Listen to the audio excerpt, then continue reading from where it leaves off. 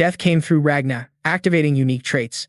Suddenly, a cold mechanical sound echoed as the regression point was reached. The clueless teen stared at the scene ahead, confused about what just happened. Only seconds ago, this teen had to witness the family being wiped out, along with the most respected mother turning into a cold corpse. Then, right after that, the teen followed the others into death. But upon opening eyes again, the teen suddenly faced the enemy who killed the mother. The first mission given was to punch that old bastard straight in the face. All this started some time ago at a magnificent castle. Unlike its usual scene, today it was engulfed in blood and fire. Screams and cries echoed everywhere. This chaos was caused by a group of masked men storming the castle and slaughtering everyone inside. Somewhere, in the garden, a long-haired teen struggled to fend off attacks from a black-clad assassin. This was the Ragna family, a ducal clan guarding the empire's northernmost point on the continent. The reason the Ragna clan held a strong position as the northern wall for over 1,000 years was thanks to a special physique believed to inherit dragon bloodline. Everyone with Ragna blood was born with extraordinary magical power, durable endurance, and exceptional swordsmanship. Everyone except this dude, who just took a direct hit from the enemy, slicing through the belly and spraying fresh blood everywhere. Then Theo couldn't hold the body up anymore and started to kneel on both knees before the enemy. Seeing this, the cloaked man spoke up, "Even now, you still don't learn. Some things you can't achieve no matter how hard you try. That's called incompetence. You didn't inherit any talent despite carrying Ragna blood. If it were me, I'd be pissed too. Young master, stick out your tongue." While speaking, he began pulling down the face mask to reveal a very familiar face, making the main character's eyes widen. "Randon, why you?" Theo asked in shock, and seeming a bit regretful for the soon-to-be reincarnated, old man Randon didn't finish him off but calmly explained. "You see, every morning watching you train endlessly without talent, it's a pitiful sight, especially when all that effort leads nowhere. The Ragna Fool, that name fits you well. You better run away. What a joke. Seeing you struggle to make something of yourself." Saying this, he grinned wide, like witnessing the funniest thing ever. Naturally, Theo clenched teeth at these words, stabbed the sword into the ground to steady himself, and questioned. "Randon, you approached me to be a sword master and taught useless sword moves only to kick me out of the Rose Hall. You're a bastard." Right after speaking, Randon suddenly swung the sword, slicing across Theo's left arm, sending it flying into the air. The pain from the severed arm made him scream like a house on fire. Seeing this, Randon swung the sword hard once more to flick blood off the blade, then sighed, "You blame me? All this happened because of you. Why won't you understand?" Saying that, he grabbed Theo's hair tightly, pulling the face up, forcing him to witness the sea of flames ahead. "Look, why is the Rose Hall burning? Why are your clan members dying? Why has your mother become a lifeless cold corpse?" Nearby, a cloaked man dragged a lady's body and threw it in front of Theo like a torn sack, making him witness this. Then old man Randon delivered the final verdict. "All this is because you're the Ragna clan's fool. In a clan ruled by strength, you're the weakest." Randon's voice and expression were full of mockery. Meanwhile, the main character's rage peaked, then suddenly rose up, grabbed a sword from somewhere, and charged at the old man for a bloody fight. But before this plan could even be carried out, a sword flew from afar, piercing through Theo's chest, sending the body flying backward. "You talk too much, let's end this," the superior coldly ordered, and beside him, the old warrior Randon immediately put on a pathetic act upon seeing this person appear, saying, "You have truly arrived. What an honor." Ignoring those guys, turning back to Theo. The fatal stab from the steel sword made consciousness start to blur, and after recalling some memories, this place finally came to an end. Ended. Everything ended. Unable to protect or do anything, everything was burned down. Is this really the end? Talent. If only there was talent, would things have been different? Regret filled the mind before consciousness completely sank into darkness. But then suddenly, a mechanical voice echoed inside the head. "Theo Ragna, trait activated, returning to the regression point." As the sound faded, the main character suddenly found holding a sword, standing in front of that bastard Randon. However, the scene was a bit different. The Lord looked tired. "All right, today's lesson ends here," calmly stated. Meanwhile, Theo's face remained clueless about what was happening. Seeing this, Randon's voice sounded a bit complaining, truly dreamy. Speaking of Theo, looking at the sword and the surroundings, still unable to figure out what just happened. What is this? Didn't just die. Surely, recalling life. Can't believe the face being recalled is the hated face of Randon. Death is cruel even in the last moment. A sigh escaped, like lamenting fate. Suddenly, a blue screen appeared before, showing, "First tutorial mission, punch Randon in the face." This sudden scream made the main character even more confused. Huh? What is this? Tutorial mission, punch Randon in the face. What the hell? Normally, people recall like this when dying. Don't think anyone else can see this. The young lord thought while staring at the screen, then looked at Randon's expression. And this strange behavior also made the old man opposite feel puzzled. "What's going on?" he asked, but no reply came. Theo threw the wooden sword aside. "I don't even know what's going on anymore. Maybe this is a gift from the gods, a chance to vent anger before leaving. Even if it's a dream, we'll still beat him up." After thinking, no hesitation, threw a punch straight at the face of the most hated guy. But this punch was so weak it couldn't even make the body move. Randon just looked at Theo with a confused gaze, not knowing what kind of madness this young master was having. Turning to Theo, feeling the fist touch the skin made start doubting life. Why is this dream so real? And the punch is so weak? Just as this thought came, old man Randon swung the sword, knocking Theo away like a duck. "I thought the lesson was over." He frowned and asked. The pain from the hit helped Theo feel more clearly. "What is this? Can feel pain in a dream?" asked internally. Looking at Randon, just seeing Theo's blank face made the old man sigh. "Sigh. I understand the frustration of approaching the awakening ceremony without progress. Even trying your best, I can't forgive a student who dares to rebel against the teacher. And as a member of the Ragna clan, should use a sword, not fists. I'll see you at the next lesson." Saying this, he turned and left, leaving Theo behind. With countless questions in mind, "Wait, what the hell is this awakening ceremony?" Theo muttered. Meanwhile, the interns around, seeing the pathetic look, couldn't hide their giggles. This idiot. Why disappoint his teacher like that? Is he really from the Ragna clan? Too pathetic, even for a bastard. That was all that could be done. Even after putting in all the effort, it was truly disappointing. Mocking sounds started to echo. However, the main character didn't pay any attention to those words, because right now, it was still unclear whether this was a dream or reality. The clear pain being felt right now wasn't believable. This real sensation wasn't a memory, but the truth. The awakening ceremony would take place in 2 years. This meant a return to the past. How could this happen? According to Theo's thoughts, but before finding an answer, the notification screen appeared again, grabbing attention. "Congratulations on completing the first tutorial mission. Reward activated. JNA talent. Do you want to accept the reward now? Yes or no?" Although not fully understanding what was going on, seeing the notification seemed like a good sign. So Theo instinctively reached out and pressed the accept button. "You have received the reward. All your stats will increase rapidly. Starting the next mission." At this moment, a light suddenly shone from Theo's chest, making the mind go blank. "What the hell is happening?" Theo shouted inside. Time passed quickly. Scene shifted to a luxurious room inside the Rose Palace. The old master was also present, talking to someone about Theo's condition. "Honestly, I've never seen anyone this useless, but that's why I'm here. The real teacher Randon will train him as best as possible. I will make him strong enough to participate in the awakening ceremony within the next 5 months. At least, that's the plan." The old man smiled and said, if not knowing what this old man will do in the future, anyone would believe that friendly smile.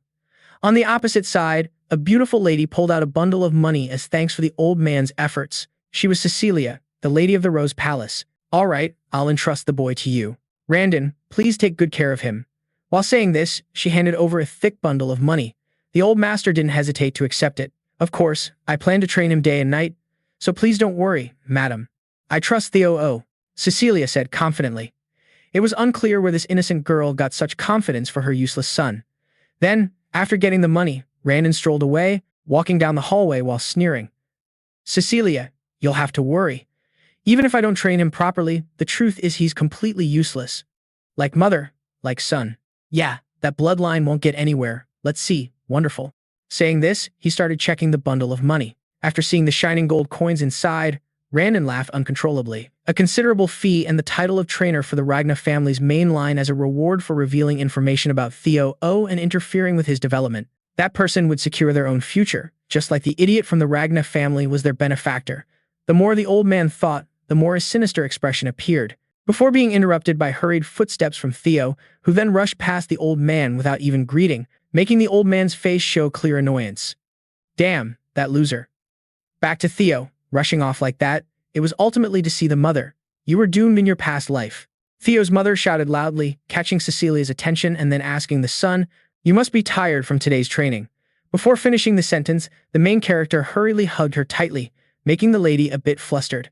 "Son, why did you really come back?" Going back 10 years, Theo's eyes blurred with tears at the thought.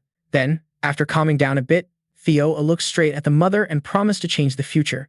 Right now, still weak, with nothing in hand. But if that mysterious notification window was real, it was possible to become stronger. Strong enough to stand firm in the Cursed Throne War and strong enough to take revenge on Brandon. Second tutorial mission. Train the body to the limit, over 100%.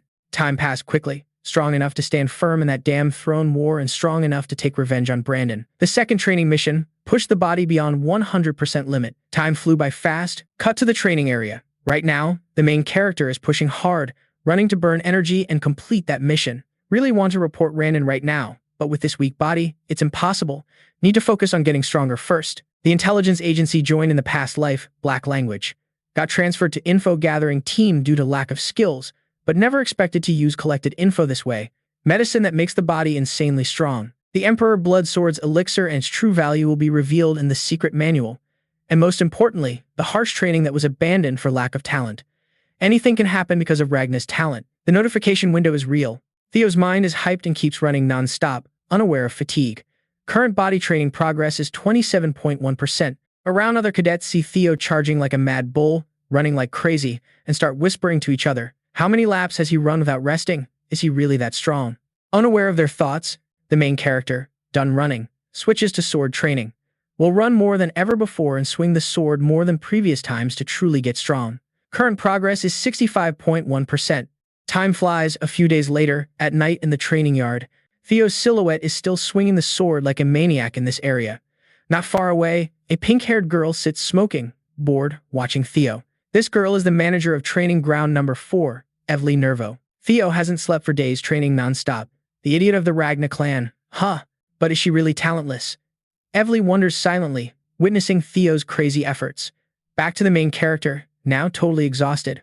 Will die but must train the body to the limit, screams internally. Current progress is 97.1%. Last night reached 90.1%, but the moment this general sat down to rest, the 90% automatically dropped down to 89, freaking Theo out, not daring to rest even a second more. Didn't expect the percentage to decrease just because of a little rest. Now can't stop until completion. Carrying a crazy determination. Gritting teeth, swinging the sword non-stop, almost there, just a little more until can't breathe anymore. Theo thinks this while starting to run circles around the training ground at top speed until the progress bar hits 100%. Congratulations, you have completed the second tutorial mission. You have received a dragon heart as a reward.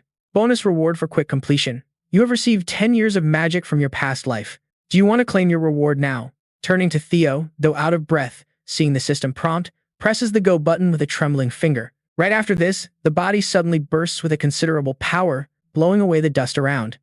Evelyn from afar witnesses all of this, not sure how much time has passed. Now waking up again after unconsciousness, realizing being inside a strange room. This is what Theo wonders aloud. Hearing that voice, Evelyn with her familiar cigarette steps in to explain. Don't worry, this is the rest room of Training Ground 4. Even Avina would collapse if pushing themselves that hard. Is that Evelyn? Theo asks cautiously. On this side, Evelyn nods. You remember me, right? I'm the manager of Training Ground 4, Evelyn Nervo. You passed out training alone this morning, so I brought you here. Got it, thanks, Theo replies, turning to Evelyn. Then she hands Theo a cup of water to cool down, adding, But young master, you know that in the Ragna clan, opening mana power before the awakening ceremony is forbidden, right? Of course, Theo shrugs and doesn't understand what Evelyn is getting at. Seeing this clueless look, Evelyn speaks bluntly. So you know what happens if you break this rule. Hearing this, Theo's eyes narrowed slightly and asked, why the sudden question? Right before passing out, there was a wave of mana matching the activation of the mana core. Could it be that you already activated the mana core? Young Master Theo, the girl said, rolling her eyes at Theo, making the general beside them look dumbfounded. What are you talking about? My mana core? If it had been activated, I wouldn't be alive right now. Theo wondered silently, before recalling the system's mechanical voice before fainting.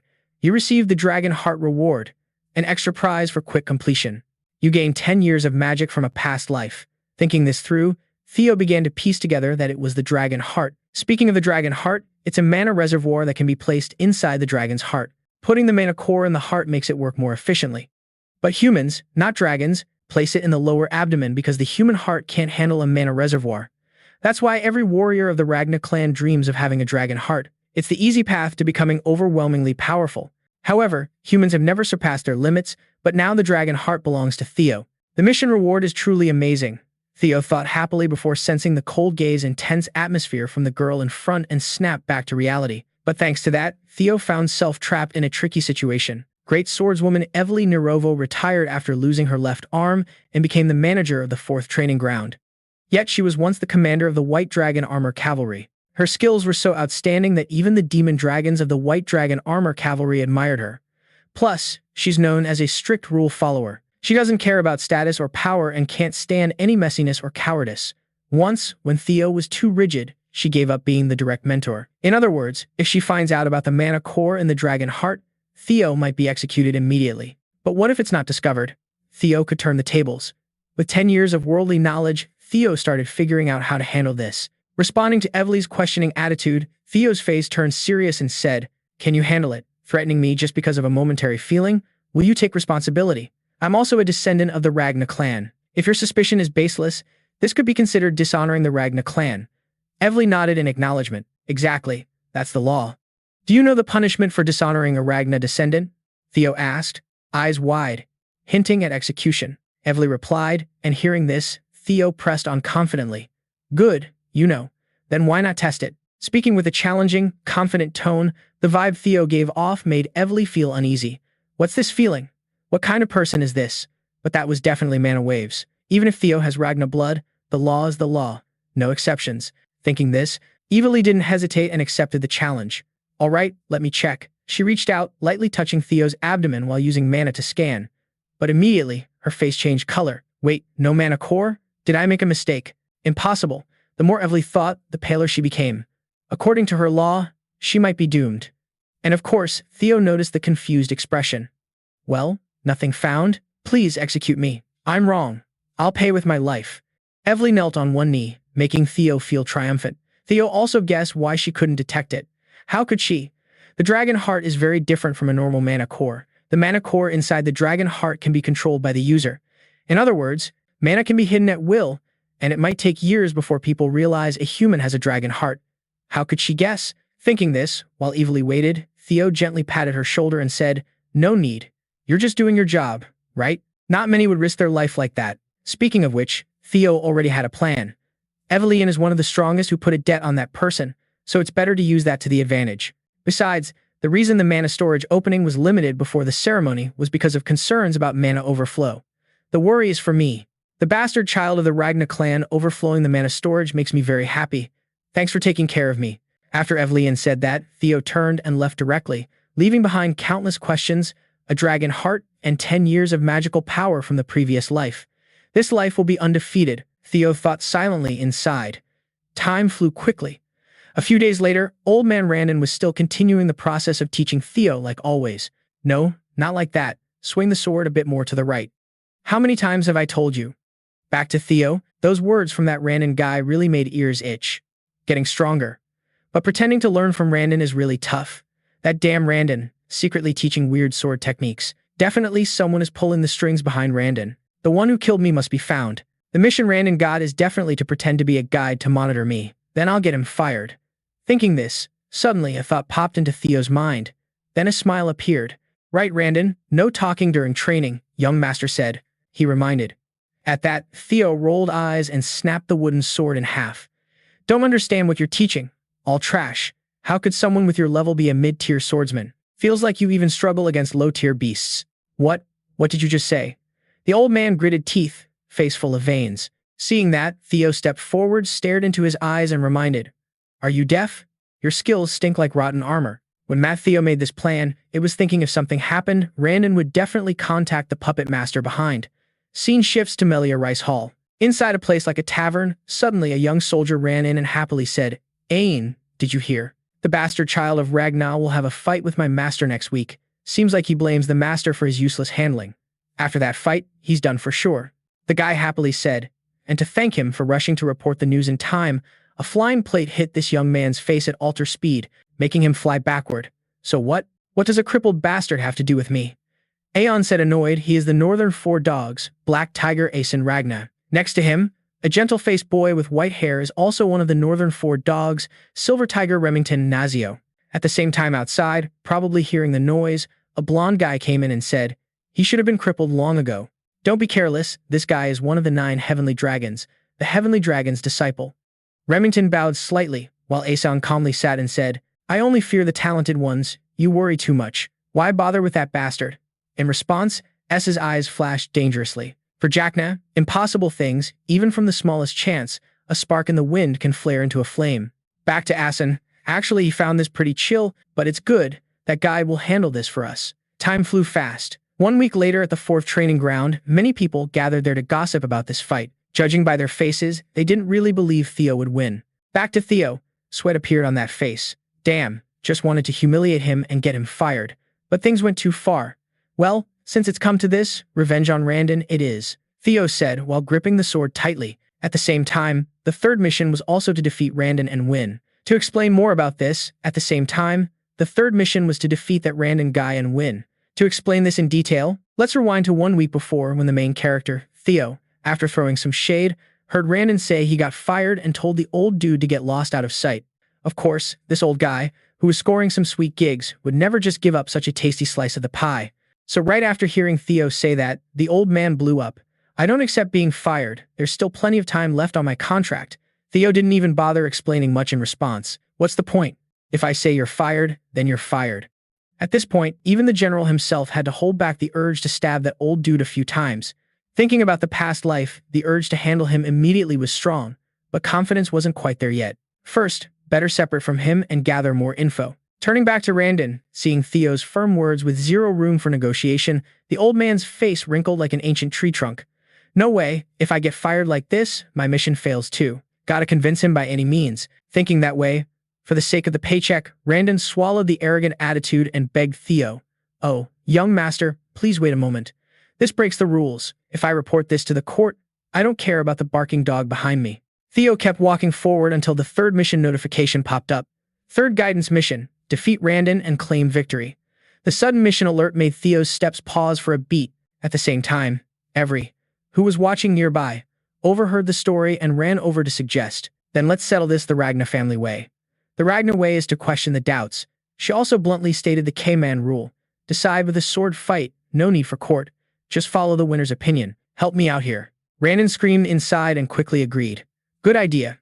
Ignoring that, Evelyn on the side kept speaking. The duel will happen 1 week from now. Sound good? She smiled, while Theo's face turned as pale as pork liver obviously. No way. Still can't beat Randon in this state. Thinking that, eyes locked on Randon, who looked smug like victory was already in the bag. And honestly, that was true. Back in reality, the young militia group in the stands started gossiping about the Ragna family's useless guy. From what I heard, he can't even swing a sword properly, the gray-haired dude said, while the bald guy next to him gave a disgusted smirk. What? No way. And he's still a Ragna. If he was a real Ragna, I wouldn't say that. He's the cripple of the Ragna family. How could he possibly defeat a mid-level swordsman? The group shook their heads, no confidence in Theo at all. Down below, before the duel started, Randon smiled confidently and advised Theo, "Young master, if you apologize now, I can pretend this never happened. No need to risk your life for pride." Theo's gaze darkened in response. "I should be the one saying that. If you don't want to end up a one-armed swordsman, better accept the truth." Theo replied coldly. Seeing kindness met with such a response, Randon laughed bitterly. At this point, teeth clenched, already planning how to deal with Theo. "I thought about letting it slide once because he's pathetic, but no way. I'll kill him and pretend it was an accident. The outcome's clear anyway." Thinking that, the guy's expression shifted a bit, then said, "Then attack me first. As your teacher, I'll let you have the first strike." Hearing that, Theo dropped the politeness. "Then I won't refuse." Saying that, gripped the sword tight and charged to attack first. Just like that, their battle officially began. The moment the sound of clashing swords rang out, everyone in the stands widened their eyes in shock at what they saw. How could this even happen? Look, the red molded money is about to lose. This dude really doesn't know how to swing a sword in this situation, might actually die. The group shouted in shock, even though rumors said Theo was useless. Seeing it with their own eyes revealed this guy was even more useless than expected. "What's going on, young master? You can't do anything against a mid-level swordsman you look down on." Randon teased, while the sword in hand didn't stop swinging even a bit. This is the obvious result. According to Ragna, Theo isn't even a low-level swordsman but just a trainee. Recently, skills might have improved a bit, but still not enough. If at least at the level of the Northern Four Hounds, that would be a different story. But no way this idiot Theo can beat me. The old man happily thought inside, recalling a time before. Right after Evelyn made that proposal, Theo hurried to meet her for a private talk. "Evelyn, what were you thinking to suggest that match?" In response, Evelyn calmly sipped her tea and said, "I'm helping you out. If you want to get rid of him, you need to be more ruthless." Seems like he has backing, so just kicking him out won't solve the problem. From Evelyn's words, it seems she knew something related to this old man Randon. And of course, the main character was stunned after hearing it. Evelyn, how do you know that? Hearing this, Evelyn shrugged and said, because he taught you a weird sword style. I secretly investigated him. This square stance seems a bit too much. Where the hell did this bastard come from? Evelyn was shocked seeing Randon's teaching method aimed at Theo. Evelyn didn't notice this in her previous life. Did the mana storage incident attract her attention? Theo wondered inside. Not knowing this, Evelyn gently put down the teacup and continued. From my investigation, all traces of Randon lead to Camilla Palace. Thinking about this, the main character was first stunned, then gritted teeth in anger. Camilla Palace. All because of this brutal throne war? Thinking of those bastards, the main character fell silent for a few seconds, then spoke again. Surprising that you found out so much. But with my skills, I still can't beat Brandon. So what will you do? The general asked. Well, this isn't my problem. You can beat him. You're underestimating your potential, young master. Evelyn confidently said, 1 week, if I train you for 1 week, you can easily dominate someone like Randon. Although personally training you breaks the rules, Randon is a bastard who has no right to be a teacher. Back to Theo. Hearing this made him ecstatic inside. Can't believe things turned out like this. Definitely worth letting Evelyn owe me. But one thing worries me. Why is she helping me this much? Is it because of what happened last time? Theo anxiously asked. Evelyn casually admitted. Makes sense, but also because someone I know really pays attention to you. This person loves recruiting talented people. Back to the battle, old man Randon still relentlessly attacks Theo, not forgetting to crush the spirit. If you kneel and beg, maybe I'll spare you. While saying, he gathered strength in both right hands and unleashed a powerful slash, sending the air flying backward. But right after the clash, his face gradually changed, because the old man sensed something was off. Wait, something's wrong. He has been resisting all my attacks for a while. What the hell is going on? This isn't the Theo Ragna I know. Why did his skills improve so much? He panicked thinking. Meanwhile, not only him but everyone around the arena also noticed something unusual. The battle still goes on. What? He's being pushed back? Do you see him properly resisting? The group exclaimed in shock. Switching to below, the more Randon fought, the more he felt dominated by Theo. From the start, he had no talent. How could this be? Or maybe all along, he was just pretending to be stupid. But why? Randon frowned, speculating. Meanwhile, on the opposite side, Theo also noticed that the old man's facial features kept shifting and immediately spoke up while both were locked in a strength struggle. Randon, the one backing you. Before the sentence even finished, Randon was startled and scared, flinging Theo backward. Backing me? What the hell? The old man shouted loudly, You think I don't know you've been feeding me trash lessons all this time? Theo said coldly, while the old man stubbornly tried to argue. Ridiculous, do you know how hard I had to work not to wait for that old fart to talk more? Theo named a thing. Was it the security camera? The words hit straight into the black heart, making Randon's face freeze for a moment. That exact expression helped Theo confirm the suspicion. You honest? Good. Randon, do you know what it feels like to have an arm chopped off? While saying this, Theo seized the moment when the old man was still shocked and swung the sword from bottom to top, aiming straight at the left arm. Then, with a clean cut, the arm was severed. Around them, the sudden change stunned everyone. Only when Randon's pitiful scream echoed did people snap out of it. My damn arm. How dare you? The old man gritted teeth, unaware of how dangerous the current situation was, turning toward Theo. At this moment, Theo also coldly advanced toward Randon. With this, sure to be stronger now and able to get even stronger. After thinking, Theo declared to him, What did you say to me last time, Chuo? See, it's my fault things got this bad. Your fault that today you die here.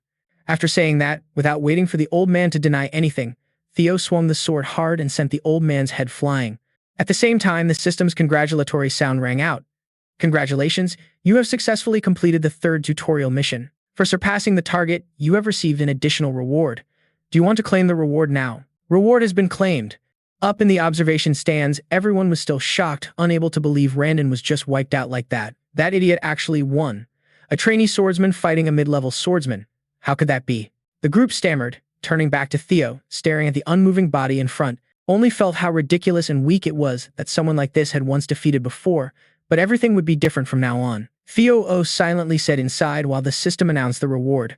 Observation skill activated as a reward, plus 1 year of magical power gained. Hearing the reward, Theo's eyes flickered with some confusion. Oh, magic power?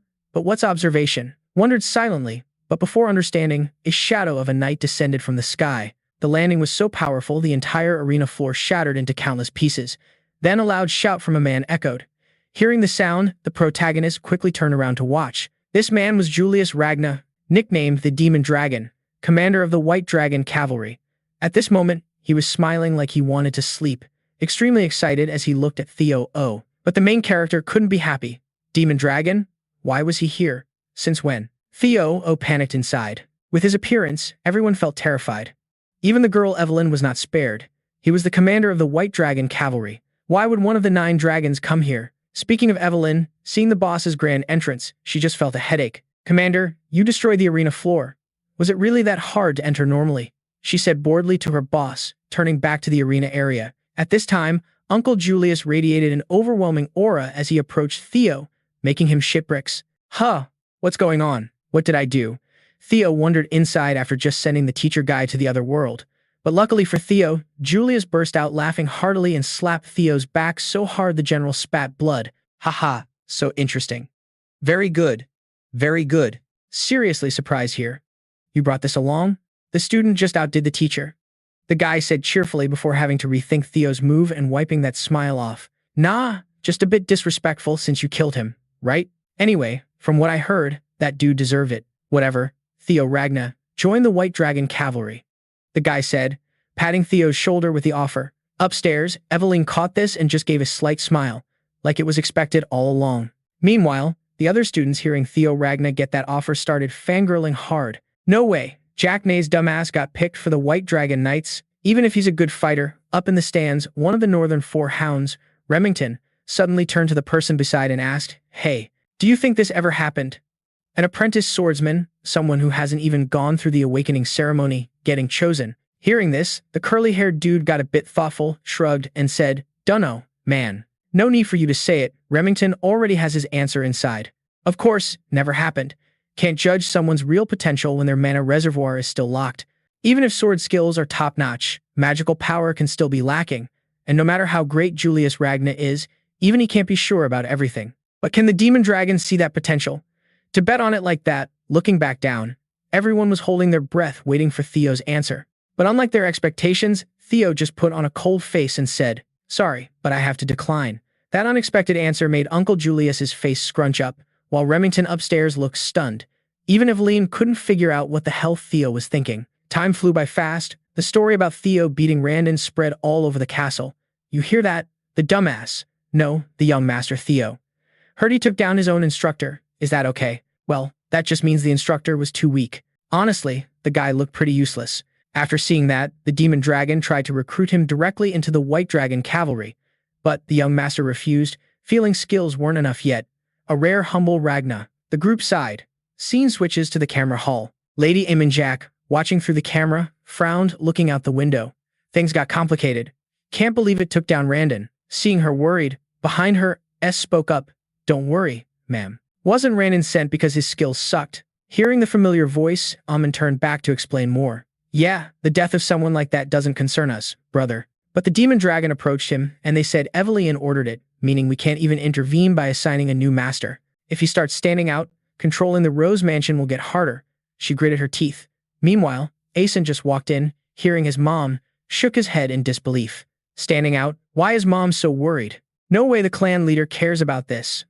Our plan can still go on as usual. Opposite side, Amin said. Mom knows the best way to control the Rose Mansion without offending the clan leader is to keep Theo Ragna weak, right? That's what I'm saying. That guy's still weak. How much can someone like that change? Evelyn and the Demon Dragon always care about the weak. Asen waved off. But S's gaze in front turned cold and reminded, Asen, you shouldn't make such rash decisions. Hearing this, Asen suddenly got quiet. Fine. Since mom and uncle are this worried, I'll mess with him a bit and make him understand his place. Saying that, he pulled out a letter he prepared earlier, turning back to Theo's spot. At this moment, just finished training with the girl Evelyn.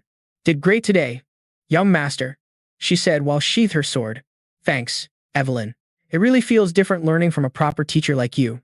Theo smiled and spoke.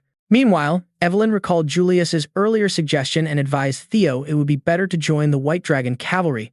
Why did you refuse that offer? Theo heard the question. A bit of regret stirred inside. White Dragon Cavalry? It would be a lie to say there's no regret. That was my dream in my past life. However, leaving now wouldn't be smart. since there's no reason to limit oneself too early when thinking about the privileges granted to the leader during the awakening ceremony. Joining the White Dragon Cavalry can't be compared. Thinking this, Theo felt a bit relieved and said with a smile, I don't want any special privileges. I still think I'm not good enough. I'm satisfied with your training for the awakening ceremony. All right then, but the commander will be disappointed. Evelyn gave a faint laugh. Meanwhile, during free time, our main character used observation skills to check the stats of the swordswoman Evelyn Nerve, 24 years old, female, former deputy commander of the White Dragon Cavalry, senior swordsman rank. Admiring Theo's humility and personality, Evelyn felt energized for the first time in a long while teaching Theo about the White Dragon Cavalry. Reading this, Theo's face involuntarily broke into a very satisfied smile. This observation skill is super useful. Definitely gonna make good use of it later. Thinking this, attention was drawn to a description line showing Evelyn's current state, admiring Theo and missing the Dragon Cavalry. But before Theo could think more, suddenly a young soldier stepped forward and said, Sorry, young master, I come from the southern checkpoint. My name is Sibindre, and I have something to tell you. For me? Theo asked curiously. That guy looks scary. Who is he?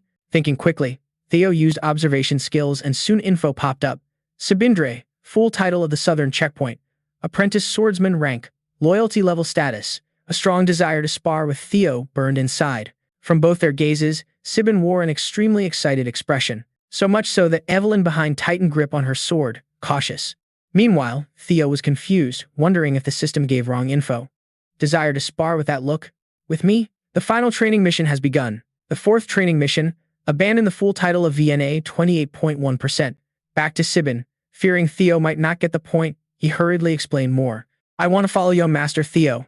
Honestly, I ignored you all this time. I thought the Fool nickname from the Ragna family fit you perfectly, he said bluntly, unaware these words could get him killed early. It made Theo grip the sword tightly, ready to stab the guy any time. That bastard. Theo gritted teeth, thinking. Unfortunately, Sibin didn't notice this glare and kept babbling. But I know you go out every morning and train harder than anyone else. The result of that effort is your miraculous growth that I witnessed firsthand. You're my idol, young Master Theo. When I wanted to give up after being called the Fool of the Southern Checkpoint, you appeared and gave me a chance to duel you. Saying this, Sibin bowed sincerely, and at these words, Theo's anger suddenly died down, feeling some sympathy for this young man. Normally, suspicion would arise about his true intentions, but based on system notifications, it seems he's sincere. Truly surprising. After defeating Randon and rumors about catching Julius Landrong's attention, think those crushed by inferiority complexes will come to challenge, but never expected some would willingly follow. Guess there's still some pride left in the Ragna family. Fine, we'll need loyal followers to become head of the Ragnar clan. Plus, this mission is the final guide. That title never escaped. With this new chance, we'll completely erase it. Thinking that, the main character made a decision and turned to Evelyn. Evelyn, can we have a moment? Hearing that, Evelyn understood the plan and nodded. Of course, show me what you got. With both agreeing, Evelyn stood outside as referee while the sword duel began. First, both raised swords and introduced themselves. Theo Ragna, apprentice swordsman of the Rose Hall awaiting awakening ceremony. My master is Evelyn Nerov. In response, Sibin stood straight and said, Sibinri, apprentice swordsman of the Southern Checkpoint. I inherited the K-clan swordsmanship and specialize in dueling. Right after, Sibin charged forward with force from both legs to attack and gain advantage. Then swung the sword with full strength aiming straight at Theo, but got easily blocked. Too fast. Even called the Southern Checkpoint Fool, confidence and speed remained, but the lack of combat experience was impressive. Sibin admired silently while launching attacks from all angles. Meanwhile, facing Sibin's storm-like attacks, Theo was silent, thinking, is this a fool? If this was the past life, would barely block a few hits. But now, this is way too easy. Thinking that, swung sword to counterattack. With just one strike, easily knocked Sibin far away. The hit was so strong it made Sibin vomit all the rice out. As expected from young Master Theo, I lost. Thanks, learned a lot, Sibin said, though the fight probably ended in less than a minute. Not sure how much this guy learned in that 1 minute, but it was a good fight. Theo nodded in agreement, while looking at the reflection on the sword blade, suddenly had a bold thought. Wait, can I use observation on myself? Let's try. Saying that, started using the skill, though just a random thought, surprisingly it worked. Observing Theo Ragna. Theo Ragna, 17 years old, male, title, Fool of the Ragna clan, talent, you play Ragna observe, access denied, access denied, access denied, status eagerly awaiting awakening ceremony, level 1, strength 13, agility 14, vitality 12, magic power 190. Intelligence 11. Luck, -49. Access denied. You have recognized the stats. Stats will be noted numerically. Back to Theo, after scanning the info board, couldn't hide the joy on the face seeing talents classified under gifted. That means continuing these missions could earn 4 more. Could even self-check stat values. Seems magic power is high thanks to past life magic and dragon heart. But why is luck a negative number? Cursed or what? Is this why always unlucky in past life? Need to find a way to boost luck as soon as possible. Theo silently told self, because negative luck means bad things could happen anytime. So, started zoning out until the general noticed many eyes on self, snapped back and looked at the group accompanying Sibin here. Behind, Evelyn saw this and guessed their purpose. No matter how weak Randon was, still a mid-level swordsman. Young Master Theo defeated Randon. Even gained approval from commanders with strength supremacy motto, got 2 reactions from Ragna Clan. Either jealousy or admiration. The crowd here seemed to belong to the latter group. At that moment, just as Evelyn guessed, the group immediately broke into grins like they just won a bet. The rumor is true. If in Sibin's shoes, could the sword be blocked? Same here, want to spar with that guy. The group simultaneously thought inside and looked toward Theo with expectant eyes. On this side, Theo also saw their expectant gazes and let out a sigh. Then, eyes turned toward a young guy inside the group. Enalan heard the call, stepped forward, and said in surprise, "You know me. Step up, fight me." Theo replied, "What an honor. I am Enan, the 3rd son of the Nail and Heir. I have learned swordsmanship." The older guy introduced while Theo greeted back, "Theo Ragna of the Rose Palace, hoping for a good match." After saying that, both charged to attack each other at the same time. But Eo was the one who launched the first attack with a dragon sword sweep aimed straight at Theo's neck. The attack almost hit the neck, but with superhuman reflexes, the main character raised the sword in time to block it, then pushed with force to fling the sword away. Basic swordsmanship proficiency increased, and the proficiency in the transformed sword technique also rose. Seeing the weapon stripped away in just one move, Eo's face froze, but then accepted and said, "I lost. You have received approval from El Nalan. Luck increased by 1. You have gained some experience points." The system notification sound rang, fueling Tai O's fighting spirit endlessly. Approval boosts luck? It also tracks reputation. If so, just keep fighting. After Eo, others were also welcomed by Tai O one by one. You have received approval from Manif. Luck increased by 1. You have received approval from Mananoid. Luck increased by 1. You have received approval from Vivo Paranic. Luck increased by 1. You have received approval from Daniel. Luck increased by 1. Not sure how much time passed, but by now countless people lay exhausted on the training ground, while Theo himself was gasping for breath. However, because of that luck point, still pushing self hard. Next, who's up? Hearing the question, no one hurried to step forward. Seeing that, Theo turned to the system screen to check a bit. But if not looking, no problem. Once looked, fell into silence. Been fighting this much but only increased by 1%. From his gaze, mission progress rose from 28 to 29%. Seeing this, Theo started looking at the group beside and guessed if it was because these were people who had accepted already or needed to fight stronger opponents, or when many looked down on, needed another event. Tai O thought silently, and as if hearing this prayer, the heavens gave an opportunity when from afar one of the northern 4 dogs, Remington, came over and asked, "You look pretty tired. Are you okay?" "We'll rest when needed, but not now." Theo replied, "If you say so, then this time I request a spar with you." Remington proposed, and Theo, along with everyone around, seeing it was Remington making the offer, couldn't hide surprise. Remington, one of the northern 4 dogs. Speaking of the northern 4 dogs, that's 4 people including Hookus, Lank, J. Ragna, Remington Nasio, and Asen Ragna of the Camella Palace. It's a title for the 4 strongest in the generation who haven't undergone the awakening ritual under the Ragna clan. Back to Remington, entering the training ground, he took the initiative to introduce himself. Remington Nasio came early to watch young Master Theo's swordsmanship before the awakening ritual. "Also thank you for accepting this request," he smiled. On the opposite side, Theo silently used skills to observe info about the young swordsman Remington Nasio. 17 years old, male, title, Vice Chief of the Neo Silver Lion, one of the northern 4 dogs. Rank, apprentice swordsman, talent, sword genius, keen senses, extremely hard-working, surprised state of facing an opponent never expected. Responding to the greeting, Theo also raised the sword to introduce Theo Ragna, son of the northern great protector Kai Ragna, and an apprentice swordsman preparing for the awakening ritual. After speaking, Theo didn't expect Remington would come to spar, didn't expect to meet the sword genius Remington, who is respected in this way. Setting aside the mission in progress, Just want to fight that dude with everything got. After thinking that, Theo seriously said, "It's an honor to duel with the famous Vice President Natio." Looking forward to an epic match, Remington nodded back. Right now, only one thought ran through Theo's mind. Can this self actually beat Remington, one of the Northern Four powers?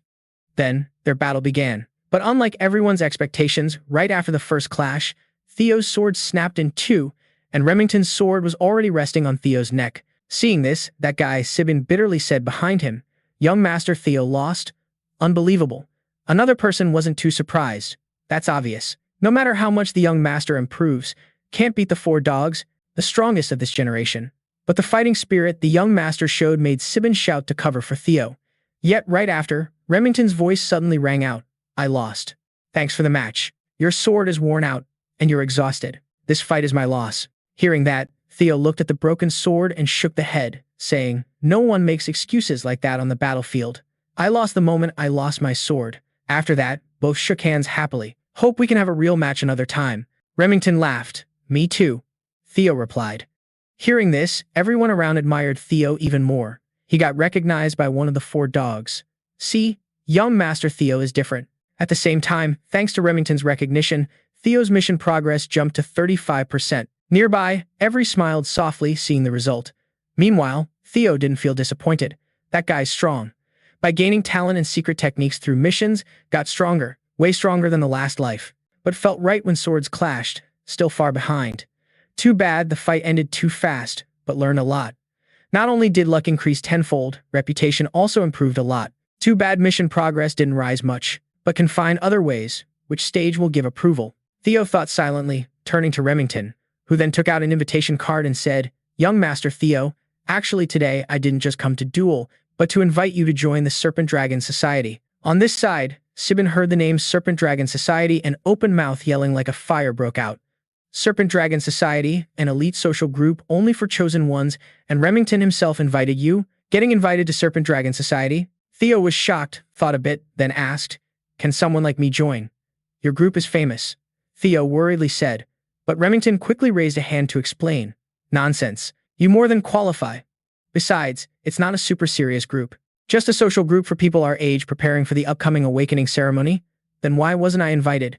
Sibin behind asked, confused, while others already started wiping tears. Back to Theo, with knowledge from the last life, pretty clear about this Serpent Dragon Society. "Don't know Remington's motive for inviting me, but Serpent Dragon Society revolves around Anne, full of people who look down on me. It's the perfect environment to complete this mission and lets me spy on Remington and Camilla Palace. No reason to refuse this offer." Thinking that, with such a sweet deal, this general reached out to grab the invitation and nodded. "Thanks. Then I'll join." "Oh, he's even joining Serpent Dragon Society," some hype guy shouted, while Remington shook hands, smiling. "Smart choice. If you have any questions, don't hesitate to ask. The next meeting will be in 2 weeks." Behind, every seemed to guess something, puffing on a cigarette.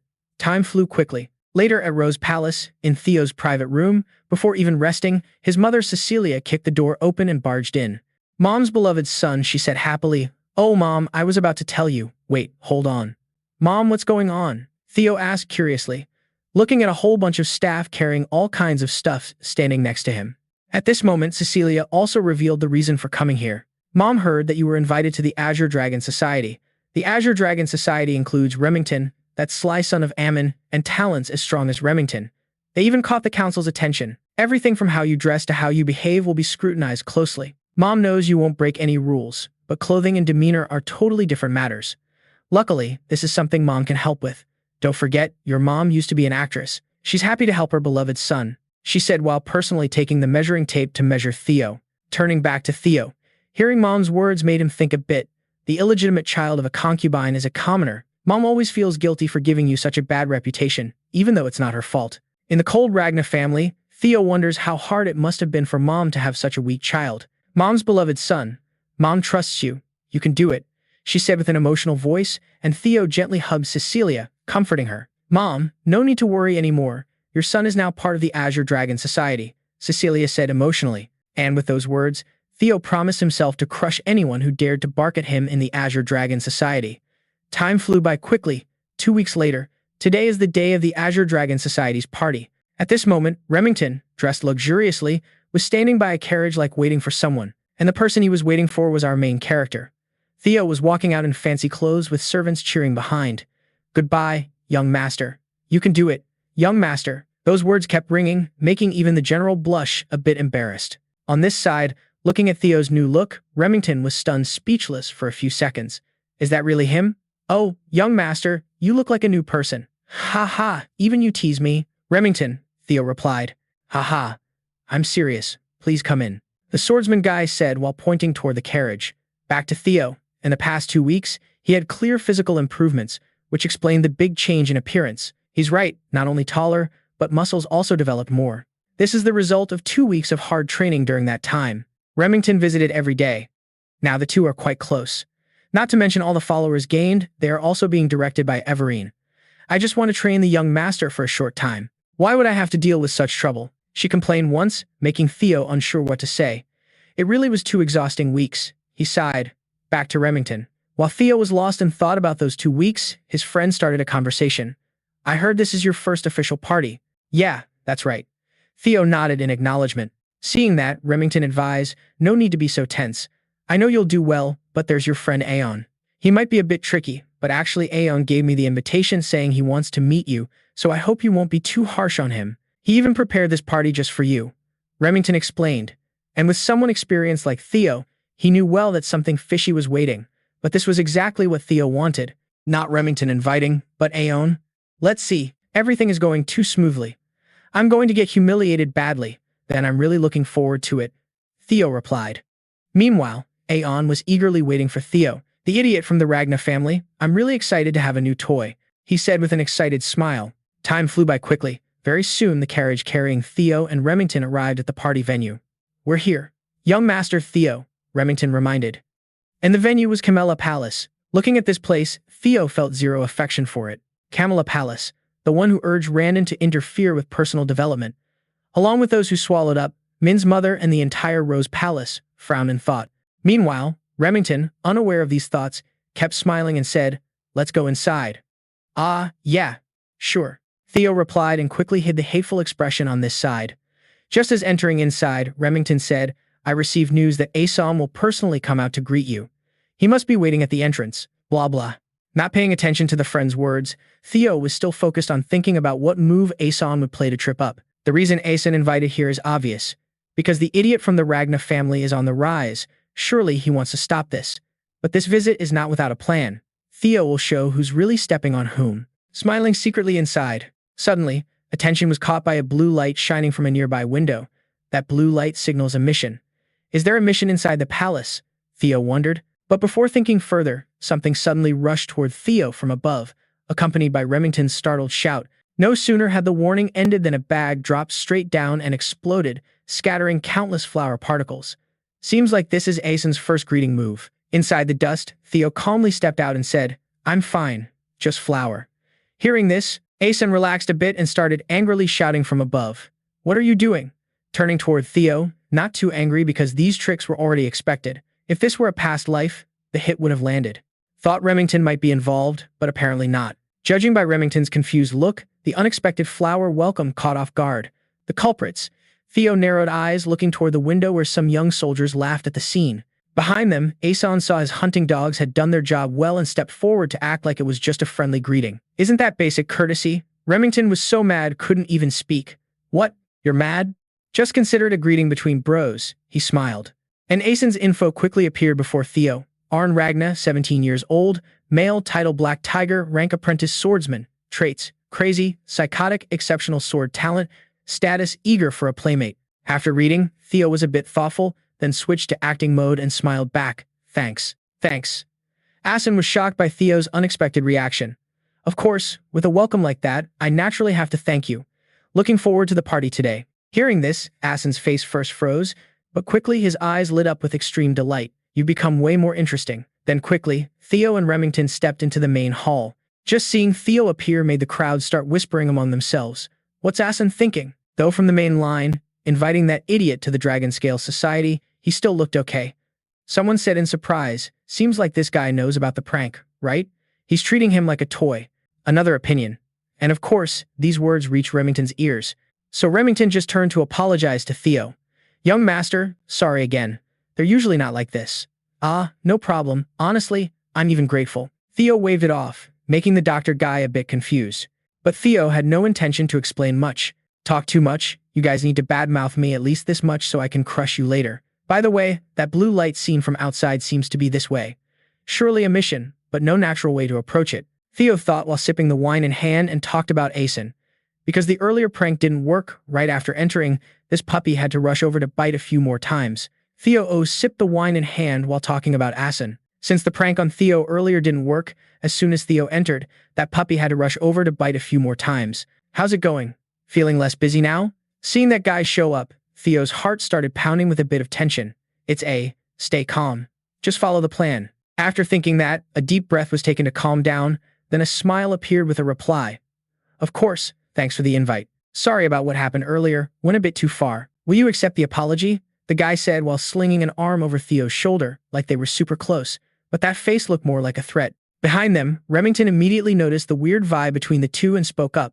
Asan. But before he could say more, cut in. Huh? Why apologize? I remember that was just a greeting, Theo said, turning to look at Asen with cold eyes, and this answer totally caught him off guard again. What? The dude blurted out before slapping Theo's shoulder and bursting into laughter. Oh man, look at he's so interesting. Never knew he was like this. He's changed a lot from before. I'm starting to like him. Around them, the other young nobles giggled openly, not even trying to hide it while staring at him. He just stood there smiling like an idiot, a bastard with no roots who couldn't compete with the noble bloodline of Choi Van. Haha, right? Even Ragna's on a different level. You just can't compare Choi Van, the noble sword family from the east, with some random ordinary woman. But why is Remington hanging around that idiot? Actually, if you look closely, Remington's a bastard too. Watch what you say, someone quickly warned while Remington was still around. Oh right, that's a forbidden topic. They all jumped at the reminder. But how could those words escape Remington's ears? After hearing them, he just lowered his head and stayed silent. Meanwhile, Theo knew those words were meant for him, but now Remington got dragged into it too, so he couldn't hold back anymore. Was planning to observe a bit longer, but that won't do. Thinking that, Theo raised a hand and said, Asen, should greet some friends too. Then, with everyone's confused eyes on him, Theo calmly grabbed a bottle of wine and walked over to a blonde guy. What? Am I saying something wrong? The guy sneered. And the reward for that answer was Theo smashing the bottle straight into his head, shattering it into pieces.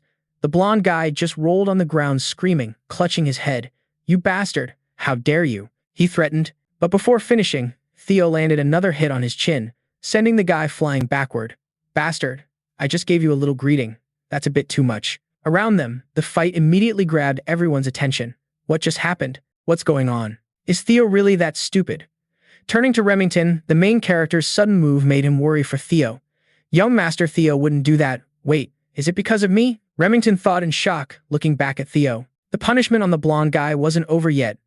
I've greeted him. Now should I say goodbye? While speaking, he grabbed the guy's wrist, and his right foot pressed on the guy's forearm. This was a super dangerous move, because if Theo used a bit more force, that arm would be done for. Wait, the blonde guy screamed loudly, but it was too late, because at that moment, a painful cracking sound echoed in everyone's shocked eyes, and this move pushed the mission completion progress to 59%. After finishing, Theo confidently ran a hand through the hair. Anyone else want to say hi? At the same time, out of nowhere, 4 knights rushed in, surrounding Theo from all sides and immediately pointed their swords straight at him. The crime of hurting the young master must be paid with death. They threatened Theo like it was normal, not realizing this move actually put them in danger.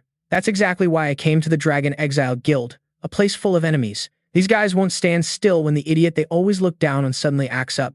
Theo thought silently and asked, who are these people? The third young master of the Hanabi clan is none other than young master Yen Hanabi. They shouted, oh man, one of the 6 clans supporting the Ragna family, the Hanabi clan. So what? The dogs of one of Ragna's vassal clans dare to threaten me. Can anyone take responsibility for those words? These rude bastards. Theo said, eyes blazing. After speaking, an immense pressure started to radiate from Theo, making the faces of those bodyguards turn pale. Only then did they realize how stupid their actions were. What is this pressure? Is that idiot really Jack Na? Thinking back, this guy also has the right to inherit the throne, being the direct bloodline of the Ragna clan. Besides, Ragna is the lord of the north and ruler over the 6 snow clans. Declaring the death of that clan's bloodline is a crime that could lead to the extinction of an entire family. This is bad. It's just that this guy wasn't raised properly, but now it's too late. We have to apologize first. they thought silently. But before these guys could even beg for mercy, Theo coldly said, "Kill them." As soon as the words ended, countless sword shadows suddenly shot down from above at lightning speed, and while the four knights still hadn't figured out what was happening, their heads were already taken off by someone. So these guys didn't even get to say a word before meeting the King of Hell. The one who struck was none other than Evelyn. Around them, the group who saw her appear and immediately take down those disrespectful knights stared wide-eyed. Meanwhile, Theo's mission progress had reached 70%. Turning to her, after finishing, she also asked Theo, "Oh, when did you realize I was following you?" "Well, that was obvious." Theo shrugged and thought, not sure why, but with her following, turning the tables without worry seems possible. Speaking of which, back to a time before Uncle Julius met Evelyn privately, just opening a bottle of wine. He spoke up, "I thought you said you wouldn't take any more disciples. So, is your new sword disciple satisfying?" On the other side, Evelyn complained seeing Uncle Julius barging into her place. "Don't you have anywhere else to go? Before retiring, you were always out. Haha, my recent joy in life is making things hard for you. So what's your answer?" Uncle said cheerfully. Meanwhile, Evelyn kept staring at the wine bottle and reminded, "Hey, that's expensive. Don't ignore the complaints." Julius downed half the bottle in one go. "So, what's your answer?" Seeing this burly uncle finish half the damn bottle in one breath, Evelyn sighed and answered. It seemed if no answer was given, he would just stay put. "Forget it, he has exceeded my expectations in attitude and talent. He's the best among all I've taught." Hearing this, Julius's eyes flashed arrogantly and asked, "Oh, Aeson was also your student, but this one is the best." "That's right. Considering potential, I say this guy's potential surpasses even young Master Aeon. This isn't just talk," Evelyn said seriously. And as longtime friends, Julius knew Evelyn wasn't joking because she had two eyes to see things clearer than anyone. Then why has he been hiding his strength all this time? "People can't suddenly change like that," Julius said, exhaling loudly. Evelyn also wondered about that. Seems true, but it's strange for someone who hid power all along to suddenly show it. Rushing leads to stumbles, but it looks like he's being chased by something. That's why I'm worried about his involvement in this White Dragon assembly. If you're worried, maybe it's because of that kid Aon.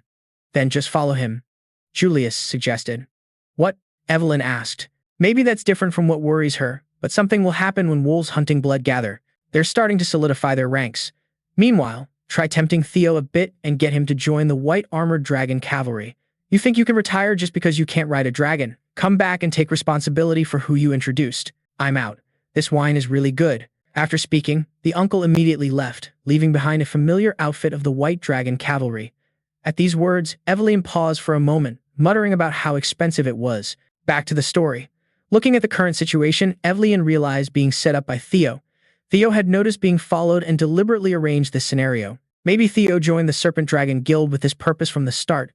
Definitely someone not to worry about. But when did Theo realize Evelyn's presence? Surely not an ordinary person. Back to Theo, recognition of Evelyn's aura happened the moment stepping onto the carriage. Because as the owner of the dragon heart, the ability to sense energy, also called the sixth sense, is enhanced. Anyway, the stage was set. Now thinking about it, Theo spoke up. "Evelyn, most people here have shown disrespect to an heir. What's the punishment for such a crime?" Eyes scanned the surroundings while speaking. At this moment, the young recruits were sweating bullets and answered frankly. Depending on clan law, immediate action could be taken because they were kids who hadn't undergone the awakening ritual, so just losing one arm would suffice. "Understood," Evelyn calmly said and immediately charged toward the group to carry out the duty. "Wait a second," the panicked group shouted. But Evelyn's movements didn't slow down at all. Targeting their arms precisely, the limbs were instantly severed.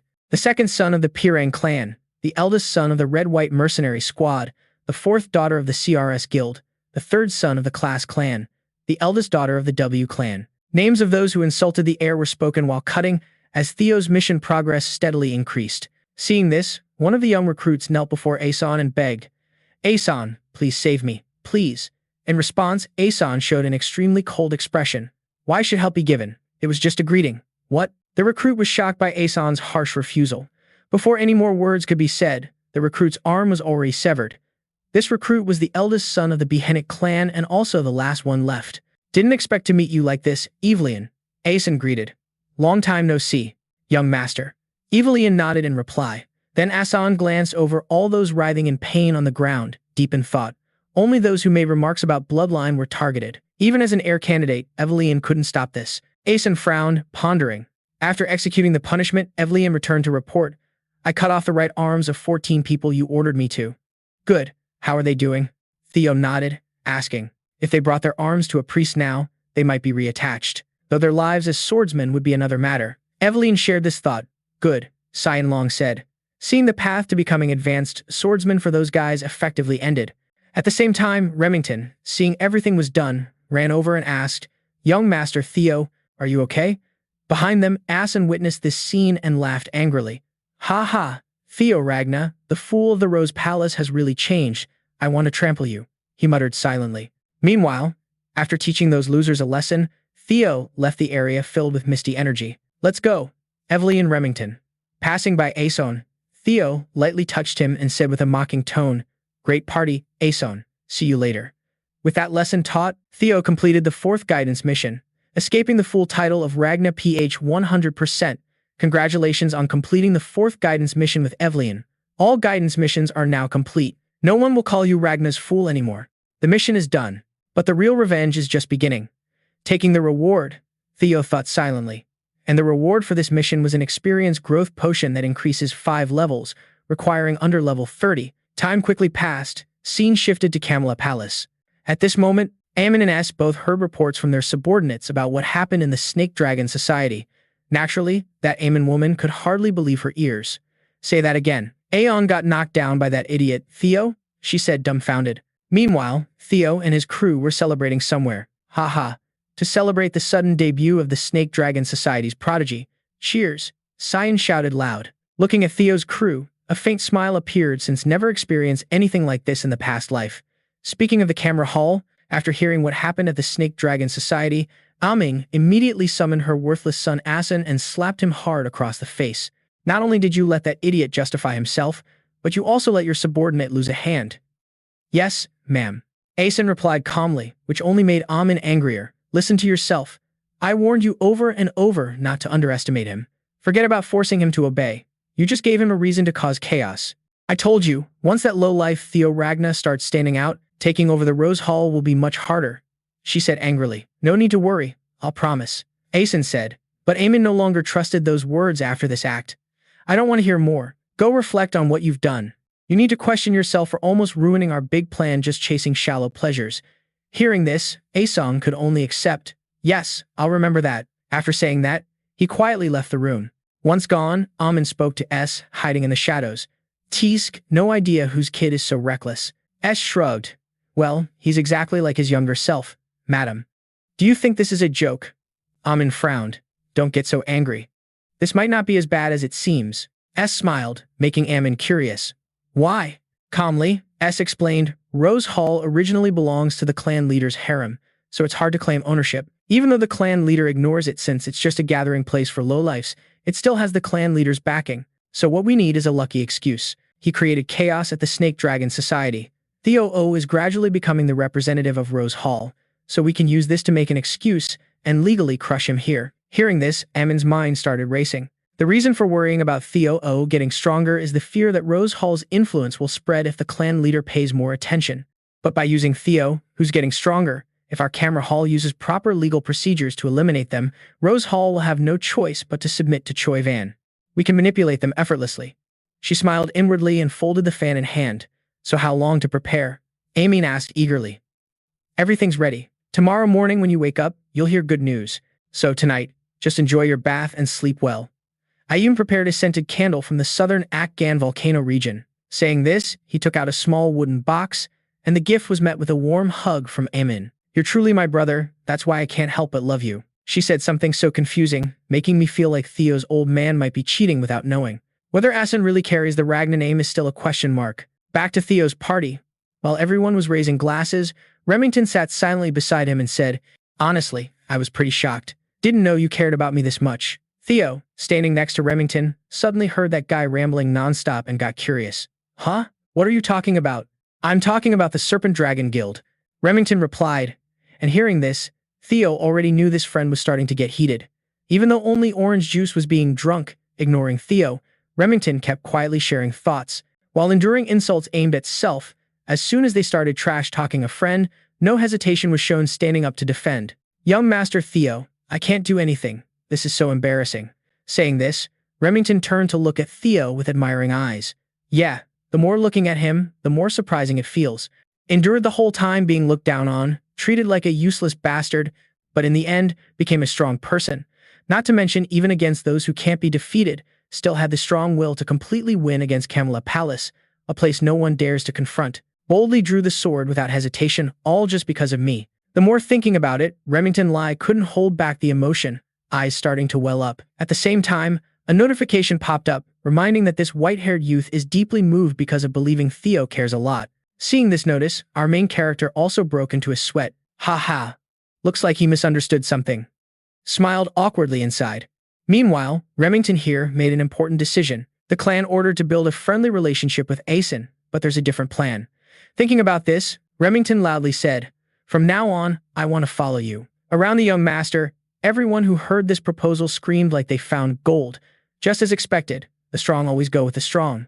These two are really awesome. In response, Theo quickly raised a hand to stop. No, wait, I think you're misunderstanding something. But Theo wasn't allowed to finish. Suddenly, Evely's voice echoed inside his head. Just go with his idea. This misunderstanding isn't necessarily bad.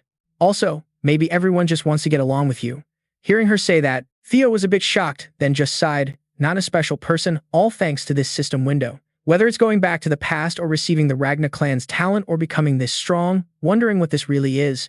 At first thought, these were fragments of regret, but looking at the details, no longer thinks so. Has a vague feeling like experiencing this before.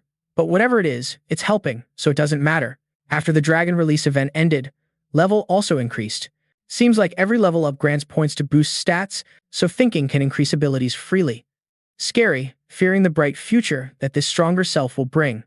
The delusional general said, chuckling, making Evely behind a bit shaken. All right, first should prepare for Camelot Palace's counterattack. Theo reminded himself and spoke. Remy, by the way, can you help me with something? Ah, of course. Young master, tell me. Ah, but just now you called me Remy so casually, the excited swordsman said. Saying that but not wanting to waste time, Theo took out a paper prepared earlier and seriously said, the battle for the throne between me and Asen will get fierce soon.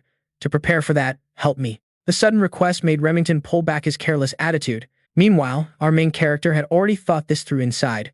In the future, Remington will become the head of the Nasio clan and their forces will be strong enough to face the Ragna clan. Should use this chance to pull Remington to my side, grab Remington. Theo silently said inside, turning back to the swordsman. After about 3 seconds of surprise, happily took the paper and said, all right, I will follow you. Young master grinned. If there's anything I can help with, no matter what, I will do it. Thanks, Theo gently replied.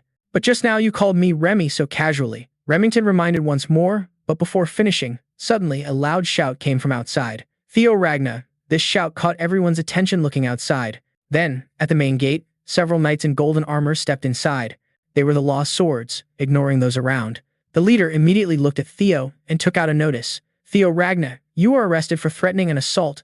What nonsense is this?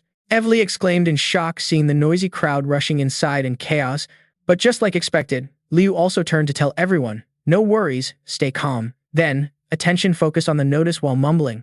Let's see, this is a real arrest warrant, the ink isn't even dry yet. They must be in a huge rush. Let's go. Saying that, both hands were stretched forward after checking the authenticity of the notice, and the leader quickly slapped a pair of handcuffs on Theo's wrists and led him away. The young group leader anxiously spoke up. In response, Theo just turned back with a smile that startled both Remington and Evry. Then Remington looked at the paper in hand as if realizing something. Meanwhile, at the Rose Palace, Madame Cecilia had just heard from the butler about Theo being arrested. What? Where are they taking Theo? The court? She said, her legs suddenly losing all strength as she sank to the floor, causing the old butler to worry a bit. Madam, he called out. Ah, I'm fine. But what are they accusing the boy of? Cecilia asked. It seems to be because of the Serpent Dragon Guild. They accuse him of inciting rebellion. The butler stammered. And this news shocked Cecilia deeply. Do you think they will really bring this to court? I believe so. Since he completely wiped out the Serpent Dragon Guild, this won't end easily. The old man frowned and said, after hearing him, all the joy from Theo crushing those people completely vanished. Who would have thought that the boy, just invited to the guild, would end up like this? No, the boy will get through it. That's just how Theo is. Son, come back safe. She silently prayed for her son to return to our main character. Following the French sword group, Theo was escorted to a courthouse. Looking at the massive architecture ahead, Liu had some thoughts. It's been a long time since returning here. Since wiping out the Serpent Dragon Guild completely, this won't just end with detention. Surely, this case will go to court. Bringing the heir of the Ragna clan to court means they want to question the legitimacy of the heir. They might want to destroy completely, but that's exactly what was expected. Theo thought while smiling with excitement about what was coming next. Then, when led to the big door, the two French sword guards shouted, "Prisoner Ragna has been escorted in." Hearing this, a voice came from inside. "Bring him in." Watching the door slowly open, Liu felt a bit of anticipation. Yeah, if wanting to unleash what was prepared, it had to be on a big stage like this. Saying that, quick steps entered inside. At this moment, on the high platform, 9 large chairs represented the 9 dragons. However, only 4 people were present. Looking at their figures, Theo felt some pressure. Truly, many talented people gathered here. First was Demon Dragon Julius Ragna, captain of the White Dragon Cavalry. Next was Heavenly Dragon Shui Vian, head of the Central Intelligence Agency. This madam was Sword Dragon Azure Ragna, madam of the Plum Blossom Palace. The old man with glasses and a face like everyone owed him money was Chief Dragon Gang Ragna. The chief of the Ragna clan council glanced over. All were formidable faces. 4 of the 9 dragons protecting the Ragna clan, if this was the previous life, would have been suffocated to the point of struggling to breathe. Liu thought silently. Then above, after seeing the entrance, the old man with glasses, Chief Gang, spoke. "Theo Ragna, yes, sir, chief of the council, didn't expect to meet you here." Theo nodded, while a soldier beside removed the handcuffs. Chief Gang valued lineage. To him, a bastard like this was disgusting. He didn't even bother hiding the disgusted face. Liu silently assessed, and just as expected, the old man cut off any greeting from Theo. "Enough with the long greetings. You know why you were summoned here to answer for your crimes, right? The Bien clan, Sirit Merchant Guild, Red and White Mercenaries, and even the Hanavi clan.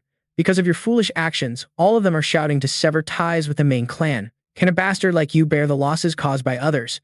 Therefore, you will be held responsible for dragging the Ragna clan's honor into the mud." The old man just spoke, but the face turned bright red, like ready to throw down at any moment. And faced with those words, Theo nodded in agreement. Yeah, what the man said was totally right. Too reckless, should have chopped off their heads, not just their limbs.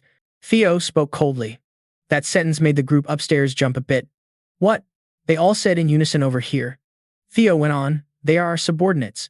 The Lord grants them land and honor, and subordinates owe loyalty in their lives. That's the knight's code. Yet they dared to threaten their lord. If this had been known earlier, would have cut their heads off from the start. They must be punished and the knight's principles restored. How could anyone just watch the Ragna family's honor, kept for over 1,000 years, trampled like this?" Theo spoke passionately, making S and Gang speechless. Meanwhile, Uncle Julius smiled brightly. "Impressive, just as expected. This won't end with some ordinary punishment." Speaking of Old Gang, after a few seconds of surprise at the main character's words, the old man's face wrinkled as he shouted, "How dare you mock me with such fancy words?" Before he could finish, Lady O over here spoke up. "I've listened to your logical opinion. You're right. However, even if Ragna is strong, it's not truly that great. If we don't listen to the voices of vassals and knights, we will collapse. Because ruling this world by cruelty alone is impossible," the lady said gently. "Yes, I will remember that." Theo nodded in reply, also feeling relieved inside. The first wife of the Northern Sword Clan's best swordsman, Sword Dragon. Luckily, she didn't seem hostile. But why did she frown, thinking of some unknown future event, not knowing what Theo was thinking? Upstairs, Lady Osa continued. "I hope you understand the punishment you're about to receive is justified." "Can I ask what that punishment is?" Theo asked back. The old gang was the one to answer. 3 months of house arrest, but the awakening ceremony will happen in just 2 months. Theo questioned back, making the old man with glasses so angry he slammed the chair. "How dare you say that?" Ignoring his anger, Lady Osa explained, "I've considered that and decided to allow you to participate in next year's awakening ceremony, and also decided that the 15 kids you injured will join the awakening ceremony next year." Over here, although things didn't go as expected, S was quite satisfied with the demon dragon's intervention. The punishment was much lighter than expected. Still, this isn't too bad. Postponing the awakening ceremony is a huge insult to the Ragna family, and having the Rose Hall's representative bear that insult will give our camera hall a chance to surpass. Once our plan is in motion, he won't be able to do anything. He can only accept it. If he foolishly tries to appeal, we can deal with him. But don't think he's dumb enough for that. A thought silently, too bad, Theo is that fool. Wants to appeal, coldly said, making all 4 inside the 9 dragons jump. But right after, S laughed so hard couldn't keep the mouth shut, even had to cover the face with a hand. "Are you stupid? That arrogance has no limits. This will make things easier for us." Upstairs, Uncle Julius worriedly said, Do you even understand what appealing means? Of course, Theo replied while thinking, knows this can't be solved with just 3 months of house arrest. That's just a light slap. The demon dragon must have pulled some strings, but no intention to accept even that light slap, instead expecting a reward. After thinking, spoke seriously. In a strong and proud Ragna family, appealing means war. In the end, only the victor has the right to speak. At the same time, an announcement sounded in Theo's ear, entering the main scenario. Through this scenario, you can discover many hidden secrets in this closed world. Good luck. Scenario Mission 1, The Heir's Path. Meanwhile, at the secret northern branch of the Seer's Trade Guild, the place is engulfed in flames under someone's attack. After the last soldier fell to the cloaked attacker, suddenly a voice echoed from behind. Turns out they were really hiding there. Just like what the young master Theo said, the voice belonged to Remington, and the cloaked figure was none other than Evely. Looks like this was the task Theo had asked Remington to handle earlier. Looking at the box in hand, Remington shook the head and said, the camera system of the Wen chain has completely collapsed. Back to the court, after hearing Theo's proposal, the old man gang was a bit surprised and asked to be sure, you plan to turn a 3-month probation into a war? You're really arrogant. Do you think one person alone can take on the forces of 15 clans? In response, Theo bluntly told the old man to shut up. That's something I have to deal with myself. In cases of huge power gaps like this, isn't fighting through battle the normal way? Theo said while glancing at the group. Usually, an appeal means deciding the winner and loser through war. However, when war is nearly impossible due to such a power imbalance, each side sends a representative, and the winner is decided in a one-on-one duel, called the representative battle. This means the defendant's representative will be Theo, while the plaintiff's representative will most likely be Asin. If that happens, Theo will almost certainly lose. So why choose this method? Is there some scheme? If Theo thinks Evely or someone else will step up as representative, that's a big mistake. Julius frowned, wondering what on earth was going on. Back to the main character, unaware of the uncle's thoughts, Theo proposed, following the rules next. We will decide the representative and hold the representative battle in 1 week. How does that sound? Theo said, scanning the group's expressions. Meanwhile, that guy S over there wasn't too worried, thinking Theo was calculating to get the demon dragon or be the representative himself. But with their personalities, neither would do that. Theo Ragna will send Asan and make him understand his place through death. Theo smirked at the future vision and agreed. Fine, then about the representative. Before finishing, suddenly a familiar voice sounded outside, freezing everyone. I thought you were a quiet kid, but you're pretty good at scheming. You've changed a lot since I last saw you. My son. The voice belonged to a big man with dragon-like eyes who entered the court. He was the clan leader of the Ragna family, Kai Ragna. Seeing him appear, Julius and the others quickly stood and knelt on one knee to greet the clan leader. They shouted in unison, while Theo also made a similar gesture. Theo Ragna, apprentice swordsman. Greetings to the embodiment of the great dragon god. At the same time, while bowing to the father, Theo took the chance to check the mission screen. Mission Script 1, The Heir's Path. Seize the camera system and uncover its secrets. This is the first mission since completing the secret tutorial of the camera system. Is that the blue light? The situation is so chaotic, I forgot about that, but there must be something there. No, now's not the time to get distracted. Need to handle this first.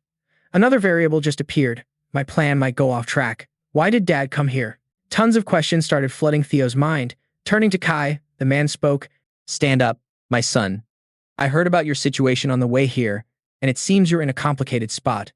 I heard you want to appeal with a representative battle. Yes, that's right. Theo answered calmly. Let's see. If that's true, it'll be very hard for you to join that representative battle. Who do you plan to choose as your representative? Kai asked curiously. At that moment, the main character realized something. This was a test. At the same time, Guy S upstairs felt the same. Wait, is this what he's worried about inside? Down below, Theo O quickly gave a response. Who wants to represent you? No one stepped up. The plan was to appeal alone, then defeat is guaranteed. Kai asserted. How can you know without trying? Theo O replied. Then, raising a hand to the chest, declared that even if forced to bow, there would be no lowering of pride. Hearing this, clan leader Kai burst out laughing with great joy. Haha. Did you hear that? My son's words, even if forced, no lowering of pride. No phrase describes the Ragna clan better. That attitude truly pleases me. Thanks for the praise, said Theo O quickly bowing, secretly relieved inside. The representative battle was just bait, no intention to fight, so it was good to speak the truth without hiding. The task assigned to Evely and Remington was proof of Camilla Palace's rebellion plot. With that, victory could be claimed without fighting. That thought ran through quietly. Before Kay spoke again, then I will personally give you a chance as the head of the Ragna clan. Kai wanted to try a single strike with you, skipping the trial. If you can endure one strike, all charges will be dropped immediately. Saying this, excitement showed as he stepped outside, while Theo O was still shocked by the old man's offer. But right then, a guy rushed out to block. Clan leader, this can't happen. He hurriedly said, because trying a strike means you accept the opponent. If he survives, he becomes the clan leader's accepted one. I doubt that damn Theo O can endure it. But just in case he can, I must stop him from gaining the clan leader's favor. Thinking this, the guy quickly advised, how could those vassals and soldiers dare comment on the bloodline of your son? According to the rules, a representative battle should be held. Speaking of Kai, the fun was suddenly interrupted, making his face cold as he warned that guy S. Thien Long. Shut up. If a vassal dares say that, just eliminate him. Seeing Kai's terrifying stance, Guy S backed down and accepted. Understood, clan leader. Over here. Kai also noticed something and turned to Julius. Do you have something to say? Demon Dragon, you've been chuckling for a while. Nothing. Just been a while since you cared about someone like that. The clan leader shook his head and said, what nonsense are you talking about? Kai complained, then turned back to Theo. Enough, end this conversation here. So what do you think? Will your son do it? Hearing this, our main character was also racking the brain to weigh pros and cons. One strike from the clan leader. Everything changed in a way beyond imagination. The plan collapsed, but this change was acceptable. Theo O thought silently and replied, that is too harsh for me. How can one compare a strike from father to a representative battle against vassals and soldiers? So you don't dare? He asked again. No, I just mean this transfer is unfair. Unfair? Kai said with interest. Yes. Because the trial became stricter. Shouldn't my compensation increase too? Oh, Kai wondered. At this point, Theo O looked back at S and stated his price, like Camilla Palace for example. Hearing Theo's request, S's eyes started to bulge and teeth ground loudly. That bastard, he muttered. Meanwhile, the iron-fisted uncle was sweating nervously, crazy to dare bargain with the clan leader. This guy really doesn't know his place. A deal only happens between equals. That arrogance will soon get him killed. He chuckled silently inside, but unlike his thought, Theo's old man fully agreed to this demand. Fine, if aiming for the heir position, at least have that guts. Kai said, satisfied, and started looking at S, then asked, any objections? Thien Long replied to this. S quickly bowed and said, everything in Ragna belongs to you. How could I dare comment on your decision? Below, Kai saw that this guy didn't have any stupid attitude and was satisfied, saying, good, then prepare the arena immediately. The challenge against Ragna will happen right here. Saying that, he turned and left, a smile of anticipation spreading across the face. Time quickly passed, and the scene shifted to the training arena. At this moment, father and son, Theo, had also prepared their swords. While the 4 members of the 9 dragons calmly observed, only this S guy felt annoyed that things weren't going the way he thought. Damn it, the trap set to catch, Theo turned into a stage to boost his level. Gritting teeth, S thought hard before speaking to reassure himself. No need to worry. Even though that brat got stronger, there's no way to withstand a hit from the clan leader. Even high-level swordsmen can't do that. Theo will die here, he must die here. S screamed inside, turning toward Theo. The intentions of S were clear on the face, making Theo realize immediately. Guessing that's what he was thinking. Too bad for him, that won't happen. Thanks to the screen guide reward received, Theo smirked silently inside and spoke to the old man Kai. With his observation skills, he quickly noticed something unusual about Theo. Theo had taken an elixir when no one was looking. Actually, even if there was such a rapid change from taking it, forget it.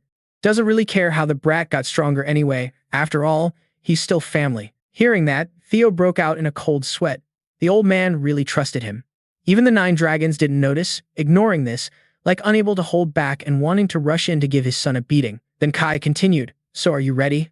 Yes, sir. Theo said seriously. Usually I use the great sword, but since you don't know how to use mana yet, I'll use this rusty sword. Any objections? He asked while looking at the sword in Theo's hand. Of course, Theo wasn't dumb enough to make things harder for himself. Of course not. All right then, let's get started. Kai said as an unstoppable aura began to radiate from him, directed at Theo. Only when feeling this aura personally did the main character realize just how badass his old man was. Damn, radiating pressure like that with battle energy, he thought nervously inside. On the opposite side, Kai saw his son still standing after absorbing the aura and said in surprise, I'm surprised you're still standing. Of course, the strength stat had nearly tripled. The reward from completing the Elixir Experience tutorial, using it to level up and putting all attribute points into strength pushed the power stat to 52. This feeling was pure freedom, leaving the ordinary realm and stepping into the extraordinary. With this power, Theo could block a hit from Kai. Theo confidently told himself that. At the same time, he gripped the sword tightly. Meanwhile, Kai stepped forward, raised the sword high, and swung down hard. The main character widened his eyes, using all senses to watch Kai's incoming attack. Got it, I can see it, he muttered.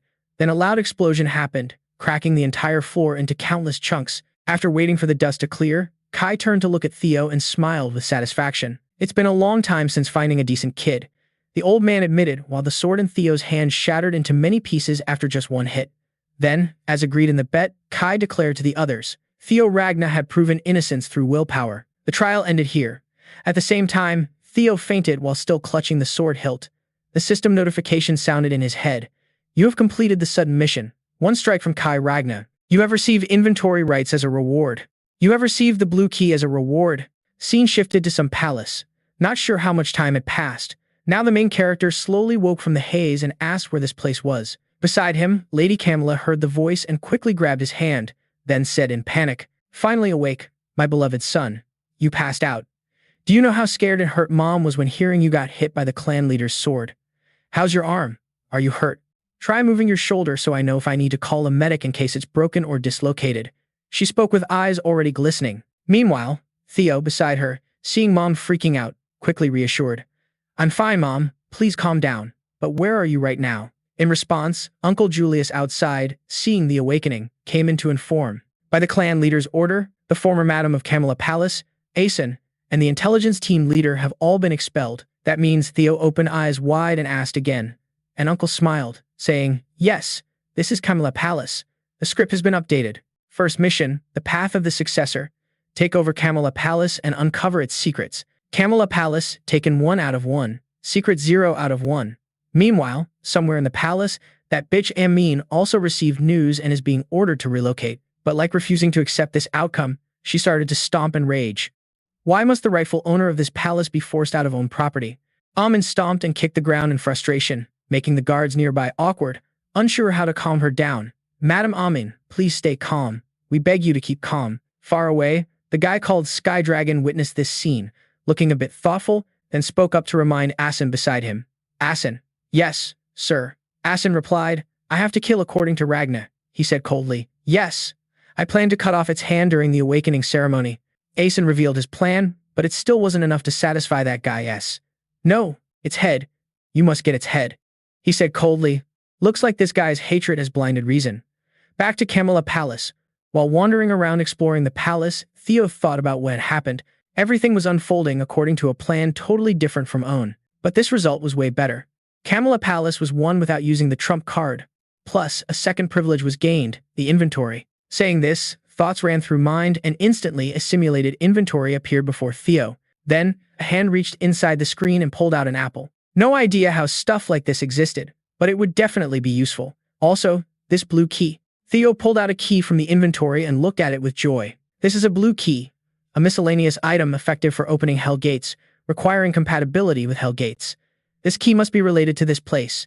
Saying that, the lead looked toward a door nearby. What was special was that below the door handle, a glowing lock symbol appeared. Unable to resist curiosity, Theo quickly used the key in hand to unlock the door.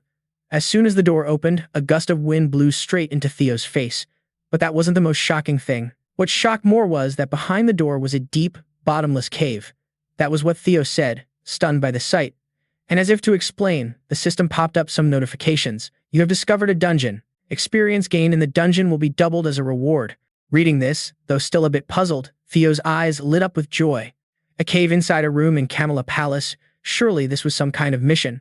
But whatever it was, it would be completed no way to miss the chance to double experience. Thinking this, Theo quickly stepped inside the cave. However, after 2 steps, suddenly stopped, remembering nothing had been prepared. Oh right, shouldn't go empty-handed. Huh. Time flew by fast. After filling the storage with countless different swords, finally, Theo was ready to conquer this dungeon. All right, let's go check it out, excitedly said, grabbing a sword and shield, moving deeper into the cave. Inside the cave, every so often, a lamp would flare up with a blue flame attached to the side, lighting the path for the conquerors returning to Theo.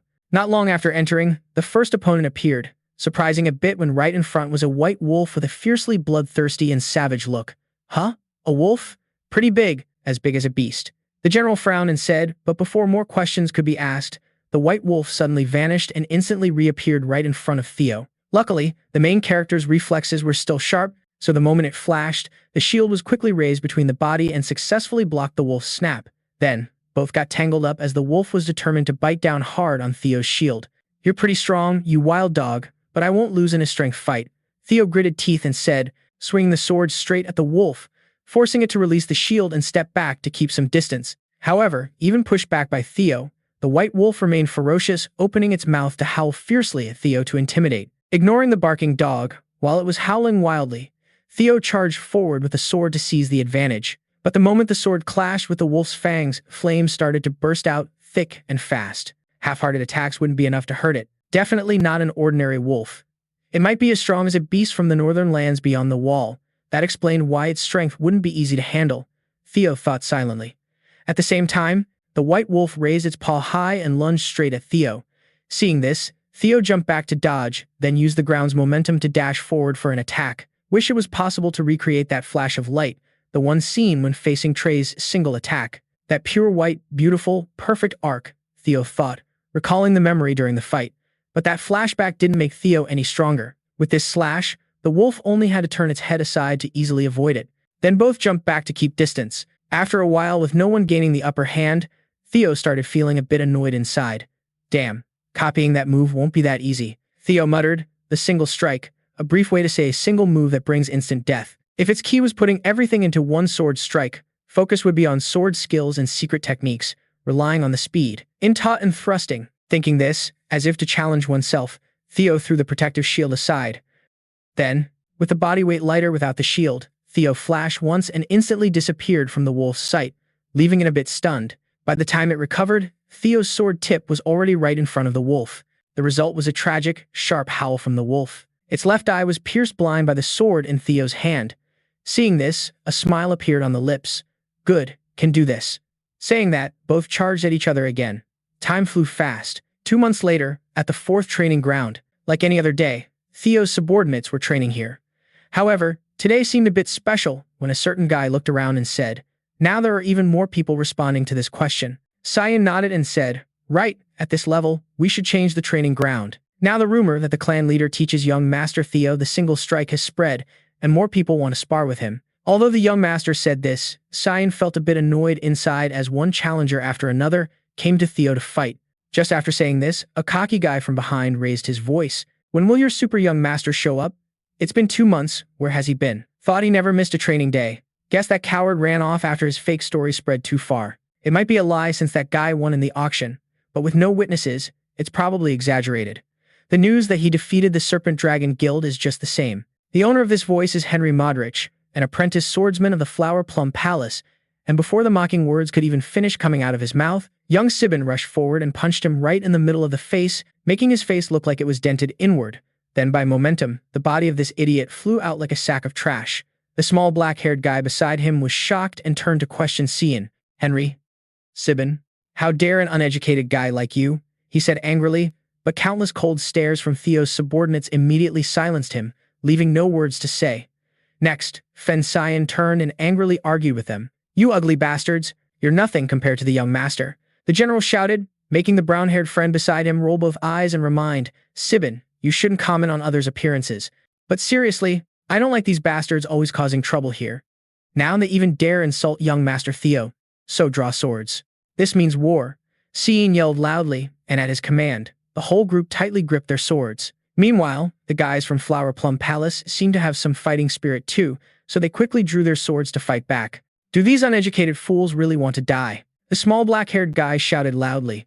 But before the two sides could clash, suddenly a cold aura spread toward the crowd, freezing the swords of both sides instantly, and without anyone noticing, a girl quietly stood between them, holding her sword. "And this cold aura was created by her all along?" they shouted loudly, realizing this girl was one of the 4 dogs. At the same time, suddenly a loud laugh echoed from behind, grabbing everyone's attention. "Ha ha! How could you leave me out of the fun like this?" The owner of this voice was a big black guy with red hair, wielding a huge greatsword and dressed wildly. He was also one of the northern 4 dogs, the black bear Huok Ot Lan K. Seeing him appear, the group was even more shocked. Huok Ot was here too. 2 of the 4 dogs. Back to Huok Ot, after scanning the scene, he looked a bit surprised and asked, "Huh? Is it just you guys? Where's the black tiger? Who? The small black-haired guy asked back. Deaf or what? I said the black tiger, the owner of this training ground. I came here to fight Theo Ragna. Huoke roared fiercely, back to our main character. At this time, still training inside the secret dungeon. You leveled up, you hunted 170 monsters. Remaining monsters in the dungeon, 1 out of 171. At this moment, under Theo's feet lay countless white wolf corpses. Here's the status board after 2 months of grinding. Kuochio Ragna, 17 years old, male, level 15, strength 91, dexterity 25, magic power 198, luck -6, vitality 20, intelligence 19, distribution points inaccessible, denied. Ignoring the system notifications, right after resting, our main character took out a healing potion from the inventory and chugged it down. As soon as the potion was drunk, the whole body was enveloped in a red glow, rapidly healing all wounds. Almost died a few times, but this saved me. Muttered. This is a beginner's healing potion, efficient consumption type, restores 10 life points and wounds. Looking around at the wolf corpses, Theo muttered. It was tough at first, but things got easier. Time flies. It's already been 2 months. Now only 1 left. Usually, that means the boss is about to appear. Saying that, eyes turned toward the stairs at the end of the cave. After resting, the main character decided to head to those stairs to deal with the last monster. Entering the 5th floor, the system reminder sounded, and Theo looked at the broken sword in hand and tossed it aside. Seems like this one's useless now. Saying that, Theo reached into the inventory and took out another sword, also the last sword available. Is this all that's left? A ceremonial sword gifted by Mom on a birthday. In the past life, there were many conflicts with Mom before the awakening ceremony, so the sword was tossed aside in the room to rust. Looking closely now, it's actually a fine sword forged from white snow steel. The guy spoke up, evaluating the shiny sword in front, while recalling some memories from the past when Lady Cecilia arrived with countless servants carrying all kinds of gifts to meet him. Happy birthday to my beloved son. I waited until midnight to give this to you, she said excitedly. But the excitement was met with a somewhat harsh reply from the son. Mom, the awakening ceremony is coming soon. There's no time to waste on birthday presents. You should know that better than anyone. Good equipment doesn't change bloodline. Please leave. The cold words stunned Lady Cecilia, while the servants behind her looked a bit awkward. Back to Theo. Oh, thinking about this, a bit of guilt stirred inside, and a promise was made. No matter what, those past life mistakes won't be repeated. Saying that, the guy quickly headed toward the back of the cave. And to avoid catching the boss unprepared, the system kindly reminded, this is the boss room, a powerful monster will appear, please be careful. As the notification ended, Theo spotted the final opponent, a big dragon sleeping ahead. The only thing is, it seemed wingless. A dragon? Nah, just a low-level dragon, Theo muttered. But a dragon's still a dragon, can't rush in without a solid strategy. They say the Ragna clan descends from dragons, and this weird quest boss is a dragon. Coincidence? Dunno. But one thing's for sure, gotta beat this thing to complete the mission. But can it be done? After all, it's still a dragon. Thinking that, Theo got into a stabbing stance, wanting to test the strongest attack. Gotta try the lightning strike practice with the wolves. Might not match Dad's dragon lightning strike yet, but with the dragon heart fully used, serious damage could be dealt. Saying that, Theo focused intensely, then unleashed all strength to dash toward the dragon. At the same time, the dragon suddenly opened both eyes, sensing danger, but it was too late. The right eye got stabbed blind by Theo's sword. Watching the dragon scream in pain, Theo smirked inside. All right. Thinking that, the hurting dragon went berserk, whipping its tail toward Theo, cracking the ground instantly. Luckily, Theo dodged just in time, or else would have been smashed to bits. Seeing that powerful attack, a bit of regret hit Theo. Wanted to pierce straight to the brain, but the strike wasn't far enough. Still, the chance was seen victory was possible. Thinking that, Theo started using a secret skill. Jester's steps turned the body into a flash of light, rushing at the earth dragon, slashing countless wounds on its body. Attacking while constantly moving around, thoughts raced. If the dragon could be distracted with a normal attack first, then hit the weak spot. Theo frowned thinking. But this dragon wasn't a pushover. Knowing it was blind and hard to catch Theo's figure, it opened its mouth to the sky and let out a deafening roar, causing a bad effect to stack on Theo's body. The fear effect from a low-level dragon boss reduced movement speed by 10%. As the notification ended, Theo suddenly felt heavy and less agile, gritting teeth. Damn this body. At the same time, the dragon, seeing Theo stopped by its skill, took the chance to swing its huge arms straight at Theo to attack. Theo had no choice but to raise the sword in front of the chest to block the blow. But the weight was still too much, and the moment of impact sent the tiny body flying like a cannonball against the cave wall, leaving a small hole on the wall. After taking that hit, Theo finally understood why this boss was the final boss. Maybe it was the final boss for this exact reason. If the fight dragged on, it wouldn't end well. Needed to target the weak spot to finish it fast. And the dragon's weak spot was clear, as Theo gripped the sword tightly and charged to attack again. Meanwhile, the dragon on the opposite side made a similar move. At the moment when those sharp teeth were about to bite Theo, eyes were wide open, watching carefully, then immediately ducked down to dodge the bite and stabbed the sword straight into the reverse scale on the dragon's chest. Just like Theo predicted, the sword hit the weak spot, cracking the scale into many pieces, allowing the blade to easily pierce inside. The pain shot straight to the brain, making the dragon roar miserably. All right, Theo thought with excitement. However, it seemed the fight wasn't over yet, as the dragon started sniffing and stared with dangerous eyes. Back to the fourth training ground, for some unknown reason, Jay and Hook started arguing under the confused gazes of those around. What was she saying? Day Jay, Theo Ragna has to fight me first. The big guy made Day cover ears and complain. Losers should stay outside. That was 3 years ago. Skills have improved since then, and 3 years is enough to close the gap. Hook shouted, but Day just coldly replied, loser. By now, even the calmest person couldn't hold back anger. Fine, then let's duel again. The winner gets to face Theo Ragna. The big guy shouted and swung the huge sword, creating a sweeping slash aimed at Day's slender body.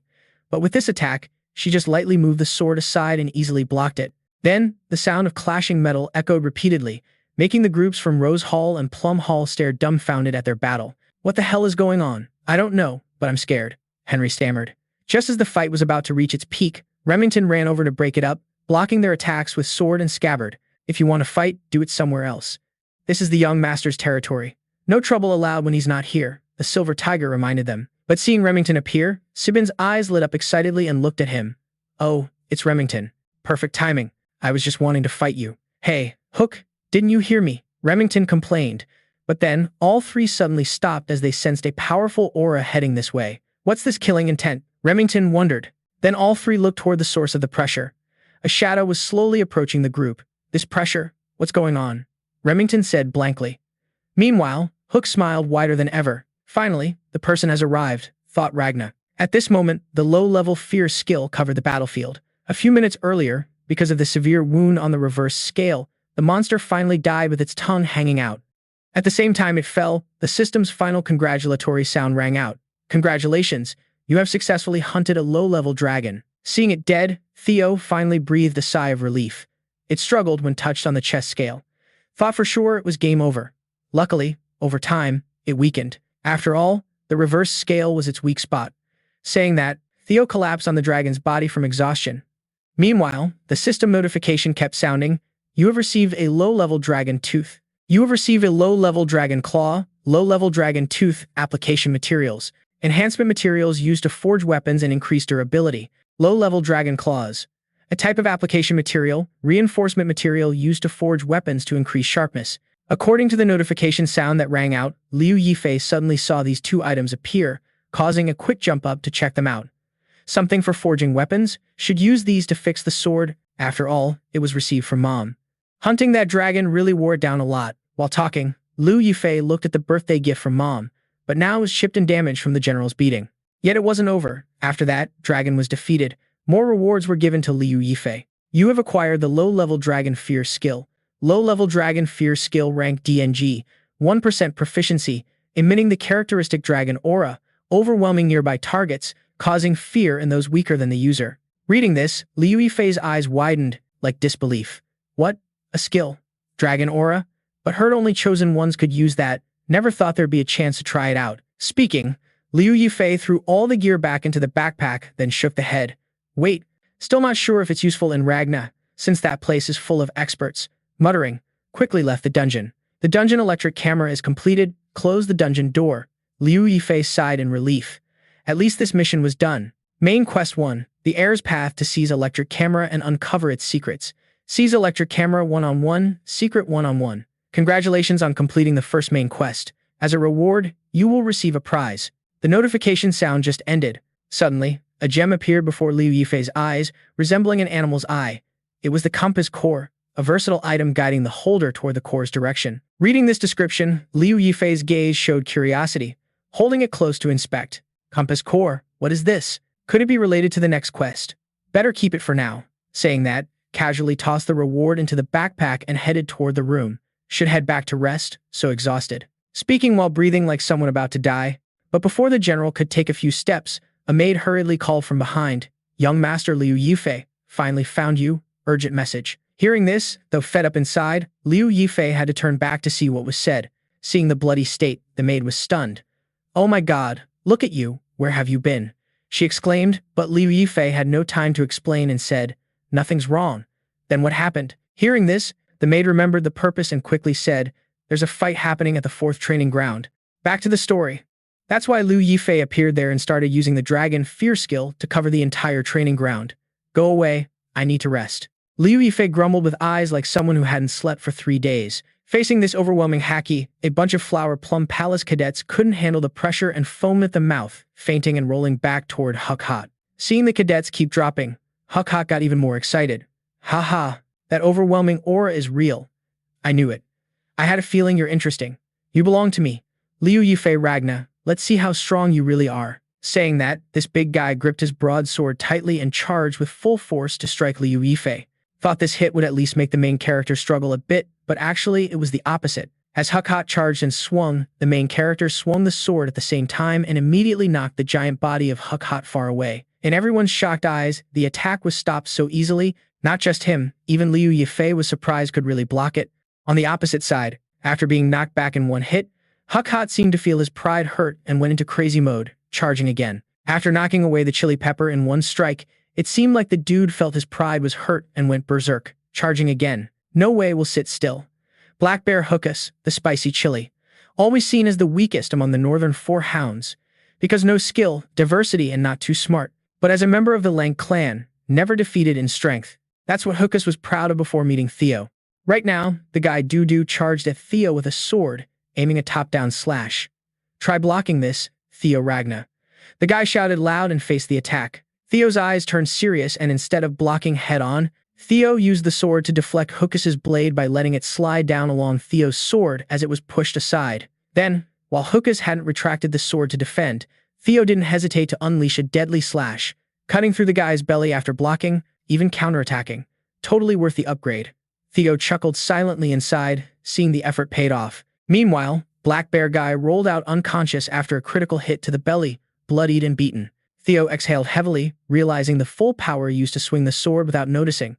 Luckily, Hookus is famous for endurance, so only fainted. Around them, Cian's crew saw Hookus fall to Theo's side and froze for a few seconds, then the whole group erupted in cheers. Wow, young Master Theo beat Black Bear, took down one of the 4 hounds with just one strike. Seeing the noisy crowd, Theo quickly said, wait a sec, Hookus is still alive. Just as the words left, suddenly the sword cracked loudly and broke. Then, to the crowd's delight, the sword snapped in 2. Wait, that sword was a gift from Mom. Theo was stunned, while the crowd nearby, clueless, cheered even louder seeing their young master's sword break. Wow, young Master Theo even broke the sword with one hit. Why are you all so happy? Theo shouted annoyed. Meanwhile, Day at the back saw the crowd praising Theo and fell into deep thought, recalling some memory from the past when a little boy asked, who are you? Why are you wandering around here? Aren't you cold? Let me put this on you. Huh? Still cold? That's not good. Better come to my place first. When the snow stops, I'll take you home. While saying this, the girl wrapped Day with her scarf and held her hand to lead her home. Remembering this, Day smiled softly and turned away. Meanwhile, Remington seemed to catch that smile and looked a bit stunned. Did she just smile? Rene thought, surprised, feeling maybe a bit dizzy. Later that evening at Camilla Palace, a celebration party for Theo was held. Congratulations to the Black Tiger, young master. Congrats, you did great. Trained super hard for a long time. Now, just keep this momentum till the awakening ceremony. You got this. The servants happily said, seeing their young master's achievements. The happiest was none other than Madame Cecilia. To celebrate her son, she brought a whole bowl of abalone, placed it before Theo, and fed like a machine. Son, try this abalone. These abalones are limited catch from the sea, slow roasted with butter only from farms around the Fuha mountain range. We gradually raise the heat to try this dish too. This is chicken raised only on desert fruits from western Leiria. These chickens were carefully slaughtered at the right age. then stewed with ginseng imported from a far eastern country called Juzang. While talking, her hand didn't stop, made Theo swallow before chewing. Mom, please stop, Theo thought silently. But thinking of some sad moments from past life, Theo widened eyes, swallowed, and said, "It's delicious, Mom." Time flew by quickly. After the belly was as big as a drum, the general brought out the broken sword and confessed to his mom. "Son, what's going on here?" She shouted when seeing the birthday gift given to Theo had broken into two. "It broke during practice. Sorry, it's the precious sword Mom gave for the birthday." "But now," he said sadly. But before finishing the sentence, Madame Cecilia on this side shouted angrily, "That damn old lady. She swore that this sword was made from white snow steel and ebony steel wood, so it would never break." Hearing that, Theo's eyes showed surprise and asked again, "Ebony steel wood from the thorn forest in the south?" "That's right." She said only rare and precious materials were used, but as Mom sees, it's all lies. If what she said was true, it wouldn't break so easily. Cecilia gritted her teeth, still not sitting down from the anger, turning back to Theo. Oh, hearing the sword was made from those materials, the general also started to admire it. Ebony steel wood is a special tree that grows by absorbing iron. It's considered a rare material because it keeps the flexibility of wood while being as durable as steel. I know that's a good sword, but I didn't realize it was that valuable. Where did Mom get this sword from? He wondered inside. Meanwhile, Madame Cecilia seemed to have made up her mind and shouted loudly, "This won't do. Mom will go ask her about it. This time she has to make a perfect sword for you." Son, looking at Mom's passionate attitude, Theo was also stunned. "I'm really fine. I can use another sword too." Hearing this, Madame Cecilia shook her head, correcting her son. "No. Everyone finally realizes your true value. We need to prepare more carefully than ever, especially now. And besides, the awakening ceremony is less than a week away, right? Mom can't let you attend the ceremony with an old sword. Speaking of which, let's go now." Saying this, she quickly stepped outside, leaving Theo confused. "Where is Mom going?" "To the best workshop in Winterra, Par Square Workshop," Cecilia said with a smile. Speaking of Basket Workshop, it's one of the 3 weapon workshops in Winterra. Its reputation is linked to its huge scale, like a factory, but that's not all. The highlight of Basket Workshop is its master, a person ranked special by the intelligence agency, and a blacksmith with the title of Master Craftsman, a title held by only 2 other Jiakne artisans. People also call that person the goblin incarnation of capitalism, the devil blacksmith. At this moment, Theo and Mom were also here to meet the blacksmith with the master title. Seeing them appear, Kiasa's expression turned surprised. "Ha, oh, look who's here," Kiasa said in surprise when seeing Cecilia, while Theo felt even more shocked. Didn't expect to meet this person. But why does Mom know the devil blacksmith? He wondered inside. Meanwhile, Cecilia saw the goblin ant still holding a pipe and said irritably, "Mom still hasn't quit smoking." Theo saw Mom call Kissin Mom and his eyes widened as if about to explode, turning toward Kiasa. At Cecilia's words, the blacksmith ant waved her hand to refuse immediately. "Mom, sorry, dear customer, but our mother-child relationship ended the day you decided to leave. Don't pay attention to those words." Theo behind was still frozen with his own thoughts. Thought Mom was an orphan with no relatives, but now told that the high-level goblin is Mom's mom. Wait, that means having 1/4 goblin blood. So that's the reason for the handsome look?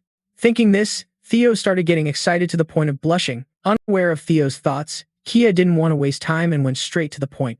"So, what business does our customer have today?" In response, Cecilia threw the sword straight at her and questioned, returning a defective item. Kiasa reached out to catch the sword and said angrily, "What? Defective? Ah, speechless. How dare you call the sword I personally forged defective?" Before finishing, the goblin ant's voice stiffened as when pulling the sword out of the sheath, only the hilt remained. She said in shock after confidently affirming the sword was hers, but now got slapped in the face. Meanwhile, Cecilia continued to complain, "If it's not a defect, then what is it?" Hearing this, Kiasa got a bit thoughtful and then turned back to ask, "Who used this sword?" "Well, obviously the son. Who else? The kid behind you?" Kiasa said while glancing over. "Hey Mom, watch your words. That's the genius who's going to rule Jiakne from now on," Cecilia reminded once again. Meanwhile, seeing Grandma paying attention, the boy politely greeted. According to Ragna from Kamla Palace, it's an honor to meet the famous master of Pasik Workshop. Responding to the nephew's words, Kiasa nodded in greeting. "Yeah, I've heard about you. You raised your kid well. But back to the main point. Did you really use this sword?" "Oh yes.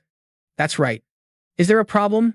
Theo asked again. "I already said, it's a defective piece," Cecilia complained.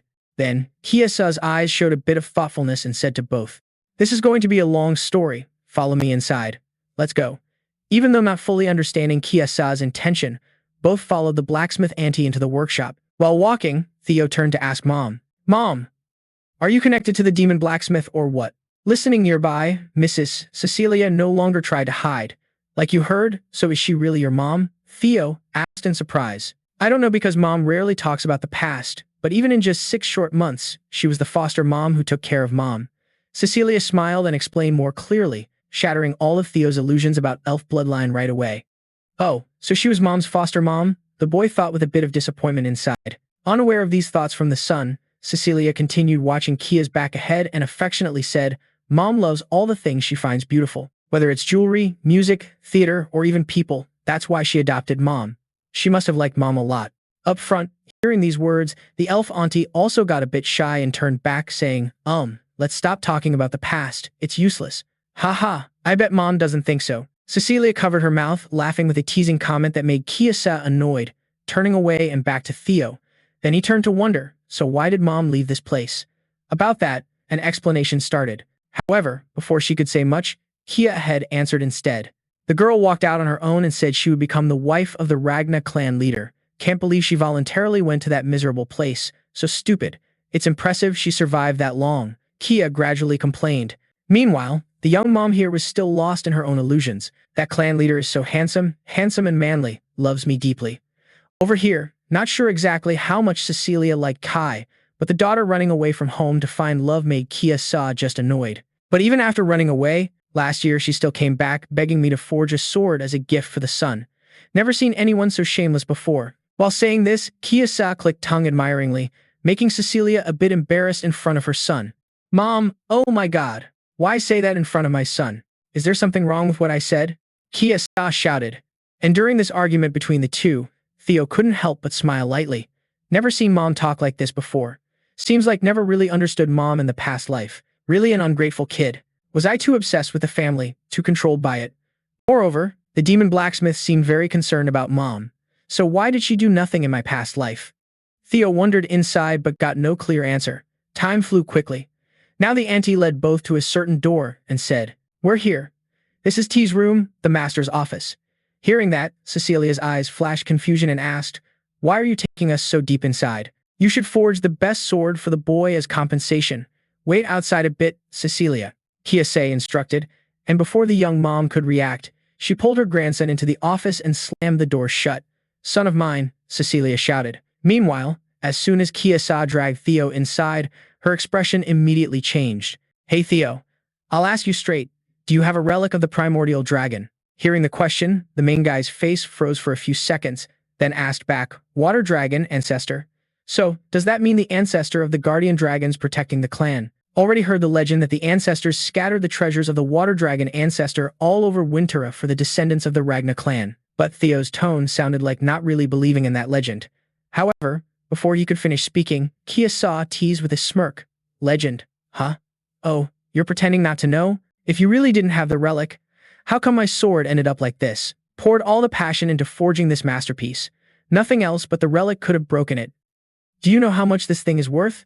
While saying that, tears welled up in her eyes. Seeing this pitiful scene, Theo's eyes widened in shock and apologized, but it only broke when fighting a dragon. Why does she keep bringing up the relic? Theo muttered inside, then turned back to Kiasa with a bit of regret. She snapped out of that state and snapped. Forget it, it'll be faster if I just show you instead of explaining. After saying that, she led the umbrella forward to a coffin wrapped tightly in chains and asked, What do you see?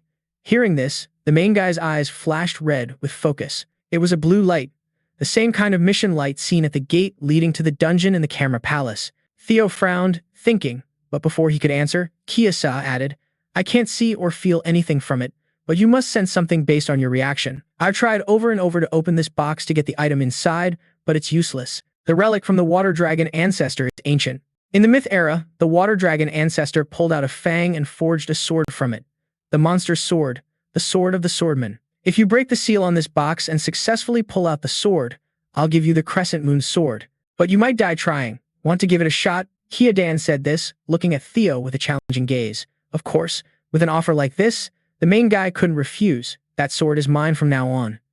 Theo smiled and spoke. At the same time, the next mission was received.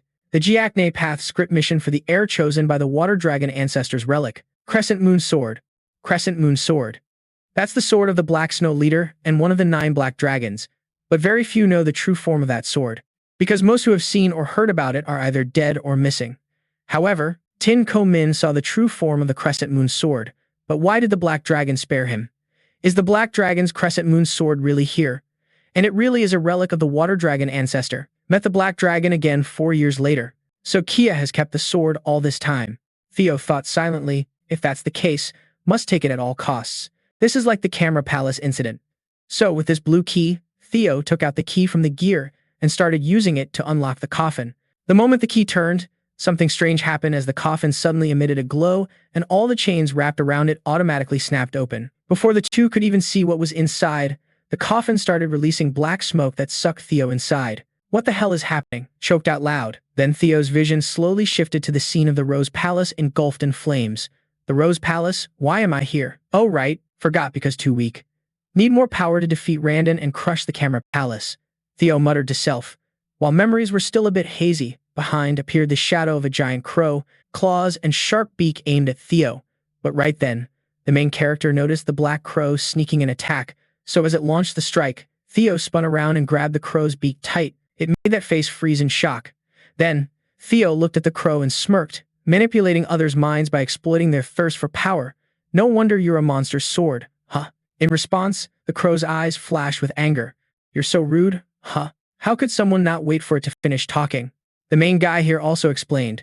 Already moved past the despair you showed me long ago. Fool, you think I'd be tempted by your petty power when I have missions to complete? What are you saying? Let me go. The human, the crow screamed, struggling to break free. But Theo's hand still clamped tightly over its beak, making the crow unable to move. Turning toward Theo, while holding the crow, the guy took the chance to carefully examine its form. You're totally different from the griffin I remember. I recall you being at least 10 meters tall. Now you're barely as tall as me. Maybe because you were sealed for too long. But anyway, this works in my favor. You're mine now. The moon sword just said. The general started raising his fist, ready to use pure physical force to discipline this griffy, making the lion rush to speak up and mediate. Let's talk civilized first. It shouted in panic, turning outside. Hearing Theo's shout, Cecilia hurried inside. After seeing the main guy lying motionless, Mrs. Cecilia's eyes welled up. My son, wake up, please wake up. Saying this, she shook Theo's body, but it had no effect. Out of options, Cecilia turned to the blacksmith lady and asked, Mom, what's going on? Why is my son like this? I told you to train a sword, not to do this to the kid. She yelled. Meanwhile, Kiyosa's eyes showed worry. The monster energy linked with his bloodstream. I've never seen this before. Since he has a relic, I thought everything would be fine. If anything terrible happens to your son, you will never forgive me. Cecilia said with furious voice. But luckily for both, right then, Theo's hand began to move and tightly grasp a sword in hand. Then, countless black energy streams appeared around like whirlwinds, slowly converging in front of Theo's chest and entering inside the body. After this ended, Cecilia anxiously spoke again. Hearing the mother's call, the main guy slowly opened eyes, making her overjoyed and hugged the son tightly. Cecilia's son spoke while crying. Over here, the blacksmith lady sighed in relief seeing Theo safely awake. Seems like you made Mom worry. You're okay. No need to panic. Theo comforted. At the same time, the system's congratulatory notification sounded, celebrating the capture of a griffin. You have completed the second scenario mission. Reward, possession of the moon sword.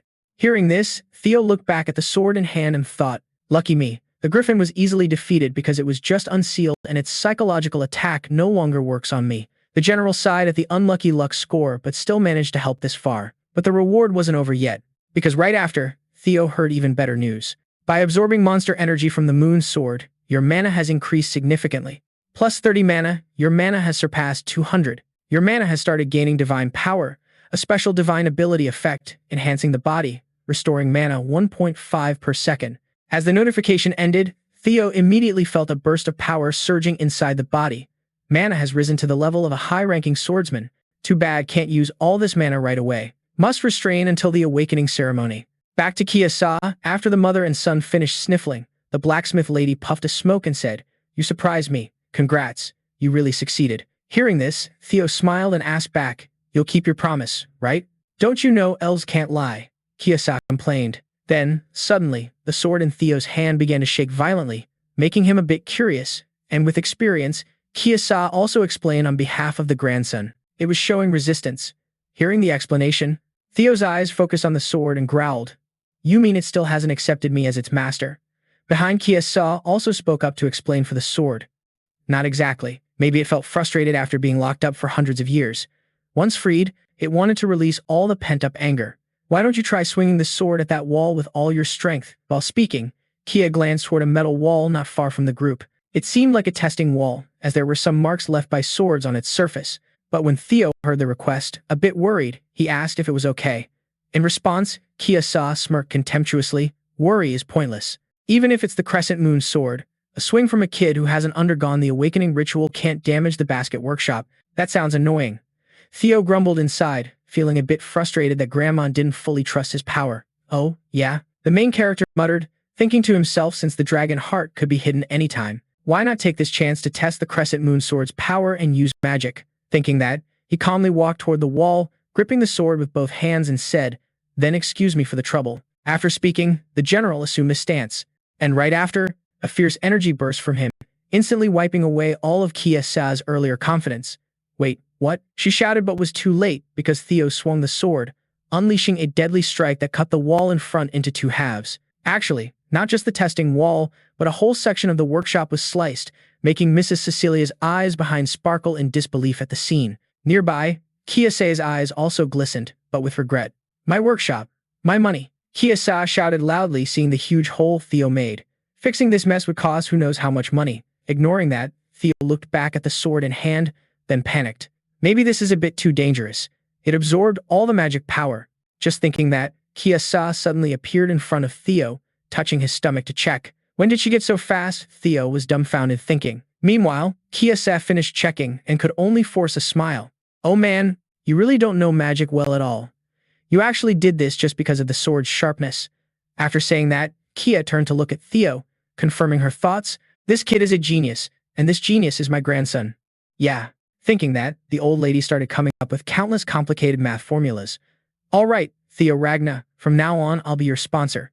Just fly high and show the world your skills. You'll become a living billboard for the basket workshop." She thought that while her eyes turned into dollar signs. "Damn, I see money in your eyes," Cecilia behind reminded, making Kiyasa a bit startled. Then, after getting the new sword, the mother and son said goodbye to Kiyasa and quickly got on the carriage to return to Camilla Palace. Before leaving, Theo handed over the fang and claw of the earth dragon he had won earlier to Kiyasa as compensation for destroying the wall. "Use this to fix the wall. A trophy from a dragon. He probably got it when retrieving the relic." My daughter really raised an amazing kid. Kia gradually smiled, exhaling a long puff of smoke. But just as she turned around, a voice suddenly echoed from above. "Long time no see." The fierce blacksmith's voice sounded familiar, making Kia squint and turn around. "Why are you here?" Her gaze met his. At this moment, that voice was coming from a crow somewhere. Time flew fast, 5 days before the awakening ceremony began. At this time, Theo was still actively training hard with Evelyn to improve skills, and the more they fought, the more Evelyn felt surprised. Theo's swordsmanship had become much stronger and faster. Evelyn praised out loud. "It's really great to think that Master Evelyn actually praised me." Theo smiled and said. Meanwhile, the young cadet group watching Theo fight solo directly with Evelyn were almost stunned. Meanwhile, Evelyn was happy to have trained such a disciple. It had been half a year since the young master started changing, and now that person had become strong enough to push back even Evelyn. Moreover, if in a few days the awakening of magic power happened, that would be the birth of a monster. Thinking of this, Evelyn stopped the training and said, "You're doing really well. You can aim to become the top of the awakening ceremony. Young master, I will pray for your success." She spoke with a very sincere tone. Turning to Theo, that person didn't forget Evelyn's teaching efforts and thanked. "Thanks, it's all because of you. Evelyn, if I become the top, I will mention your name in the speech in front of everyone." The young master promised, but this promise didn't seem to make Evelyn very happy. "What? Why would you do that?" she said, confused. Meanwhile, some other young cadets hearing Theo talk about mentioning names in the speech also volunteered. "Oh, me too, young master, please mention me too," the excited group said, making Theo both happy and a bit troubled. "Man, being loved by many people is really tough," the young master said with a very satisfied face. All right, I'm off now." That person waved a hand and said. Time flew fast, scene shifts to the headquarters. Today was the day of the awakening ceremony, so Theo dressed nicely and arrived early. Theo Ragna of the Camelot Hall announced to the gatekeepers that the awakening ceremony was an important annual event for the Ragna family. Everyone participating hoped to achieve good results at this ceremony, and as a swordsman of the Ragna family, this was the first place to receive recognition and honor, because the entire Ragna family was watching, including the 9 Dragon Clan leader and the former clan leader of 2 generations ago, Lady Huda Ragna. Looking at the youthful woman sitting in the chair, Theo really found it hard to believe the eyes. The more looking, the more it seemed she didn't look like someone over 100 years old, and it was a relief to see her attend. On the high platform, after seeing all the young cadets gathered, the Dragon Gate swordsman referee, Vahana Ragna, also struck the drum beside loudly and shouted, "Attention, we will start with a preliminary test first. The preliminary test requires grabbing a sword placed on the ground and leaving a mark on the steel wall on the belly. For your information, this wall is forged from white snow steel. Ordinary steel swords cannot break its strength, but everything will change if you infuse magic power into the attack. We will provide Soma to you. One Soma will provide you with 15 years of magic power. It is a kind of elixir that helps you open your magic meridians, swallow the magic bucket, and open the magic meridians in the dantian. Only then can you cut the white snow steel wall with these swords. The depth of the cut will determine your result. From now on, participant's name will take a Soma and step onto the platform." The first participant, Theo Ragna, stepped up. The referee shouted loudly, and when hearing the name, the main character stepped forward, took the elixir from a soldier's hand, while thinking. In the previous life, Aeon was the top of the leaderboard, but this time, no way. That person told themselves. At the same time, the third scenario mission was issued by the system. You win the awakening ceremony and become the top of the ceremony leaderboard. At this moment, Theo also casually grabbed a sword stuck in the floor and quietly moved toward the wall. Meanwhile, former clan leader Huda saw that person step up and curiously said, "Oh, so that's him. Kai, the boy you mentioned earlier." Hearing this, Kai nodded and replied, "The boy must have attracted your attention. Of course. I was curious after you said you were watching him. So, let's see just how talented this kid really is," Huda said with a grin full of excitement, turning back to Theo. Oh, even though this has been done once before in the previous life, doing it again still couldn't hide the nervousness inside. Awakening ritual? A bit worried since it's probably been a while since the last time. That was the thought spoken aloud. Meanwhile, to make sure Theo didn't forget, referee Vahahan also reminded, "Now, swallow that spirit pill." "Yes, understood." Theo nodded and quickly tossed the pill into the mouth. In the previous life, swallowing the Soma pill caused uncontrollable mana, severely injuring the dantian. But this time, that won't happen. Theo smiled, thinking, and right after swallowing the pill, a fierce mana burst erupted from the body, making Vaha behind a bit worried.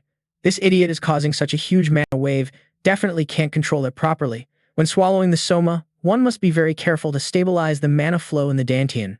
But the Jacknay family has more talent than just having lots of mana, to the point that if not careful, they could become disabled. Theo might face the same fate. The uncle frowned, worried on Theo's behalf. Oh, but maybe the worry was a bit over the top, because very soon after, the wild mana inside Theo's body started to be controlled, forming an energy barrier around. "Can he handle that?" Vahahan exclaimed, turning to Theo. Seeing the tamed energy, the general showed a bit of joy on the face. Finally got both Dragon Heart and Mana Reservoir, which made a slight disappointment unlike the previous life. This time success came too easily. Anyway, from now on, officially allowed to use mana. Now, with this huge mana pool, just gotta unleash it for pure satisfaction. Thinking that, started gathering mana into the sword, then swung it hard forward, aiming at the test wall. In that moment, it seemed like everyone saw the illusion of a roaring dragon in the sky. The pressure created was so strong it made the 3 Remingtons feel dizzy. Then, in their eyes, the dragon illusion crashed straight into the wall, carving a huge cut. This is the exclusive skill, single slash. Behind, arrogant Aeon frowned, annoyed watching the scene. As a result, after the shock completely faded, Theo left a massive slash nearly covering the wall's entire height, making the referee and hand dumbfounded for a few seconds before announcing the result. Theo passed the test. The crowd around gasped, amazed. No way. Since Theo's debut, never seen anything like this. Is this really the slash of someone awakening mana for the first time? After excellently completing the preliminary test, the system displayed a notification. Luck stat reset to 0. Bad luck curse lifted. Now the reputation starts spreading worldwide. Reading the message, Gaia looked happy. Finally, can reach the starting line like everyone else. May showed interest in Jagana's amazing performance. Osara Apollonius wanted to take him as a disciple. Julius Jagage was unhappy with the attention Jagana received. Robarena became cautious. Turns out, he was the bird from that weird blacksmith Kim's Basque workshop at night. Lady Hida Gaia showed interest in Gaia. Looking toward Lady Hida, the thought came silently, but most importantly, catching Hida's eye made Gaia especially happy. She has the heart of Garuda, if that heart can be won. One by one, people stepped forward, slashing once into the steel wall. It was CBI's turn. The referee announced, CBI passed. CBI was moved, thinking silently. Theo also succeeded. The four from the Northern Four Dogs group also took turns. Each slash left a huge crack, totally different from the apprentice swordsman. Seeing their results, cold as ice, all Northern Four Dogs had scary results, but none left a bigger mark than young Master Ragna. The gaze right now looks seriously terrifying. Everyone below is whispering, at this rate, the match will be between Mystic Tiger and Black Tiger, right? Even Zahn can't pull that off. Didn't expect Mystic Tiger to be on that level. Hearing those words, Xion's rage boils over, striding forward boldly, proving the true skill level. Vihana demands, please swallow the Soma pill.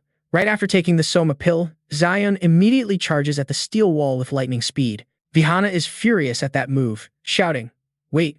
Zion's body radiates an incredibly powerful aura. Wielding a sword, a giant dragon's afterimage with razor-sharp teeth appears instantly.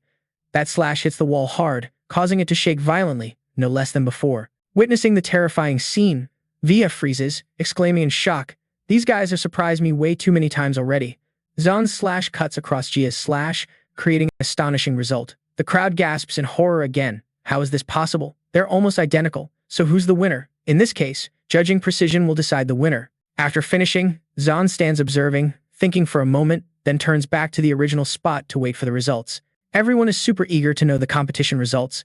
Will Zagri or Zahn take the win? Referee Vi Hannah speaks up. The first phase of the awakening ceremony is over. You all did great. This year, I'm very pleased to see many people have significantly improved their scores.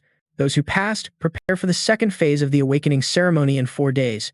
And finally, we will announce the ranking board everyone's been waiting for. Time flies fast. According to the top ranking of the first phase in the awakening ceremony, at the first bloom ceremony, the leader is none other than Theo. Shocked, unable to believe actually securing the top spot, the referee announces the score as 10 out of 10. Magic skills and speed control are both perfect, without any excess. This result makes the crowd continuously shout in amazement. Zahn. Ian didn't get first. Zion lost. Even the depth of the sword slash is similar to Lord Theo's. What? Similar to Lord Theo Kyo. Kyoana, one of the top 5 candidates, considered the closest to the successor throne. The referee declares second place goes to Ion Jana. Although unfortunate, Ion also scored a perfect 10, but the slash length was shorter than Theo Jana's, so only second place. At this moment, S is filled with anger. Third place belongs to Dai Min Tu Na. Fourth is Day. Fifth is Hun Si Danko. Sixth is Ajik Yang. 32nd is LJGZ. 33rd is JJTH. And 87th is Sibon. All performed excellently in the first preliminary round. The second bloom ceremony will take place in 3 days at the Eastern Mountain Range. The 87 elite contestants, this time, prepare thoroughly. That concludes today's ceremony. Back home, everyone throws a party celebrating Theo Jana's victory. Congrats to the top 2. This is the true power of our training school. Congrats to Theo and Jay Mington. Theo raises a glass, expressing gratitude for the congratulations, but stresses this is not the end. The goal is to pass the second bloom ceremony together. Theo pats Mington's shoulder confidently, saying both will take the top 2 spots. Evelyn is also present, joining in the shared joy. Sending wishes to both, sure, they will make it. Congrats on first place, Theo Jana. I'm happy your efforts paid off, but at the same time, I feel ashamed for falling so far behind. Seeing Mintu looking sad, Theo humbly comforts. Hey, this time it was just luck. What does ranking matter with friends? Those words make Dai Min too feel relieved. Thanks, Theo. The heavy feeling inside gradually clears. Both clink glasses to celebrate strong friendship. We'll give our all at the second ceremony. Scene shifts to the Eastern Mountain Range, where snow-covered peaks sparkle white. At this moment, Theo now has arrived, stepping forward, muttering, "Top the bloom ceremony."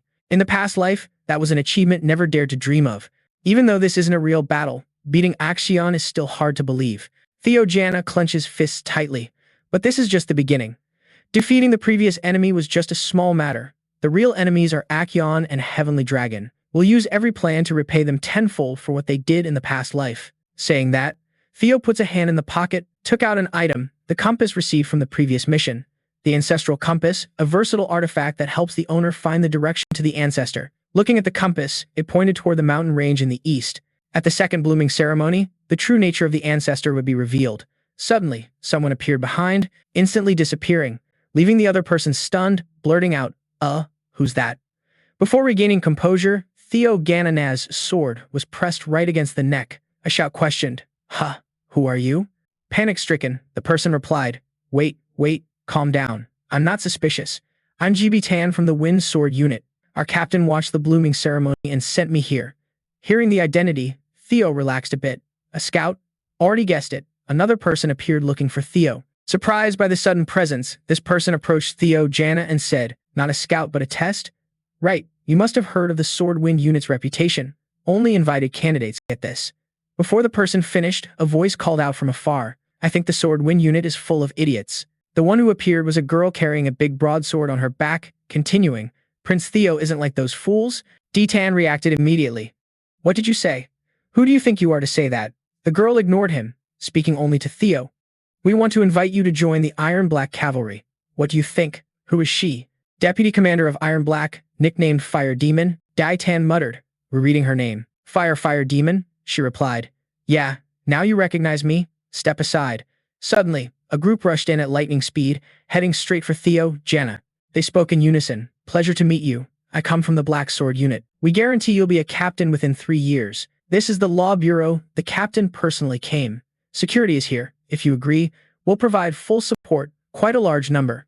They overwhelmed Ai Xian, who was trapped and gasping. Angry, she shouted, "Hey, line up, stop pushing." "What line? You should be at the back. Whoever brings him back first wins. Got it?" Theo, stunned, thought silently, "Ridiculous. Better leave before things get messier." Just then, another person appeared looking for Theo. Surprised by the sudden presence, this person approached Theo Ragna and said, "I know this might seem ambitious, but to get talent like this, do I have to suffer such humiliation? You are the lady of the Hoamai Sword Dragon Palace."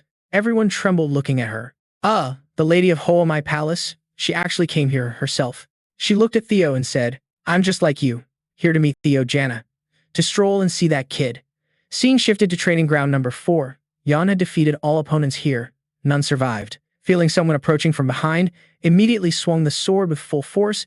The sword flew like a bullet, but with just 3 fingers, the newcomer easily blocked the strike. It was Heavenly Dragon Choi Van, who said, "Pathetic. Does a little misplaced anger change anything?" Jan then recognized his uncle, Heavenly Dragon Choi Van. He threw the sword to the ground, turned and walked away, speaking in a low voice. "In times like this, stay calm and plan. Axion, follow me. At the second blooming ceremony, I'll show you how to make it Theo Ragna's grave." Jan followed, eyes burning with fierce hatred. Time passed quickly. Sword Dragon O Sana Bojunu approached Theo Ragna. The crowd was stunned by her arrival. "Wow, the lady of Hoamai Palace came in person? This made our side look too weak." Fire Demon ESO shouted loudly, "Lady, please wait." Before finishing, a sphere of energy enveloped both. Inside the sphere, unbelievable, the space was completely cut off from the outside world. Could she be planning to teach him directly? The sphere slowly vanished into nothingness. At this moment, Theo stepped into the spatial seal of Sword Dragon. The two faced each other. Theo thought silently, stepping into the seal of the Lady of Hoamai Palace, a space completely isolated from the outside. Never expected to witness what was only heard in stories before. Seems the reputation has truly spread far now. Sword Dragon spoke. "The Dragon Lord will surely be angry, but who can stop me when I want to give someone a gift?" Theo asked, bewildered. "A gift?" The lady drew her sword and said, "The Dragon Lord's sword is powerful, like the breath of a dragon falling from the sky, burning everything to ashes." The space instantly transformed into a dreamy flower forest. But unlike him, I infused countless transformations into my sword. Wide-eyed, Theo watched her. "The dragon I chase is one that holds every possible transformation." After finishing, Lady Hoamai continuously demonstrated techniques, teaching Theo Ragna, focused on every move, trying to memorize every detail in one breath. "I call this the blooming flower sword style, meaning the first heavenly flower rain." Hearing her words, Theo's hands and feet trembled, thinking it unbelievable. 120 steps and sword moves all in a single breath. Could it be that even the Dragon Lord must step back before her sword style? "If I can combine what I just saw into a strike and unleash it all at once," Theo said to her. "I don't know if I'm allowed to accept this." Sword Long nodded. "If you have seen clearly, that is enough." After saying that, the space suddenly shifted, and both returned to the original reality. Continue. If you want to see more, come find me anytime after the blooming flower ceremony. The crowd around was stunned, still not understanding what just happened. Theo, I hope you become a fresh breeze here. With that, she vanished, leaving cherry blossoms falling gently to the ground. Theo thought silently, this is truly a huge gift. Whether accepted or not, it's not enough. But becoming Lady Homai's disciple and a member of the White Dragon Cavalry, isn't that too much? I'll think about this after the second blooming flower ceremony. Dai Chan So will come 3 days later. The northern Great Wall Tendon, where the second blooming flower ceremony takes place in the vast Winter Mountains. This mountain range stretches from Winter Outpost to the Demon Sea. Our Gana family has protected humanity from the cursed land. The Demon Sea, full of monsters beyond the wall for over 1,000 years. All of you have duties, and one day will take on this role. That is why this place was chosen as the stage for the second blooming flower ceremony. The speaker is the ceremony supervisor, senior swordsman Zach Kiana. However, as apprentice swordsmen, none of you are allowed to enter the Demon Sea. The challenge area is limited inside the wall. Be careful not to cross the boundary into the Demon Sea. The test is simple. In the next 15 days, catch beasts from the Winter Mountains and collect the bells tied around their necks. There are 7 colors: red, orange, green, blue, teal, and purple. The higher the color on the spectrum, the higher the points and the stronger the beast. Especially, the beast with the purple bell will be at a level none of you can defeat, but it will bring you amazing points. You are free to use any method during the test, as long as you bring the bells back before the test ends. Theo Jana thought silently. No limits on how to do it means it's possible to steal prey or bells from others. He's openly encouraging conflict, but that's our survival rule. Finally, Jackie Gana said, we place nests in many spots to prevent monster invasions. Supplies are hidden in these safe areas, so use them wisely. Now the test begins. Everyone dispersed after the supervisor's command. He thought silently. Since the test lasts 15 days, securing supplies is top priority. Supplies must be ensured first, and we need to support young Master Theo. The black bear excitedly rushed forward, shouting, this is going to be fun? Really fun. Exion recalled his uncle's advice, sticking closely to the plan. Exion thought that place would soon become Theo Jana's grave. Jackie Jana followed Anne, silently observing his actions. Theo Jana started moving, with someone following behind.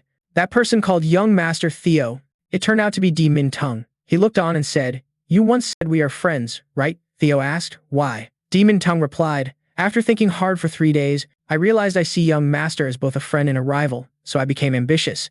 I want to truly surpass young Master Theo. Hearing this, Theo Gana smiled. I understand that feeling. I also see Di Min Tan as both a friend and a rival. Di Min Tan laughed. Ha ha, what a relief. Then, good luck to you. As soon as those words left, Liu Mingtong left the place, thinking to self, actually Liu Mingtong had targeted me. What could be more exciting than that? So thrilling, now way stronger. Putting feelings aside for now, time to find the dragon's nest first. Saying that, pulled out the dragon compass and gripped it tight. The dragon compass, a mystical item, can lead the owner to the nest's direction. At this moment, the compass moved, guiding Gana Na, pointing to the eastern mountain. Inside the mountain was a cave, glowing with a blue mission light, the place Gana decided to head to. Time flew fast. At the edge of the Winter Mountain range, followed the dragon compass's guidance to reach this spot, muttering, it's definitely somewhere around here.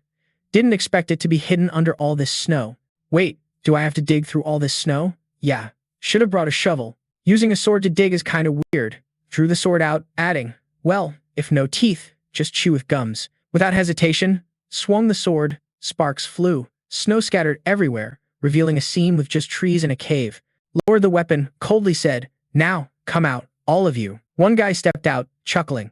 When did you start noticing us? Thought we'd been secretly watching you already. Hearing that, surprised. You guys, really? The chubby one in the group of 3 spoke up. See? Told you you're too noisy. You're done for. Thought this brat was stronger than we expected. Nice to meet a top tier like you. These 3 were notorious thugs from Bup Mountain, named Hai, Kao, and Lun, infamous mountain bandits. They had massacred civilians under the guise of accidents in missions caused by Gana Na's pursuit of overwhelming power, especially.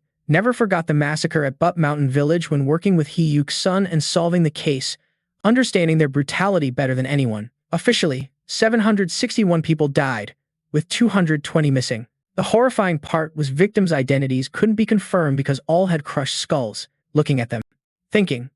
Planned to deal with these guys soon because of their vicious temper, but didn't expect to face them like this, plus they're watching now. Spoke up. You're after Sion's fortune, right? The 3 stared with murderous eyes. Hai laughed loudly. You think we'd let ourselves be controlled by a fellow disciple? Asked. No? Then what? they replied. A lackey like you can't even imagine. Immediately thought of the Dragon Elder's words. So you were sent by the Trade Council. Hearing that, they flinched and stammered. What, dead already? How does he know? Calmly replied. Based on what you just said, it's obvious.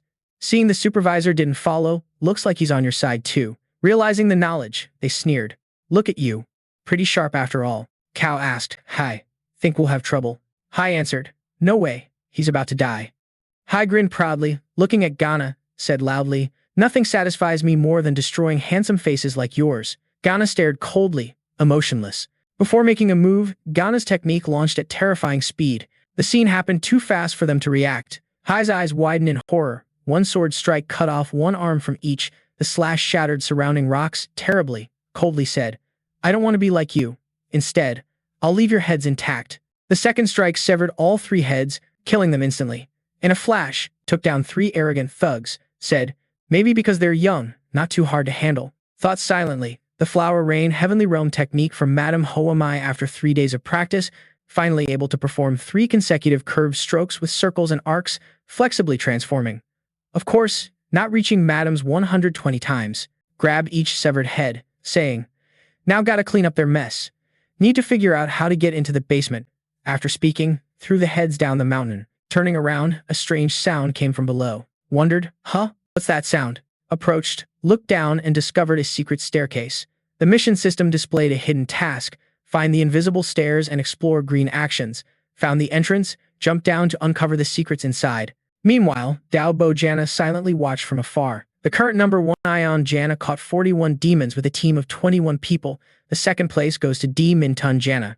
During the Demon Dragon meeting, a soldier spoke up. What about Jana? The reply was, according to Gana, no demons have been caught and no teammates are present. The Demon Dragon exclaimed, what? I guess either hiding or ambushing, said Sword Dragon softly. If it's a guess, that means no confirmation.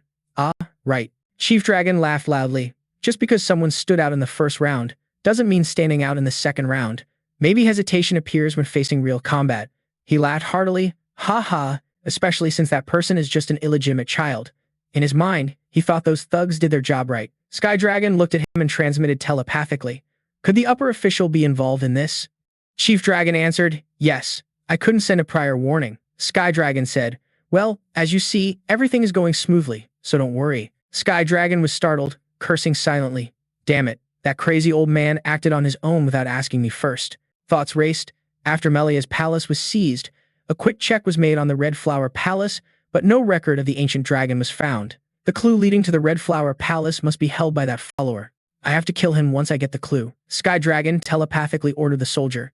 You tell Axo Yan to hurry up. Sword Dragon noticed their gestures and suspiciously told the Demon Dragon. The upper official and secretary must be plotting something. We should also tighten security. The Demon Dragon replied. The man you follow isn't easily fooled. He definitely has some issues, so interfering with the test won't help. Besides, I can't ignore you meeting Theo without informing me. Sword Dragon smiled softly. When it comes to that, isn't Theo's feelings the most important? Scene shifts back to Theo, Jana. Moving deeper into the mysterious cave, ahead are bizarre dry skeletons. Stepping over each skeleton, muttering, there are traps that attack the mind strongly. Normal people would lose all reason. After passing the Blue Moon sword trial, this is nothing. Didn't expect Lavin to leave here. Theo placed a hand on the cave wall, instantly vision expanded thanks to Divine Power. Divine Power, a special ability, enhances physical capacity by using mana to expand senses. Ahead was a cave entrance emitting mystical golden light. Right, that's the direction. Theo smiled, looking forward. This is the nest of young dragons. In 3 years, Hiyu-Si-Sun will hunt young dragons here and find the legendary artifact. Feeling guilty towards Hiyu-Si-Sun, but must take it first. At this moment, Theo stood before the gate. Inside were young dragons. Suddenly, Theo Jina was stunned by the scene. Impossible. This isn't a young dragon's nest, but an ancient dragon's lair, a golden sparkling scene with countless treasures piled up, and atop the golden mountain lay a sleeping dragon. The dragon hadn't noticed Theo Jana's presence yet. Paleface thinking this is bad if having to face the dragon, forget about getting Ion's relic, definitely dying here. Why is this dragon here? Wasn't it supposed to be young dragons? Did Hiyu-Si-Sun spread false info or did a rival come 3 years early? Anyway, this is too unexpected. This time must retreat. Thinking so, Theo turned to leave. What a pity, but must return before Hiyu-Si-Daeon arrives. Lost in thought, the dragon suddenly opened eyes, fierce eyes staring at Theo Ragna. Startled, Theo turned around, realizing the ancient dragon had stood towering in front without notice. It looked and said, "You are the first chosen after a long time. The name is Ancient Dragon. By. I am Rotba. Cold eyes, terrifying presence. You and your kind call me Dragon, God Protector, Master of the Winter Mountain." Hearing this, Theo's eyes widened, suspicious, kneeling and bowing respectfully. "Greetings to my ancestor." By was surprised and asked, "Ancestor," Theo explained, "Dragon God Protector isn't the companion of our ancestor, Sigus, and also the mother of Fsip?" The dragon understood and replied, "Oh, seems like that brat Fsip spread nonsense. The truth is Sigus and I were companions, but that was only respect for the sole contract signer. We never had any emotional bond from the start. How can humans be mates with a dragon?" Theo stood up and asked, "So the rumor that my family lineage carries dragon blood is just propaganda?" By answered, "Correct, no mistake. Through the pact between me and Sig, the dragon blood has been passed down." When Theo stammered to ask more, it cut in, greeting was enough, and the mission of the dragon god's guardian for the chosen ones will begin. From now on, I, Rothba, will keep the original vow and allow the chosen to pass my trials. Ask 3 questions. Io stood straight, stunned by the ancient dragon's words. Thoughts raced with excitement. Not a fight situation? Lucky. The goal is to stand at the top of Jana. To do that, understanding Jana better is key. This chance must be used to gather as much info as possible. Outside, Jan was still hunting every monster to collect the bells around their necks.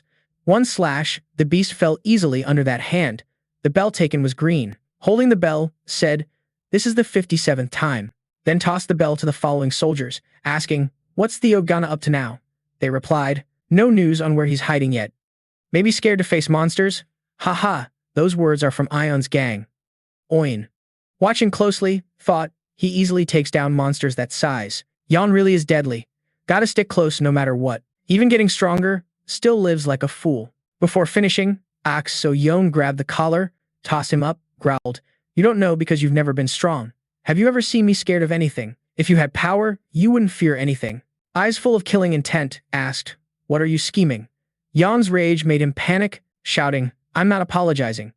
A soldier stepped forward. "Permission, Lord Jan." A message came from above to hurry the plan. Jan released him, saying, "Got it. Tell the kid not to rush, because the one who wants to kill that bastard most is me. I'll attack him as soon as he shows up." Akyon said, eyes flashing with killing intent, turning back to the secret stairs. Theo Ragna was deep in thought about the question for the ancient dragon. "Now I'll ask the first question." Took too long thinking, making it sigh. "You brat, I've waited for you till bored. What do you want to know? Ask why you're here?" It replied, "You plan to ask basic questions to uncover hidden info?" "Humph, that's a good question. The reason I'm here is because a monster exists at the edge of the world. Across the sea, it's called the Nameless King. For 1,000 years, I've been here on a mission to protect the world. The Winter Mountain is just a rumor." Hearing that, Theo thought silently. Intuition was right. Jotby's eyes just now definitely showed fear. The existence of the Nameless King makes even the ancient dragon, ruler for over 1,000 years, tremble, wanting to ask more about it, but there are more important things to learn first. Spoke, "I'll ask the second question. What are the relics of the ancient dragon?" Note, from now on the sacred nature of the ancient dragon will be called the relics of the ancient dragon. It answered, "Oh, there are about 3 relics, but I don't know much. Seems like you're pretty lucky." Theo asked again. "There are 3? Thought. One is the Camellia Dungeon. The second is the Moon's Sword, so what's the last one? That is the relic of the ancient dragon. The result of the ancient dragon's soul split into 31 parts given to humans to protect you from the Nameless King. The relic of the ancient dragon has no fixed form.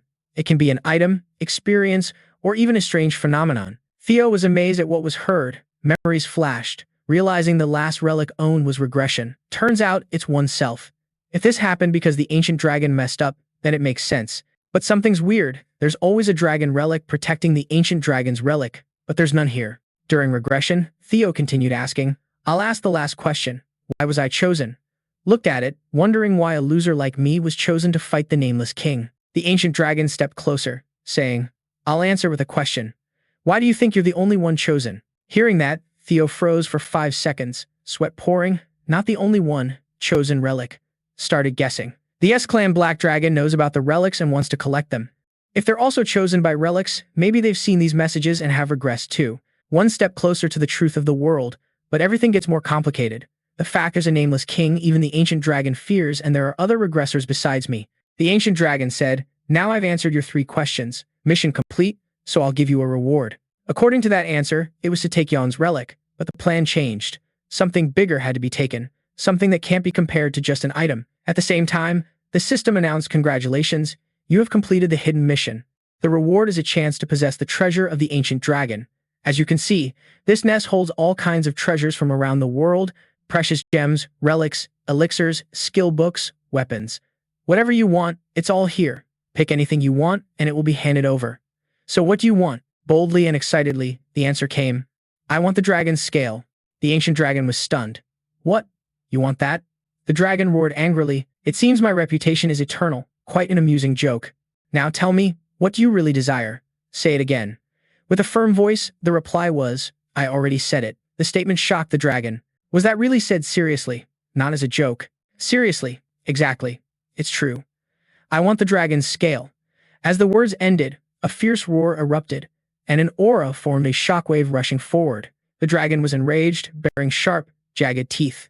It shouted, You want to steal all my treasures and knowledge with just those words? Stepping slowly forward, with a seductive yet mysterious aura, the dragon's gaze fixed on the stunned figure. Confidently, the dragon asked, Have you been bewitched by my beauty? Unfazed, the figure activated the low-level dragon's fear skill to counter the power of the dragon's scale. The dragon howled, You're so stupid. Thinking a low dragon's skill can stand against me? Blood dripped from the mouth as the figure shouted back, You, guardian dragon, promised I could take any of your treasures. You never said the dragon's scale couldn't be one of them. Thinking internally, this was a gamble that risked life itself. But if won, the reward was totally worth it. Looking at the dragon, the thought came. The guardian dragon helped ancestors build the Janna family. Now nothing proves legitimacy better than becoming its ally. That way, the past won't repeat. The Janna clan won't be destroyed. This chance can't be missed. Shouting loudly again, Please hand over the dragon's scale. You swore a sacred oath. Stand by me. Fight with me. The dragon's eyes locked onto the figure, ancestral images seeming to appear in the aura. The great dragon sighed. Calm down. Fine. I accept. The aura faded, and the dragon transformed into a human form before the figure. A woman appeared in a gust of wind, 2 horns on her head, proving she was a dragon. She said, You've piqued my curiosity. I will give you a chance. Stepping slowly forward, with a seductive yet mysterious aura, the dragon's gaze fixed on the stunned figure. Confidently, the dragon asked, Have you been bewitched by my beauty? Whatever it is, I'm already 2,000 years old. Oh, great guardian dragon, but what caught attention wasn't the beauty, but the huge hole in her chest. The figure exclaimed, Hey, you said this is the dragon's scale? She replied, Honestly, my heart was lost 50 years ago, and since then I've patiently awaited death. At most, I can only live 3 more years. Because of this, I couldn't leave my nest. In other words, even if I follow you, I can't help you directly. She asked, All right, now that you know, do you still want to choose me as your reward? Looking at her, smiling, the answer was, Of course. My answer never changes. I want to choose the dragon's scale as my reward. The system immediately announced, You have chosen the guardian dragon of Janna Lot Bai as your reward. She laughed. You really are stupid. But maybe that's the nature of the chosen one. The system continued. The title of guardian dragon's mate has been created. The title of ancestor's descendant has been created. The figure looked at the guardian dragon and declared, I will become stronger than anyone. I will also seize more relics of the ancient dragon. A soul link with the dragon's scale was established, granting a massive amount of experience. Looking at her, the figure said, I will find something for you, something that can replace your lost heart. Among the relics of the ancient gods, there must be something that can do that. As Janna leveled up, the thought came, I think I need to at least do that, to be worthy of the title guardian dragon's mate. She happily replied, Please take care of me, my new mate, but like explained before, leaving this place ain't an option. Until something that can replace this heart is found, the plan is to hibernate right here and wait. Plus, there's a task that needs doing to form a real soul bond. Take this book, read it, and awaken the mind gate. It can be done within 1 month. Around the lair, there's simple food, so make use of the time. Theo flipped open the book, realizing it was a bonus reward. The system congratulated. You received Jimo Sion. This is the Book of Zon, the hidden creature. It contains magical principles related to the echoing sounds from the dawn of creation. Sacred sounds hold the entire truth of the universe. Thought to self, it's awesome to get this book, but the deadline is 1 month. Asked the girl, who replied, Yeah, that's the time needed to awaken the mind gate for the first time. So, got something more important to do? Theo answered, Right. The second phase of the awakening contest is happening now. The contest only lasts 15 days, and there's less than half a month left. She watched sharply, thinking it might be possible, but not gonna allow it. Theo suddenly blurted. What? She said it just wouldn't be fun letting you go. Open your mind gate before Phase 2 ends. And of course, no leaving allowed until then. Time left until Phase 2 ends, just 13 days and a few hours. Flashback before Phase 2 of the intelligence contest started, someone spoke. As you all know, the reason the ancestral pillars could create safe zones against demons is thanks to the demon summoning gems inside them. By amplifying the sealed demon's energy in the gem, it keeps other demons away. But if we destroy these gems, you can summon demons whenever you want. Instantly, shadowy demon silhouettes appeared at his feet. Just looking at them showed they weren't ordinary. His dragon immediately bit and killed that demon. He continued, "You know the second goal of this test is to kill magical beasts and collect points. So that guy, Theo, has no choice but to hunt demons." Someone replied, "Got it. You want me to use that gem to lure Theo here?" He nodded, "Exactly. But that's not enough. You can't just lure and kill him. If you do, we might fail to get clues about the Red Palace relic." Another person questioned, "Then why not torture him before killing? He'd probably spill the info." He answered, "You already know that. The power gap between you and Theo isn't big. Can you capture and torture him? But he's emotional. Use his subordinates as hostages. Those eliminated gathered at Training Ground 4. Capturing them as hostages is easier, then force him to reveal relic info." The other nodded in agreement. "Got it." He clenched his fist in anger. The rich part here is Theo isn't weak anymore. That's the plan. But surprisingly, instead of hunting demons, Theo disappeared until the final minutes of the contest, with only 12 days left. Jan's leading with 860 points. Someone said, "What a waste. We even planted your people among the judges. Theo still hasn't shown up. Maybe the spoiled brats from the council caught him. Otherwise, no reason for him to be missing." The speaker was Philip, disciple of the Flower Palace, second stage swordsman, ranked 7th, with 446 points. He frowned and glared at the other. "Your Flower Palace's bright talent but have such poor vision. Now I get why the Palace Master pays more attention to Theo than you." Philip grimaced in anger. "What did you say?" "Damn it, I'm helping catch Theo. Yeah, I get mocked." "The bastard." He got mad. Then Ax Soyeon spoke. "Enough. I don't expect much from you. Theo is damn annoying. If you don't show up, I'll make you reveal yourself." He showed a cruel face. People from the Dragon Scale and Flower Palace were all here. "Everyone follow me. It's time to go hunting. We'll wipe out that bunch eliminated at Training Ground number 4, one by one, and see if he shows up." This scene was witnessed from afar by a Stage 2 swordsman, ranked 3rd with 561 points.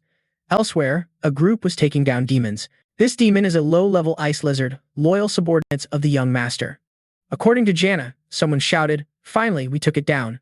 Finally defeated the demon and got the golden demon bell." Another excited person added, "See, I told you if we team up, we can definitely do it. Gotta brag about this achievement to Master Theo. These people are all respected," but one worried voice said, "Only 12 hours left until Stage 2 ends. No idea where Master Theo is. Haven't seen him since the contest started." Another comforted, "We've gathered a lot of supplies for him already. No need to worry, probably aiming for a bigger target. Surely, he's doing something more important than hunting these gear. Just keep collecting stuff and wait to hand it over to the young master." Someone nodded in agreement. "Maybe that's true. Since surviving is enough to pass Stage 2, rankings don't matter much, right?" Another said, "That's what they say, but I really want to see Master Theo take first place again. He even promised to mention me." Someone laughed. "Yeah, he told me the same." While these two chatted, a sharp sword suddenly pierced the heart of a demon bug. "Ha ha ha, you guys make me laugh to death." The attacker was On, ranked 14th with 173 points. Others shouted, "CB, that's the Dragon Scale Guild. What's going on?" Oh Yen grinned wickedly. "What do you think? You're just sheep to be sacrificed, summoned by the precious young master you worship. We also want to meet that damn young master of yours, so don't blame us for being ruthless." Meanwhile, in Lot Bo Z's lair, she said, "That's really surprising. You actually managed to open the mind gate in less than half a month. The system notified, you have partially grasped the magical principles inside Geo Oren and created a new skill." Theo thought silently. Lucky the info from the past life was right. The most important factor in learning this magic is the quantity and quality of mana. Because of the ability to contain mana and dragon heart, learning twice as fast as normal is obvious. The system then notified your status is too low. A low-level skill has appeared. Skill rank C. Little dragon sinks freely to manipulate and read residual thoughts of objects through spiritual sensing. Theo thought, this skill name is weird, right? What kind of sync with hatching eggs is that? Weird indeed. Lotbik spoke up. "I guess you have to reach at least that level to be called my companion. With this, you've mastered the basics. The rest you can only sharpen through real combat. When you reach a higher level, you can even hear my voice anywhere.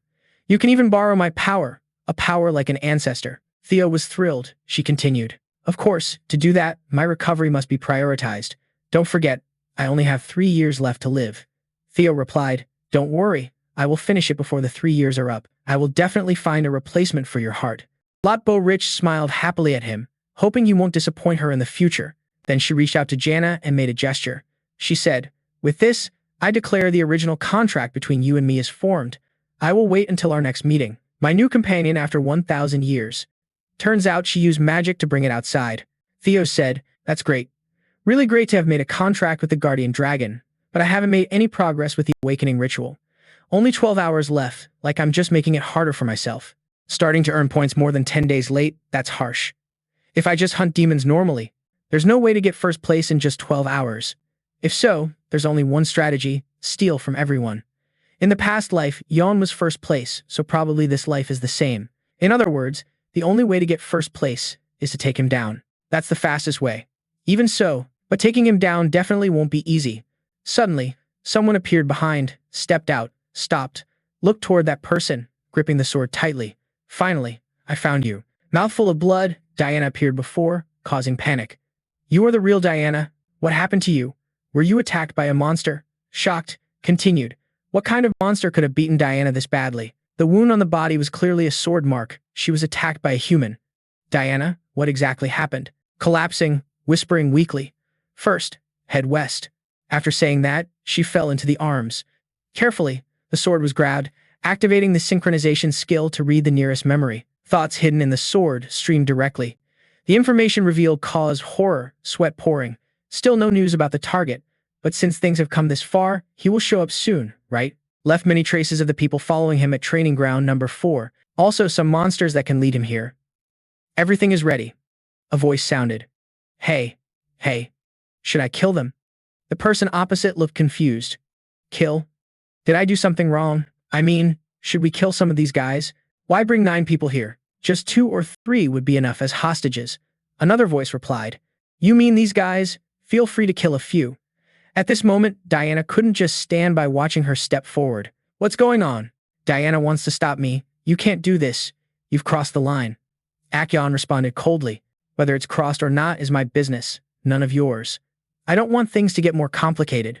You go your way, don't interfere with mine. These people here are all friends of the target, release them. She drew her weapon. So Jan sneered. Is that so? His gaze was sharp. You actually side with that guy. No sooner said. Diana charged to attack. Sword swung hard. He calmly drew his sword. Dark red aura flared. Clang. The clash lit up the sky. Unclear what happened. Everything vanished. Diana was knocked back. Spitting blood. Clearly no match for him. System notified missing status. Some thoughts unreadable. Theo horrified by the scene just witnessed. What exactly is going on? Why did Axon capture 4 of my teammates? Diana was shocked. How do you know that? Theo grabbed her shoulder tightly, shouted, tell me what happened while I was gone. Diana gritted teeth. As soon as the competition started, Ian tried everything to catch you. But since he couldn't find you lately, he captured your teammates to force you out. Theo, swollen. What? Diana continued. I didn't come to talk about that. Theo yelled angrily. All of you. Even now you won't let me be, but you'll pay. I'm no longer weak for you to boss around. Where are they now? Where is Akyon? Speak quickly. Then a voice rang out. That was Theo. Theo has appeared. He's revealed himself. Another added. Yon, young master, he has appeared. Suddenly appeared at the northern cliff edge. Yon asked, are you sure? Definitely. At this moment, he was talking to Diana.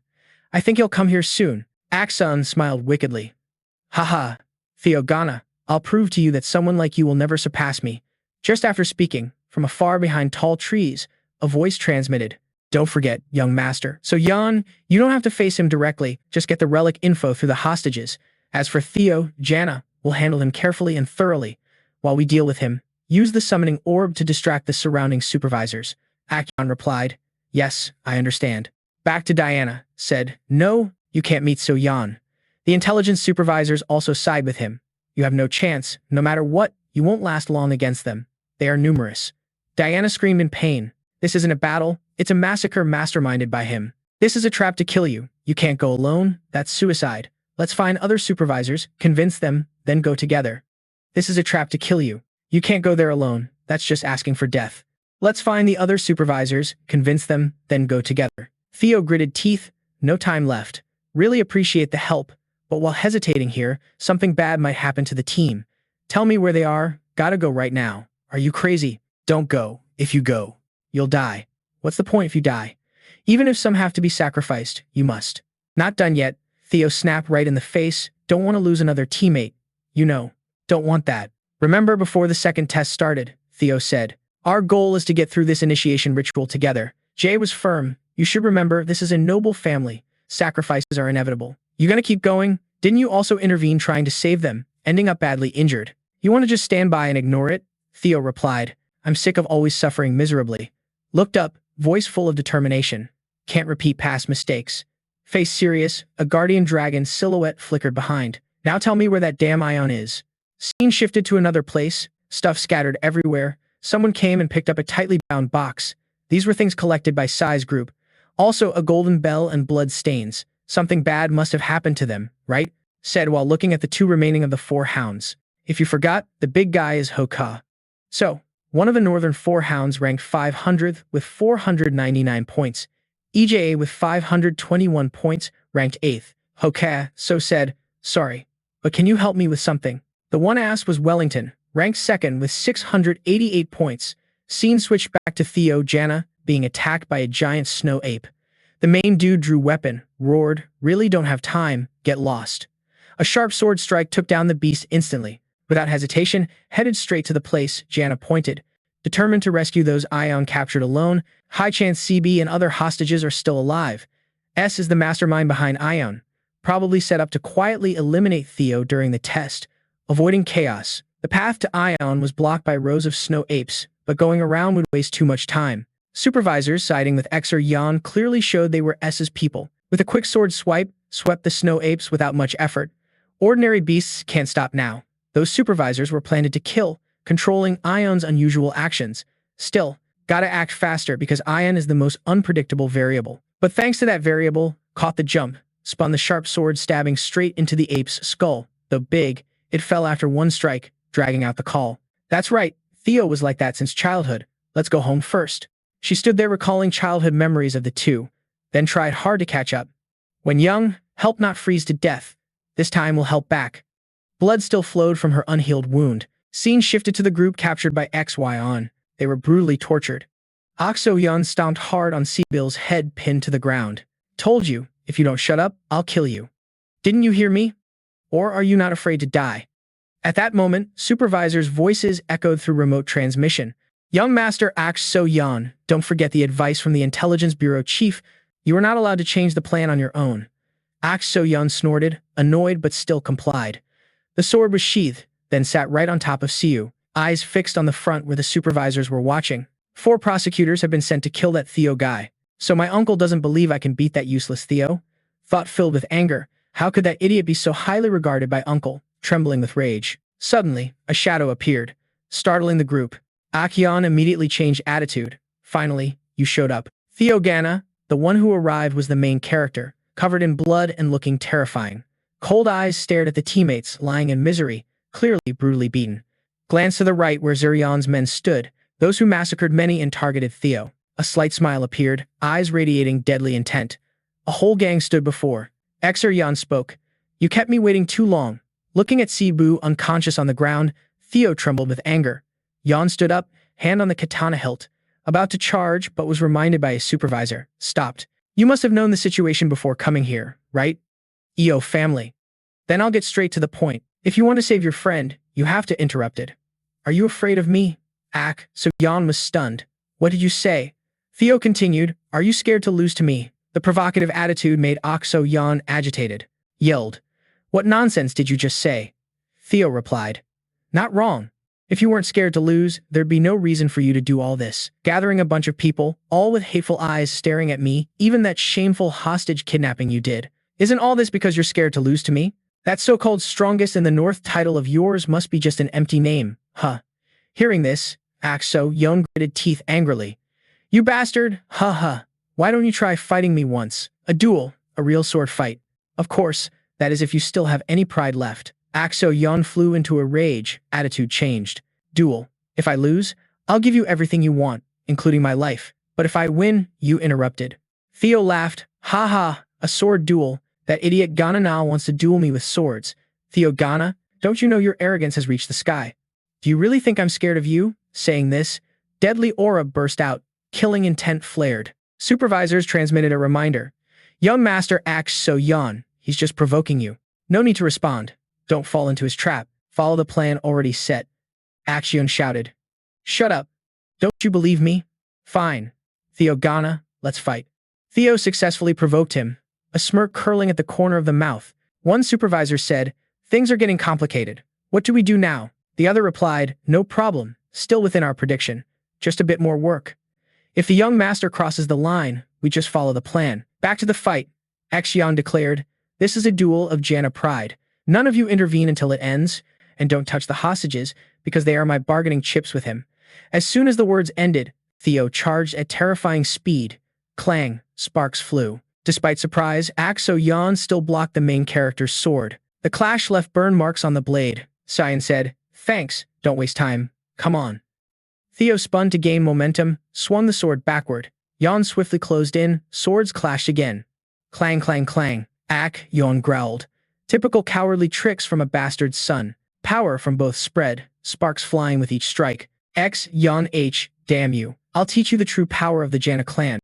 A sword strike from Yon unleashed a red dragon shape roaring forward. Facing it with fear, but with newly gained strength, no hesitation to launch a direct counterstrike. The sword glowed blue, slashing straight into the dragon, causing it to disintegrate. Axion was stunned, puzzled. Theo stood there mocking, holding the precious sword once obtained. Do you really have the strength to teach me a lesson? Odner witnessed this, heart full of terror. As the Dragon Scale guild leader, stunned beyond words. At first, doubts lingered about that guy, but seriously, could someone be this good? The sword slash just now left 3 deep claw marks. This is getting too tough. This time, Theo might lose here. Should a betrayal happen to side with Jana, that Axion dude is always an obnoxious, arrogant jerk. Lost in thought isn't an option. The Royal Intelligence judges are here, and they'll handle everything. Just gotta focus on distracting the other judges. Instantly, a shout rings out, Dragon Scale Guild, disperse from here. No one wants to get caught in this chaos. Move separately and get out. Here, let Yon handle the scene change to Yon's childhood. An adult says, Yon, you must seize Jana's throne. For mom and uncle, for the prosperity of the Troy Van clan. That Ganana is just your disguise. You're truly a Troy Van. Understand? Axion gritted teeth, eyes blazing with determination, leaped up, shouting loudly, swinging the sword straight down. Theo raised a sword to block, clang went the sound, sparks flying, gritting teeth fiercely. Yet, Theo smiled as if facing no difficulty at all. Thanks for acting exactly as I expected. A report sounded, Theo finally revealed. Facing Ion head-on. Ha ha, it's done. Finally, you show your true skill. Theo Ghana, I knew you were safe all along. Another voice chimed in, huh, that guy still wasn't taken out by those others? So he's still alive. Thank God. Really had no clue what he was up to all this time. But my plan can finally kick off. After Exer Yon gets the info on the achievements, the elite swordsman I picked will personally chop off his head. Suddenly, new intel arrived. Theo Jana and Axion. They're currently in a one-on-one duel. Hearing this, he froze, eyes shifting. His plan went off track. What the hell? Over here, the battle between the two was insanely fierce. Over 50 rounds with no winner yet, every sword strike powerful, aimed straight at the opponent. He's too strong, improving at an insane rate, but can't be that fast. Axion got a face wound, eyes full of murderous intent staring at Jana. Watching every move closely, already read the moves of that loser. He unleashed a terrifying sword sound, flying straight at Theo, pushing into a dangerous position. That's the throwing sword technique. Theo recalled the death in the past life. This move was exactly the same as the technique San used. San smugly said, you should know using a secret technique with predictable moves only lets the opponent guess your actions. Right after saying that, he froze. A sharp pain, blood dripping along the sword onto the snow. Theo blocked that strike, caught the blade bare-handed. So it's you?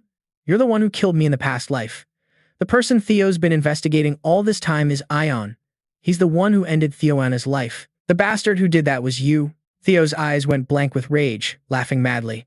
The moment I died, destined to die without ever knowing who burned down the Hong Hoa Palace, because back then, I didn't have the power, luckily. That bastard revealed himself to me, so I knew him. Thanks to Evelyn's investigation, Theo discovered a deep connection with Camellia Palace concluding the killers from that year were from the Rising Clan. Among them, the rare throwing sword technique user was Ion Jana. Only an arrogant fool would use such a risky move that could lose the weapon. Before, I wasn't 100% sure it was you, but now I've seen it with my own eyes again. This time, I'm 100% sure. Theo angrily crushed the sword. Both then and now, why the hell do you bastards want to kill me like this? Axion was stunned by the recent scene. The sword crushed barehanded. This isn't anything like my past life. This time, I'll save myself and all my teammates. Theo gripped the sword tightly, eyes cold as ice. More serious than ever, Theo threw Xion's sword back, the blade flying like an arrow straight at him. Sy just tilted the head, easily dodging. Mocking, "Hey, where are you aiming? What kind of half-assed imitation is this?" Theo stared, eyes like swallowing the one who caused Jana's downfall in the past life. The arsonist of Hong Hoa Palace, anger flared, Theo's aura spread terrifyingly. Axion stood back but instinctively stepped back a few paces. What's going on? This aura isn't ordinary at all. Power bursting in rings of aura forming the shape of a guardian dragon. Axion broke into a cold sweat. Could it be this guy hid his talent during the first selection round? A loud explosion sounded. Theo charged like lightning, so fast it felt like teleportation. Axion was stunned, no time to react. Boom boom, the blast blew snow tens of meters high. Son blocked the slash, but Theo's power pushed him back dozens of meters, not stopping. Theo followed up with a second slash, holding the sword hilt with both hands, stabbing straight ahead. Axion wasn't weak, quickly dodging the deadly stab. "Hey XY, you just showed me your real power." Theo's taunt drove him crazy, that bastard. Axion grabbed Theo's stabbing arm with the left hand, pulling hard while thrusting the sword point straight at the protagonist's face. The situation was critical, but in less than 1% of a second, Theo tilted the head so the blade only grazed the neck and face, leaving a small cut. Then swung back, jumping back to keep distance. Both unleashed deadly moves in a battle so fast that the rookies couldn't keep up or even defend. Axion watched every tiny movement, suddenly disappearing right before the eyes. What kind of move is this with such terrifying speed? Like lightning, Axion closed in and with one slash, disarmed the weapon coldly. Axion said, "Yan, do you know what it feels like to be stabbed through the stomach?" The words sent chills down spines, killing intent exploding. Then gripped the sword tightly and thrust straight at Ion, piercing down, then turned back to Demon Tin's group. After observing the marks on the ground, the conclusion was this wasn't the trace of a wild beast attack but signs that someone had dragged them away. The only one bold enough to do this could be Yan. Hearing that, Hun K, so the big guy, curiously asked, "Yan? He's ranked number 1. Why? Is he trying to recruit more underlings?" Daimin shook the head. "No, it's not that. I think he's capturing teammates to force that guy to show up. He planned to eliminate the family's members right during this second awakening ceremony." Hunka so couldn't hold back and shouted like a fire alarm. "What? He should fight fair. What the hell is he doing? That's shameful. That low-life Axion deserves to die." Contrary to Hunke So's hot temper, EK, besides, stayed calm. "So what? This is the clan's awakening ceremony. Situations like this are normal." Wellington pondered while looking at them. "That's why I dislike the Jana clan. No matter how strong they are, I can't accept actions like that." Hearing that, EA's expression changed. She warned, "Hey, you're talking dangerous stuff. If someone hears, it won't be good. Are you serious?" Wellington nodded. "Exactly, so I have to save my teammates. That's what Yan would do. If you join me, that'd be great." Hunka So, always hyped to fight, immediately agreed. "All right, I'll do it. I'll join you. Sis, you coming too?" Ika sighed, "So tired." "I'm not going. I don't care. I'm only tagging along, hoping to find Yan, but haven't seen him anywhere. And I despise weaklings, so I'm not interested in saving them." Hunka So teased, "Sis, you're really cold." ECA snapped back. "What did you say?" "That brat." Wellington interrupted. "All right, Ake, I know why you want to find Yan." She looked thoughtful. "I'm sure if you help me this time, that guy will help you achieve your goal." Finally, the three reached an agreement, putting all effort into rescuing Yan's teammates. Wellington led, seriously shouting, "Everyone, push a little harder. We're almost there, moving forward, but they're being blocked. Stop, you can't advance any further. This is the Dragon Scale Guild's group, blocking everyone." Hunkaso was shocked. The Dragon Scale Guild? One guy in the group sneered. "Isn't that Wellington? Long time no see. After you abandoned us chasing some loser, now you're hanging with a bunch of muscleheads with no brains?" Hunke So got furious. "What, you bastard, you dare call us dumb muscle bears?" The guy laughed. No, we never said that." Wellington spoke up, "Step aside." Yan said, "I don't want to fight old friends at all." Yan replied, "Is that so? Then I refuse." If you won't step aside, I'll have to make you. Saying that, all three drew weapons and charged. Scene shifted to see Bu, panting, trying to pick up a broken sword, clamping it between the thigh to cut the binding rope. That sword was purposely thrown by Yan when crushing Ace Yon's sword. The throw missed not because of poor aim but part of Yan's plan. Sibu thought, "This is the chance Yan gave us. Now I will end this." Putting all strength into cutting the binding rope from afar, Yan's stabbing sword was blocked by someone. Three people appeared, a new variable. In the critical moment, a stranger blocked Yan's stab. Probably a supervisor planted by the Et Choi Van faction. He said, "Finally, you show up." Yan thought silently, "Sorry, young master. So Ion, I will accept my punishment after the awakening ceremony ends." This guy was Liam Troy Van, exam supervisor, a high-level swordsman. He swung a sword, pushing Yan back, then shouted, "Everyone, escort the young master immediately." He charged forward, attacking relentlessly. "Boss, young master, you fought enough. Leave the rest to us." They picked up Ion's dropped sword. Zahn gripped the katana tightly. The high-level swordsman strikes once, pushing back then yelling, "Everyone, escort the young master immediately." Without hesitation, the attack pours on. "Old man, young master, you fought enough. Let us clean up the rest." They pick up the dropped Ion sword. Zahn grips the katana tightly, looking at the two fighting. Liam, a high-level swordsman, attacked with deadly strikes. Just one hit enough to finish, but Theo was completely overwhelmed, only able to defend. In a moment, a weakness was noticed, eyes flashed, swinging a sword. Clang, two blades clashed, sparks flying. Liu Am easily blocked, immediately counterattacked, slashing hard downward. Theo raised the sword to block. Really, no choice but to admit. Must admit not only young master Akshayan but even the high-level swordsmen he brought today are not weak. Liu watched, thinking silently, not an opponent. The only chance is now when no overseer is here. Too bad to kill such a genius. But all is for the clan's rise. Gripping the sword with both hands, jumped up. Goodbye. Theo Ragna, the main character, couldn't react due to the speed. At the critical moment, Liu was pierced from back to front by his sword, mouth spitting blood, stunned. "It's young master Akshayan." "Why Akshayan?" Eyes full of rage. "I told you before, no one should interfere." The overseer was dead, pierced through the chest by his sword. The scene shocked even Theo. Akshayan coldly withdrew the sword, causing Liu to fall to the ground. The people behind panicked at his action. "Young master, what are you doing?" Akshayan glared angrily at them. "You interfering means you think I'm no match for him. You think I'll lose to a bastard like him. This is a huge insult to me, the rightful heir."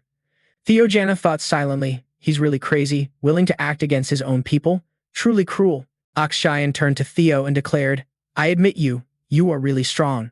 He recalled his uncle's words, "The weak are useless, but you are very talented, Xer I. Crush them all and stand at the top.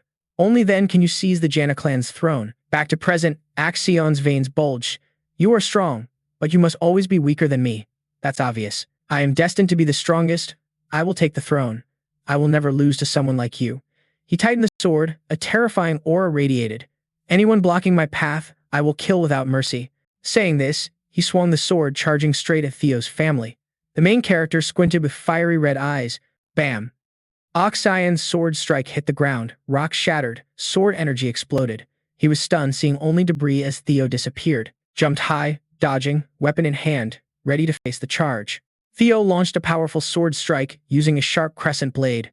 Broke Akshayan's sword, leaving a deep cut on his body, blood spraying. The people behind rushed to Liu side.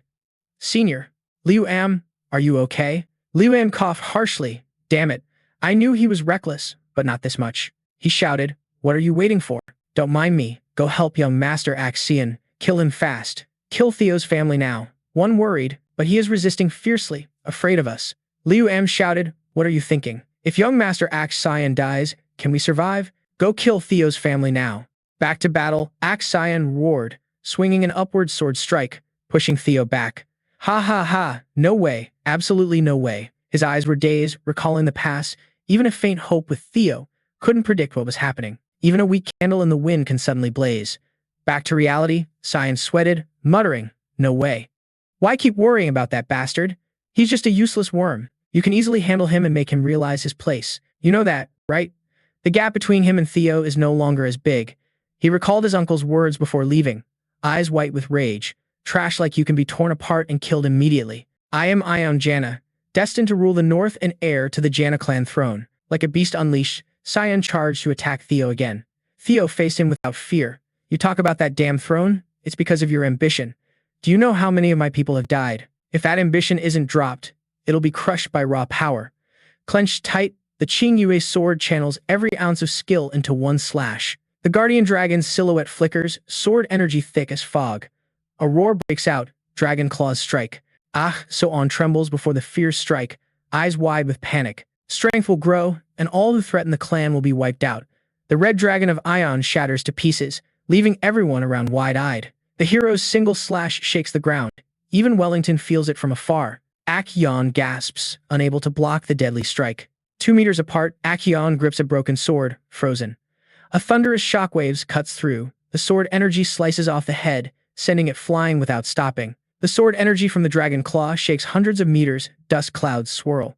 So-On collapses, blood spreading on the snow. Death claimed the body. The fate of the arrogant, the severed head rolling several times before hitting the ground. A step forward, kicking the head of Ion, the one who killed before, stands tall like a war god, long hair whipping in the wind. The stance of a victor.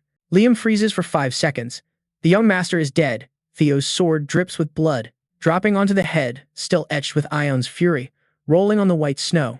The overseers nearby witness the scene, unable to believe their eyes. Liam, an overseer, eyes wide with horror, stares at Yon's mutilated corpse, stammering. Young master, he was like a beast cornered. Liam shouts in fury, kill him for me, kill that bastard now. 4 overseers charge immediately, no hesitation. Theo stands firm, unshaken by the enemies eager to take the life. Calm face, a smile masking the burning anxiety inside. Looks like big trouble ahead. From now on, everything's a gamble. Even at best, fighting 4 senior overseers is tough. Especially now, things are even more desperate. Stamina drained, mana nearly empty after the last attack. Eyes lock on the charging overseers, sharp sword aims straight at throats, full of killing intent. But isn't it time for that guy to show up? From behind, heavy footsteps thunder. Wellington's group arrives, breaking through the Dragon Scale Guild just in time to help. Theo's eyes widen in surprise. You guys, right in front of me, 3 are holding off the overseers. Wellington turns back to answer Theo. We save a teammate in danger, isn't that obvious? Young Master Ajika adds excitedly. In real life, you're even more impressive than I thought. Damn, Theo, this is the first time I've met someone as strong as you. You can't die here. Theo's soldiers, freed, rise to fight. We'll support you with everything we've got. Young Master, we can't run after causing this mess. Wellington's sword clashes fiercely with an overseer. A shout, interference by overseers is strictly forbidden. You know direct intervention on a candidate is a serious crime, right? Eyes sharp, voice cold and cutting. Hearing this, the overseer panics, quickly sending a message to the leader. Lord Liam, what do we do now? Things are way too serious. Should we eliminate them all? Please decide. Liam drags his wounded body, face dark with panic. We're done for. No info found on the Han Hoa Palace relics. Even the Theo family can't get rid of them. Young Master So-Yon died here. Now the situation is beyond saving. No way to fix this failure. So the best move now is... Voice threatening, like no way out. Kill them all. An outbreak of magic and monster beasts erupts, killing all candidates on sight. That's the best we can do now. He pulls out a bag of monster seeds. If this is staged as an accident, it'll wipe all traces linked to the Troy Van clan. With that, he scatters the monster seeds. 2 level 5 monsters will be enough to cover this up as an accident, right? Subordinates, though stunned, quickly obey. Yes, sir, everything is for the Troy Van clan. If this is faked as an accident, it'll wipe out any traces linked to the Troy Van clan. With that, a bunch of monster seeds spill out. 2 level 5 monsters will be enough to cover this up as an accident, right? Though stunned, the subordinates quickly obey orders. Yes, sir, everything is for the Troy Van clan. They threw monster seeds onto the battlefield, but life ain't a dream. From behind, a critical sword strike pierced through Liu M's body again, causing blood to spurt out. This grandpa must be pissed to get stabbed in the back to death. That person had a cold expression and a strong aura. Quat, Liam, what the hell are you doing here? That was the Dragon Armored Cavalry, Supervisor XEL, and Supervisor Aim behind. Along with Natasha from the Hoa Mai Palace and Sally from the Water Wheel Palace, Liam took a direct hit from a sword, blood spraying everywhere. Damn it, why do these guys keep coming one after another? Why do they keep showing up to block the way? Liam fell down, dying bitterly. XEL warned the rest. You all stay put. If you still value your lives, surrender quietly. If you want to end up like Liam, then keep resisting. The supervisors looked on with resentment, but now they couldn't touch him.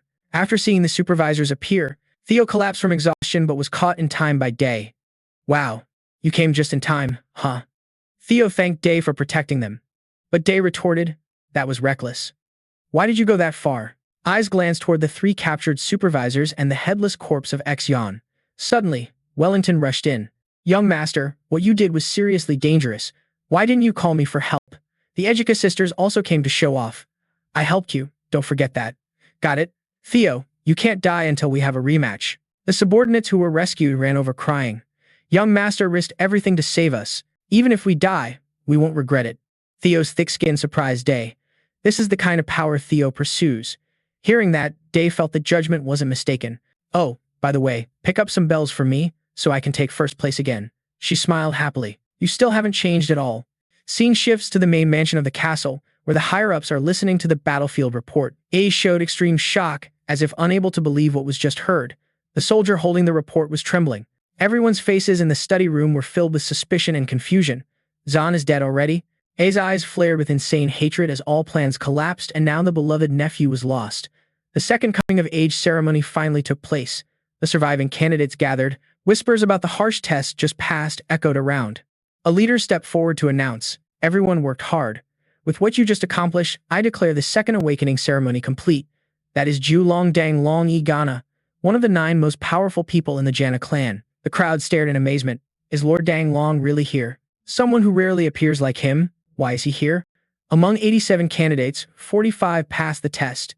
The survival rate isn't bad, proving this batch has the best talents in history. Especially the top scorers' results are impressive. A's eyes narrowed, staring straight at Theo, surprising him. All who pass the second coming-of-age ceremony will be promoted from apprentice swordsman to junior swordsman. You can be proud of that. Now, as official Jana swordsman, you are permitted to act accordingly. Everyone here has been approved. Now, I will announce the scores of the second coming-of-age ceremony. First place goes to Theo Jana with 1,121 points. Hearing the results, the crowd was stunned.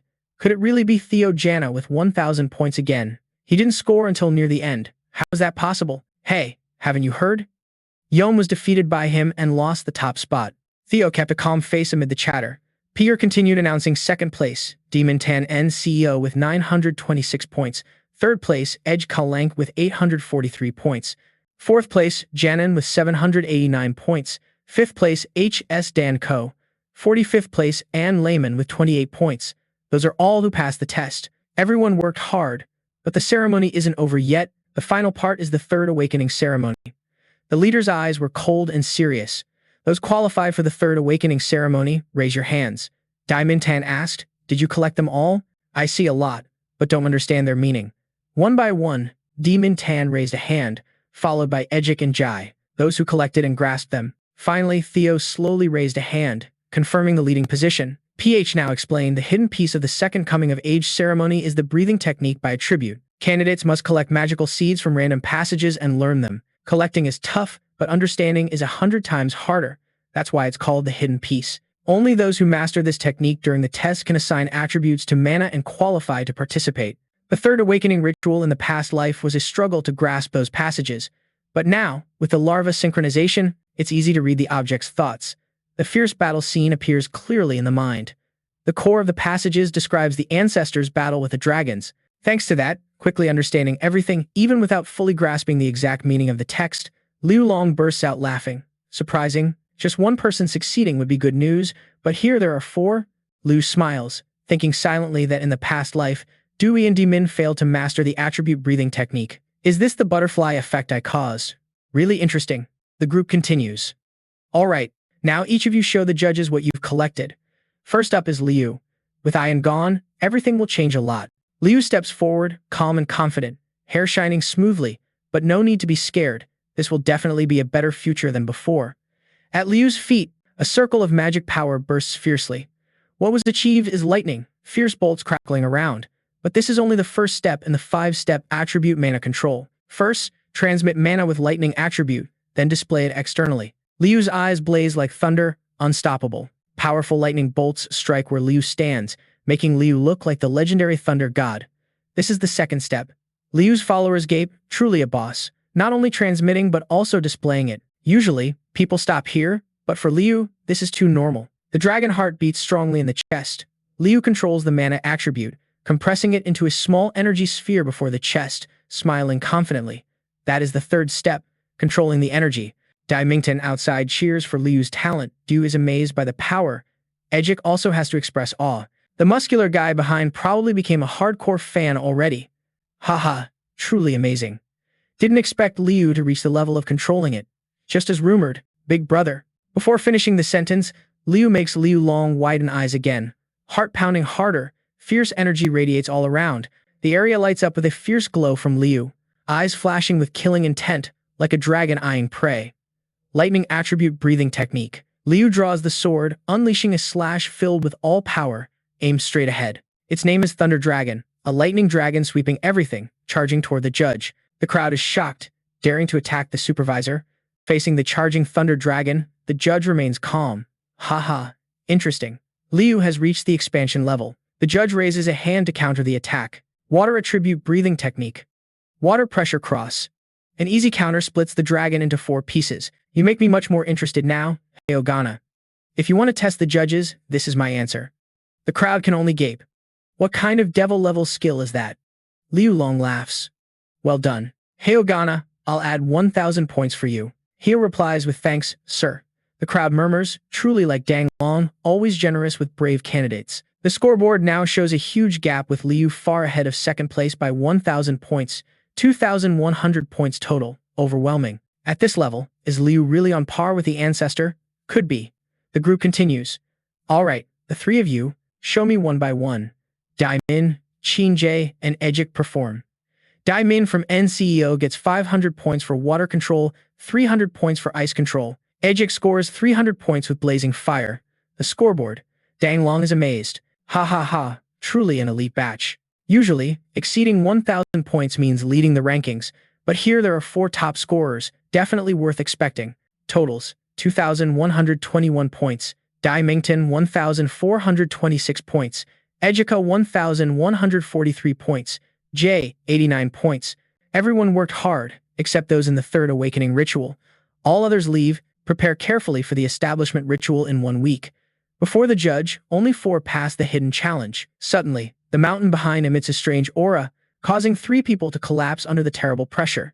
Liu Long's eyes turn cold, voice low. Alright, let's start the third awakening ritual, shall we? Theo's face flared up with anger.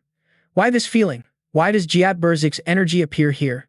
The second awakening ritual ended. Theo Dymington, Ejika, and Jay faced the biggest challenge in the third awakening ritual journey. This is not just a family head ceremony but a harsh test where every decision lies in the elders' hands. The meeting's outcome will decide if they get nominated to the graduation mansion. A crucial milestone to become a potential heir of the Jana clan. Mixed emotions flood Theo's heart, sharp eyes, full of determination. Waiting is the Gianna clan head. A whisper, why? Why sense Lapi's energy here? Impossible. But if the one who took Lapi's heart is the clan head, cold sweat runs down the forehead, Theo's face pale, eyes glowing red, veins prominent. No, this must be verified personally. At that moment, a cold, authoritative voice boomed. Now, surpass Long Yue and greet the graduation mansion.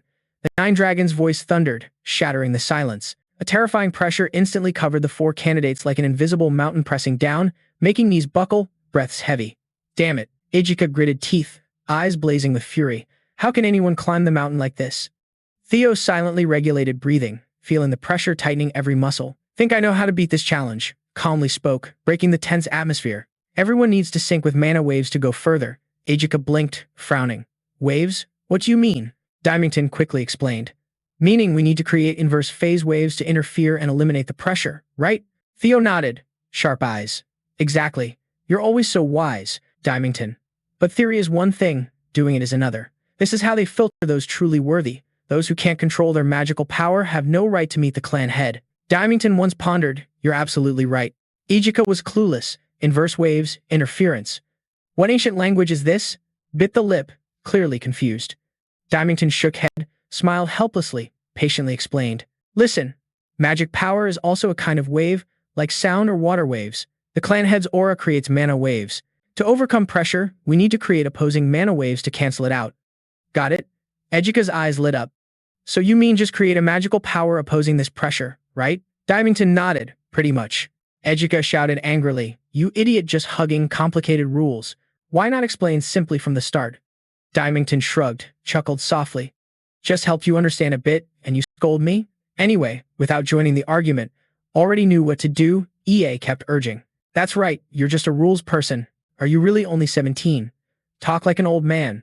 Ignoring the debate, Theo focused on controlling mana. Strong, flexible mana streams radiated, creating a stable energy field around. Ejik and Dymington blinked in surprise, already done. Theo not only dissolved the pressure but did it skillfully, earning respect, standing amid calm magical winds. A confident smile, a heroic stance like a war god, cold voice rang out, I will be the next clan head, that's obvious. Proud declaration stunned everyone, even 9 dragons showed interest. Interesting indeed. Theo quickly left, leaving Ejik and Dymington dumbfounded. Both called after, but couldn't stop. 9 dragons reminded, authoritative voice, don't just stand there. Scores count by order, reaching the clan head. Words like a wake-up bell made Ejika, Dymington, and others rush at full speed, vanishing from 9 dragons' sight. He muttered, a rare smile appeared, truly interesting. Didn't expect someone this age to want more talented disciples. Scene shifts to Camellia Palace. Loud laughter of the demon artisan echoed through the castle. Ha ha, my beloved youngest daughter, where are you? Lucky love talisman, come out now. She flung open doors, face beaming with joy. Servants shook heads whispering, oh no, the demon artisan is here again. Camellia Palace, usually quiet. Things got noisy ever since the young master of the clan started shining among nobles. In a room, Cecilia, Theo's mom, discusses a new outfit with a designer. The door bursts open, and the demon artisan rushes in excitedly. So, you're here? My dear Cecilia. Cecilia sighs, Mom, please keep it polite inside the palace grounds. She laughs loudly. Politeness? What's the point with those flashy posers? I'm about to be filthy rich. Cecilia shakes her head gently to object. But weren't you already rich? Yeah, but not rich enough to crack the walls.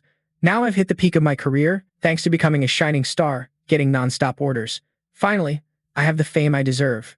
Cecilia smiles at her mom's joy but feels worried deep down. Always believed the kid would succeed, but seeing the actions now, unease creeps in. What if the kid gets hurt? What if the pressure and attention become too much? Hands clench, eyes flash with resolve. Standing still and helpless isn't an option anymore. The only thing left is to support the kid with everything. Wish there was a more practical way to help. Behind, Mom keeps rambling about past successes, focusing on weapon crafting for survival. Now, she declares a shift to making and selling accessories, opening a new chapter. Her carefree words spark a bold idea in Cecilia. And then my revenue will multiply tenfold. She laughs confidently. Cecilia suddenly interrupts. Mom, have you ever tried making a prosthetic arm? The atmosphere freezes, then shifts to an eerie omen. Theo's about to become a son, seeing changes to the clan head waiting. He laughs heartily hearing the loyal crow report Theo's bold declaration. Haha, said he'll be the next clan head. Truly an interesting, arrogant kid. He looks at the crow, eyes both amused and warm. I know what worries you, but even parents can't block their kids' dreams. Youthful ambition is unstoppable. Understand. We were once like that too. He points toward the sword graveyard, where thousands of swords stand thick, proof of deadly battles. Though comforted, the crow remains annoyed, disliking Theo and showing it openly. The clan head just smiles, voice steady like a river. Told you not to worry. What I want is Janna's prosperity and growth. Anything blocking that, I'll deal with. Like this. His eyes flash sharp, then the voice flows like wind. Nothing's happened yet. We still have time to watch the kid, even if my son Theo is a regressor. After the second awakening ritual, the clan head chats briefly with his crow, sitting at the sword graveyard, waiting for worthy challengers to pass the final test. When Theo appears, the clan head beams brightly. Finally, you've arrived, son. The sharp, wary gaze of the elder, facing Theo after a grueling journey, completely exhausted. Standing before is an overwhelmingly powerful figure. A radiant aura makes it hard to breathe. The patriarch's strength is truly on another level. The pressure he exerts is terrifying for any challenger. Suddenly, the patriarch asks, First, do you know what these are? Glancing around, Theo quickly recognizes this as the sword graveyard. I heard these are the swords of those the patriarch has defeated. The patriarch closes eyes, voice deep as he repeats what was said. Exactly, that's what a patriarch must be. The position where you face countless threats and challenges alone, a place where no one else can be relied upon. This position follows the law of the strong. You must stand above all by your own strength if you want to lead this clan to prosperity. He opens eyes slightly. Do you believe you have the right to claim such a position? Theo remains calm, voice full of confidence. Of course, the patriarch is not satisfied. Don't answer so easily. I had to slaughter thousands of lives to stand here. Can you keep your answer after feeling their hatred? Instantly, the accumulated grudges at the sword graveyard appear, rushing forward. I will curse you forever. How dare you commit such cruelty? I will tear you apart limb by limb. Facing the vengeful spirits, Theo stays firm, not wavering. Why is that? What's the reason? The patriarch's simple yet cryptic words made Theo think hard, a flood of thoughts rushing through. Revenge for the past life becoming the patriarch, ending the cursed throne war. Theo was ready to face any challenge to complete the mission, slowly drawing the sword, but unsure if that was the answer the patriarch wanted. If not, then only one way remained, gripping the sword tightly, burning with determination, moving forward. I will use my sword to answer. The words made the patriarch laugh heartily, eyes sharp and cold, sizing up the opponent.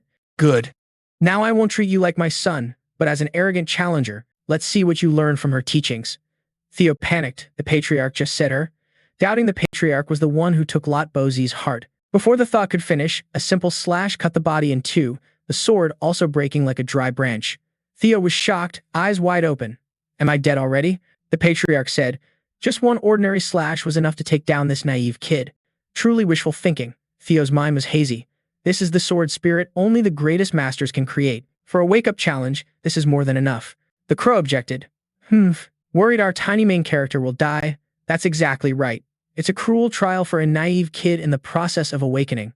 Only those with strong will and determination can escape the sword spirit. But if the determination is half-hearted, better to die here as a soulless corpse. That way, no need for a regression user who would only bring harm to the clan. Inside the sword spirit, Theo's soul hovered in the void. I'm dead already. I guess it's normal to be defeated by someone as strong as the patriarch, right? This time, no regrets, having seized the palace of the open song. Revenge on Janzon and Ion. The villains from the past life. Everything was just luck, but this life is happier than before. Maybe this is the end of the journey. Invisible hands pulled the soul down, extinguishing hope. Time to rest, huh? The soul slowly faded. Suddenly a bird appeared, calling out, Hey kid, that's enough. Get up now. If you fall with just this, better let me swallow you whole then. The words were like medicine, waking Theo up, eyes burning with determination again. You're right, thanks. Gripping the sword again, this time different. Can't let this be the end. After all the struggle to get here, how to give up? Theo promised, even if the body breaks, soul shatters, the will never disappear. This life is for revenge. A sword strike filled with power and faith through 2 lifetimes was unleashed. Like a key breaking the darkness, the sword spirit collapsed.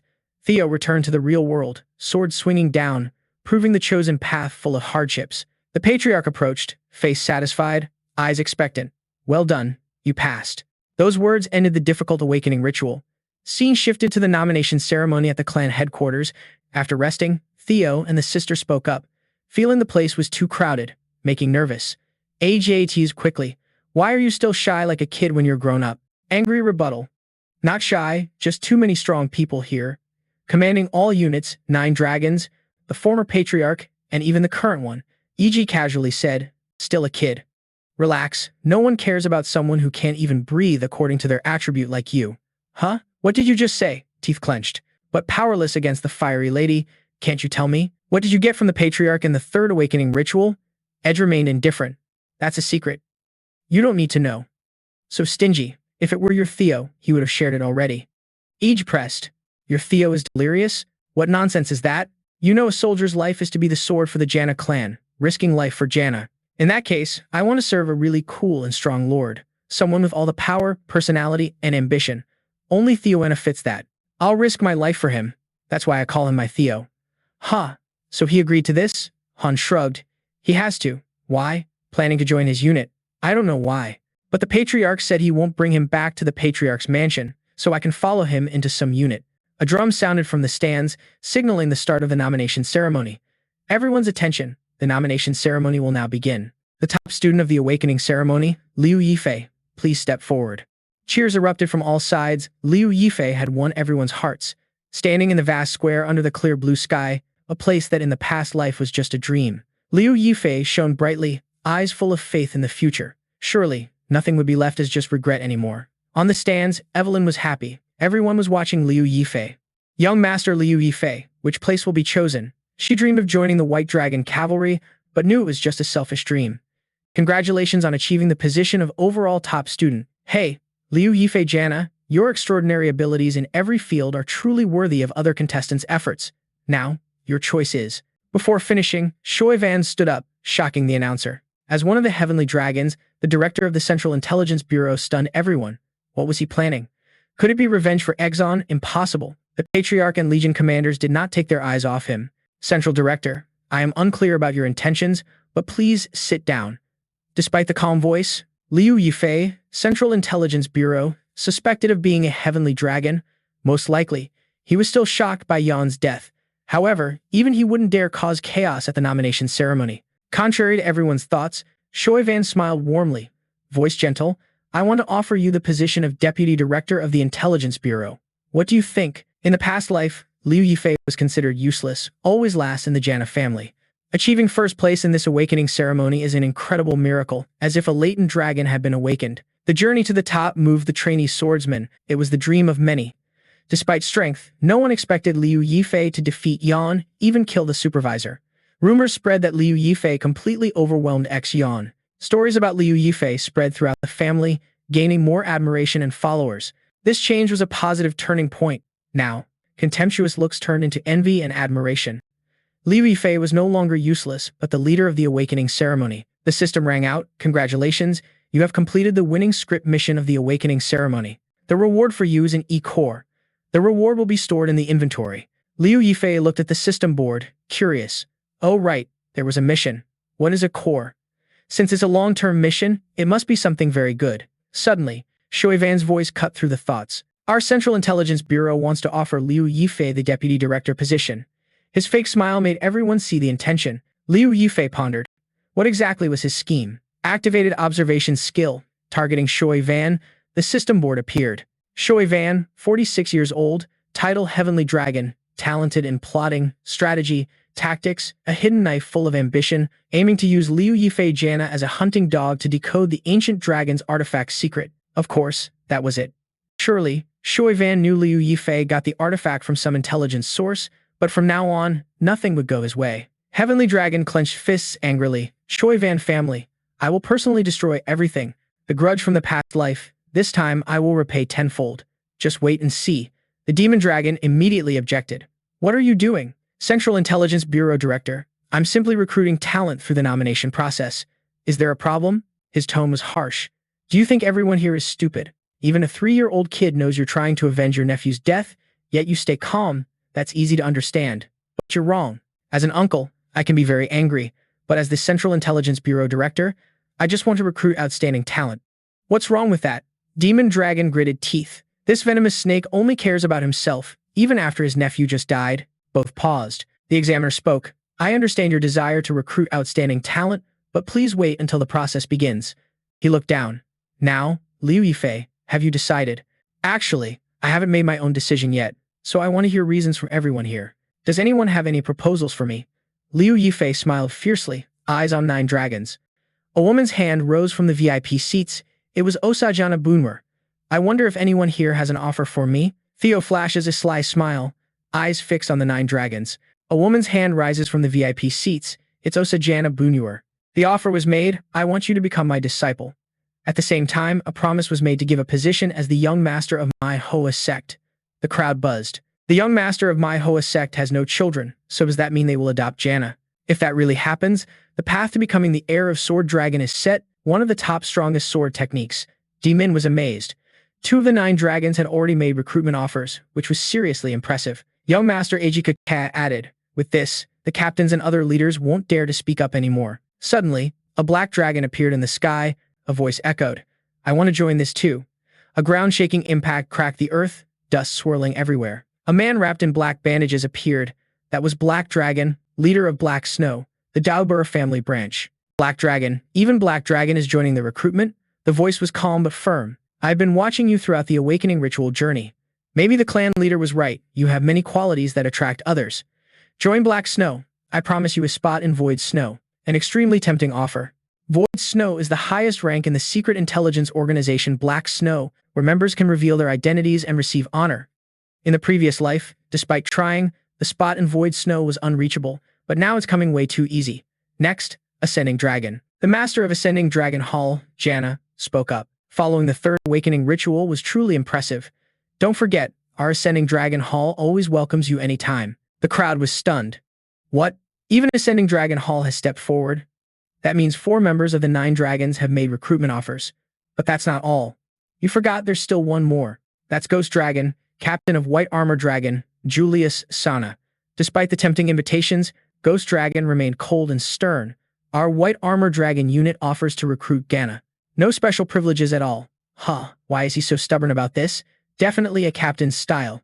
He believes proving oneself is true honor, not meaningless privileges. I really want to recruit you into White Armor Dragon, but I won't offer any special favors, because that would be unfair to other members. What I can offer is full support with everything I have to help you grow stronger and become the strongest, worthy of the honor and pride of a Dragon Knight. That's all I can do. After hearing all the offers, a satisfied smile spread across the face. I understand now that my choice will be. Before finishing, a mysterious voice echoed from the stands. You're a regression user, right? The words awakened instincts. What? The gaze turned toward the voice. A majestic power radiated from someone in the stands. Former clan leader Huda Jana, though confused, tried to stay calm. I don't understand what you're saying. Huda smiled. Kid, I don't know how you lived in the previous round, but your acting skills aren't bad at all. Shocked. Round. What does that mean? Could there really be multiple regression rounds? The supervisor interrupted. Is there a problem? You look worried. Ah, can I have some time to sort out my thoughts? Of course, this is a very important decision, but don't take too long. Huda continued transmitting. No need to hide it. I'm also a regression user, but my assigned rounds have ended. Thoughts in chaos. So that means she regressed many times before? How is that even possible? Then how many regression users are there? The current opponent is a former clan leader. Better answer honestly and ask the questions that come to mind. You ask Huda. Does one round mean you can regress once? Huh, you don't know anything? So the clan leader didn't tell you? Well, that's true. The clan leader hates regression users. It's surprising the clan leader let you live. What? Could the harsh trials experience be because of the clan leader's hatred for regression users? Huda remained calm, a triumphant smile. Seems like you have many questions, but there's not much time now. If you want to know the secrets of this world and the clan, come find me after the ritual ends. We'll settle everything then. Silence and deep thought. During the third awakening ritual, the clan leader didn't reveal answers, only showed the heart of the sword. The old man hates fake regression. So the only explanation for Lot Bai's stolen spirit and heart is this. The family head is the one who took Lot Bai's heart because the old man Gulong accepts fake regression. No one can defeat Gulong. The family head is an exception. His semi-divine reputation comes from overwhelming strength and authority, followed by a forced smile. If that's the case, there's no other way to uncover the clan's secret about fake regressions. The supervisor asked if the choice of where to go had been made yet. The answer was, yes. The decision has been made. I will join. After careful consideration and hearing the benefits from the 9 dragons, the final decision was made. The voice rang out with determination. I will join. Scene shifts a bit later. The author still keeps the choices secret. What a pity. Next, Demon Tin, the second to speak, said, I will join the Thang Long Hall. Fizor smiled with satisfaction, happy to recruit a talent highly valued. From now on, Diamond Tin is officially a disciple of one of the 9 dragons. This choice probably comes from the similarity in water attributes. A reasonable reason. In the previous life, Diamond never stayed in the family but returned to the Na Yo clan to build strength. After achieving success and gaining considerable power, the leadership led a rebellion against the Choi Van house. Despite failure, Demon Tin's name still resonated as a swordsman, not to be underestimated. This time, the choice was to stay in Jana. Definitely the butterfly effect created by the other. Both shook hands to say goodbye, maybe won't meet for a while. Do the best possible and meet again when both are stronger. Of course, the young master eagerly looks forward to meeting again someday. Diamond Tin Duck's eyes burned with determination. A happy smile clearly shone. The other responded with a similar expression. Both carried goals to conquer. Next was Day, as predicted, chose the Dafo Palace where the mother, Banglong, reigns. The guess was about 80 to 90% right because Dafodi is the ideal place to unleash power. In the training hall, the subordinates of the other longed to follow, but their scores weren't enough to join. The other felt regret having to part with loyal people but comforted internally that the nomination ceremony was over. Everyone worked hard, now returned to the units chosen. From this moment on, all must strive with all their might for the dreams pursued and a better future. While the other was deep in thought, a voice rang out. Hello, the other, didn't expect to be in the same unit. It was Hanika S. and Ake, both joining the other's unit. Not by chance. Hanika S. forced a smile, while Ijika sighed looking at the silly sibling. Dad, At least the other got new friends. The other stepped forward, face bright, very happy to meet both. Hanum K.S. Ake, very grateful for the help in the second round. Truly, both helped a lot. Yeah, don't forget that. Ake blushed at the strong one, always so attractive. Also really likes you. Young Master Hanum K.S. interrupted. And you also really like the strong one. Both laughed loudly at the other's dumbfounded face. These two sisters are really weird, but why does this group suddenly like me? A soldier shouted. Everyone pay attention, the captain is coming. No matter what, the other remained firm in the choice. Believe this was the most respected unit, the perfect place to start the journey to become family head. Nowhere more suitable than the White Dragon Association. Kui Long approached, voice full of excitement. Welcome to the White Armored Dragon. This is where you will reach the peak of your strength. The other thought silently, maybe we'll go find Huda later. Kui Long stopped, eyes sharp, a sly smile. Now we should listen to the hopes of the rookies, right? Tell me about your ambitions. Han K.S. spoke first. I want to become a cool knight everyone respects. EJ added. I want my name to be widely known, to become the strongest of this generation. I want the captain to recognize my strength. Everyone's eyes turned to the other, standing calmly, cold face, composed demeanor. I want to become the captain of the White Dragon Squad. Won't let the world fall into the same fate as before. To prepare for the great battle, must become strong. The bold declaration impressed the White Dragon Squad members. That one is really gutsy, daring to say that right in front of the captain without hesitation. Seeing such a promising batch of rookies, Kui Long laughed heartily. Ha ha ha, good. You all have big dreams. If so, you came to the right place. Although everyone joined the White Dragon Squad for different reasons, there is only one thing to remember here. The leader clenched a fist, voice as sharp as steel, dripping with blood. Everyone's sweat will make the history of Jana. Today's hardships will be tomorrow's honor. So never let our shields break and our swords bend. Teammates will protect everyone's backs, so also protect the backs of teammates.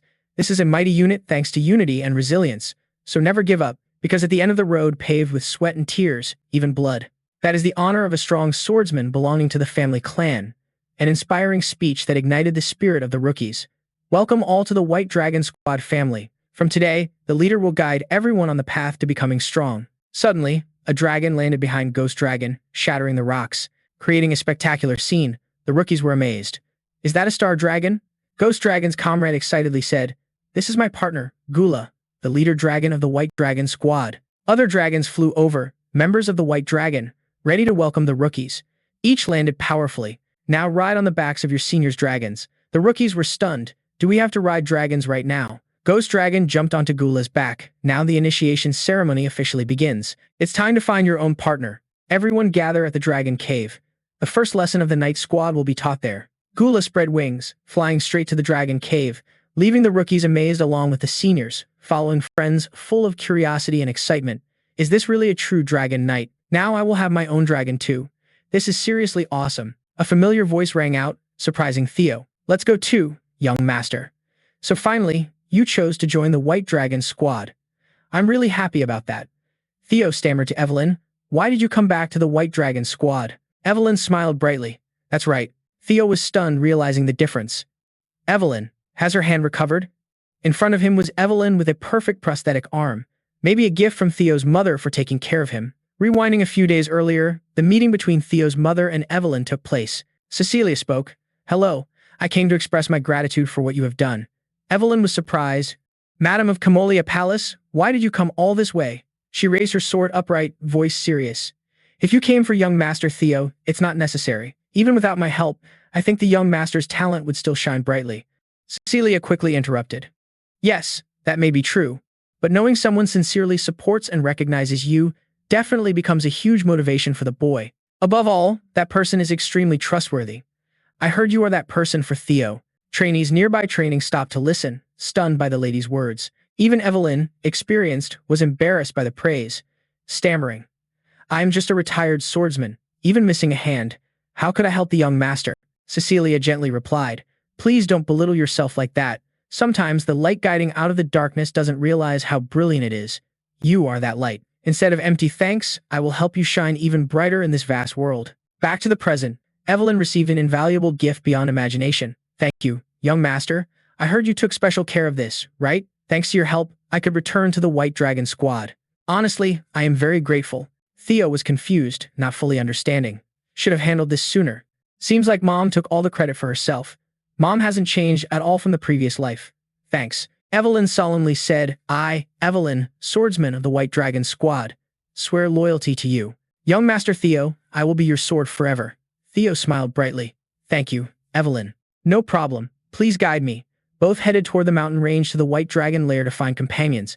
Clouds hovered around and dragons flew from afar. This is the lair of the Avons, where the White Dragon Squad lives.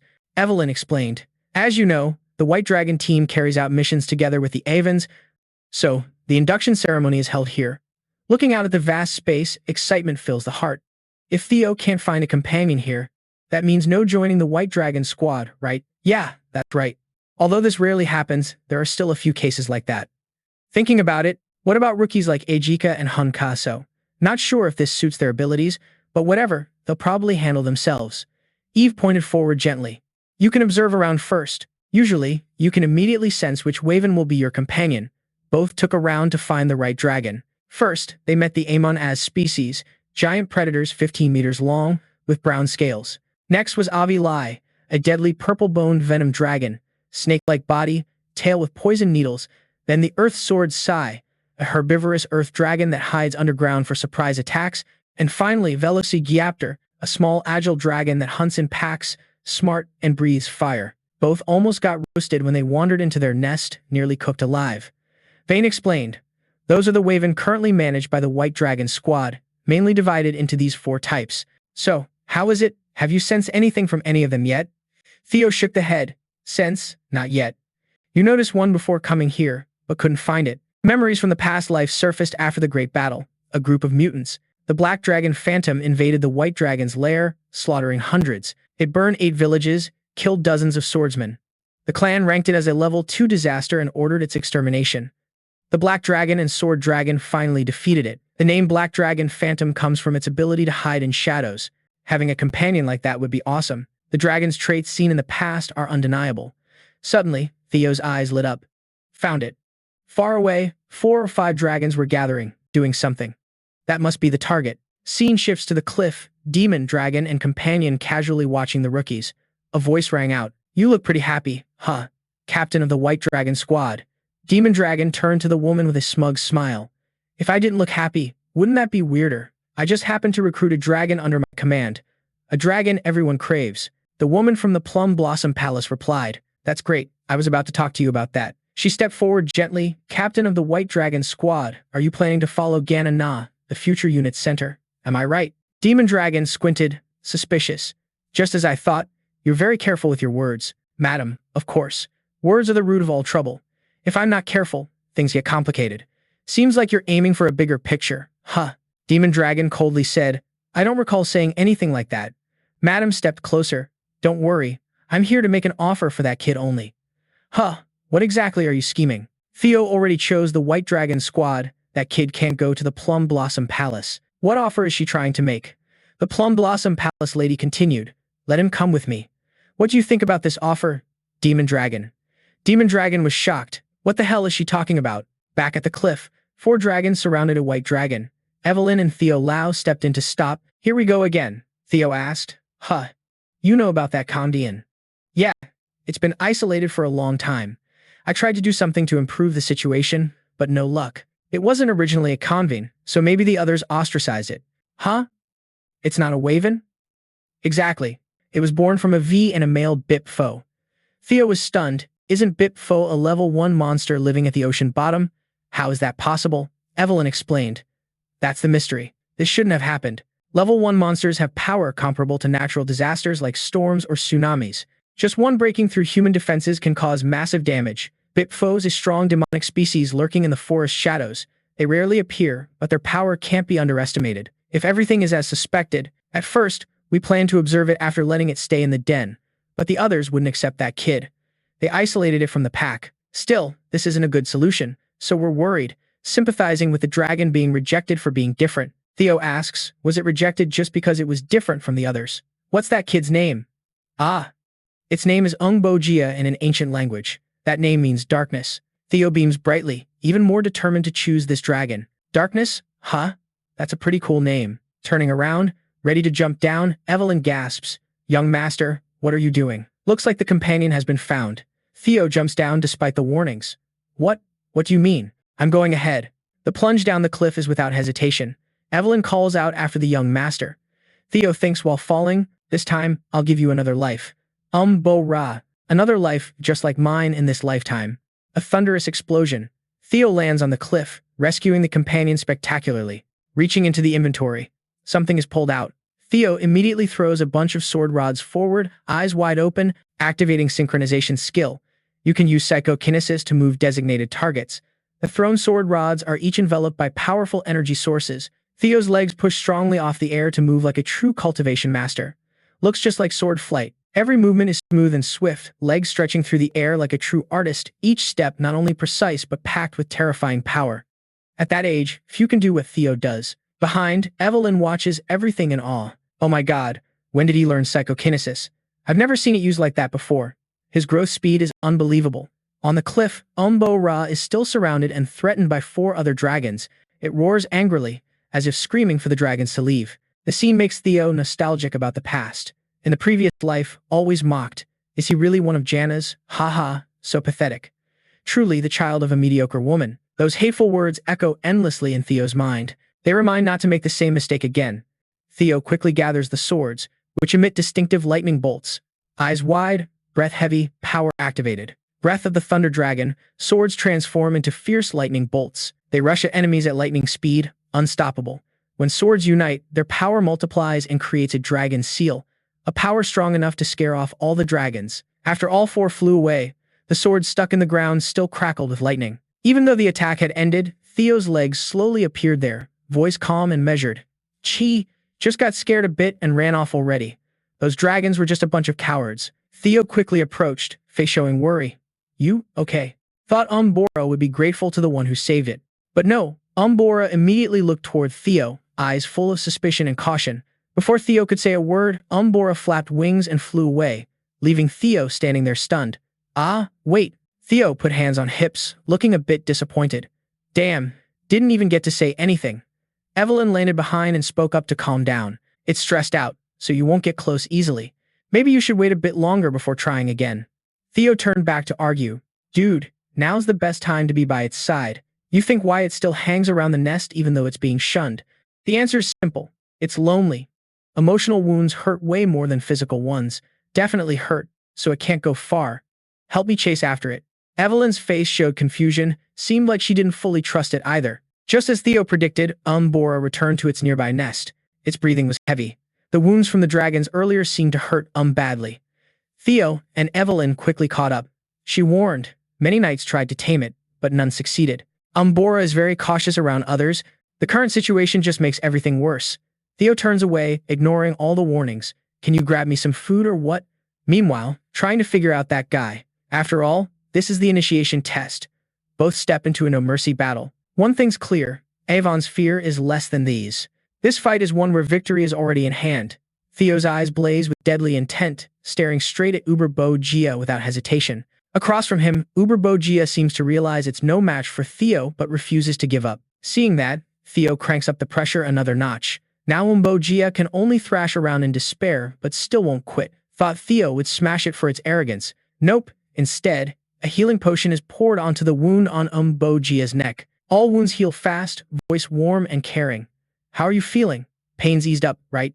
Bo-ra's eyes widen, confused, making sounds like it wants to know why Theo did that. Theo's hands gently touch Bo-ra's neck, sparking a flood of thoughts. Maybe it's because of long Tam, but the emotions of Bo-ra right now can be felt. Deep in its subconscious lies rage against the pack that drove it away. Sadness and attachment clash hard, still wanting to be part of the pack. Loneliness, tearing it up painfully. Bo-ra's feelings toward Theo are conflicted too, suspicious of this sudden warmth and care. But at the same time, not wanting Theo to leave at all. Theo gently strokes its head. It's okay. Won't betray or abandon you, so no need to worry. Plus, there's this. Saying that, Theo digs into the bag and pulls out a dazzling gem. I know you like shiny, flashy stuff like this, right? Bo-ra's eyes light up with delight. Looks like Theo hit the bullseye. Theo brings the gem closer, voice teasing. Want it? Though loving it, Bo-ra shyly refuses, turning away as if denying the tempting gift. But when opening eyes, something unexpected appears. Theo has put the sparkling gem around Bo-ra's neck, leaving it stunned and dazed. Just a gift for you. If you follow me, there'll be even more shiny things. So what? Come on, will you agree? Faced with such an irresistible offer, Bojia gets confused, unsure how to answer.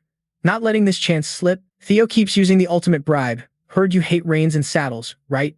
But I can make something different. Covered in jewels like this, they'll definitely shine bright and look beautiful. Hearing this, Bojia can't stop dreaming about how awesome it'd look wearing that. Meanwhile, Theo's thinking about how to steal some stones from Grandma. Truly a devoted grandkid. At the workshop, the demon craftsman seems to sense this, body trembling violently. Sir, you okay? You don't look well, but somehow, I feel like I'm about to lose a fortune again. Good instincts. Bojia jumps up, looking fierce and strong. It roars loudly, acknowledging Theo as its master. You've been recognized as the master of the flying dragon, Bojia. You learn a new skill. Dragonflight Taming, level C. 1% proficiency. Higher proficiency boosts trust from the tamed dragon. Riding it increases strength by 10% for both rider and dragon. After Theo tamed Bojia, Evelyn returned with her spoils, each hand dragging a buffalo, looking simple. But her companion was out of breath behind her. Arriving, Evelyn realized she missed the best part.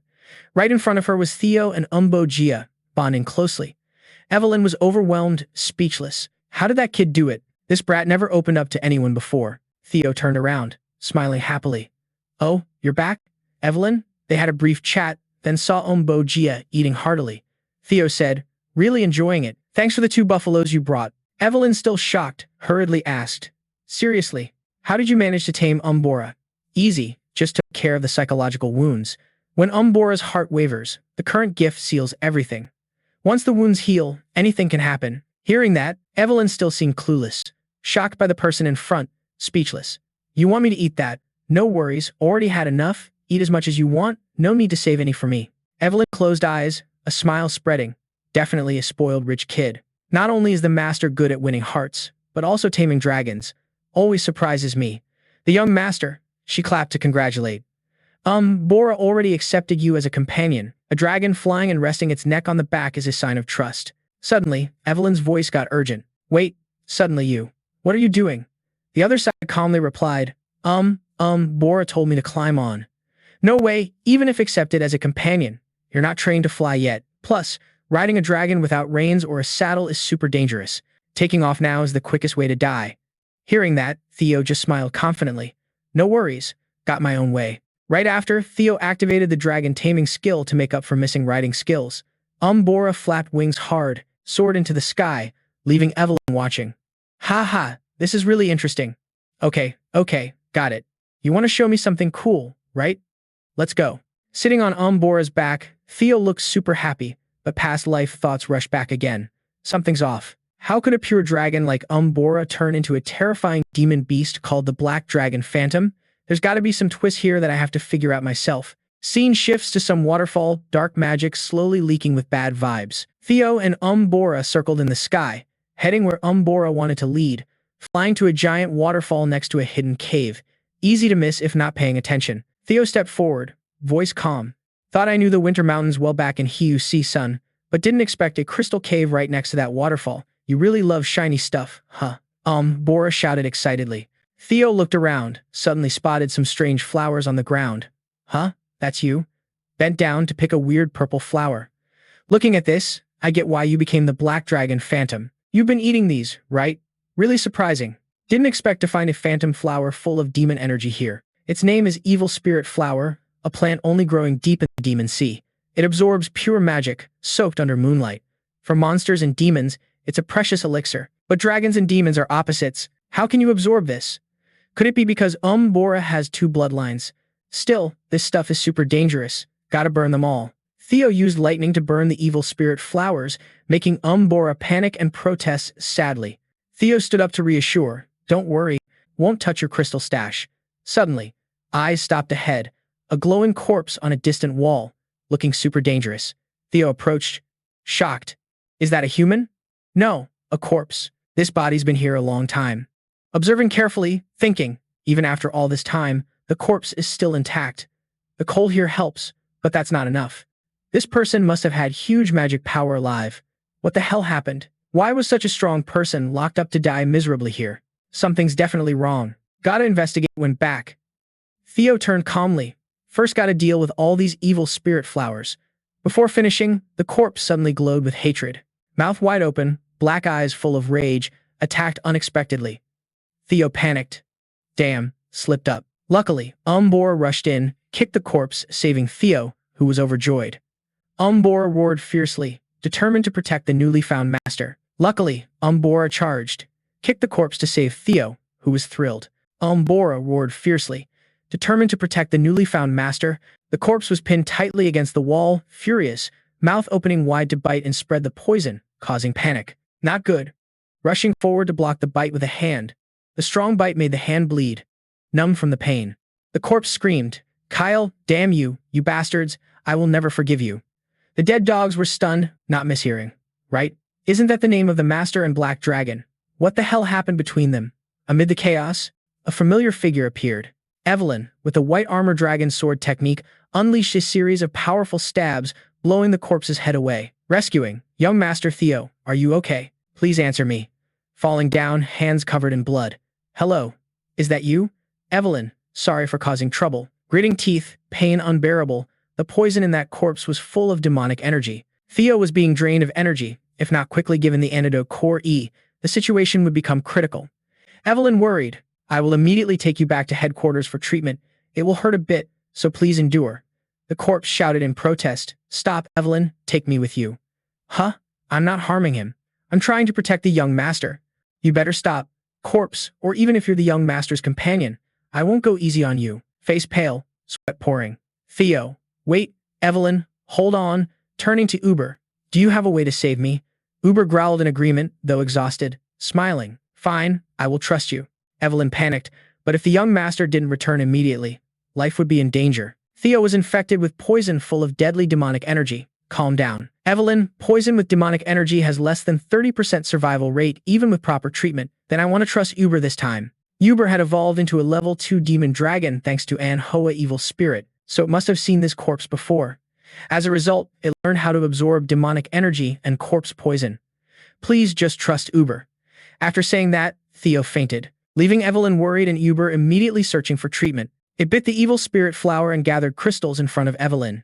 "You want me to mix these and give it to him?" Uber nodded in agreement. Evelyn hesitated, looking at the ingredients. Time was critical. Life was in danger. Helpless, eyes closed, decision made. "Fine, gotta take the risk and see what happens." Mixing the ingredients with magic power, the black-purple liquid flowed into the mouth. "You've done all you can. What happens next is up to fate."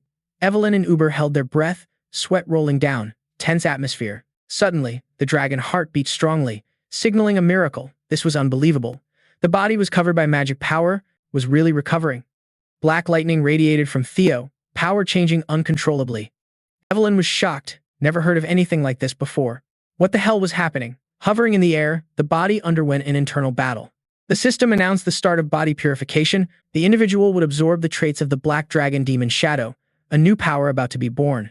Scene shifted to Julius's command office. After reports from subordinates, Demon Dragon doubted. "Huh? Has the UC-Sun approved this report yet?" "They have approved it, sir." "This info is verified to be 89% accurate." Demon Dragon angrily smashed the report. "Damn it, what the hell is going on? I thought bad news was coming, but this is totally beyond my expectations." Captain of the White Armor Dragon's 5th Squad and 15 others died on the battlefield. After Evelyn gave the antidote from Uber's suggested ingredients, the body underwent a purification and rebirth process. This was an ancient secret technique to remove impurities, increase mana accumulation ability. Few knew it required strong mana and endured terrible pain. This technique usually only worked on children under 5 years old. Theo going through this process was a miraculous coincidence, almost impossible. Extreme Yang monsters gradually accumulated, muscles hardened, extreme Yin corpse poison invaded, enhancing magic power. Mana condensed from digesting demon shadow poison. Combined with Uber's support, the dragon had mastered neutralizing the poison. Everything seemed destined, achieving perfect balance. Instead of being destroyed, Theo's body absorbed the toxin's essence, turning it into unique strength. Returning to reality after purification, Theo woke up, eyes open. Evelyn and Uber still worried. "Are you okay?" Young Master Theo tried to sit up, body weak, voice soft. Evelyn and Uber, "Sorry for making both of you worried," exhaustion clearly showing on the face. The purification process drained all the energy. Evelyn and Uber let out a sigh of relief, almost fainting altogether. According to the personal info board check, Jana is 17 years old, holding the title of the greatest genius speedster in a millennium. Talent is, players observe, gear, dragon, guardian, purification, and rebirth. Good dragon state, drowsy from an unexpected encounter, absorbing demonic poison that created the first illusion dragon, if not controlled well, could become the second illusion dragon. After reading, a squint appeared at the illusion dragon power line. In total, 85 points were added to the stats. This is seriously insanely over the top. The crystal in the cave is pure diluted blue energy with demonic toxicity, even acting as a medicine, looking at the edge, exclaiming, lucky to have trusted that one. Gauna's physique was already perfect. Now, with purification, rebirth traits, and illusion dragon, what could be better? Clenching the fist tightly, determined that growth speed from now on will be unimaginable. But first, a few more important things remain. Approaching the corpse that bit, wondering, who the hell is this old monster? Evelyn stepped forward, eyes fixed on a spot. Huh, what's up?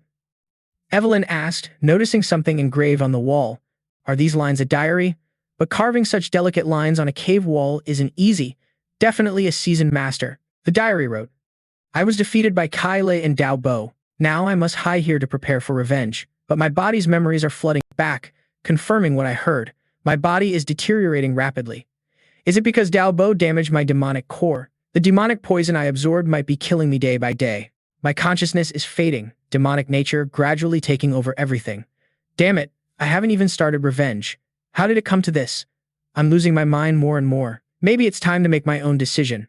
I admit there's no hope left. I will give up everything and melt my beloved sword. The Jade Serpent sword to seal myself here. Hope someone finds this place. Hope they fulfill my wish. Hope they complete the unfinished grudge. Pray the successor will overcome them. I will leave all my legacy here and wait for a worthy one. Both were stunned. Wait a minute.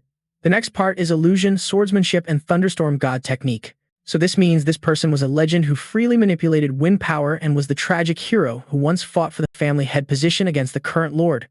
Exactly. He is the Wind King hacker Jana. Heard he died in that battle, but turns out he's been in this cave all along. Evelyn suddenly knelt and saluted first, shocking the other. What's going on, Evelyn? Why suddenly salute? Evelyn explained. Although defeated and exiled here by the family head, he is still the Wind King. He remains a legitimate heir of the bloodline. A subordinate of the clan daring to harm a lawful heir is unacceptable. This is a grave crime, punishable by immediate execution. Cutting in? Don't talk nonsense. The one you killed was no longer a schemer, just a crazed corpse.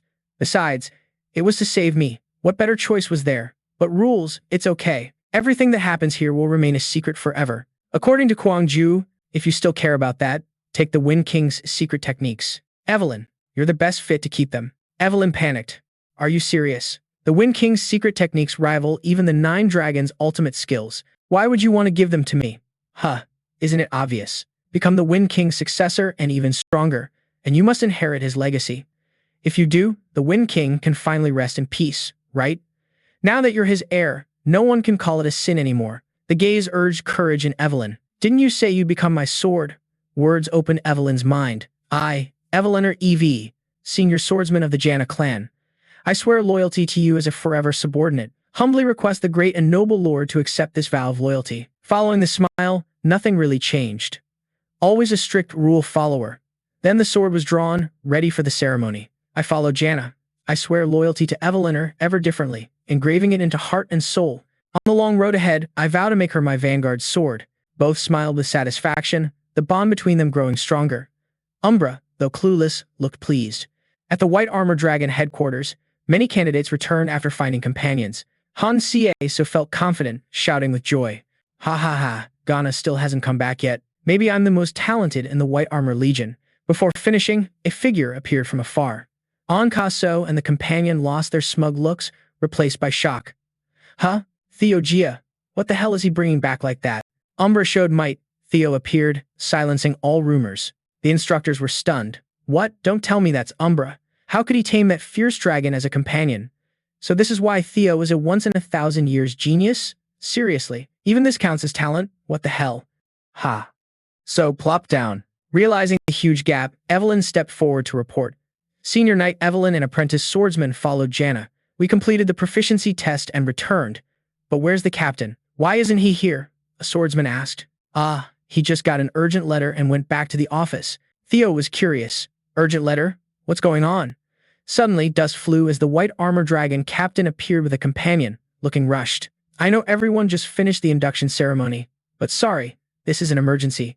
I have orders for all of you. Everyone will be deployed to the fortress for a real combat mission. The crowd buzzed. Deployed to battle right after joining? What's going on? Amid the panic, only Theo stayed calm. So, it finally came. The hostage crisis at the Z Merchant Guild Fortress, a plot to steal the dragon's slaughter sword Ban Meng to start a rebellion. Of course, the mastermind is known. None other than Shui Van. The White Dragon Legion captain appeared, face stern and furious, voice calm but authoritative.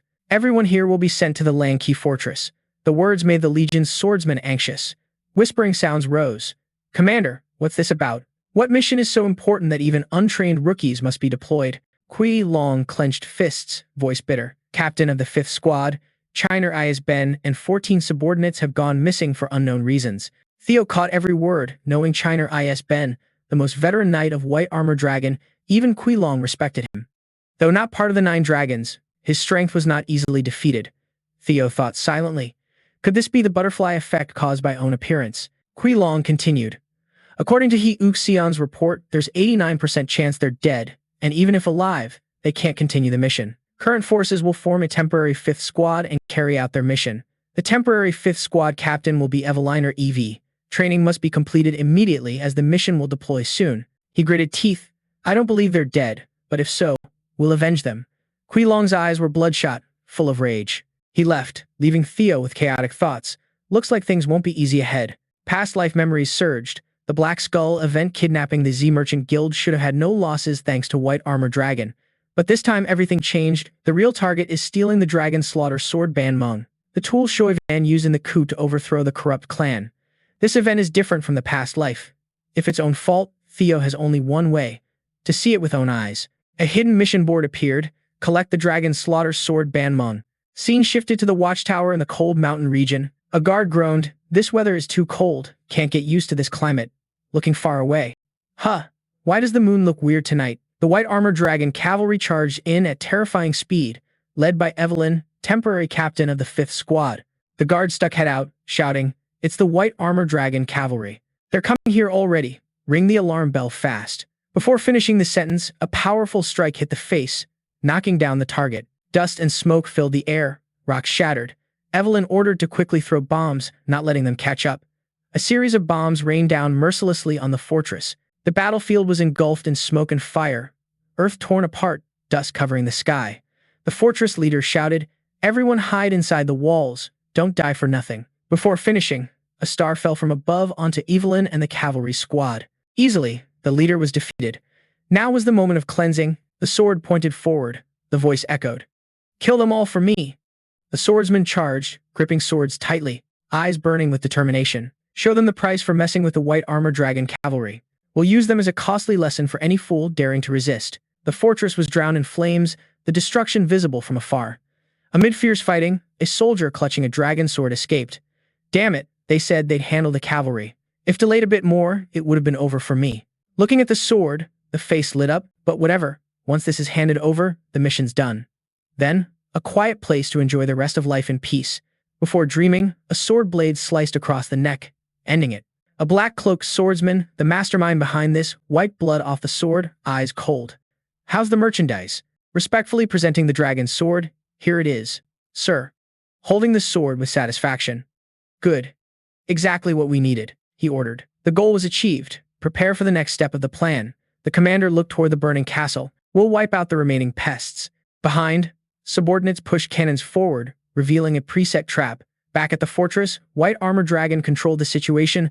Those who didn't resist were captured. "Ha ha. Too easy. You were right. Everything's going way too smoothly."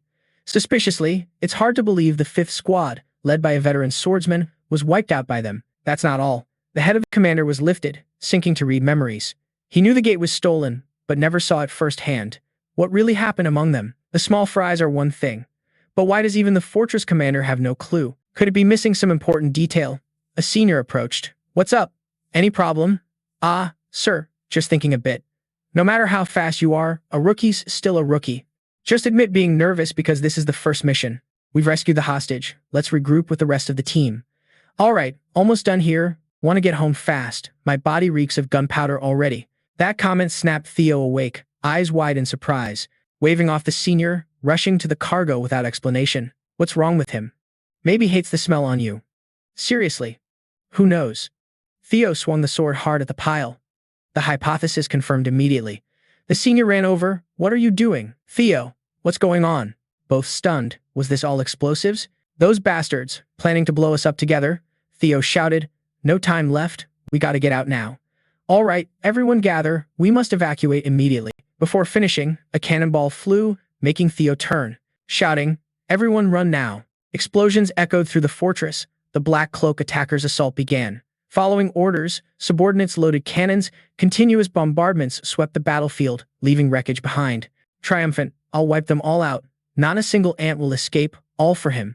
Scene shifted to the castle. In a luxurious room, So Yoon's mother clutched an object under moonlight, seemingly mad after her son's death. Be good, my So Yoon. Does it hurt? You're okay. I'll bring the head of that filthy maggot back for you soon. Her face was deranged, eyes bleeding. Before the fortress was ambushed, the white armor dragon cavalry completely dominated the guards. Evelyn rampaged across the battlefield. No one could block the sword. Don't let a single one escape. Kill them all for me. The swordsman immediately charged on her command. Evelyn stood amid smoke and fire, full of suspicion. The team led by China Eyes Ben got beaten by guys like this? No way. There's definitely some shady stuff going on here. While still searching for answers, a cannonball suddenly flew in. With quick reflexes, Evelyn barely dodged it. Captain, are you okay? No injuries, but the cloak was singed, face tense, sweat dripping down. This is seriously crazy. Liu Yifei shouted orders to the rear. This is an artillery barrage attack. Everyone quickly get into defense. The words threw both White Armor Dragon and the fortress guards into panic. Soldiers fled instinctively, but a cannonball slammed into one guard before any reaction. That's the fate of side characters. Now the group running caught up. Captain, is everything okay on your side? Aine looked back. Everyone arrived just in time. This is a large-scale bombardment. We gotta get out of here fast, or everyone's dead. Theo agreed. Got it. Let's head to the outer wall opposite the shelling. Before finishing, the system beeped. You've unlocked the mind gate. Brain function unlocked due to safety protocol. Theo was shocked. A new skill unlocked right now. This skill speeds up thinking, removes doubt, super useful on the battlefield. Eyes flooded with info. The map and fortress layout appeared clearly like a reminder. Theo analyzed data for the best plan. Evelyn ran up, grabbed Theo's shoulder. Why are you just standing there? Young master, we gotta escape now, so snap out of it. If you don't hurry, everyone's gonna be in danger. Theo grabbed her hand, surprising Evelyn. What exactly are you planning? We seriously don't have much time. Theo was serious and worried. We have to go back inside. Evelyn froze. Thinking it must be a mistake, rubble fell as both squeezed through cracks to enter the fortress. The swordsmen behind were suspicious. He wants us to go back into the place we almost got blown up. The lives of 21 people are in your hands now. Damn it, shouldn't we just run outside? Theo carried the burden of protecting the team, explaining, if we run outside now, we'll definitely get caught in another barrage or ambush waiting for us. That's exactly what they're planning. While running, using synchronization to read the remaining enemy's thoughts, they probably think we can't survive inside the fortress during such a massive attack. But right now, with my abilities, there's a chance to survive. Thanks to the mind gate synchronization spreading fast, I see explosives on the left, shelling on the right. Then we'll take the stairs down. The group sprinted full speed, explosions non-stop behind. 1 second slower and they'd be dead. Evelyn stayed at the rear, making sure no one got left behind. But the path led to a dead-end wall. Wait, this is a dead end. Hey Theo, you told us to trust and follow you. Theo, you must have a plan, right? We can't turn back now. The wall above started collapsing. Evelyn shouted, everyone braced for impact. Everyone was worried, the situation hanging by a thread. Theo gritted teeth, eyes blazing with determination. No one's dying in a place like this. Power exploded from the body like an all-in bet. The fortress was engulfed in flames, collapsing under the mysterious swordsman's bombardment. He stood there, cold eyes, reporting to the commander. All artillery expanded firing range. He drew his sword, voice icy. Keep this thought in mind. This is revenge for young Master An, so act carefully. No mistakes allowed. No matter if they're crushed or not, bring their heads here. Roger that. Amid the rubble, White Armor Dragon rose safely. Thought death was near. Just as predicted, Theo really had a good plan. Destroy the floor in the last seconds before the shells hit, or else the whole squad would be selling salt by now. While celebrating, the Black Skull remnants appeared. What? Who are you guys? How did you get here? Theo sat up, gasping. Are those the Black Skull remnants? Why are they here? We investigated here before, but found nothing. Before finishing, stunned to see a group of prisoners. Behind the guards, China Ben appeared, beaten and wounded all over. The group quickly rescued them. Evelyn stayed calm, relieved that China was still alive. But honestly, this whole thing is pretty shocking. Didn't expect the mastermind behind all this to be the treacherous intelligence unit. China was surprised, saying that, but it looks like no one else was too shocked. One lost a leg, other swordsmen lost arms or similar injuries. Evelyn stood up, voice dropping. I suspected this already. A chaotic place like this definitely has a mole, but never thought they'd stab right in the back of those who stood with them. The senior swordsman objected. This is blatant betrayal. We can't just let it slide. Right? Revenge is a must. China stayed composed. Don't let emotions cloud judgment like that. Best not to act on impulse right now. They were fully prepared to capture us from the start of this battle. With our current forces, we can't gain the upper hand against them. The best move now is to inform Hyusi's son outside about this. Theo interrupted. No way. That's impossible. The truth is, we didn't get any backup from Hyusi's son earlier. That means they must have wiped out Hyusi's son's forces lying in ambush outside. That's why we entered the fortress instead of rushing out carelessly. But that doesn't mean we'll lose. There's still a way to snatch victory in this tough fight. Evelyn and China looked to Theo expectantly. Pointing at the guard soldiers, they buried all their comrades with that artillery blast. That means they're trying to finish this fast, can't drag it out. Theo's face was serious and confident. For that reason, they'll definitely come back to check our bodies down here. The moment they let their guard down, sure of their own victory. If we ambush them while hiding in that wreckage, the final win will be ours, the White Armor Dragon Cavalry. That'll be the end of this battle. Hearing this bold plan, the young man frowned, thinking, can this kid really open the mind gate at that age? The old man smiled in agreement. Maybe I'm just old, thinking about giving up life in a place like this. Looks like we got some new talent in this campaign. He leaned his cane on the ground. You're right. The White Armor Dragon Cavalry won't just sit back and take this. We'll follow the plan laid out. The White Armor Dragon Cavalry gathered everyone, ready for battle. They deployed the ambush plan after thorough discussion. Enemy soldiers scoured the rocky battlefield, searching for Theo and the swordsmen's bodies. A fortress guard soldier, badly wounded in the artillery strike, lay gasping weakly. Help me, please, just this once. But the enemy commander responded cruelly, stomping on the fallen soldier's head, fresh blood splattering all over his face. He turned to ask, subordinates, found anything yet? Not yet, sir, still searching. We finished the west side, now checking east. He suspected the outside ambush team had no special reports either, so they definitely couldn't have left here yet. Walking among the corpses, he muttered, but something's off. Why haven't we found any White Armor Dragon corpses here? Wait, everyone stop. Anyone see any sign of the White Armor Dragon team? Suddenly, from the rubble, swordsmen charged out, slashing decisively. Some heads were cut off, others stabbed through the belly. At the commander's spot, a sword rose from the ground, aimed straight at him. Evelyn. A ruthless stab. He dodged with quick reflexes, only getting a scar on the eye, immediately drawing his sword to block.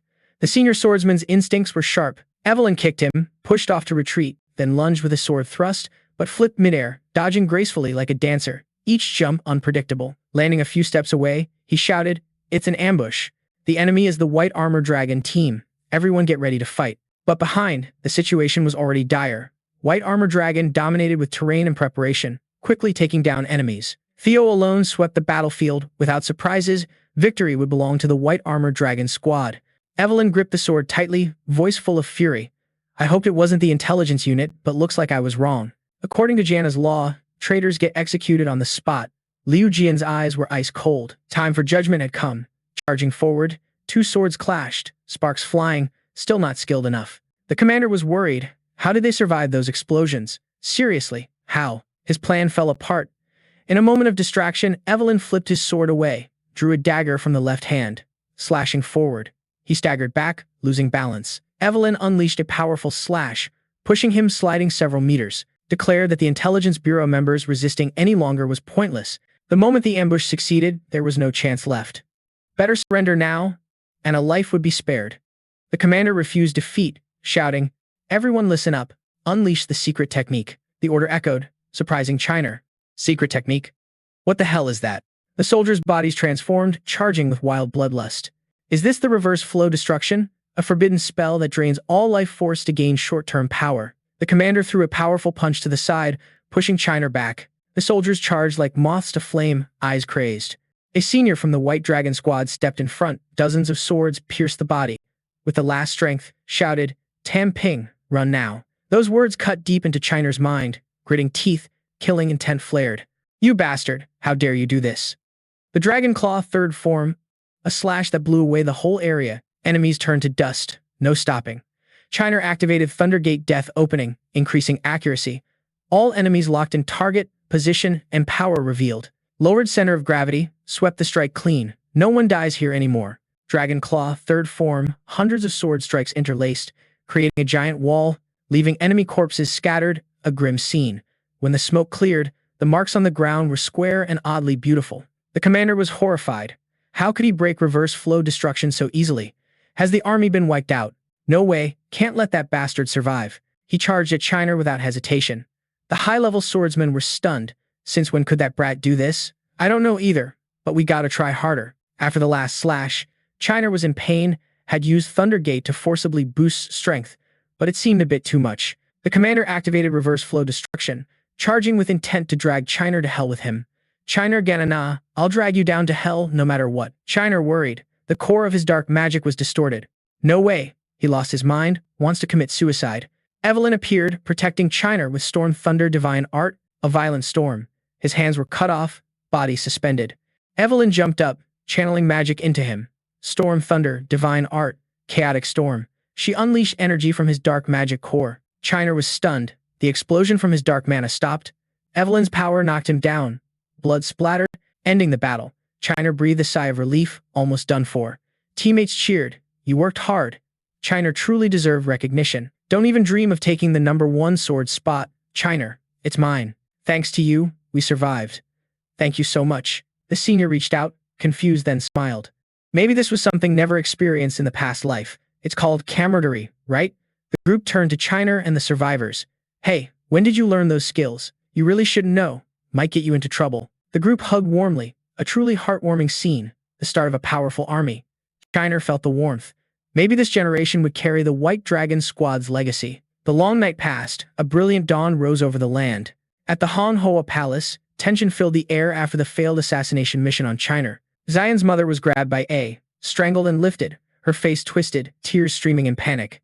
A Choi was furious over the failure, shouting, "You damn bastard." He threw her to the ground, voice full of rage. "How dare you do that without telling me?" From afar, a subordinate hurried over, worried. "Master, the boss." He looked at the paper on the table. "Where did you get the guts to steal my seal? Kill that damn Chiner and the white armored dragon cavalry. You dare say that?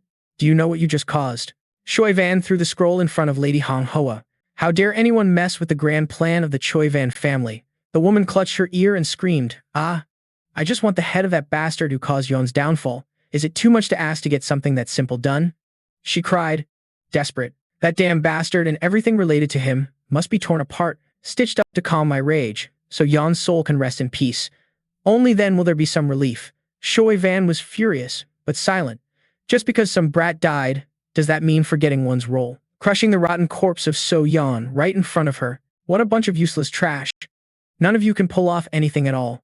Looking at the sister with contempt, said, "You lost the Blue Dragon Slayer's sword, the key to the entire plan. From this moment on, you're no longer a member of the Choi Van family." That gaze brought back memories of their father's disdain. Turning away without a glance, "She's useless now. Lock her away where no one can see. Get rid of all the pests involved so no news leaks out." Master Choi Van was furious. "Why do all my plans get ruined by useless fools?" His sister begged, "Please reconsider just this once. If you spare me, I'll do anything." That plea was meaningless. He walked through the mansion filled with screams of pain. Please spare me. The rebellion plan fell apart, and he blamed me. Swearing by my own life, I'll end yours in the chamber.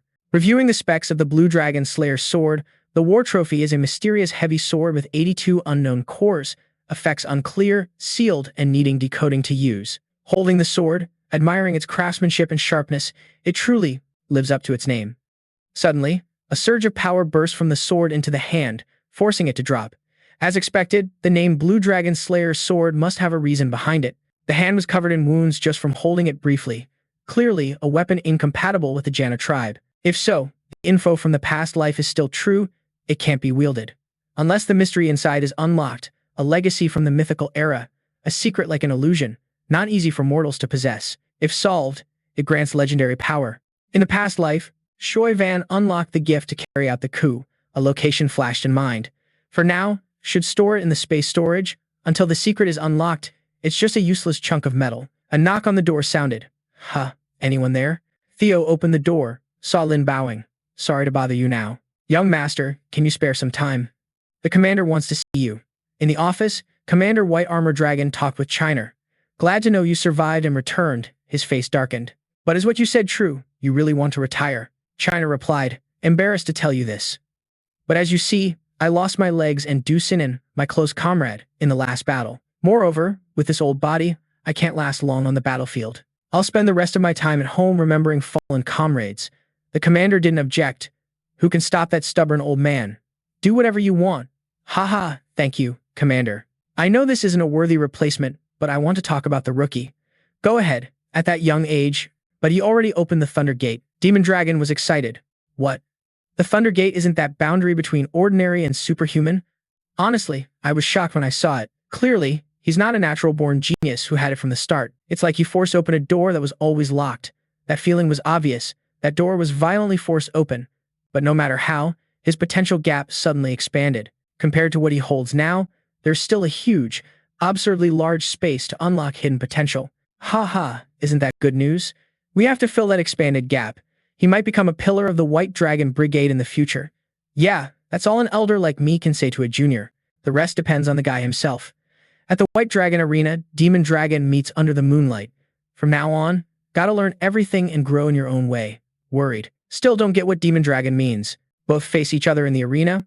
Full moon night, cool breeze tonight. Heard you played a big role in this mission. Right? Not really. It's all thanks to my teammates' support. Is that so? Don't be so modest about it. So, how far have you come on your martial path? Ponders. Martial path? You mean my fighting strength? Fighting now is way easier than before. Old man, I'm not asking about your fighting skills. What I really want to know is what kind of world your sword is trying to show. Confused. If that's what you mean, I'm honestly not sure. I just train with one wish, to imitate the swordsmanship of the master. Demon Dragon draws the sword with satisfaction. That's how everyone starts. Demon Dragon unleashes a domain. Aura explodes, terrifying pressure, space dyed red like a sea of blood. So this is Demon Dragon's boundary. Remembers, Kim Long's boundary is totally different. Demon Dragon's words ring with pressure. My sword represents the demon. A pillar of power shooting to the sky, unstoppable. Focus. So this is Demon Dragon's power. Demon Dragon throws a destructive move. Precise, no openings, the essence of countless battles. Amazed by the perfect sword strokes, this chance doesn't come often. Twisting blood walls cover everything. Demon Dragon stops, steps forward. What do you think about what you just saw? What did you catch in Demon Dragon's martial path? Responds with power and destruction. Demon Dragon smiles. Exactly, that's the demon's nature. Straight intuition. Even if it shatters in the end, it's a straight line piercing and destroying everything it touches. Violence, destruction, and power. Everything points to death. So what do you think about the boundary of the Plum Blossom Palace Master? Her boundary is elegant and beautiful. Demon Dragon folds arms. Beautiful. The Plum Blossom Palace Master's swordsmanship carries the essence of life, so that makes sense. Seeds sprout, grow, then bloom. That's life. Slow but gentle, always changing, never stopping. It never halts its own growth. This is the martial path. Organizing thoughts. Is this the martial path she mentioned? Though both are 9 dragons, their sword paths oppose each other. Life and death, existence and destruction. Do you think the meanings of these two swords are completely opposite? Isn't that obvious? Haha, if I spill it now, where's the fun? Demon Dragon cancels the boundary, throws a book to the guy. What's this? It's a dialogue between me and the Plum Blossom Palace Master about the truth of swordsmanship. Surprise, really. Although this is super rare, according to Ganana, you become a disciple of both Demon Dragon and Kim Long. On the cliff, Demon Dragon and Kim Long are chatting. The notebook recording their conversation during the exam was handed to the guy by Demon Dragon. Holding the notebook, Demon Dragon is deep in thought. After a moment, feels the kid is already part of me. But you want me to share him as a common disciple? Kim Long laughs. Don't be petty. The ultimate goal is for your benefit anyway, right? You won't refuse my offer, right? I'm sure you know well, but the guy has attracted others' expectations. You talk about his outstanding talent, unprecedented growth speed, but also warn that he'll soon face a wall every genius hits, earlier than normal people, holding the notebook. Kim Long confidently says this will help him overcome that wall, so this cooperation definitely means a lot. Demon Dragon interrupts, but what if he becomes the head of the Jana clan? Won't that make him the enemy of the Jana clan? Who takes responsibility then? Kim Long is stunned, seems never thought about this possibility. This has happened quite a few times before. Most who develop that fast usually end up badly. Exactly. If history repeats itself with the guy, everything we're trying to teach him will turn into a deadly knife, bringing ruin to the clan. Kiam Long smiles. You really surprised me, Demon Dragon. Thought your head was full of only good things for that kid, but after hearing about the fear inside your mind, now I'm more certain than ever, she said confidently. Julius, you're truly the best person to keep this. Watch the boy closely. When you feel the right moment has come and you're sure of your decision, give this to him. You must make sure the boy won't be led astray by greed. He has to grow into a true enlightened one, someone who can shoulder the family's heavy responsibility. Remembering those words, Demon Dragon hesitated about handing the book to Theo. Facing Theo, holding the book, a bright smile on the face, the two strongest among the 9 dragons created this book. Am I dreaming? Am I really about to become a disciple of both Demon Dragon and Sword Dragon? The boy said. Do I really deserve this? Demon Dragon replied. No worries, no need to be too humble. I'm telling you this because I believe you deserve it. That's all. Theo bowed with a smile. I've only been able to progress this fast thanks to their help, and I haven't done anything to repay them yet. Yet they keep helping me unconditionally. The boy saluted. Since the Gendan incident, you've helped me many times. I swear on my honor. One day I'll repay your kindness. While Demon Dragon and Evelyn talked, she looked tired. Demon Dragon stomped, an oppressive aura flaring up. Ha ha, there's a way for the kid to repay that right now. He stepped forward. Let's have a match. Theo said to Jana, it's been a while since I had such a fun toy. No, such an excellent disciple. I can't just sit around calling myself a commander, right? Ha ha ha, the real lesson is just starting. Theo was confused. Do I really have to fight him? The boy rushed forward, sword clashes echoed. Good, faster, even faster. Evelyn quietly left, locking the door, seemingly bribed by the commander. Help me, Evelyn. I'm really sorry, young master. This is the commander's order, so I can't disobey. Theo was locked in the arena all night, fighting Demon Dragon until exhausted. The next morning, Evelyn unlocked the chains, entering with a guilty look. She was shocked by Theo's pitiful, lifeless appearance. Young master, are you okay? She comforted. I think this time the commander went a bit too far. Just a bit too far. More importantly, Theo, as you said before, I've imprisoned the previous ringleader in the underground prison. Theo smiled at the news. But is it really okay to just imprison him like that? He's not the type to betray his master, no matter what we do, but letting him be like that isn't a good idea either. Don't worry, it's all part of my plan. Theo whispered to Evelyn, revealing the plan to use the ringleader. Evelyn was surprised after hearing it. At the Rose Palace, Theo entered the training area. Welcome here. Theo saluted. It's an honor to meet you. The Lady of the Rose Palace. Sword Dragon stepped down. Tao Na, I've been waiting for you a long time. Have you received the gift that Demon Dragon and I prepared for you? Theo replied softly. Thank you very much for that. The book really helped me a lot. The lady used inner energy to retrieve the sword in the training area, then jumped to Theo's side. The space was filled with fluttering petals like a flower mountain scene. Sword Dragon landed gracefully, voice warm. I'm glad to hear you say that. She stepped forward. I want to continue teaching you sword techniques that others often overlook. That is the root of original swordsmanship, the source of all future development. We'll start with this and end with it. I like discussing how to make the flower bloom through swordsmanship. She pointed the sword forward. Now, I'll ask you again. Theo Ghana, do you really want to become my disciple? Sword Dragon asked. Before answering your question, may I ask one? What you're saying, are you asking as the Heavenly Dragon Swordmaster? Sword Dragon was surprised. Oh wow, didn't expect you to know the secret that very few know. She stuck the sword into the ground and explained. Yes, I won't deny that. The Heavenly Dragon Sword is a secret sect, passed down to only one disciple. I'm the sole inheritor and the Heavenly Dragon Sword Master. You want to know my true intention in taking you in, right? Really sorry if this made you uncomfortable. No worries, won't blame you for something like this. Actually, no deep motives here. From the technique that makes the plum blossom bloom to the Sword Dragon Heaven style, it was always planned to pass all of it to you. Shocked. Was that for real? Scene shifts to leaving the Rose Palace. Walking among elegant rose bushes, a voice echoes. There you are. Someone stands from afar, voice arrogant. You're the rookie of the White Armor Dragon Cavalry, right? Turning around, not someone to be bullied by these guys. It's me. Got a problem? The captain squints, annoyed. This kind of reaction? Can't even bother with a proper greeting. Now that you're part of the Red Flower Palace, a disciple under Sword Dragon, at least show some basic respect to your seniors, right? Laughing mockingly, thought it was something serious, but turns out just childish acting to protect your fragile pride. Senior what? You're not even my direct superior, so what does rank matter? Huh? He shouts angrily. What? We're not your superiors? You're already a disciple of the Red Flower Lady. If not a junior, then what? Losing patience here. Seems like you guys seriously misunderstand something. I already refused Sword Dragon's invitation to be a disciple. The seniors panic under the gray sky of the training ground.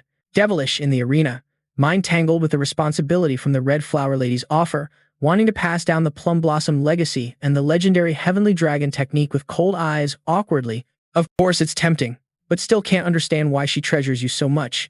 You haven't done anything remarkable for her. The lady of the house stands up, gently touches your cheek, lifts your face, and says there's no special reason, just that you remind her of the clan head Gianna, the current clan leader, when he was young. Surprised, wondering if really resembles the clan head, Sword Dragon confirms not just in appearance but in spirit. The young clan head always pursued dreams and ideals with determination. She pauses, eyes distant. Maybe the clan head still dreams about them even now. That relentless pursuit is why the clan head never falls into despair. That guy worked tirelessly to overcome every challenge. Every day was a harsh battle against giant enemies in brutal lands. But despite everything, the clan head never gave in or compromised core principles. She smiles warmly, watching. She sees again the fierce, idealistic side of the clan head, the side she loved since then. Seeing that spirit flare up again in you, she can't just stand by doing nothing. After clearing your doubts, Sword Dragon asks for an answer. You admit it's a very tempting offer, more than a flashy banquet, but you have to refuse. Can you tell me why? Honestly, you already have too many teachers. Besides the lady, there's Commander Julius, Swordsman Evelyn, Anne O, and teammate Wellington, Honka S, Dan C, Edgic, even rivals like Ian, Sky, Agon, and Shoy Van. Sword Dragon is surprised, calls Van a master. Didn't expect that. Heard you had conflicts with him, right? Firmly, that's exactly why. Challenges from enemies forge you. Your sword style is a mix from many sources, always changing, so you can't be loyal to a single school. Sword Dragon ponders, then smiles. You can't keep tradition because your sword path always changes. That's both admirable and a pity. Seriously, even though I can't be your disciple, it would be an honor to be your son. Bowing respectfully, Sword Dragon is stunned, then joy shines like dawn. Scene shifts under gentle moonlight. In a garden full of blooming plum flowers, the lady of the Red Flower Palace sits sipping wine. A servant pours more, happily saying, the lady seems to really love him. Huh. Sword Dragon confirms. Of course. She explains fate hasn't given her a child, but now she has someone like the one she loves, promising to be her son. The servant smiles, feeling should thank you for finally making her a mother. Sword Dragon asks the servant to prepare a letter to send to the husband. What does the lady want me to write? That was about Theo's promotion test. The servant was surprised, excusing, but Theo was still a rookie who just finished the awakening ceremony. If that guy attracts too much attention at such a young age, worries arise that Theo might face lurking dangers. The lady must understand that clearly. Sword Dragon set down the wine glass, determined. That's exactly why action must be taken quickly before the big storms hit the Janna family and swallow everything whole. The goal is to give Theo as much power, knowledge, and support as possible because that guy will be the key to the family's future. In the dungeon, white armor dragons sat against the wall, chained tightly at the neck and limbs, missing an arm. Footsteps echoed. A masked assassin with sharp claws stood before the bars. Sig recognized him. Finally, he arrived. The assassin advised Sig not to be angry. Everything was according to the master's will. Never doubt what the master does. He pulled the collar, ordering an immediate kill. The assassin threw a dagger, but a green energy shield appeared. What shocked the assassin? Evelyn crashed through the ceiling, jumping down. I've been waiting for you here for quite a while, the rat-like assassin hissed.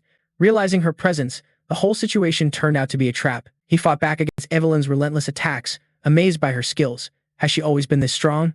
Evelyn easily dominated. Regretting not killing Seuss, but knowing capture would be worse, the assassin tried to escape, but Evelyn blocked with a swirling wind. No easy way out here. She summoned the secret seal technique of Hunka So Janna. An emerald storm blew everything away, smashing the assassin into the wall. He struggled. Blood oozed from the mask, gathering energy for self-destruction. Evelyn anticipated this, grabbed the cloak, struck the stomach, dispersing the energy. Why do you always do this? Plans always fail like this. She threw him down the corridor. This won't work on me a second time. At a safe cabin in the snowy forest, far from the Janna area, a meeting took place. Evelyn caught the assassin infiltrating the dungeon. A masked swordsman pointed at the map. Report. This assassin belongs to an organization called Snake Demon, under the command of the Choi Van family. This indicates the Choi Van tribe is involved, likely directly connected to Choi Van. Devil Dragon July sat at the head of the table, declaring this almost fully confirmed suspicions of a mole within the family ranks.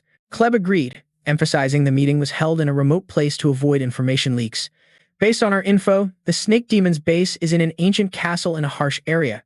Within a few hours, if the assassin doesn't return, the mission will be considered a failure. They will surely burn all evidence and escape. So the goal is clear: ambush the enemy base before they flee and gather all possible information. This is the focus of the newly assigned joint mission. Cleb identified himself. "My name is Clev. Avo Tuyet." Theo was amazed. Unexpected to meet this senior agent. Devil Dragon added, "This mission will also serve as Theo Jana's official promotion test." Evelyn and Clev were surprised. Theo wondered if ready. Julius sighed. Theo qualified but warned this path is not full of roses and glory. In this mission, every challenge is tied to blood and danger. The difficulty of Theo's promotion test has increased significantly. Although the test is usually adjusted by rank, assigning a mission that could ignite civil war as a test for a mid-level swordsman is very rare. Devil Dragon leaned in, revealing knowledge that Theo ordered Evelyn to supervise the prison because that guy predicted an assassin would be sent to kill Tu Bin. Evelyn cleared throat, awkward. Devil Dragon asked Theo to pursue the mission to the end since initiating this chain of events. Theo apologized for acting on own accord. Julius now accepted but warned even as heir. Acting without superior approval is unacceptable. Now that things have reached this point, Theo must complete the mission perfectly. He grabbed Theo's shirt, bumped heads, passed the test, and officially get promoted to mid-level swordsman. Then that guy will earn the right to undertake missions alone. Understood? Yes, sir. Theo calmly responded decisively, a fleeting smile appearing, realizing everything revolves around that guy more than expected.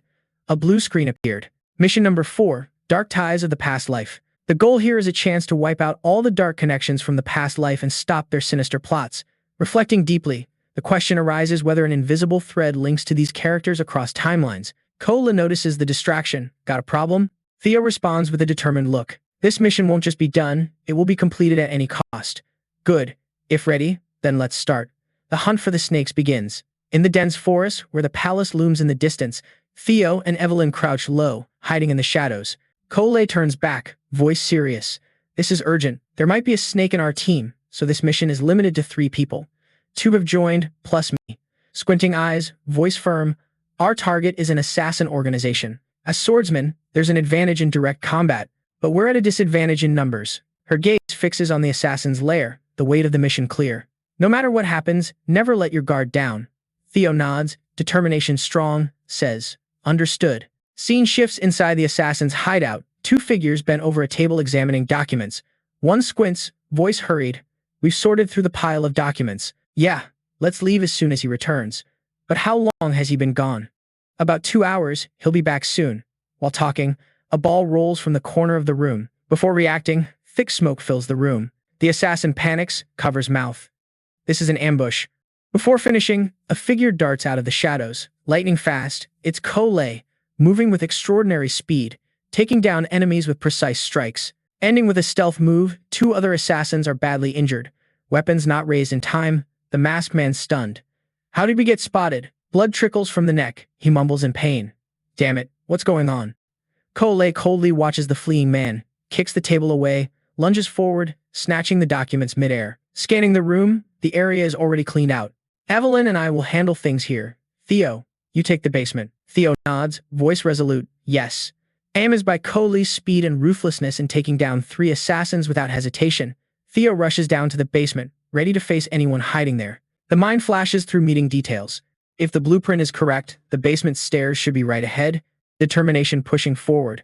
But at the entrance, Theo accidentally triggers a trap wire, eyes wide, an arrow shoots by, just inches from the face. Theo tilts head to dodge just in time, but more arrows rain down from all directions. Realizing the danger, Theo switches to alert mode, frustrated and urgent, activating synchronization, analyzing the area.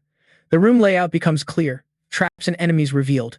Pulling out many swords from the pack, using telekinesis to control them. Activating Thunder Dragon Breath, sword blades flare with lightning energy. With the dragon mark, all traps are disabled, and ambushers defeated in an instant. A stunned assassin mutters weakly, how is this possible? Theo steps forward again. The assassin collapses, tension rising as the thought hits. If security is this tight, something extremely important must be in the basement. Reaching the stairs, Theo freezes, the floor stained with blood. A figure in red stands motionless. Turning around, voice excited, this is Dark Delight. Oh man, I can smell the stench of corruption reaching here. Can't believe a massacre is happening during this sacred prayer. The masked man, terrifying aura, behind a pile of skulls, a gruesome blood symbol on the wall. You're truly an impatient believer. Theo grits teeth, Heart pounding, memories of the demon holy church flood back, sending chills. The cult believes in the apocalypse and a savior figure. The mind darkens. They're the ones behind the great war that toppled an empire. The blood priest laughs wickedly. You seem to know who I am? Arms spread, voice gleeful. Theo tenses, sweat dripping, synchronization activated. But the mana flow from him doesn't follow the rules like a gate from hell. This can't be. Wondering if this is the grace the priests call the bamboo blessing? He squints, voice sinister. Too bad. Seems you're someone without faith in the savior. Hands clasped, voice dark, but it's okay. A terrifying pressure envelops. His aura causes suffocating fear. The honor of becoming a sacrifice for the one true God will be yours. As the sword was drawn, ready for battle, the figure charged at a terrifying speed, shouting, "Hope you won't refuse this grace from the Lord." Blocking the first strike, amazed by the power, is this really the hand of a human? The battle is overwhelming, every strike blocked or dodged easily. The attacker launched a deadly blow, narrowly avoided, searching for an opening to counterattack. Energy was focused into the sword, preparing a powerful strike, but the priest blocked the full-force attack with bare hands, sparks flying, shaking the basement. The attack was nullified. The attacker slammed into the wall, blood spraying, pain spreading through the body. A blood priest from the demon holy church at such a high level? The figure stepped forward, the air heavy. The third dragon claw technique can't be used here, unless wanting to be buried alive with this guy, but a simple attack won't work. What to do now? The sword was eyed, searching for a solution. Teachings from the demon dragon and sword dragon echoed. Power that explodes and destroys is the foundation of swordsmanship. Death is the core of swordsmanship. The essence of sword energy and technique taught was how to bring life through the sword, life and death, living and violence. Think these two principles are completely opposite. Realization hit. Life and death are a cycle. The priest mocked, "O Lord, this lamb is spilling its precious blood." Laughing wickedly, "Please accept this poor lamb as a sacrifice. Surely it will please you." A terrifying punch was thrown. The ground shattered. The attacker dodged just in time and stood firm. Eyes determined, the priest squinted, annoyed. "You're one stubborn lamb." Energy in the sword was sensed. "Now I get it. These two swords aren't opposing at all. Life and death are a natural cycle. Death always waits for life's end, but it also nurtures life to bloom." The sword was gripped tighter, drawing strength from Julius and Osajana. They aren't two powers but one. Applying that principle, focusing wasted energy, gathering it into a single beam of light, victory will be won. The priest sneered, "Don't be stupid. Don't you realize your sword is useless against me?" But the attacker slashed a dragon fang strike at the priest's hand. Energy exploded, shockwaves rippling through the basement. The priest tried to block, smirking. This new sword move is interesting, but the expression changed. Blood oozed from the hand. The attack broke through defense, pushing the priest into the wall. Blood splattered. Never thought enlightenment would come before death. Truly a seed of evil. Can't let this one defile the Lord's world anymore. The attacker charged, grabbed the priest's head and slammed it into the wall, activating synchronization to read memories. This chance must be used to find the source of the strange power the demon holy church uses. But the priest vanished, pulling into another dimension. The environment shifted. Confusion set in. This is totally different from all previous memory reads, as if transported to a completely different place. The system screen appeared, distorted, red warning flashing. "Warning, you have encountered a much higher level enemy. Please run." Shocked, "What the hell is this?" Suffocating pressure tightened. A voice echoed, "Who are you? What are you?" A giant eye appeared, an evil gaze locked on. Voice thundered, "How dare you disturb my sleep?" A colossal creature, shape-shifting, countless eyes looking down, trembling, reality shattered before a being beyond comprehension. In this strange, distorted realm, the mind was thrown into chaos by the terrifying presence, eyes wide in shock at the giant creature. Is this what those demon holy worshippers were hiding? Heart pounding like it would explode, the creature awakened, eyes scanning the space, voice like thunder. "So it's you. You are." Theo Nang, stunned, it knew the name. Trying to grasp this unbelievable situation. Suddenly, huge tentacles wrapped around the legs, squeezing as if to crush. "I found you." The main character of this world, before it Theo seemed tiny like an insect, powerless as the grip tightened, panic rising, searching for escape, but too fast to resist, body trapped, fear swallowing whole. Just when hope seemed lost, a burst of bright golden light erupted from the tentacles, banishing the darkness. Shocked as the blinding light revealed ancient dragon scales, the ancient dragon shattered the grip with terrifying power, roaring while breaking free from the hold. "How did you get here?" Dragon eyes locked onto the unflinching creature. Lothborich spoke in a low voice, "My companion. That thing is still something you can't face yet. Even with terrifying power, Both are still small compared to that giant creature.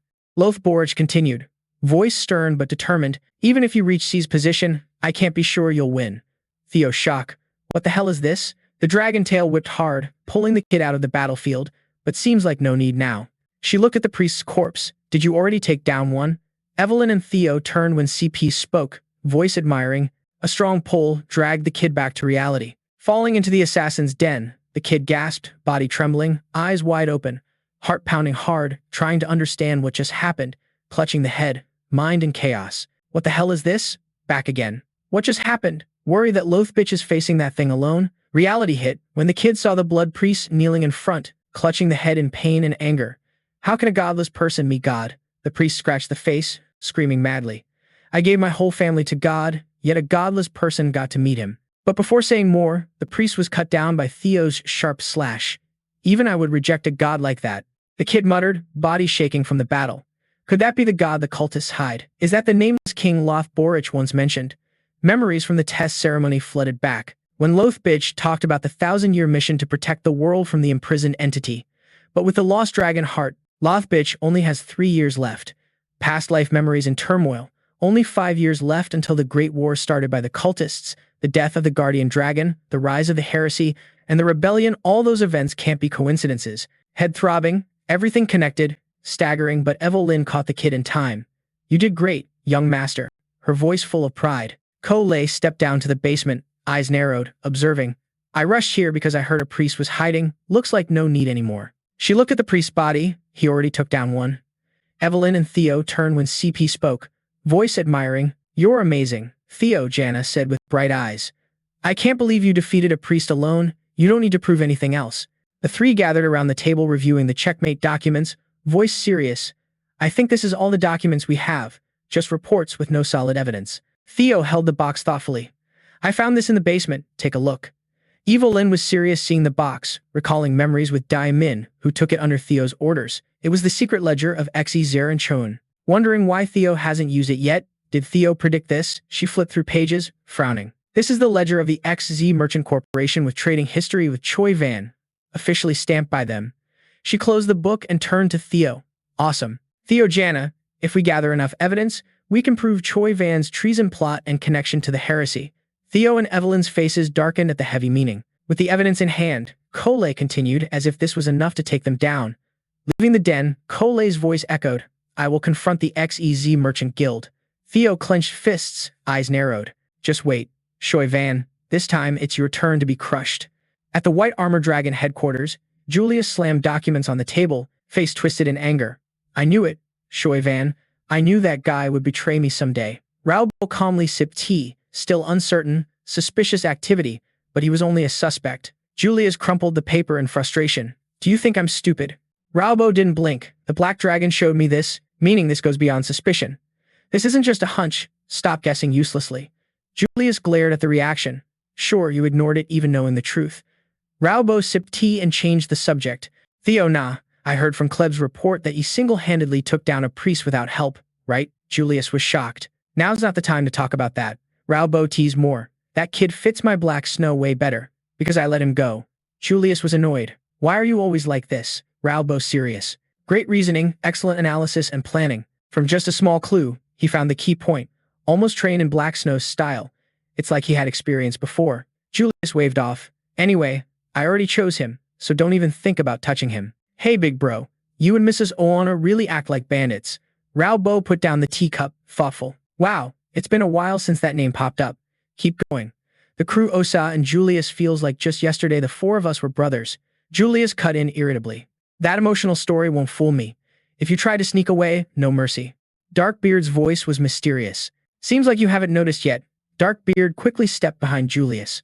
Older brothers stealing from younger brothers, that's just how it goes, right? He grabbed a few bottles of liquor from the shelf, joking, next time, bring something pricier. Darkbeard's younger brother stormed out, leaving Julius's frustrated shouts behind. Lucky there were no vipers in the White Armor Dragon. In a place untouched by the Heavenly Dragon, Darkbeard vanished into thin air, thinking it's better to leave this plan to Julius now. Today's the day to attack the Z Cartel. There's going to be a lot to handle. Things are getting more interesting. At the XC Trade Guild's main hall, the atmosphere was solemn as a man stepped onto the podium. He bowed his head. I am Navan B., the second son of the BS family. The bald man with a long beard said, "Look closely. I belong to the Azure cartel, leader of the Azure Corporation." He declared, "I officially propose a marriage alliance with the Silver family." He gestured toward his daughter. She bowed gracefully. "I am Lily Azure, the fourth daughter of the XZ family." She continued, "From now on, the B and XZ families will be united by marriage. The two children will create a lasting bond." Lang thought quietly, a subtle smile on the lips. Finally, it's done. He looked at the badge on Navin's chest, a prestigious design. "This is the start of the NA house, those who always look down on us." A wider, wicked smile appeared. "Soon, revenge will be well-deserved." Behind the bald man, someone stood silently, face burning with rage, fists clenched tight, cold eyes fixed on the ceremony. The mind darkened. "How dare that merchant mention our family name before the Silver House?" A hiss echoed inside. One of the 6 noble great families treated like this. The body trembled with anger, but held back. Must endure. The thoughts were bitter. With a dowry from this marriage, the family could be saved. Who cares about that bastard child anyway? Navin B stood confidently before Hazir, lips curled up. Recognizing the old man's obvious scheme, the fake was easy to spot. Eyes narrowed, analyzing the situation. These merchants really think they can help us? He glanced at the Azure Corporation members, each face showing sinister intent. They think they're gaining advantage but are blind to the bigger picture. They don't know their trade guild is being used as collateral, the mind spinning with the power held. They won't live long enough to see it all collapse. A dark smile formed thinking about the fall of the Z cartel. He reached out to Lily, voice gentle. "Nice to meet you, Lily. I'll treat you well as the Zir son-in-law and as your husband." Lily stood before him, face stiff with suspicion. Arms crossed, eyes squinted, voice firm. "How can you prove that?" Navin briefly looked embarrassed, then quickly flashed a sly smile, understanding her meaning. "Seems she wants something. Our family is bankrupt. Even I'm up for sale. But if my bride wants, I can offer the Silver family's daughter." The bald man watched, anger flaring, eyes flashing with bitter resentment. "Damn bastard," he thought. "What the hell is he doing?" Lily tugged her right sleeve, revealing a scar, voice trembling with anger. "Bring Na's head, the one who did this to my arm. Here." Navin's smile widened, eyes sparkling with interest. "She wants me to publicly kill the heir of another family?" The crowd's murmurs grew louder, shocked by the words. CU stepped forward, placing a hand on Lily's shoulder, whispering, "Lily, I told you not to say things like that in public." Lily lowered her head silently, but Navin interrupted. "Fine. I'll do it." Lily looked up, eyes blazing. Navin stood tall, voice commanding. "My young bride wants it, so I'll bring back his head." Outside, the sky blazed with dragons circling the city. People looked up, confused. "What's that? Is that a vulture?" 3 figures jumped off the dragon's back. Someone leapt down. Gasps echoed through the square. The 3 landed perfectly, leaving the crowd stunned as they recognized the Janna badge. That's the Janna badge. The flag was a declaration of war. Lep planted the Janna flag into the ground, voice deep and resonant. "From this moment, we will enforce justice under Janna's name." Her eyes scanned the crowd. "We have discovered that the attacker of Janna has deep ties with the Azure cartel. The investigation will start immediately to trace the traitor. Anyone who dares to interfere will be considered an accomplice and executed on the spot." The crowd was horrified, breath caught. "Immediate execution?" Lep's voice echoed through the building. "If you claim to be innocent, let the clan forces investigate." Inside, a chill ran down the spine, face twisted. Damn it, have they already discovered everything? No way. Must stay strong, no showing weakness. The bald guy stepped forward, voice anxious. "Treason, what is this about?" "Zur clan," a sharp voice rang out from outside. "La, Zur clan, come out now." Sweat poured down Cu Ho's forehead, pressure mounting. Trying to stay calm and think, clan leader, what now? Kuang La clenched fists and roared, "Don't joke around. A piece of paper can be easily forged." His eyes burned with anger as he shouted, "Someone is framing us. No matter how dirty you play, Zir clan will prove loyalty. Your tangled lies will soon be exposed. Zir clan soldiers will eliminate anyone who dares to disrespect Janna. Anyone who dares to point a blade at Janna and the loyal ones." The tension was suffocating, both sides ready for conflict. The bald guy worried, placing a hand on Cu Ho's shoulder. "Zir clan lord, do you mean you won't cooperate with their investigation?" La jerked the hand away, growling. "This wedding will not happen." He pointed at the bald guy. "You're stupid if you think we'll let you leave after all this. The charge is treason, got it?" He leaned in close, teeth clenched, cold smile. "You're a member of the 6 pillars. You should know what treason means. Think I'll face this alone?" Looking out the window, CP, Evelyn, and Theo stood firm. Cu Hoa thought if they had solid proof, it wouldn't be just 3 standing there, but an army covering the sky, confidently returning. He turned to the bald guy and his men, understood. They weren't even sure about their evidence, just need to stop them this time, and we'll come out clean. Navin cut in, overwhelming presence. What are you saying to an old man who barely drags himself to the bathroom? He mocked, placing a hand on the bald guy's shoulder, a sly smile. Right, elder? The bald guy gritted teeth angrily. Brat, how dare you? Navin turned away, smile unbroken.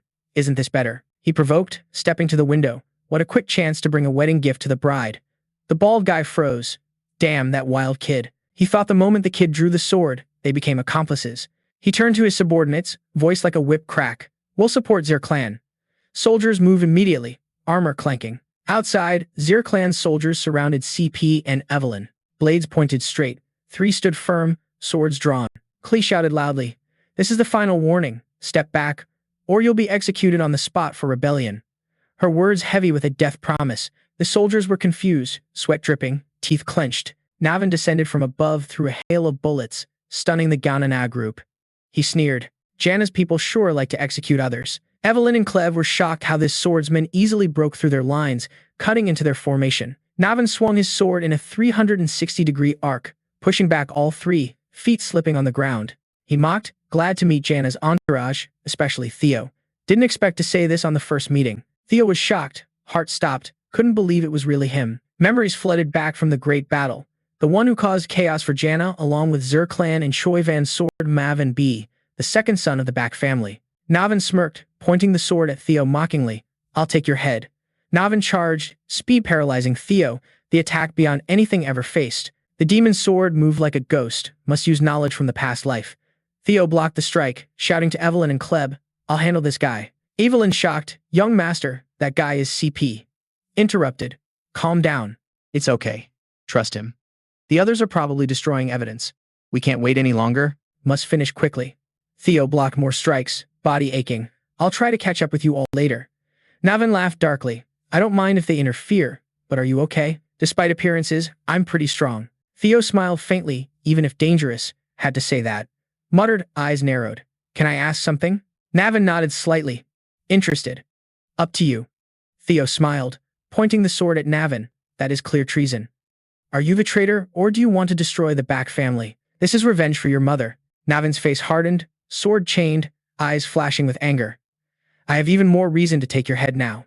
Theo, don't worry, I'll cut it nicely. Sweat ran down Theo's face, but voice stayed steady. Listen to me a bit. With confidence, lowered the sword, reaching out to Navin reassuringly. Let me help you get revenge. I can help you overthrow the Back family. In front of Theo stood Navin Back, the strongest unofficial swordsman of the Back family, proudly wearing the wolf emblem. Not just a master swordsman, but also the embodiment of tragedy, each strike slicing deeper into a painful story. According to Theo's understanding of Navin's past, a genius despised by the clan for being the illegitimate child of a courtesan, a stain on the noble lineage. Instead of valuing exceptional talent, the family saw Navin as a threat. The mother, a woman who sacrificed everything, was forced to leave this world, leaving Navin kneeling beside the cold corpse, tears mixing with dust. A burning grudge ignited a fire of revenge, ready to burn down both the clan and oneself. If Theo exploits this weakness, there's a chance to turn Navin into an ally. Let me help you get revenge and overthrow the family, Theo repeated firmly, eyes unwavering. Navin ran fingers through tangled hair, face tired and doubtful. A faint, sarcastic smile appeared. I don't know where you got info about my mother, but one thing's for sure, eyes sharp and cold, body tense like a drawn bow. Navin swung the sword, launching a long-range strike that sliced through the wind, charging forward at terrifying speed, the blade flashing, killing intent, freezing the air. Theo, with warrior instincts, blocked just in time, gathering strength to counterattack. The clash created shockwaves. The ground cracked open, rocks shattered everywhere. Navin's power pushed Theo back, sliding feet, leaving 2 deep grooves in the earth. Navin stood cold as ice, voice low. I have no reason to accept your offer. Even without cooperating, the family will collapse under the weight of treason. Theo squinted, realizing the truth. The family was doomed by its own betrayal. A serious face, eyes burning with determination. Exactly. Even without my help, the B family will fall, but Navin will vanish with them. Navin sighed, eyes rolling indifferently. Worry pointless. Nothing left to regret in this life. Not afraid to disappear with this cursed family. But Theo cut in. That's dragon fever, right? A disease that appears when the body is too young to handle overwhelming talent.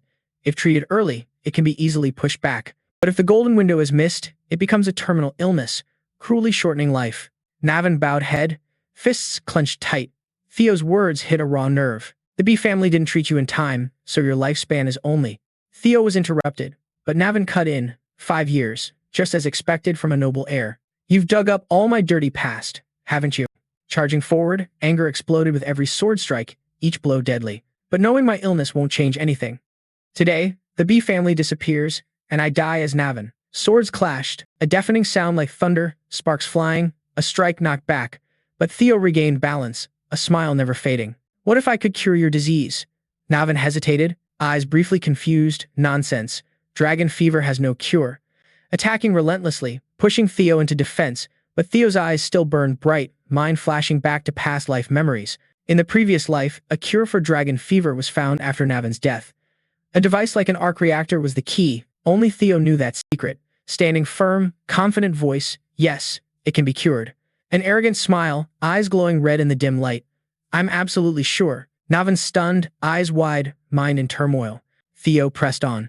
But if you cooperate with me, even if the B family falls, you can live as a hero, someone who helped the Janna family fight the rebellion. If you've already decided to give up on this family, why not try trusting me once? Navin stood still, eyes locked on Theo's outstretched hand, mind storming between doubt and hope. Could it be true? Could dragon fever really be cured?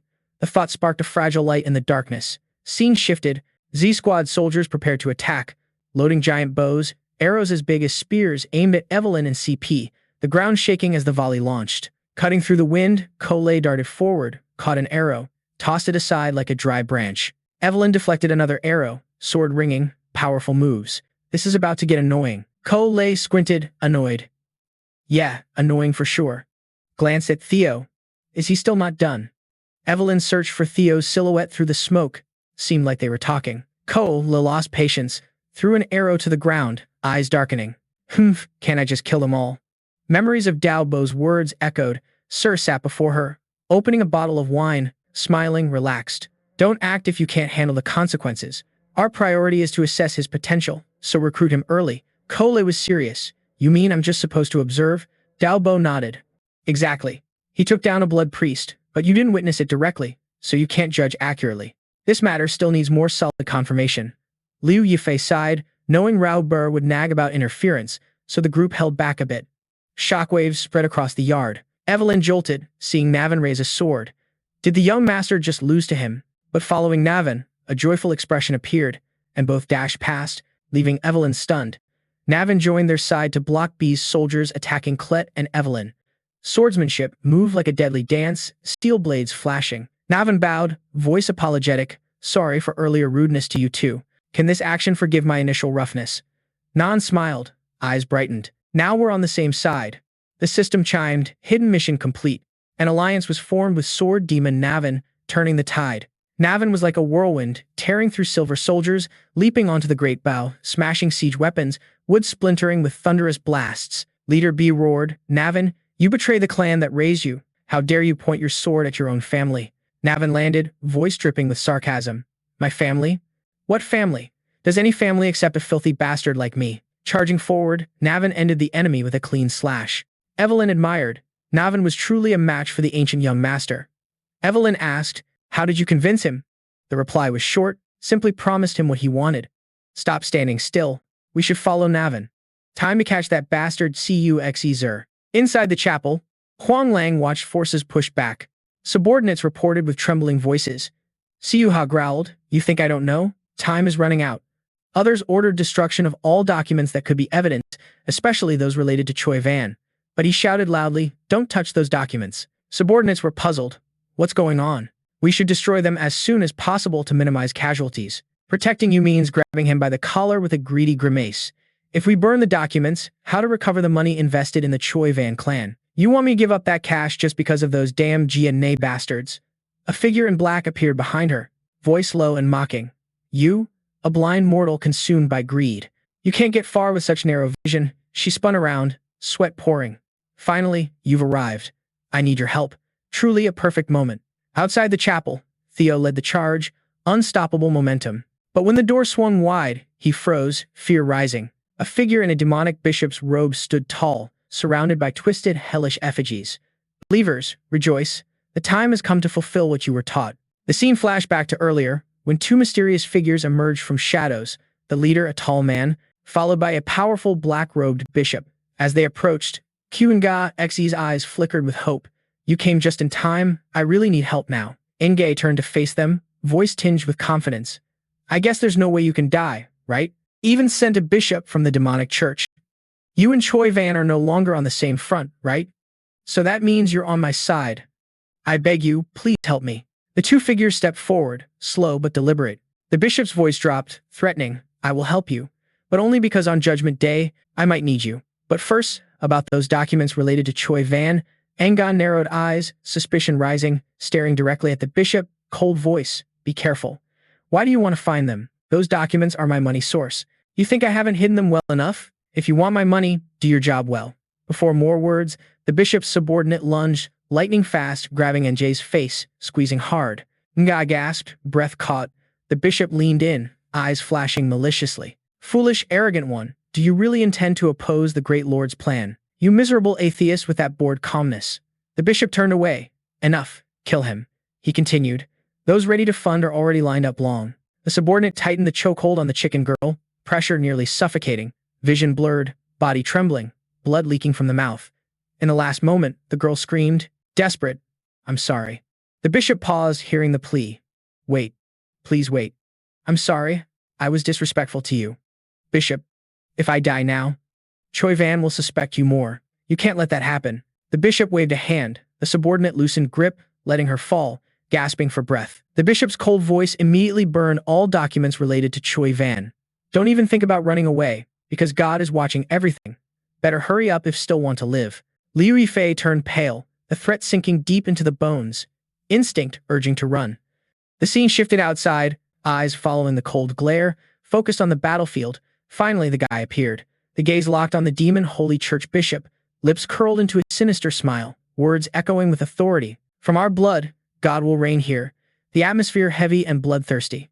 When the bishop's followers shouted in unison, praise our Lord, heart pounding as the church army charged, eyes wild and soulless. The sword flashed like lightning, slashing through followers with absolute precision. Already suspected the demon holy church was behind this, but it was shocking to see them deploy a bishop into battle like this, took down a smooth group of enemies, but others replaced them non-stop, aiming only to kill, each one falling, but the numbers seemed endless.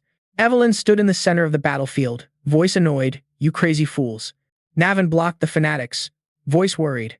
They keep coming, can we hold on like this? Kolep stood behind, eyes calm but calculating, watching the fight, determination obvious, eyes fixed on the bishop. So the bishop really showed up, this will be more troublesome than expected. Hand slid down to sheath the sword, then drew it, steel blade gleaming. Wait, this is actually better than I hoped, right? Glance at teammates, now I have a reason to wipe them all out. In a flash, CP moved so fast it was invisible.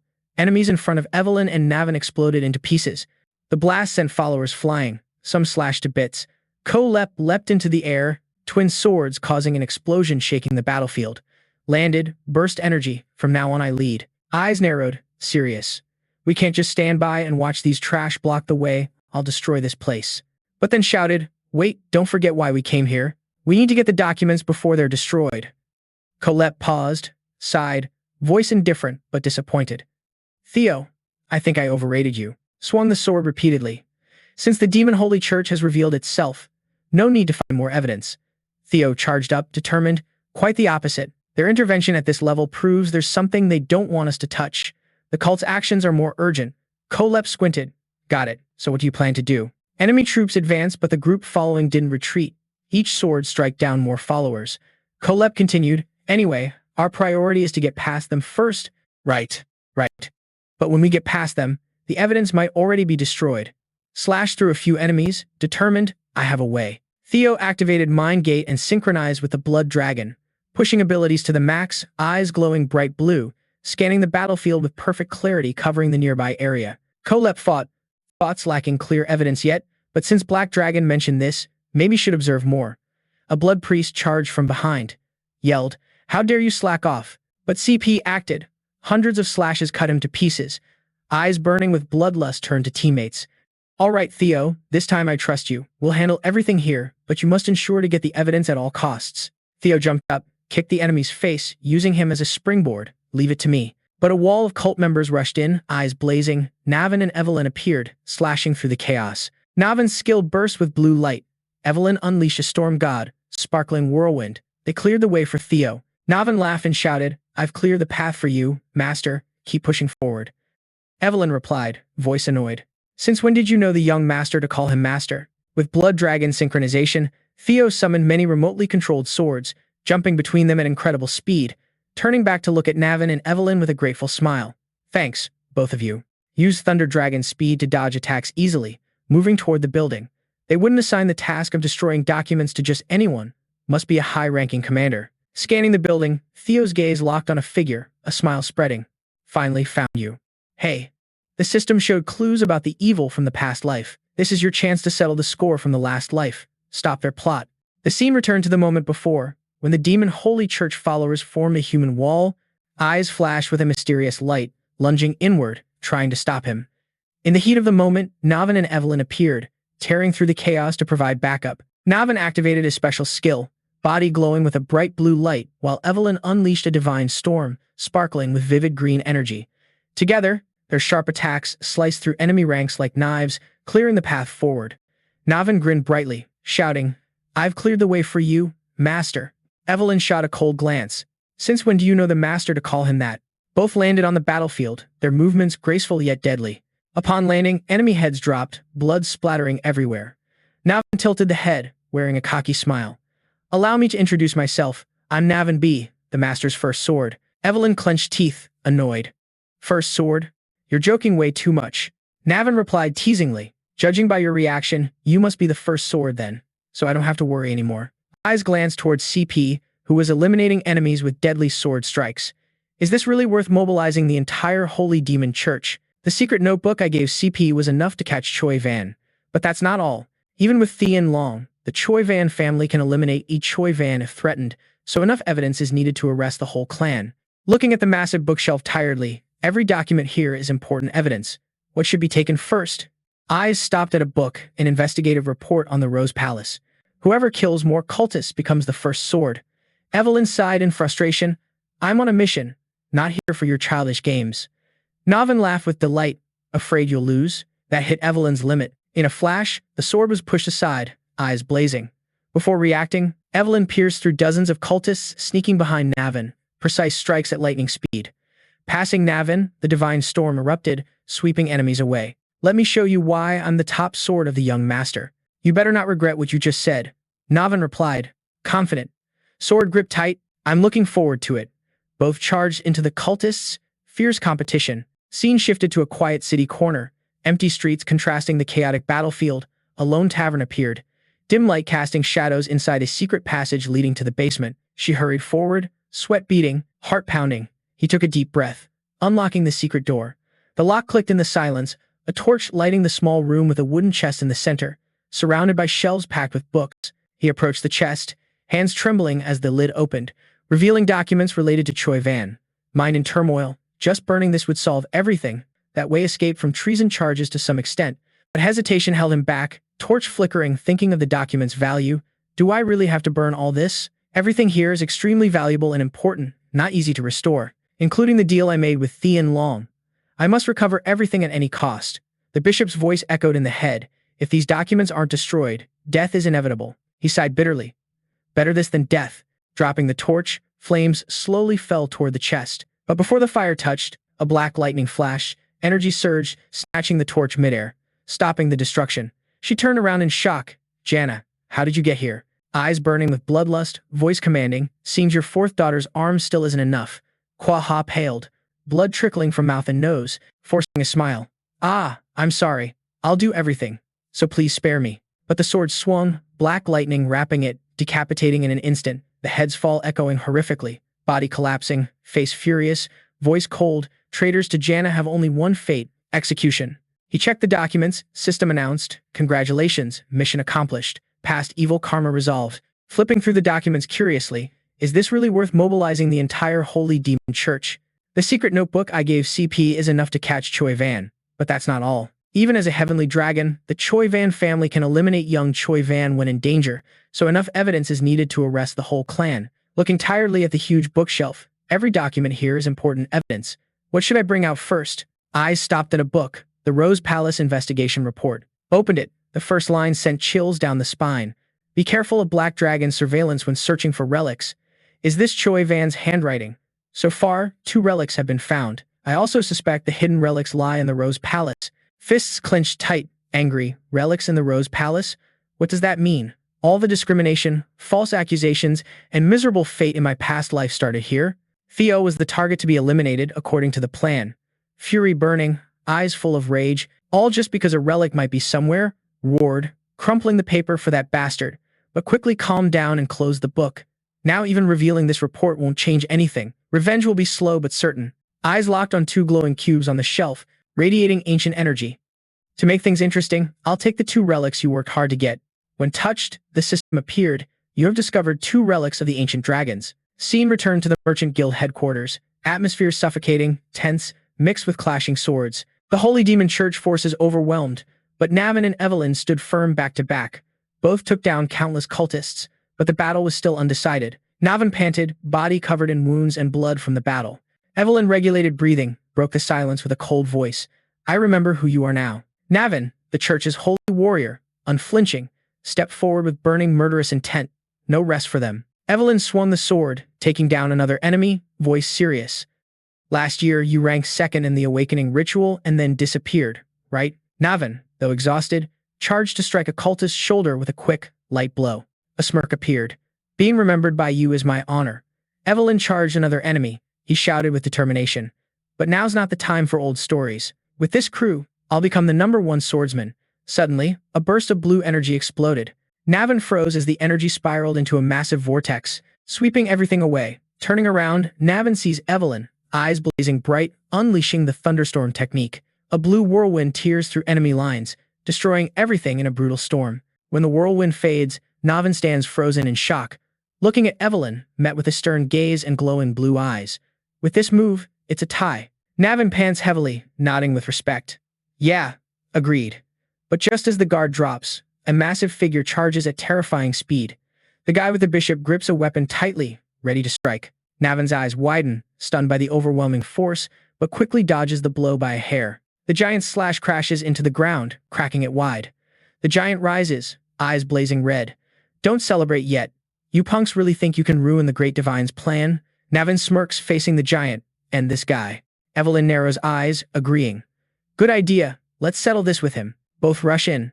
Evelyn radiates blue energy. Navin glows with a blue aura and unbreakable will. But as the giant swings back, a figure descends from above. A high-ranking member of the White Armor Dragon Cavalry riding a dragon lands. The dragon lunges fast, claws grabbing the giant and pinning him down. Navin and Evelyn stop and step back. The dragon's claws dig deep, creating shockwaves. When the dust settles, the giant is immobilized. A blond man steps forward, smiling satisfied. How's that, Captain Evelyn? I arrived just in time, right? Navin and Evelyn freeze, shouting in unison. How dare you mess with that guy? Both burn with fury, eyes blazing fire. The man pales, embarrassed. Ah, thought I was helping. The sky darkens as a swarm of dragons appear. White Armor Dragon Cavalry landing to join the fight, their impact instantly crushing several cultists. A senior member shouts to the whole squad. The 5th Company of the White Armor Dragon Cavalry obeys orders, wiping out all members of the Merchant Guild and the Demon Holy Church. Soldiers charge, dragons breathe fire, spray poison, and tear enemies apart with claws inside the headquarters. The atmosphere is heavy. The bishop collapses on the floor, dozens of weapons piercing the body, blood flowing profusely despite severe wounds, a smirk on the lips, voice satisfied. I sincerely hope a new sun will rise on the blood-red sky, hoping the true end will come. Help them resist temptation and accept our reverence. The blood of gods will guide us. May the rest find peace. Close by, Klep sits exhausted but defiant. Eyes roll, sighing sarcastically. Scheming like that just doesn't suit me at all. Glancing at the bishop, whose body is shattered. But the mad smile remains, like a burden lifted a bit. Outside, everything is quiet after the battle. White Armor Dragon Cavalry sets up complaint booths. Citizens line up to report damages. Evelyn stands amid chaos, surrounded by questions. Someone approaches. Can I leave now?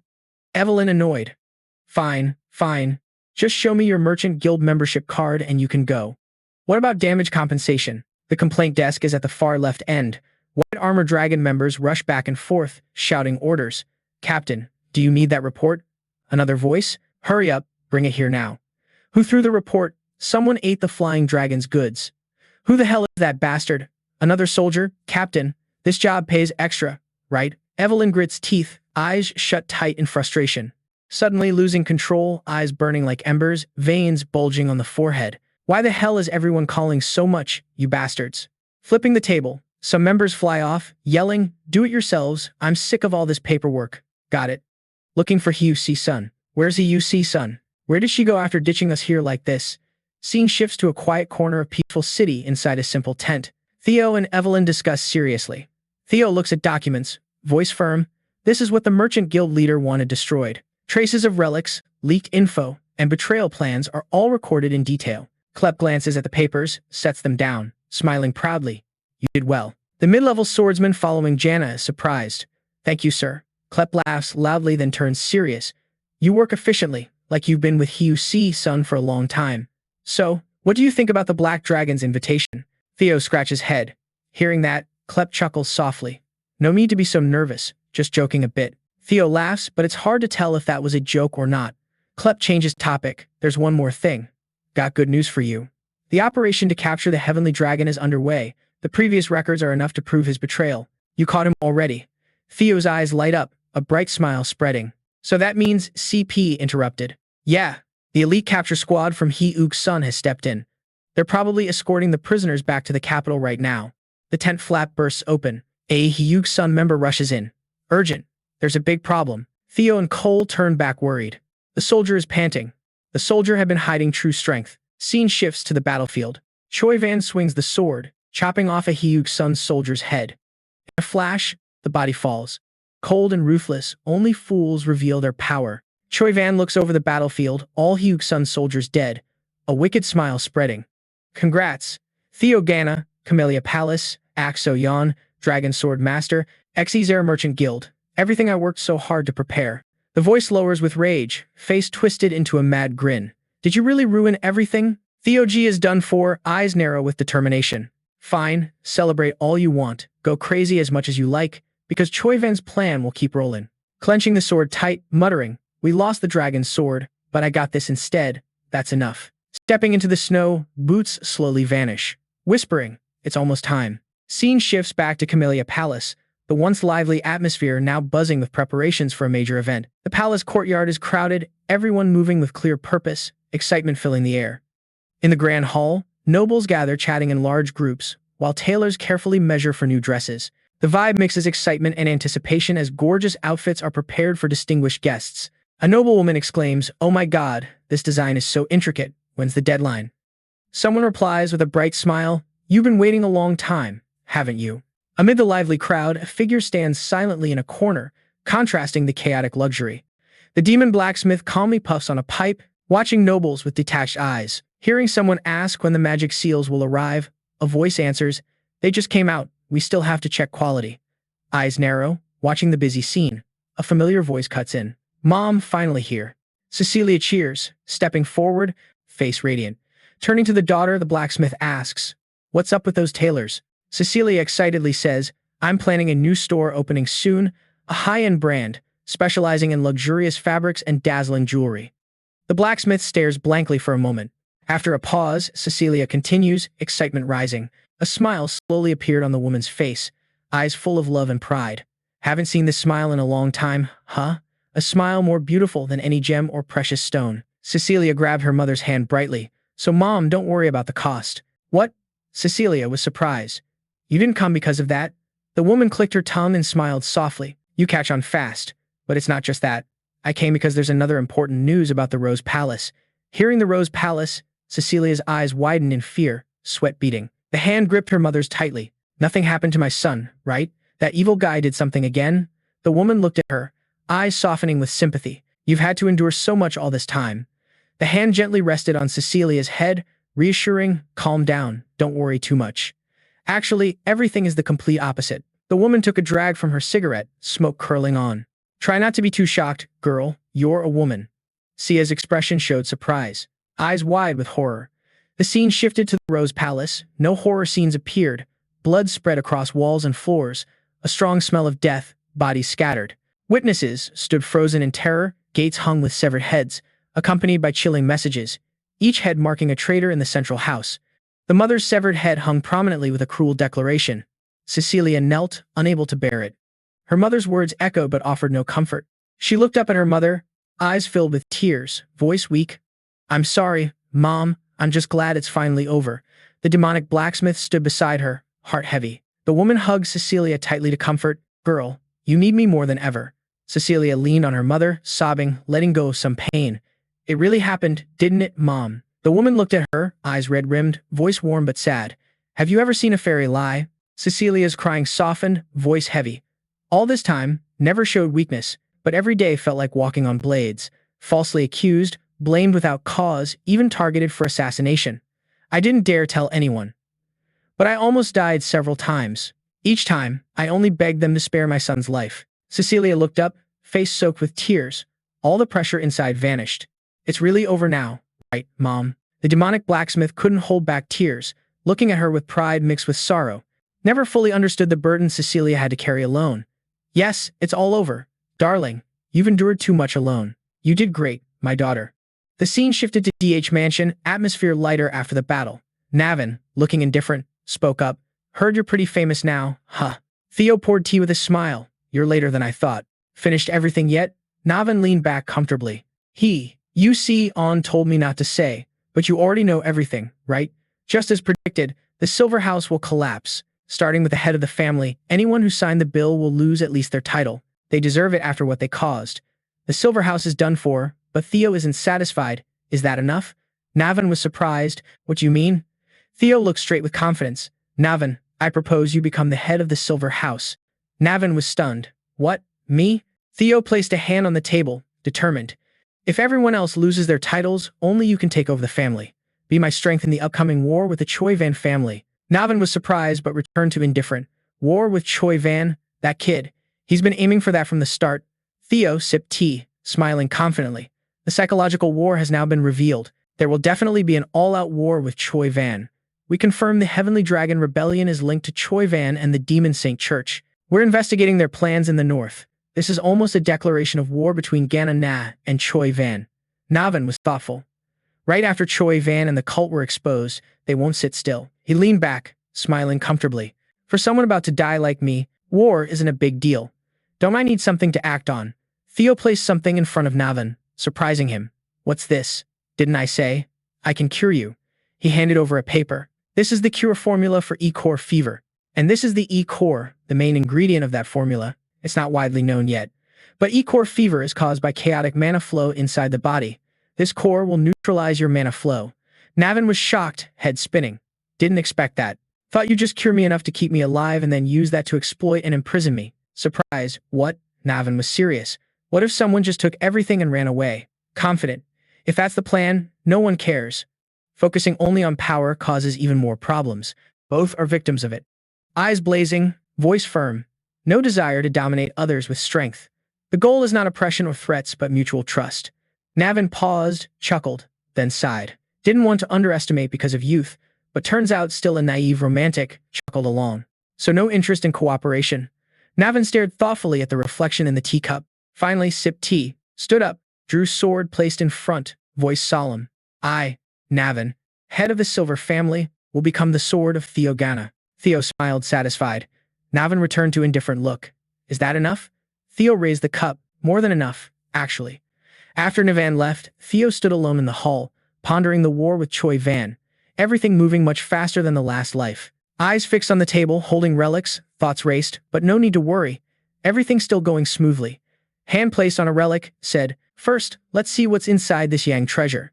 Scene shifted to the moment Theo decided to open the Yang treasure. Memories of absorbed relics flashed, the little dragon and Gin with their extraordinary powers. Thoughts about the new relic's potential filled Theo with excitement.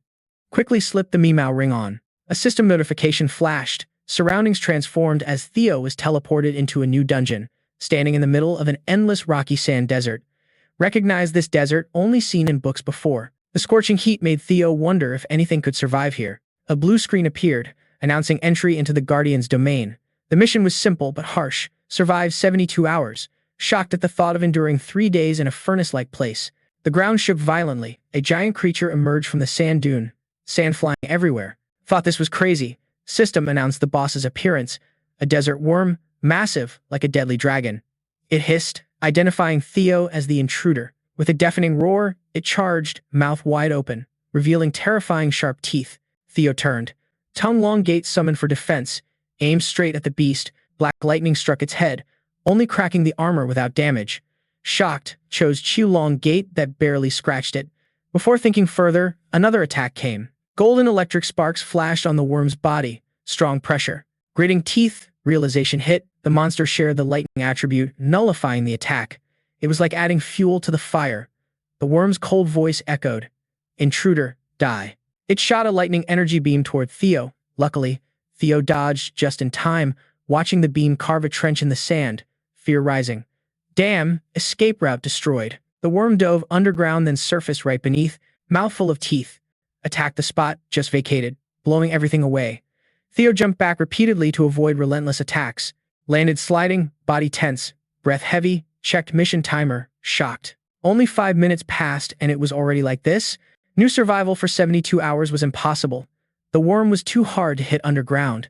Lightning techniques useless. Terrain gave it a big advantage. But an idea sparked. Maybe terrain could be turned against it. Rummaged through inventory, pulled out the ice butterfly relic from the previous mission, considered using it immediately. A gamble, but worth trying. Activated the relic to enter its dungeon. System announced the ancient Dragon Clan ice butterfly relic equipped, moving to the 3rd dungeon. But a red alert flashed, blocking progress. Couldn't start a new mission while another was active. Things went off plan. The world began to crack. Ice cracks spread across the desert sky. An unusual blizzard raged, tearing open rifts between dimensions. System alerted abnormality. 2 dungeons trying to invade each other through the ice rift. A giant yellow eye appeared. The ice butterfly dungeon's worm emerged. A white butterfly-winged dragon appeared from the blizzard. Not huge but elegantly beautiful. Eyes cold as it faced the desert worm. Icy breath spreading, voice carrying ancient chill. Long time no see, chosen one. You just did something pretty reckless. This is the Dragon Immortal's guard, overflowing with power, shimmering icy blades. It looked coldly.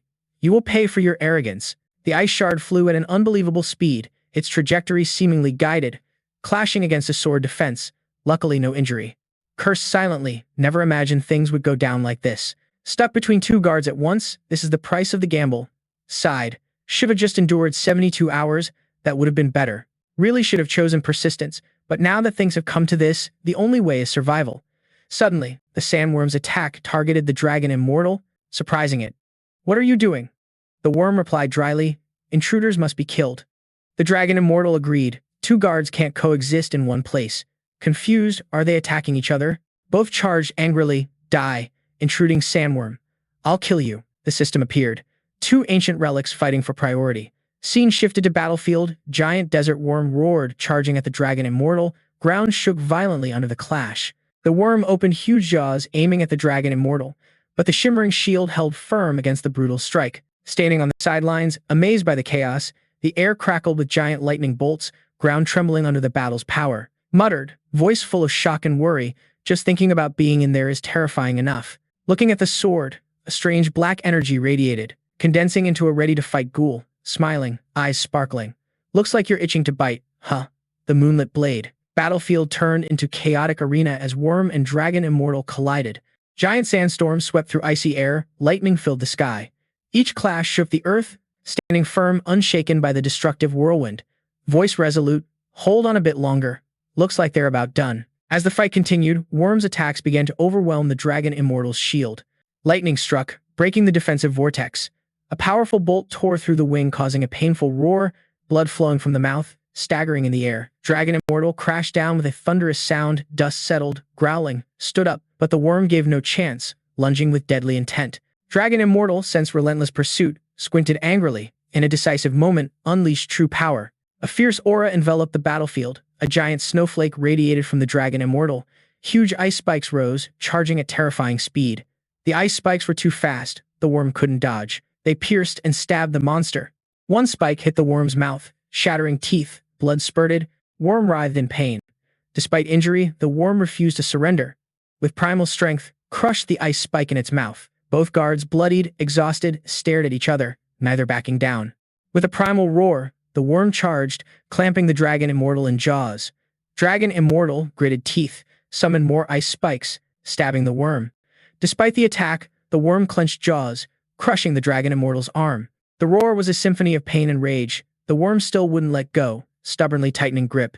Seeing the Dragon Immortal's danger as an opportunity without hesitation, charged forward, sword clenched, determination clear.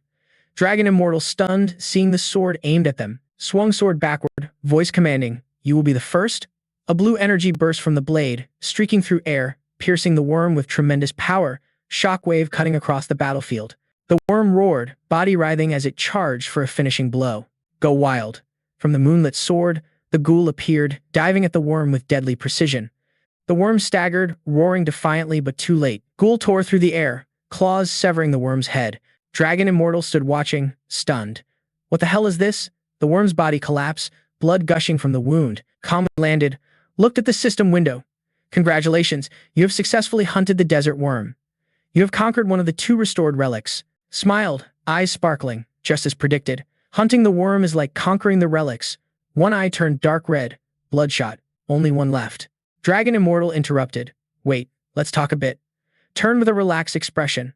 "What do you want to say now?" Dragon Immortal persuaded. "This is not the right way to conquer the ancient dragon relics." Frowned, confused, Dragon Immortal closed eyes, voice solemn. "I am the wisest guardian of all. I exist here to challenge your intellect." But the dark aura flared up, eyes cold and sinister. Just in time, stepping slowly toward the Dragon Immortal. "I've already proven my intellect." The Dragon Immortal worried. "Huh? Wait, I haven't yet." But the guardian cut off. "I'm the one who made you 2 fight each other, right?" Swinging the sword, eyes blazing red, unleashing the power of Gorfine. "If you're truly the wisest guardian, then accept your impending fate." The Dragon Immortal shouted. "Wait, let me pose a riddle." A massive explosion erupted from the guardian's strike. Shockwaves could be seen from afar. The system flashed. "Congratulations, you have successfully hunted the Dragon Immortal." Before processing the notification, everything changed. The guardian was teleported to the room, hands slammed hard on the table, fists clenched, the snowflake relic clearly visible on the ear. Feeling the power of both items, a smile of relief spread across the face. Finally, both had been completed. The system confirmed the side quest was completed by conquering both relics, but a strange feeling suddenly hit. Dark magic spread, engulfing the room. The guardian looked at the moonlight sword, black energy stronger than ever. Confused, the sword was brought close to the face. Trying to understand, a shadow flashed. The heart sank. The Gorfine appeared, eyes glowing fiercely, voice deep and sinister. "Hey Ghana, I want to devour you alive." Eyes widened as the guardian's aura twisted and transformed. Gritting teeth, trying to pull back the black substance spreading on the hand, the darkness seemed alive, wrapping around the sword and body. Realizing, damn it, the guardian had suppressed it once, but forgot the moonlight sword always craves flesh. And if not mistaken, it must have absorbed the power of both previous guardians before returning. The black substance like sticky threads wrapped around the arm, pulling the body into darkness. Fighting back, but the energy tightened, the body stretched. Need to act fast or will be swallowed whole. The Gi appeared in the shadow, eyes locked on the guardian, form growing larger, wrapped in black energy, heart pounding, realizing the danger. The Gi's mocking voice, "Hey Jana, I'll swallow you right here, and with it, I'll chase the moonlight again." The room shrank, black energy engulfed. The guardian was swallowed by the dark sphere, the room silent, dark with no escape. Darkness fell like a black velvet curtain covering the guardian's world, dragging into a dark prison with no way out. Space around shrank, turning into a black sphere floating in the void, where thin supernatural threads wove, holding everything in eerie silence. Breathing heavily, chest aching as if squeezed, trying to cling to the last bit of sanity. Opening eyes, standing in a colorless void, where vague waves drifted like in a strange dream. Where am I? The question echoed in the mind, no answer. Shadows around started to stir, gradually forming ghostly shapes carrying the breath of death. They were the guardians once faced, defeated in bloody battles. Now, they surrounded, cold eyes seeming to swallow the soul. A chill ran down the spine, realizing the horrific truth, trapped inside the belly of a giant monster, where darkness ruled like a cruel king. The Dragon Immortal appeared, eyes blazing like hellfire, voice sharp, declaring the Gi had swallowed the guardian. Its voice cut through the air like a blade, warning the beast would soon tear the heart apart. A fate that, despite the unease, seemed ready to be faced. Other guardians sneered, tone full of contempt, calling the guardian a foolish chosen one. Mocking the ambition, daring to dream of taking their power while unable to tame even one Gi. But with astonishing calm, standing firm against the sarcasm, looking straight at them, voice deep but steady. If my heart is swallowed, what will happen? The dragon immortal replied, voice icy, as if freezing all hope. You will die. The deep voice of the worm interrupted, full of arrogant pride. We are immortals, never dying, only you face oblivion. The dragon immortal nodded, adding they would return to the relic, waiting for the next chosen one. Though somewhat dull for immortal beings like them, silence fell, heavy like a curse, their words like sharp daggers hanging in the air, stabbing the guardian's pride. But no collapse came. Suddenly, the voice cut sharp like a blade. Have you forgotten the ancient dragon's mission? The question hit like a surprise strike, leaving the guardians stunned, eyes flickering with doubt. The reminder of their sacred duty was clear. Support the chosen one to face the nameless king, the threat aiming to topple the entire world. The warning was harsh failure meant the world would plunge into chaos, and their own irresponsibility would be the cause. Words burned like fire, scorching the pride of the celestial dragons, silencing them completely. With a smirk full of defiance, the gaze locked onto them. You only care about your own gain, right? Or do you actually want to fulfill your mission? The celestial dragon erupted in fury, massive wings trembling, growling that the speaker dared insult their master. The threat came with deadly intent. Looks like you really want to die. But unshaken, the stare met the blazing eyes, voice low but strong. Enough. Stop the threats and actions. If you want to see the world collapse because of your own failure, words sliced through their threats like a sharp sword. Silence fell over the space, only the heavy breathing echoed. The guardians looked on, eyes shifting as if realizing for the first time that this was no weak, chosen one, but an unyielding warrior. The ancient worm spoke first, voice deep like cracking earth. The crystal prison holding it shattered, turning to dust in the air. Both guardians, though reluctant, acknowledged the bravery. The worm called the warrior brave, while the celestial dragon, hesitating, admitted being impressed by the confidence. You're pretty good. The tone lost its arrogance. It declared it would open the gate for escape. The worm agreed, and a gate slowly appeared, shimmering with faint light like a promise of freedom. They said opening the gate was all they could do, the rest depended on the warrior. Without hesitation, charging toward the gate, Long Yuxi was determined to teach the monster an unforgettable lesson. Passing through the swirling void, it felt like being sucked into an endless vortex. Opening eyes revealed a different corner of the strange space, where light and darkness intertwined. There the soul of Jifin, the giant monster, had found its core consciousness. It prepared to swallow the glowing orb, believing the body would soon belong to it. But at that moment, a painful roar tore through the space like an exploding beam of light bursting from within, piercing the monster's soul with its own essence. The monster writhed, screaming in agony. Standing above it, eyes blazing with victorious joy, the physical form of Jifin collapsed, eyes panicked, seeing the warrior emerge from its belly. It roared, accusing the other guardians of betrayal, but the warrior quickly grabbed its beak, silencing it. Coldly reminded, our first meeting was through submission, not words. Jifin stammered, begging to be released to talk, but the warrior firmly refused, warning that if they kept fighting for dominance, both would only exhaust themselves. The guardians silently pondered, Jekin's glowing eyes dimming as it conceded, realizing confrontation was useless.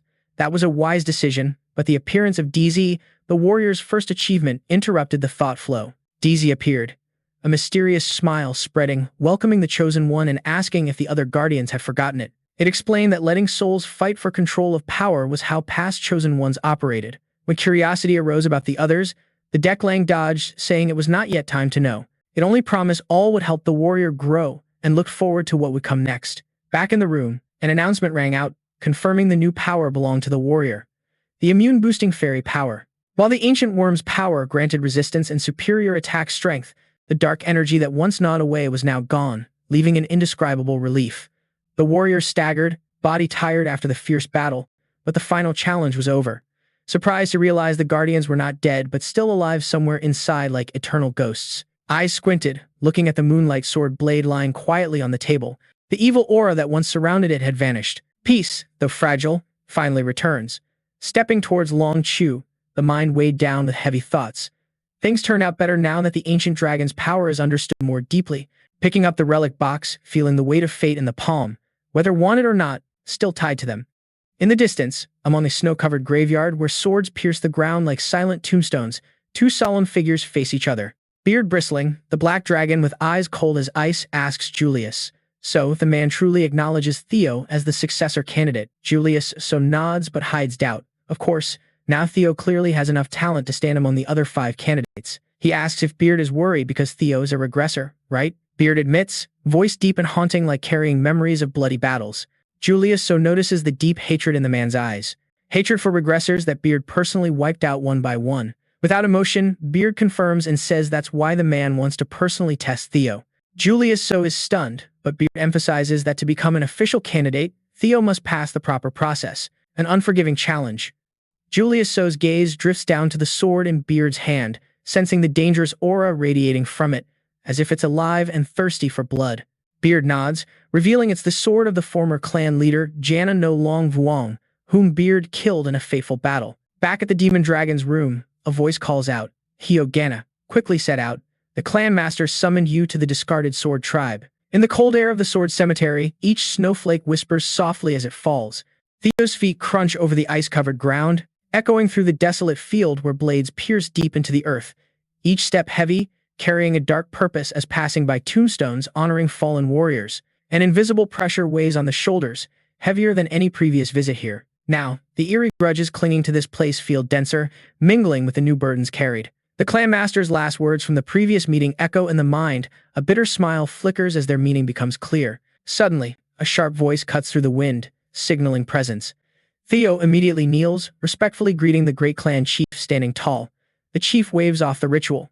That's enough. Theo Gana, with a cold, precise voice, begins listing recent achievements from the cunning education official to the older brother, then to the owner of the Rose Palace, executed for rebellion. But that's not all. The entire XZ merchant conglomerate was wiped out, and the Central Intelligence Agency was nearly destroyed. The chief ends with words that hit Theo like a strong blow. All of them, in their final moments, screamed Theo's name. Those words pierced the heart, leaving Theo stunned. Before any excuse can be made, Julius So orders sharply, like a blade. "Never waste effort on useless healing again," he explains. A clan master must silently bear such heavy responsibilities. Then, with cold eyes, he hands Theo a large, threatening greatsword, the Mad Dragon Sword. Theo stares, recognizing the name. It belonged to a brutal former clan chief who slaughtered thousands, and the current clan master was the one who defeated him. Seeing Theo's reaction, the chief immediately realizes the man knows something. Theo quickly bows carefully, replying, "Isn't that the previous clan master's sword? That's all I know. You must be careful because information about Mad Dragon is currently classified." The chief falls silent, eyes sharp and thoughtful, asking in a thunderous voice, "Don't you have enough information about your past life's previous clan master?" The question cuts through Theo's calm, exposing the secret. Julius So's eyes blaze with killing intent, radiating terrifying pressure that suffocates Theo. "I am someone who deeply hates fake regressors. They change this world as they please. Greedy and foolish, they treat this world like a chessboard and can overturn it anytime they want. That's why I vowed to personally eliminate any fake regressor I discover." The clan master's murderous aura spreads, filling the space, bringing a terrifying oppression. Theo's face twisted, fear clear as day. This wasn't a test. The man was seriously serious. Theo could feel the overwhelming power from the father, a force so strong it was almost godlike, not just some weakling. The man ordered Theo to grab the wild dragon's sword. If Theo could overcome its cursed aura, recognition would come. But Julius now declared only accepting Theo Jana as a human, while the regressor would be erased forever. Theo hesitated, asking, "What does that mean?" The patriarch coldly explained, "Everyone you've met, saved, or gained through regression will be wiped out as if they never existed." Theo's mind flashed through those familiar faces, those never met in the past life, those destined to die, those completely unknown would vanish. Theo clenched fists, darkness from last life's failure clouding the mind. Turning away to leave, the thought was clear. If that's the case, refusal would happen. But the patriarch's voice echoed, "You are not allowed to refuse. I told you, I will kill all regressors, right? You face two choices. Refuse my offer and die right here, or survive as the sixth heir after purging your past as a regressor." Theo stood at the crossroads, mind battling fiercely. The desire for the father's approval was real, but if that meant gaining it that way, all power would be rejected. Before drawing the sword, the patriarch swiftly cut off Theo's arm in a blink. "Did you really think that position could be taken easily?" Theo's eyes widened in disbelief. "You thought you could reach that without sacrifice or loss?" The man slammed the sword into the ground, pressure multiplying, making Theo unable to stand. An immortal monster impossible to stop. Shocked face, the power gap was massive. Not even a scratch could be inflicted on him. The patriarch calmly spoke, "Being ruled by emotions and making stupid decisions like that, you're no different from other regressors. You think you'll get another regression?" Theo angrily retorted, "Don't misunderstand. The reason for regressing and going this far is to protect and take responsibility for what was destroyed because of me. If you plan to stop me, if I have to throw everything away for your approval, right here, right now, I will surpass you. All power was focused to control the surrounding swords to attack. Then Theo lunged fiercely with the left arm still intact, while the patriarch stood still. The hands only lightly waved. The entire territory expanded and quickly took control of Theo's swords. With a simple gesture, the swords reversed to attack Theo, who struggled to defend. Theo unleashed the strongest sword technique, a furious dragon, charging at the patriarch, but the man remained calm like nothing was happening. As predicted, the furious dragon's sword stabbed into the ground suddenly surged upward. It pierced Theo's chest, stopping the attack and knocking Theo down. Other swords fell scattered around. Theo lay there with the sword in the chest. The battle decided. The patriarch gently looked back at Theo. From his shadow, the black dragon slowly appeared. Didn't expect him to jump straight into battle with you like that. Yeah, it's been a long time since someone dared to face me head-on like that. The black dragon continued. He's very different. All fake regressors we've found so far use others as tools and then discarded them. Yeah, this kid is very different. The man smiled with satisfaction, recalling a fake regressor swinging a sword to protect and take responsibility for what fell because of himself. Truly interesting. There are things beyond my understanding. He stepped forward and touched the sword in Theo's body. Fake regressor Theo, now I recognize you as the sixth heir. As a reward, I will grant you the wild dragon sword. What belonged to my father? A regressor like you. Both are regressors, but walking opposite paths. I look forward to what comes next. The sword in Theo began to glow, transferring energy into the body. I will watch you carefully in the coming time. The whole body rose to the sky, shining like a brilliant star, marking the end of the test. Inside the mind, Theo wakes up in some strange place. Outside, skyscrapers tower over crowds wearing strange clothes. People from the future. Theo steps forward, placing a hand on the glass, lost in thought. No. This scene is a reflection. The face in the mirror is some old, frail person. So that's it. It's all over.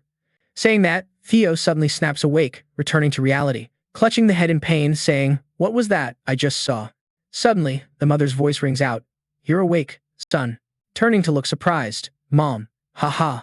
I slept way too late. Looks like I was really exhausted." Theo asks, "Are you okay?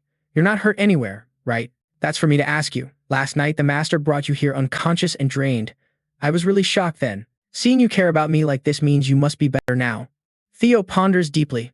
Could everything the master said be just a test? Suddenly, the door bursts open and two figures enter. "You're awake now, young master. It's Evelyn and demon dragon Julius." The master congratulates. "Well done. Theo Jana, I heard you passed the master's test." "Huh. Test? Yeah. You're the hot topic all over town now."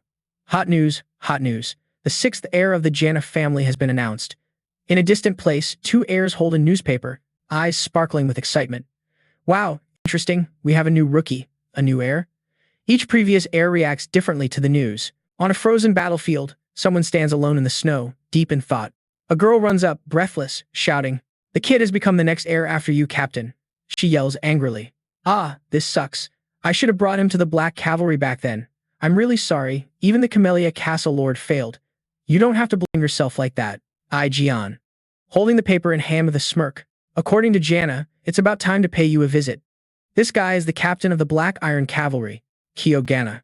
After the Choi Van clan's betrayal, it left a deep scar, shaking the entire power structure of the Jana clan. Since Choi Van failed to appeal within the deadline, from this moment, war is officially declared, unleashing a wave of tension and unease across the land. In the Nine Dragons Council Chamber, an important meeting is underway, where top leaders gather to discuss the next moves amid chaos. The atmosphere in the room is tense, heavy as if crushed by whispered worries. A council member speaks in a low tone. The lords in the northern continent are acting strangely. Their behavior is suspicious. Seems like they're secretly preparing for something big. Another member immediately counters with a firm, confident voice. No matter what those rebels gather or plot, it won't change the current situation. They don't have the strength to overthrow us. Another member chimes in with a bitter, sarcastic smile. How funny. Now there's an empty seat in this prestigious council, a mark of betrayal. Who would have thought? Although the current clan head remains silent, everyone understands that the succession discussion can't be delayed any longer. Another council member speaks up. Isn't it too soon to discuss succession right here? In such a sensitive moment, Black Dragon immediately replies, "No, this is the perfect time. If conflict breaks out among succession candidates right before the war, wouldn't that be a disaster for the whole clan? We need to act now to avoid the worst-case scenario." Another dragon's voice is full of anger. "Black Dragon, watch your mouth. Insults like that have no place in this council." No hesitation. Black Dragon continues. I just want to minimize any variables that could cause chaos. Am I wrong? If we don't prepare, the consequences will be unpredictable. Another member, looking tired, quickly tries to calm both down. Enough, both of you. Looks like we need to hold an official meeting with all involved parties to settle this. I'll handle it. There's an upcoming event that fits perfectly. We'll watch and make a call after seeing the situation firsthand. Scene shifts to the lair of Lord Lotbori, a vast but gloomy space where light barely seeps through cracks in the rocks. Here, Theo is grinding hard in training, each sword strike swung with fierce, decisive force like trying to tear apart the air around, sweat streaming down the forehead, soaking the body, but no stopping.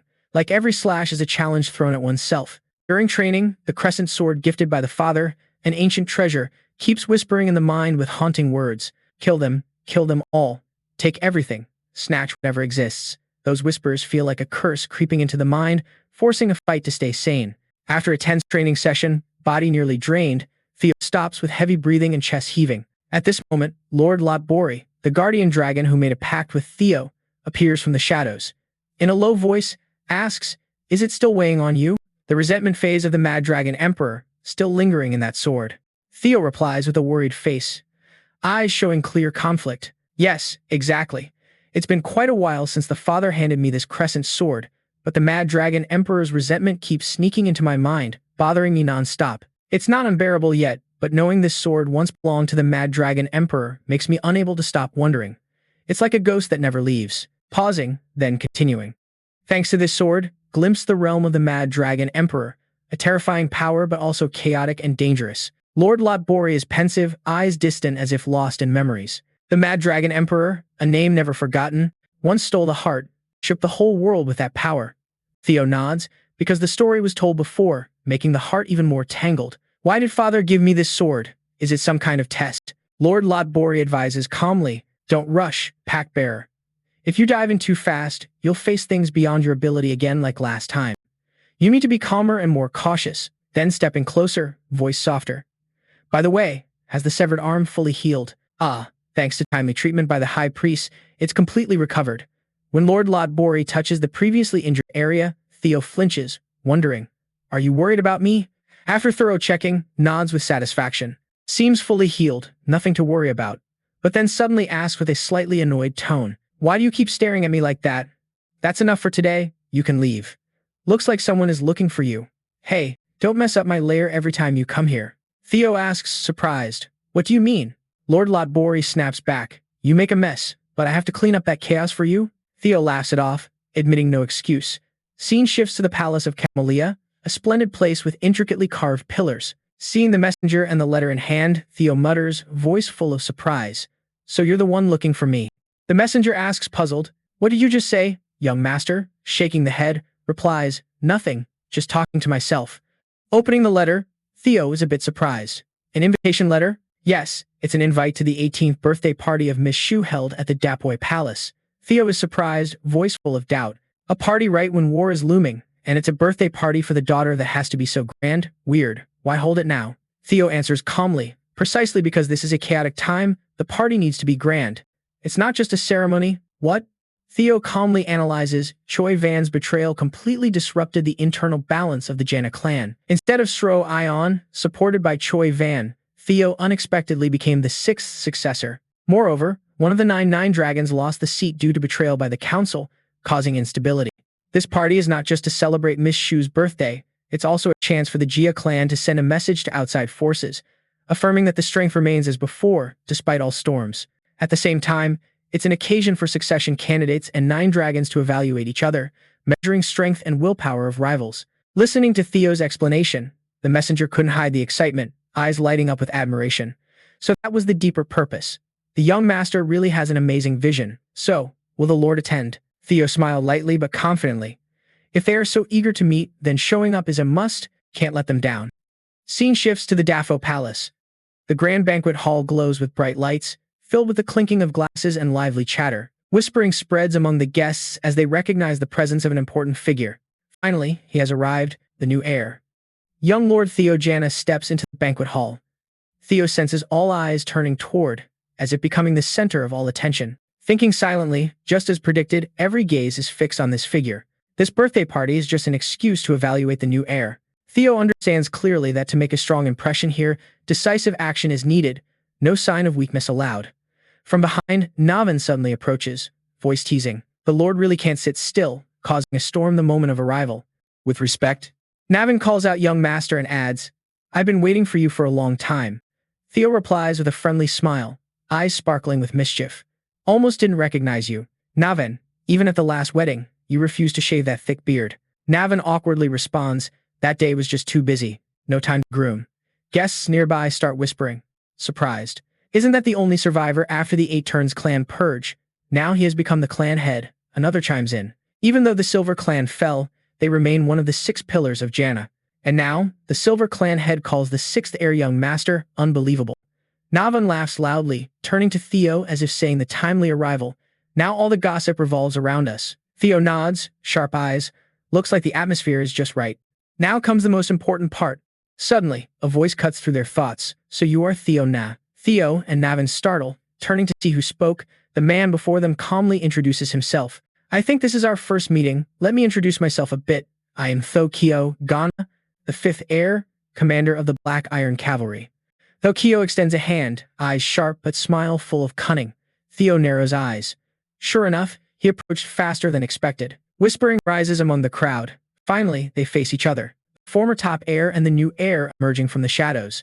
Theo looks at Theo, voice gentle but probing. No need to be so guarded. I just wanted to see the chosen 6th heir in person.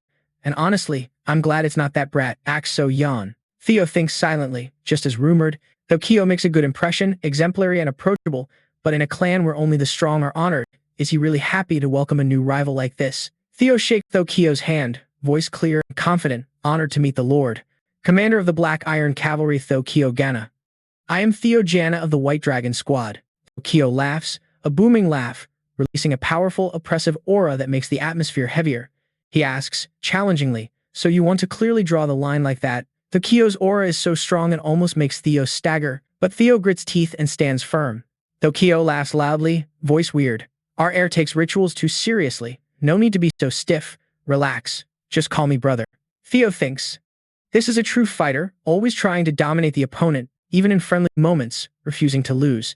Theo releases own aura, surprising Theo, whose eyes flash with a bit of surprise and a sly smile. Theo replies, if you want to be called that, then from now on I will call you brother.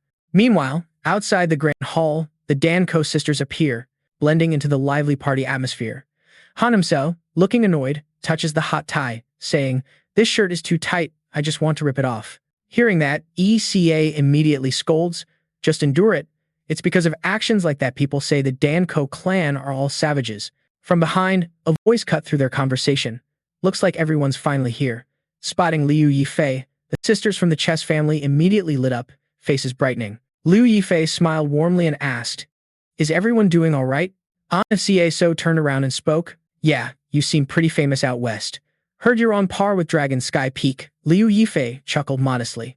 Ha, rumors always get blown way out of proportion. Looking around the banquet hall, asked, by the way, has anyone seen Theo? Want to ask a few things about the White Armor Cavalry. Just then, I appeared from behind, voice soft but full of meaning. You're asking about Theo? Liu Yifei got flustered, quickly apologizing. How could anyone dare look for someone else right in front of the star of this party? Dai smiled and replied, no worries, I know exactly what this event is about. Suddenly noticed the wine glass in hand trembling slightly, as if reflecting the tension in the air. Then everyone's attention turned to the showdown between Theo and Theo, a silent but intense power struggle. Kanka So asked in surprise, that's Theo? Liu Yifei nodded firmly.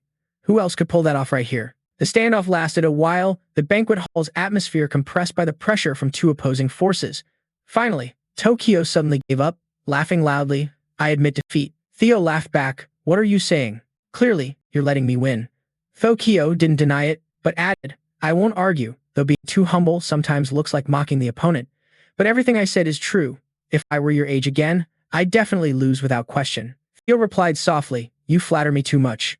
Theo turned to the crowd and shouted, seeing such an impressive younger brother, I'm truly happy.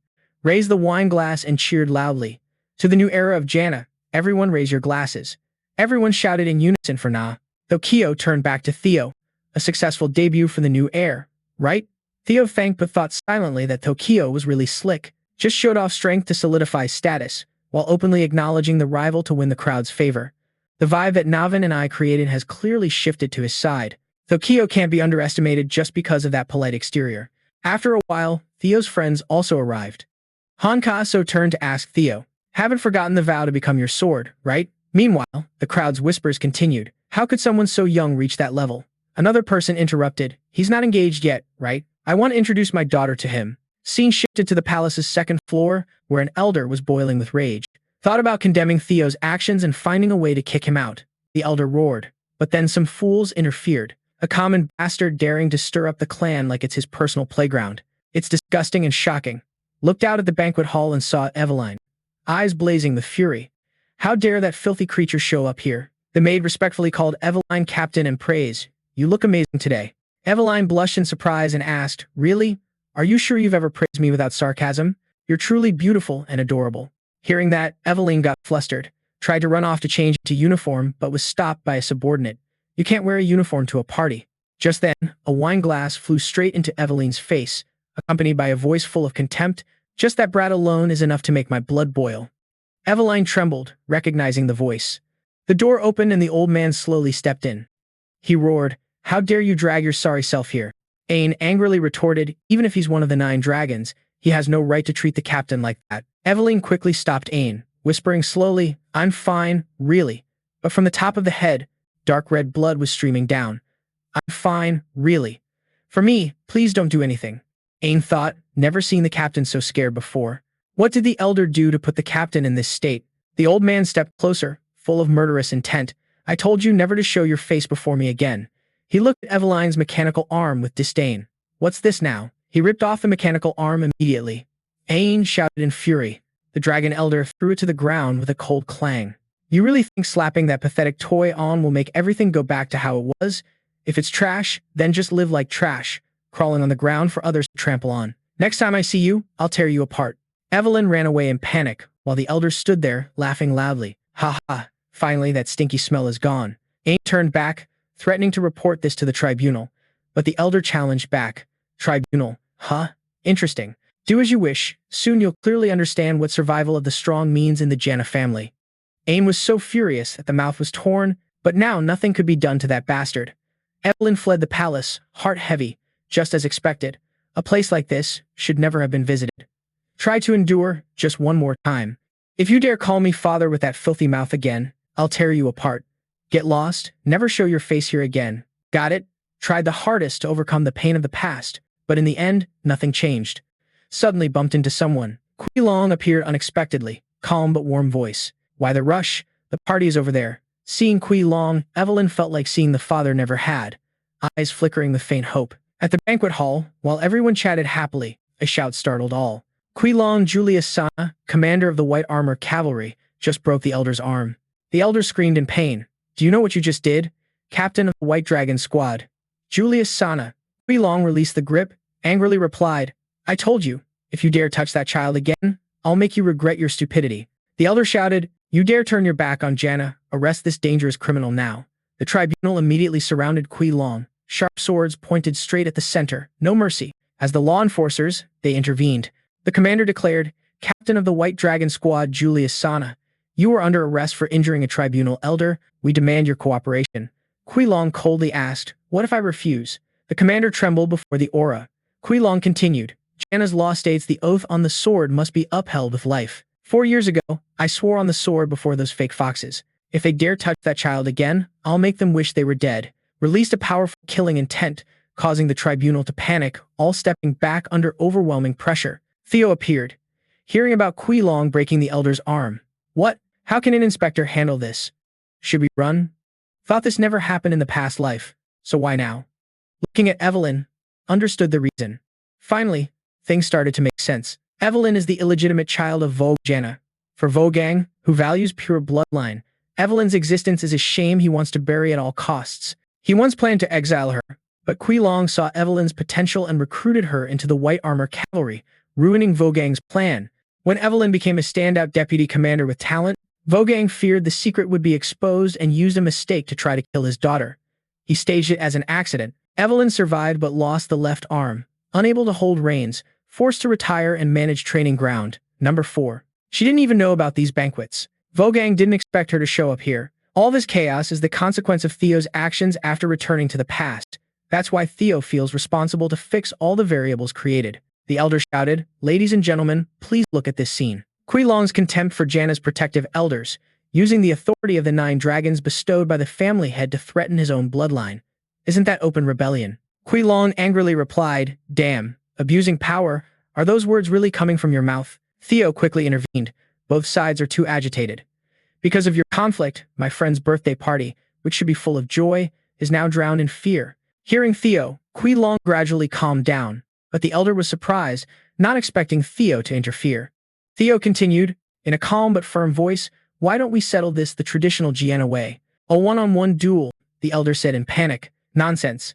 Devil Long clearly injured me. No need for any fighting. The fault is entirely his. But to emphasize, you are right, but we can't let this chaos escalate any further." Turning to Lady Daffo, respectfully asked, "Do you agree?" "Yes, my lord." Ice Dragon Lady Miaden appeared in the banquet hall, radiating an icy chill that made the elder and those around tremble. She said angrily, "This is my daughter's birthday party. What do you think you're doing?" The elder hurriedly explained, "My lord, surely you see clearly what Julius has caused now." She replied, "I'm not interested in hearing more. These petty disputes have nothing to do with me. So let's end this quickly as the boy suggested. That is the last mercy my patience allows." A one-on-one duel, murmurs rose among the crowd, worried that the advisors have the advantage since all are high-level swordsmen. Only Devil Long is strong enough to face them. The elder thought silently, "That's right, only Devil Long can win." Holding the advantage, the duel rules are simple. 3 versus 3, 2 wins out of 3, the final match between the defendant and the plaintiff. But the first 2 matches are fought by representatives of relatives. He believed Devil Long only had Evelyn, the cripple, and a bastard son as allies, so confidently expected to finish in the first 2 matches. He nodded and declared, "Fine, let the blue sword decide who's right." Tokyo watched from afar, thinking this has exceeded expectations, knowing Devil Long's temper. Sooner or later this would explode like this. The situation could have spiraled out of control if not for intervention, and Devil Long would have been taken down by that elder. In the short time to find a solution satisfying everyone, this could be very entertaining. At the arena outside Daffo Palace, the trial council commander announced, "From this moment, under the supervision of the challenge council, the duel begins to ensure fairness. No magic allowed. All actions in the match are protected by the duelist law. Afterwards, a vow must be sworn to neither seek revenge nor hold grudges." Both Devil Long and the elder declared their vows in unison. The commander called the first fighters forward, starting from Devil Long's side. The boy will be the first representative. The sisters of the banner worriedly asked, "Will he be okay?" Diamond once agreed, voice full of doubt. "Yeah, his opponent doesn't look easy to handle." "Why? Is he really strong?" "He's Beta, the whirlwind swordsman, the elder's right hand. An elite among high-level swordsmen with supreme swordsmanship, but still better than fighting the elders themselves." The elder ordered, "Beta, hold back. Just unleash your deadly strikes." "You mean kill him? But he's the heir candidate." His face grew angrier. "Don't worry. You know, any incidents in the duel are exempt from responsibility. At least bring back one arm for me." Devil Long watched the boy's figure with concern. "Will he really be okay? Because of my reckless actions, he got dragged into this." The boy confidently replied, "Trust me, through this duel, I'll settle the grudges between you two." Taking a fighting stance, eyes firm, ready to cut down every enemy. The scene shifted back to the arena, where the atmosphere grew heavy with tense anticipation. The first round of the challenge was about to explode, facing Beta, the elder's assistant. Beta responded, raising the sword in an offensive stance, radiating sharp confidence. The trial council commander's whistle blew, shattering the silence. Immediately, the boy charged forward, heavy steps kicking up a cloud of dust. Moving straight ahead at terrifying speed, Beta did not retreat, gripping the sword hilt with both hands, rushing to counterattack. The clash of steel rang sharply as the 2 swords met, shockwaves rippled across the arena. Dust rose, stone ground shook, the powerful impact made both stagger back, footprints carving deep grooves into the earth. But Beta was no ordinary opponent. His figure blurred, flickering in and out. In the blink of an eye, he appeared beside the boy, swinging the sword down with a powerful slash like wanting to split the opponent in 2. The boy timely raised the sword to block. Reflexes of someone who has faced life and death battles, sparks flew like fireworks across the arena. Beta's eyes narrowed, thinking, didn't expect this guy not to be overwhelmed even in simple combat exchanges. He still stands firm. Is this the difference of an heir? Dust from the strikes kicks up, blurring the arena. In that moment, Beta skillfully kicks a small stone, sending it flying straight into Theo's eye. Instinctively, A hand raises to shield the face, revealing a tiny gap in the defense. From the dust cloud, Beta lunges like a predator, eyes blazing red, sword aimed directly at Theo's weak spot. Thinking to himself, this kid still lacks real combat experience. This will end here. The sword tears through Theo's jacket, the steel blade grazing the neck. Beta taunts, "For the honor of the heir, this will be as quick as possible. Consider this a painless death." But Theo Ragna refuses to surrender to defeat. In the final moment, a smirk curls on the lips. Theo tilts the head back, narrowly avoiding the blade, then crouches low, ready to strike at Beta's opening. Beta grits teeth. Did he purposely expose a weakness? But no counterattack. Theo remains crouched, motionless, sword lowered. The lack of attack confuses Beta. Focus breaks. Seizing the chance, Beta jumps back, widening the distance. Thinking if Theo had attacked again, death would be certain. Why stop now? Clutching the head, body trembling.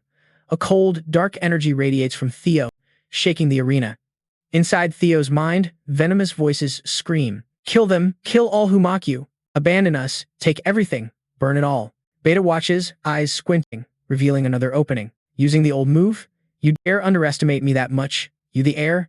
He roars and charges. Think I'll fall for the same trap again? I'll cut right through you. The sword swings down, aiming for Theo's neck, but this time the blade doesn't touch flesh. Theo's sword bounces up, blocking the attack. Beta is stunned. He blocked it. Theo's demeanor shifts completely, face darkening, murderous aura dripping, eyes blazing, red looking inward, facing the voice wanting to devour. Kill, kill, kill. Enough.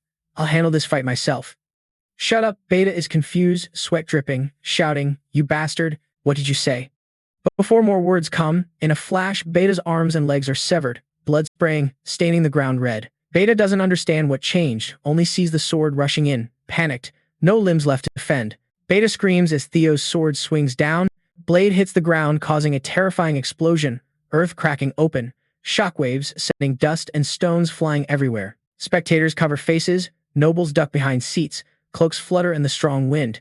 Ice Dragon Queen Niatan steps in to stop the destructive force. Her face stern, so this is the Theo family heir. Truly amazing.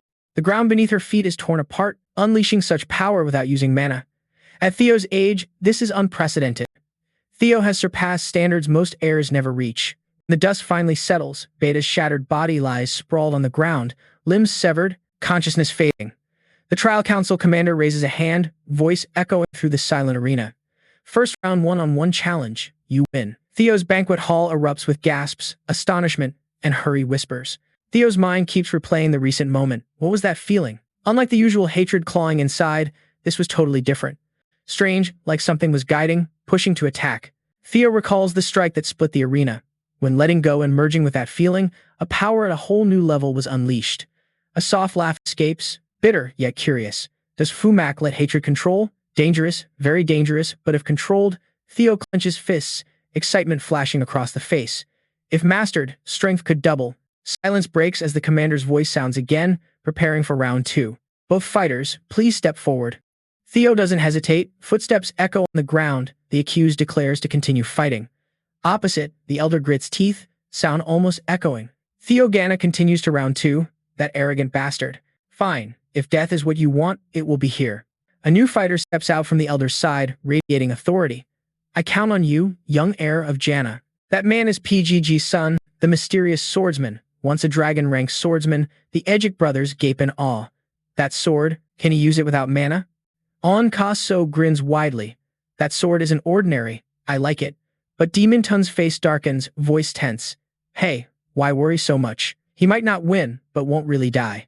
I think the impossible will become reality. Unlike round 1, where they sent a senior judge to save face, this time the elder himself steps in. Meaning in this fight, they're determined to kill him. In the arena, Theo tightens the sword hilt, facing the new opponent. As round 2 approaches, the commander's whistle cuts through the air, signaling the official start of round 2. But before the crowd can hold their breath, Theo raises a hand to signal a pause, looking relaxed with a mocking gaze. I surrender. Shock spreads across the arena. PG Rasun's calm shatters, anger explodes like a breaking dam. What the hell? Theo just smiles, a smile that flips all expectations. How could a mid-level swordsman like me dare face an elder? No fight needed. The elder's victory is obvious. Even a baby knows that. Now Jigo-san grits teeth, slamming the sword on the ground in anger. The commander officially declares round 2. You win, Ji-Go-Ra-sun. The crowd buzzes with chatter. This time, it's a direct slap to the council's face. Now they have no honor left to lose. Theo is truly cunning. Even at full strength, they'd struggle to beat Demon Dragon. With that arm, round 3 will be over fast. The elder's face turns pale, a cold realization creeping in. That damn successor, don't tell me he planned this far ahead. His plan was perfectly flipped. Scene shifts to Evelineville, looking at the elder with a mix of surprise and relief. Never saw him waver like that, guilt rising in the throat. Captain, I'm sorry. It's all my fault. But Theo steps forward. Don't apologize. Teammates helping each other is normal. Julius so adds with a smile. Exactly. Evelyn, watch closely. I'll crush them. Evelyn's lips curl into a faint smile. Memories flood back. The voice of Julius, so it was like a lifeline back then. Eveline Zevel, join the White Armor Cavalry. Talent like this can't be wasted here. Another memory flashes, can't ride a dragon? So what? Retirement isn't the answer. Come back and make those who abandon pay the price. Theo's voice also rings out, gentle but firm. You said you'd be my sword, right, Eveline? I'll make your long-held wish come true. Past and present intertwine, a fierce fire ignites inside, clutching the coat tight, like holding onto the ground. Both of them care that much, yet wasting time on useless stuff. Why stay stuck in the past forever? Eyes open, staring straight at Theo and Julius. So, Captain Evelyn sheds the coat, shaking off the heavy burden, steps forward with sword in hand, determination carved on the face. This villain role, I'll cut it off with my own hands. Commanding voice drowns out the whispers. The third round of the duel challenge. Both opponents step forward. From afar, the elder approaches, one hand holding a sword, the other heavily bandaged, muttering angrily, wounded, pride burning. Damn it, already the third round. Because of that brat's shameless act, my reputation is beyond saving. Even if I die, I'll take Julius So's arm with me. Suddenly, a verdict sounds, an unexpected ruling. The court accepts the defendant's request. The defendant changes the third round fighter, the arena falls silent. All eyes watch Evelyn step onto the stage, sword gripped tight like unshakable resolve. The elder laughs loudly, ridiculous. Even recklessness has limits, so what now? Planning to kneel and beg for mercy, Evelyn moves smoothly. Exactly. Eyes lock with the elder, unflinching. Don't be foolish, old man, the one who should beg is you. Damn. The elder's face twists with rage, teeth clenched, veins bulging on the neck. This will be the battle to end a long-standing grudge. The arena's tension stretched like a tight string. Elder Vogang sneers, hoarse voice tearing through the air. Even reckless courage has limits, right? So what now? Planning to kneel and beg for mercy, spitting venomous words, eyes blazing with fury, yet not a hint of fear. Sword raised, stance flowing like water. Staring into Vogang's eyes, coldly replies, Don't be so foolish, old man. The one who should be kneeling is you. The word father hit like a thunderclap. Face twisted in rage, teeth grinding fiercely. Neck veins bulged as if about to burst. The man stared the daughter once despised, now turned into a storm, ready to crush him. The crowd erupted, whispers spreading like wildfire. Father, did she just call him father? Someone whispered. Evelyn from the White Dragon squad is Vogang's daughter. Another voice full of doubt. No way, they don't look alike at all. Could she be an illegitimate child? I once met Vogang's official wife, so what she said must be true. Each whisper was like a blade cutting into the elder's pride. His face flushed red as he roared, Bastard, you call me father? That's ridiculous. Evelyn just smirked coldly, eyes sharp like a sword. If I knew you'd like that, I would have called you father sooner. Seems like you enjoy old stories. Should I keep going? You once beat me nearly to death when I was a kid, just because I dared to call you father. All because I was an illegitimate child. Not only that, you tried to kill me when I was in the White Dragon squad to hide the shame of an illegitimate child. The entire arena fell silent. Vogang roared, face contorted, trying to hold back as a family member of Janna. What's wrong with what I did? But the crowd's murmurs drowned him out. Is she telling the truth? That bastard, an elder at that age. He kept lecturing about pure bloodline, yet what has he done himself? Truly hilarious. Even other elders squinted, muttering, he keeps acting without any restraint. Now see the consequences. Another looked at Vogang, blaming, I warned you to be careful. Knew this day would come. Why didn't you finish her off from the start? The rage made him tremble, turning into despair. Damn it. At the edge of the arena, Julius touched and observed, heart pounding with tension.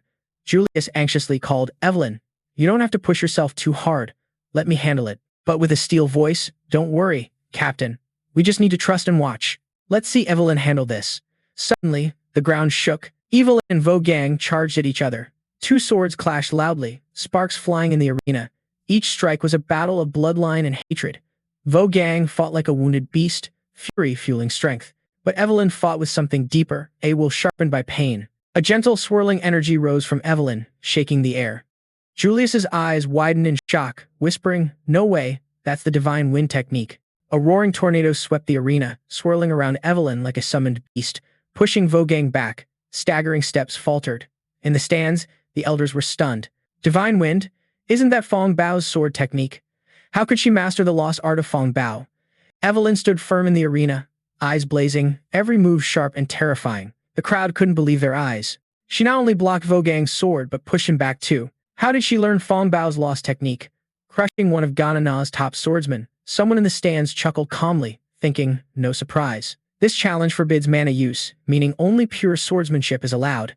So, differences in magical power don't matter. Without mana, Vogang revealed his true nature. He lacked a solid pure blood foundation, so he could never reach this level. Vogang couldn't believe being pushed back by his own daughter, face twisted in humiliation. Damn it, I'll kill you. How dare you? You bastard, illegitimate.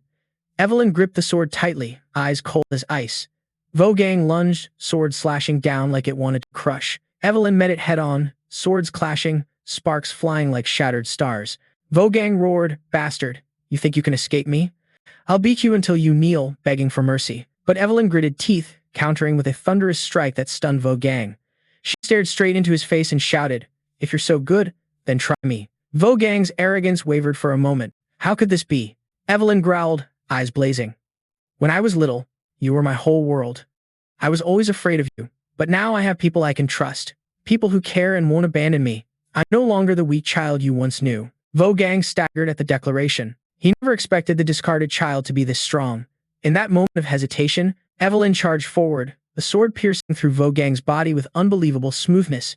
Blood sprayed from the body like a fountain. The body was thrown to the ground with a horrific sound. The entire arena fell silent, shock clear on everyone's face. Evelyn shouted loudly, "No longer the weak kid from back then." Vogang's sword flew out and plunged into the ground. The crowd gasped, breathless with shock. Julius so smiled proudly and contentedly.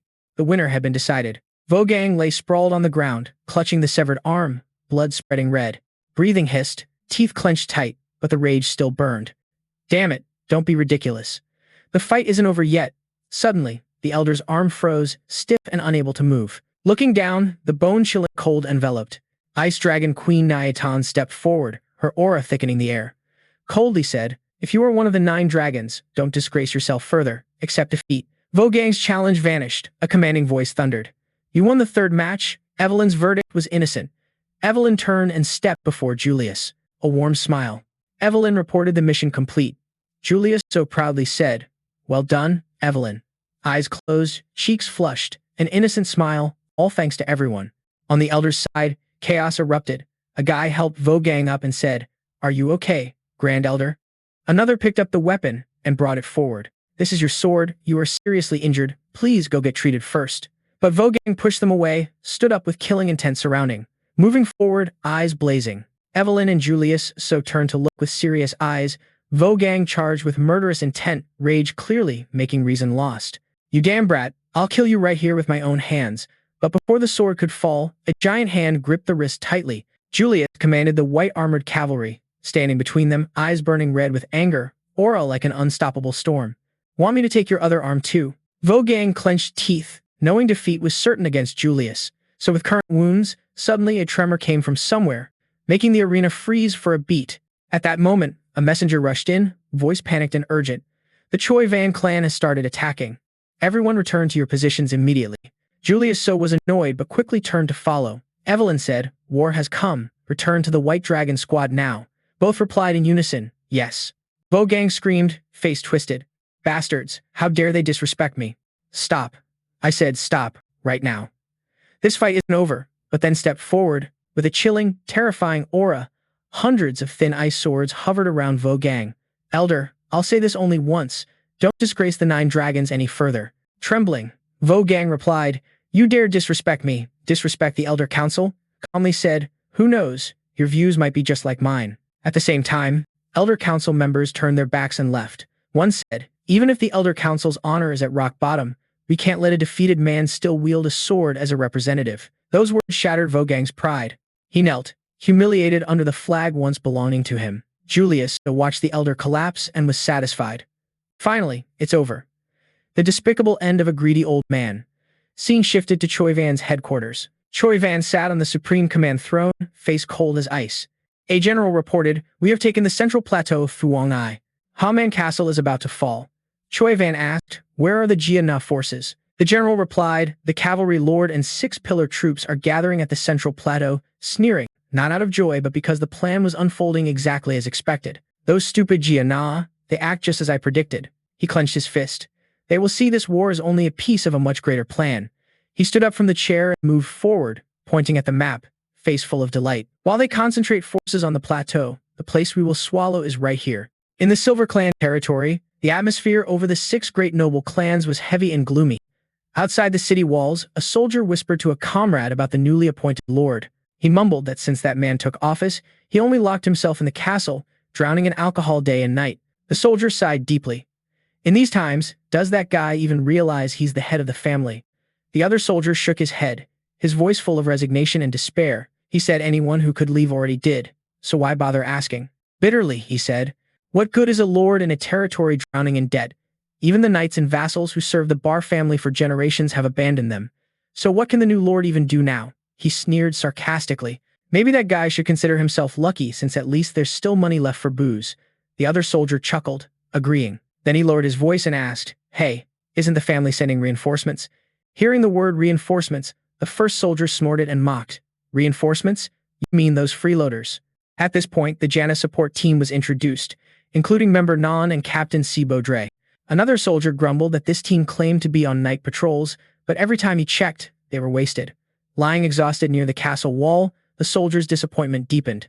They whispered that maybe Jana sent them just to completely push the silver out of the war. After hearing all about the Lord and the so-called Jana reinforcements, one soldier laughed loudly and said, "Ah, so that's how it is? Makes sense." Far outside the Silver Castle, deep in the forest, a soldier who had secretly infiltrated to spy knelt before the Choi Van forces, reporting what was heard. The Choi Van commander, cold and scheming, asked if what the soldiers in the territory said was true. The spy confidently replied, "Yes, morale in Territory B has hit rock bottom." He sneered, saying the campaign was already halfway done. After hearing the report, the Choi Van commander laughed cruelly and wickedly, raising his voice loudly so the entire force could hear. "Did you hear that? The enemy has collapsed. Finish this quickly and head back." The soldiers cheered, and immediately, the Choi Van army began marching toward the Silver Castle under the darkening night sky. On the walls of COD-A Castle, Jana support team captain sighed and stretched, still half-drunk from previous drinking bouts. Suddenly, a gust of wind swept across the wall. From the shadows, a Choi Van soldier quietly climbed the stone wall. His dagger shimmered faintly under the moonlight. He spotted Si Bo sitting lazily, smirking. "Lucky, a drunk guard on duty. This is perfect for me." He raised the dagger and muttered, "Finish the rest of that booze in the next life." Just as he was about to stab Si Bo in the chest, the scene shifted to a past conversation between Devil Dragon and Theo Jana. Devil Dragon sat behind a desk, sharp eyes staring at Theo. He asked, "You want to request independent operational authority as a mid-level swordsman?" "No, in wartime, combat campaigns take priority. You won't get any special privileges." Theo calmly handed him a sealed letter. Theo said, "This concerns the war. Please review the contents." Devil Dragon opened the envelope and after reading, his expression changed immediately. His brows furrowed in surprise. "Is what's written here true?" Theo nodded. "Yes, Choi Van's main target now is Han Castle and the Central Plateau, but that's just bait. The real target is the island chain within the territory." Devil Dragon was silent for a moment, deep in thought, then muttered, "Makes sense. A logical conclusion." Meanwhile, the main character continued explaining. Through the XEZ Assassin Guild hostage incident, it's clear they are cooperating with Choi Van, and the predecessor of Black Tower is the Island Transport Federation through which all Empire finances flow. Devil Dragon's eyes narrowed. That explains Choi Van's massive war funds. Theo agreed. Precisely because of the island's strategic position, it will become a bigger threat as the war continues. That's why the top priority must be to reinforce the neglected Territory B. However, Chowan has concentrated enough forces at the Central Plateau and Haman Castle, making it look like a full-scale effort. Jana has also deployed troops to counter, leaving no soldiers available for redeployment. Theo said loudly, "They can't just abandon strategic points. That's why the request for independent campaign command was made." From consolidating Territory B to investigating the islands suspected of supporting Choi Van, Theo confidently declared, "I can handle everything myself. Ghost Dragon stared in amazement. Had the plan been this far ahead since the very first request? Ghost Dragon chuckled briefly and finally nodded. Good. Since this involves war, no problem letting you proceed.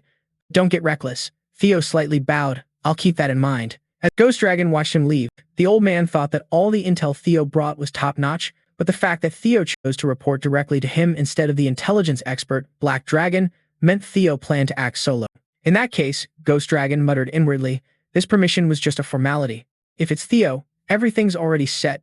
Back to the present, just as the Choi Van soldier prepared to stab Si-Bo, the seemingly drunk captain suddenly sprang into action. With a swift move like sand slipping through fingers, Si-Bo threw a bottle straight at the attacker's face.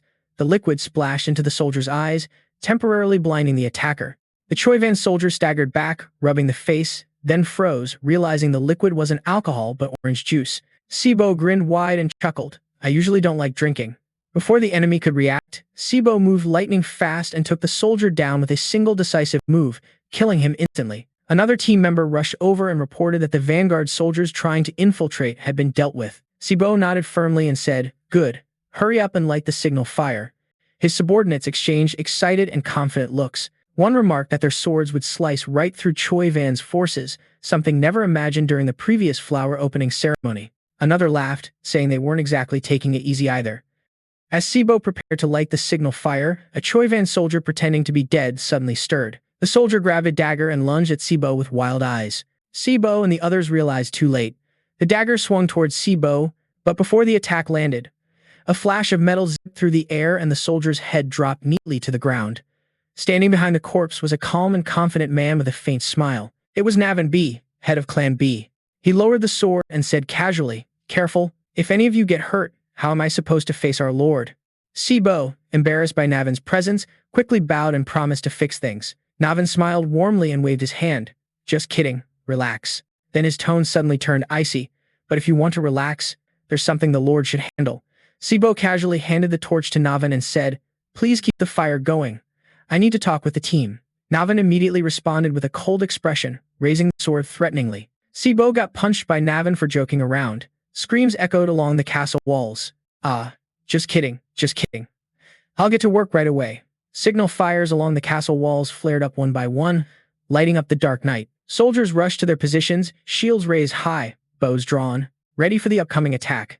Navin stepped onto the wall and looked down, his sharp gaze catching Choi Van's forces climbing the stone wall. He silently wondered, what has our lord seen? How far ahead can the lord predict? How can the lord see through everything? Below, Choi Van's forces froze as they noticed the signal fires blazing. Fear spread through their ranks as they realized the truth: the ambush had failed. They were the ones trapped in the trap. With a hoarse, angry shout, Si-Bo yelled, Choi Van's vermin are attacking. Hold the Silver Castle, eliminate the intruders. Then the one-sided massacre began. Castle soldiers rained arrows and magic from the walls mercilessly onto the invading Choi Van army. Under the stormy sky, Theo finally arrived at Silver territory. Looking into the distance, smoke faintly rose from the battlefield. The war had already broken out. Seems like arrival was just in time. With determination in the eyes, Theo gripped the reins tightly and charged toward the castle. The wind howled around as Theo smiled slightly and said, Let's get this done. Moments later, the battlefield fell silent as the last body of Choi Van's soldiers hit the ground. Navin, Si-Bo, and the clan's elite soldiers stood amid the smoking rubble left after the raid. Their chests heaved, weapons still stained with the black, ink-like blood of war. The Lord's order to protect Territory B had been executed thoroughly. Theo glanced around, chuckling quietly to himself. No need to shout like that, seriously. A hand rested warmly on Si-Bo's shoulder. Job well done. Those words hit harder than any sword. Tears welled up in the eyes. Finally, someone noticed. Si-Bo stood rooted, basking in that recognition. Meanwhile, comrades gathered around, teasing mixed with genuine envy. Lucky bastard, for sure. Theo moved toward Navin. Didn't expect the Lord to come personally. Just passing by to keep watch? Really? But it seems no one ended up needing help after all. Navin glanced at Si-Bo and the soldiers huddled near the signal fire with a curious smile. Where did you find people like them? Theo's chest swelled with quiet pride. These were the ones trained alongside when still junior swordsmen. They wanted to serve, so they joined the Ca Mo Lia Palace Guard. Theo looked at Navin and added, Looks like they've earned your approval too. Navin bowed his head, the smile softening even more. Honestly, didn't expect much at first. Just mid-level swordsmen, no real combat experience or notable achievements, but after working with them a few days, the difference was clear. Their skills were rough, true, but trustable. Theo closed eyes briefly, soaking in the praise. Hearing that, pride swelled. Muttered, then opened eyes to look straight at Navin. Got a request for you, Navin. Signaled toward the line of soldiers who answered the signal fire. Now, the lords and knights have left. The B-Knight Brigade is empty. How about training these friends of yours to become Knights of B? Navin inhaled, excitement slowly creeping across the face, slow but genuine. The Knight Brigade? Haven't felt this kind of anticipation in a long time. Watching the change, responsibility naturally settled on Navin's shoulders easily. Theo straightened up, made a decision, and started walking. Waved casually, then I'll count on you. Navin blinked, startled. Already leaving. Lord? Young master. Yeah. Theo answered simply, seen all I needed here. Just passing through. Got other business. Navin asked about the other business. Theo turned back, smiling warmly. An investigation of the floating islands. Navin bowed head and chuckled. Should be used to it by now, but your boldness still surprises me, young master. Theo's smile grew wider as Navin continued. Isn't that place notoriously hostile to outsiders? And super hard to get into? Don't worry, got my own ways, Theo replied. Leaving the windy silver beach behind, the bustling port city of On thrived with its own rhythm. In the lower district, a noisy tavern buzzed. A hooded figure pushed the door open, ignored the large man blocking the way and bumped into him. The rough hand of the big man reached out and grabbed the newcomer's shoulder rudely. Hey, shorty, eyes down under your feet? The hooded man calmly looked up and replied evenly. Oh, my bad. Guess I didn't see you down there. The rude guy flinched, insult sharpening his brow. Oh yeah? Let me bend down to your eye level then. The tavern noise seemed to hold its breath. Then in a flash, the hooded man's hand snatched a beer mug and smashed it on the rude guy's forehead. The room shifted from noisy to tense silence, then to wild excitement. In a heartbeat, everyone leaned forward, eyes glued. Oh snap, a fight, someone yelled, half thrilled, half warning. Others burst out laughing. Waitresses rushed over. Hey, wait, I just got here. Yes, your drink right here. Inside the candlelit room behind the tavern, a woman's voice read a report to the man opposite. Summary of the request as follows. The floating islands will regularly supply gunpowder and Choi Van steel as agreed. All costs will be charged as rent fees for the Azure Dragon Sword. The man slammed his hand hard on the table, face twisted with anger. Demands, dream on. That was a clear threat. The man was Antonio Sinola, head of the Spinola family and the next leader of their maritime empire. His anger spread throughout the room as he snorted. And what about the rent fee? They stole that damn sword and now say they'll rent it out for money? What a joke. Not falling for that trap. But sir, there's no other choice, right? Antonio's reflection appeared on the shiny surface of the nearby globe. Without the Azure Dragon Sword, the floating islands would sink quickly. He rubbed his face in frustration. The disappointment in his voice turned into despair. Damn it, if we hadn't lost that sword, we wouldn't be under their pressure. His eyes darkened. Is there really no hope left for our islands? Before an answer came, a loud crash echoed from outside. Shouts, curses, and breaking wood. The sounds of a brawl in the tavern spilled into the room. Antonio stormed to the door and kicked it open. Damn bastards, my head's about to explode, and now this. What the hell? Idiots, you're fighting again. The room suddenly fell silent, dozens of faces turning toward him, some guilty, some defiant. How many times have I told you not to get drunk? Only drink quietly. Got it? The idiots from the other side of the room, a calm, familiar voice rang out. Finally, he revealed himself, pulling down his hood to reveal sharp eyes and a confident smile. It was Theo Jana Antonio Spinola, the next head of the Spinola family. Inside Antonio's office, he leaned back in his chair, tapping his fingers impatiently on the table. So you're saying you want to come to the floating islands and want me to let you on the ship as a warrior? Theo nodded, unflinching. That's right. I heard sea monsters have been appearing more often near that floating land. As for my skills, what you saw earlier should be proof enough. Besides, your ship is short on crew, right? So it's a win-win. Antonio rubbed his chin, tone turning skeptical. You're not wrong. We are looking for some skilled warriors. Suddenly, his eyes sharpened, posture shifting from tired to alert. But you won't be boarding my ship. For a mercenary looking for work, your gear is too clean. No scratches, no dirt. And that fight just now happened right where I was. Really just a coincidence? Plus, you know I have a ship heading to the floating islands, which is definitely unusual. He leaned forward, fingers interlaced under his chin. If you were me, would you let someone like that on board? Theo chuckled softly, clearly amused. I'd be disappointed if you didn't see through that. Fine, let's get straight to the point. Theo reached into his cloak and pulled out a small metal badge, placing it on the table. The Armed Resistance Organization fighting for the liberation of the floating islands. The name Black Tower leader Antonio Sinola hit like thunder. Antonio's eyes widened in shock. Before he could react, Theo leaned in close, voice steady. Then Antonio Spinola, let's make a deal. Antonio's jaw clenched. How? How do you know I'm the Black Tower leader? Theo's smirk returned. Come on, that's not the important part, right? It's not how I know, but what I know. Like about the Azure Dragon sword you're so desperate for. Hearing that weapon's name, Antonio's calm shattered. The chair flipped backward as he stood up. Bastard, so you're Choi Van's bloodhound. Theo's voice stayed cold and precise. The basis of any deal is calm. Antonio, don't lose it. Antonio glared at him. Even thinking calmly, this is ridiculous. If you weren't on Choi Van's side, there's no way you'd know about the Azure Dragon sword. Before Theo could answer, the door burst open and one of Antonio's guards stepped in. Lord Antonio, is everything all right? Antonio waved him off. The guard hesitated, then bowed and left. Theo smiled lightly, the corner of his mouth curling into a faint, confident grin. What if I told you I'm holding the Azure Dragon sword? Ridiculous, right? The truth is, Choi Van stole it, and now you're claiming you have it? Stupid. Why is that stupid? Theo replied, they are just like me, probably only saying they have it but never letting it show. Antonio's mind started spinning as confusion clouded thoughts. Thinking back, they never really showed the real thing. Can't believe the judgment was this blinded. Even when the fate of the archipelago was at stake, Theo's smile lingered as a slight lean forward happened. Nothing left to lose anymore, right? So why not hear everything out? Antonio took a deep breath and plopped down into the chair. The voice softened, though suspicion remained. All right, I'm listening. Theo's expression turned serious. The legend and mystery of the floating islands. It all started with the story of the hero, Flag Jim Hu, right? A resigned sigh. Antonio opened one of the nearby drawers and pulled out an old journal. Seems like the story was already known. That's right, the sword was plunged into the sea dragon's head, which ravaged the oceans, sealing it beneath the waves of that sea. The legendary hero Flag Jim Hu. Antonio's voice grew heavier as the story continued. That fairy tale was real. The floating islands were said to drift on the sea thanks to mysterious currents. But that's not true. The sea dragon sealed by Lord Flag Diem Hu lies deep under the ocean floor, and the massive magical energy it releases creates an air current that keeps the island afloat. The Azure Dragon sword is the device maintaining that seal, an intermediary keeping the magical flow stable.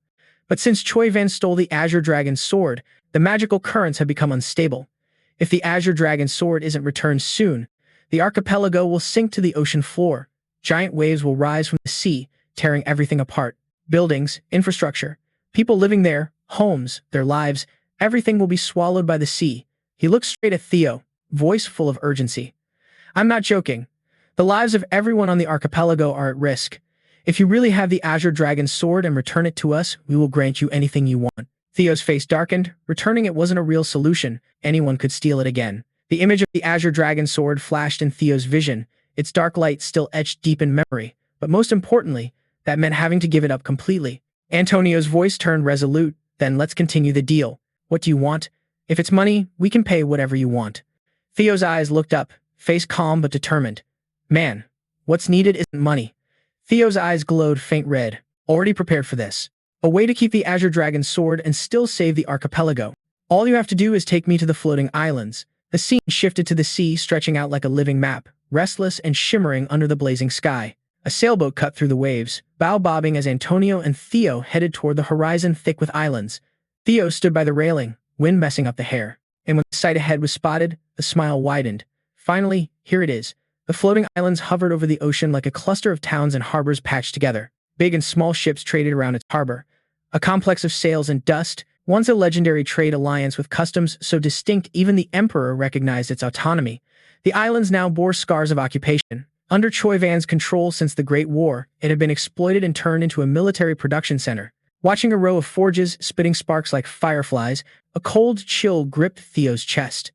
At the end of the Great War, many satellite islands slipped beneath the waves, disappearing from the map forever. Eyes fixed on the islands, a thought settled like a blade in the mind. For the sake of both Jana and the archipelago, Choi Van's trace must be wiped out. Before plans could go further, Antonio's voice cut in. Set sail. You're not joking, right? You promised to save these islands. What was said earlier about preventing sinking by moving those islands, Theo's smile didn't waver. Don't worry, it's possible. Because the sea dragon lies beneath the archipelago. Under the ocean floor is a guardian of the ancient dragon. Then Theo took the Azure Dragon sword out of its sheath and placed it before the Guardians. How does this sword look to you guys? No beating around the bush. Oh, it's a real relic. Crowding into the ancient dragon's sacred artifact, reaching out to almost touch the sword. Small energy streaks radiated. Furrowed brows, just as expected, but why doesn't it sync with Janna? Xianlong tilted the head closer. Hard to say. Seems like the Guardian tied to the Azure Dragon sword abandoned the mission and ran away from the relic itself. Eyes wide open. Ran away from it? Xianlong looked at Gi and explained. That happened before, back when a Guardian forgot the mission, seeing Gin's tense expression. Anyone could do that if willing to pay the price, right? Jin's answer was blunt. No sane person would do that. Only one who could escape and survive. It's not simple. So not every dragon can do it, no wonder. Anyway, the magic power leaking from that being is enough to lift the entire floating archipelago. Wait, so if overwhelmed, could move the islands alone? No answer with seriousness. Theoretically, yes, but must seal that being first. Can handle that? Before Theo could answer, Xianlong added what others feared. Even weakened after abandoning the relic, that being is still on the strongest. Liu Yifei tilted the head. Can you even reach the ocean floor? Theo's smile returned. Of course, there's a plan. Don't worry about how to get down or seal that being. Already thought about that. Scene shifts to present on the ship's shore. Antonio's tense voice cuts through silence. So that statue really has the power to save the islands. Power even locals don't know about. Theo glanced at him, calm expression. Still doubting me? Even after showing you the Azure Dragon sword, Antonio gritted teeth and bowed head. Guilt and worry flashed across the face. Not doubting, just worried. Homeland's fate is threatened. Hope you understand that. Theo's eyes softened a bit, exhaled and smiled with firm confidence. Yeah, got it. Just take me there first. We'll make sure to save it. A faint shimmering light appeared before Theo. A system notification blinked. Side quest Azure Dragon sword. 30 targets. Return the sword to its original resting place. Locate the site. Defeat the Guardian and claim ownership. Scene shifts to nightfall, enveloping the floating archipelago in eerie silence. Moonlight poured like glass, bathing the dock and silent harbor in silver. Beneath the calm surface, inside a dim wine cellar, Antonio gathered trusted subordinates, soldiers ready to risk their lives for the homeland. Antonio pointed at Theo as soldiers stood at attention. Our mission is simple. Escort this man to the J-Flag monument. Once there, he'll handle the rest. Soldiers exchanged tense glances as Antonio continued. You all know Choi Van bribed the head of the main clan. That's why security around the monument is tight. We'll use the secret path as always. It will get you close enough. Every soldier stood straight, eyes blazing with determination. Yes, sir. Long live the floating island. Antonio turned to Theo. Then it's in your hands. Theo nodded sharply, eyes sharp and unreadable.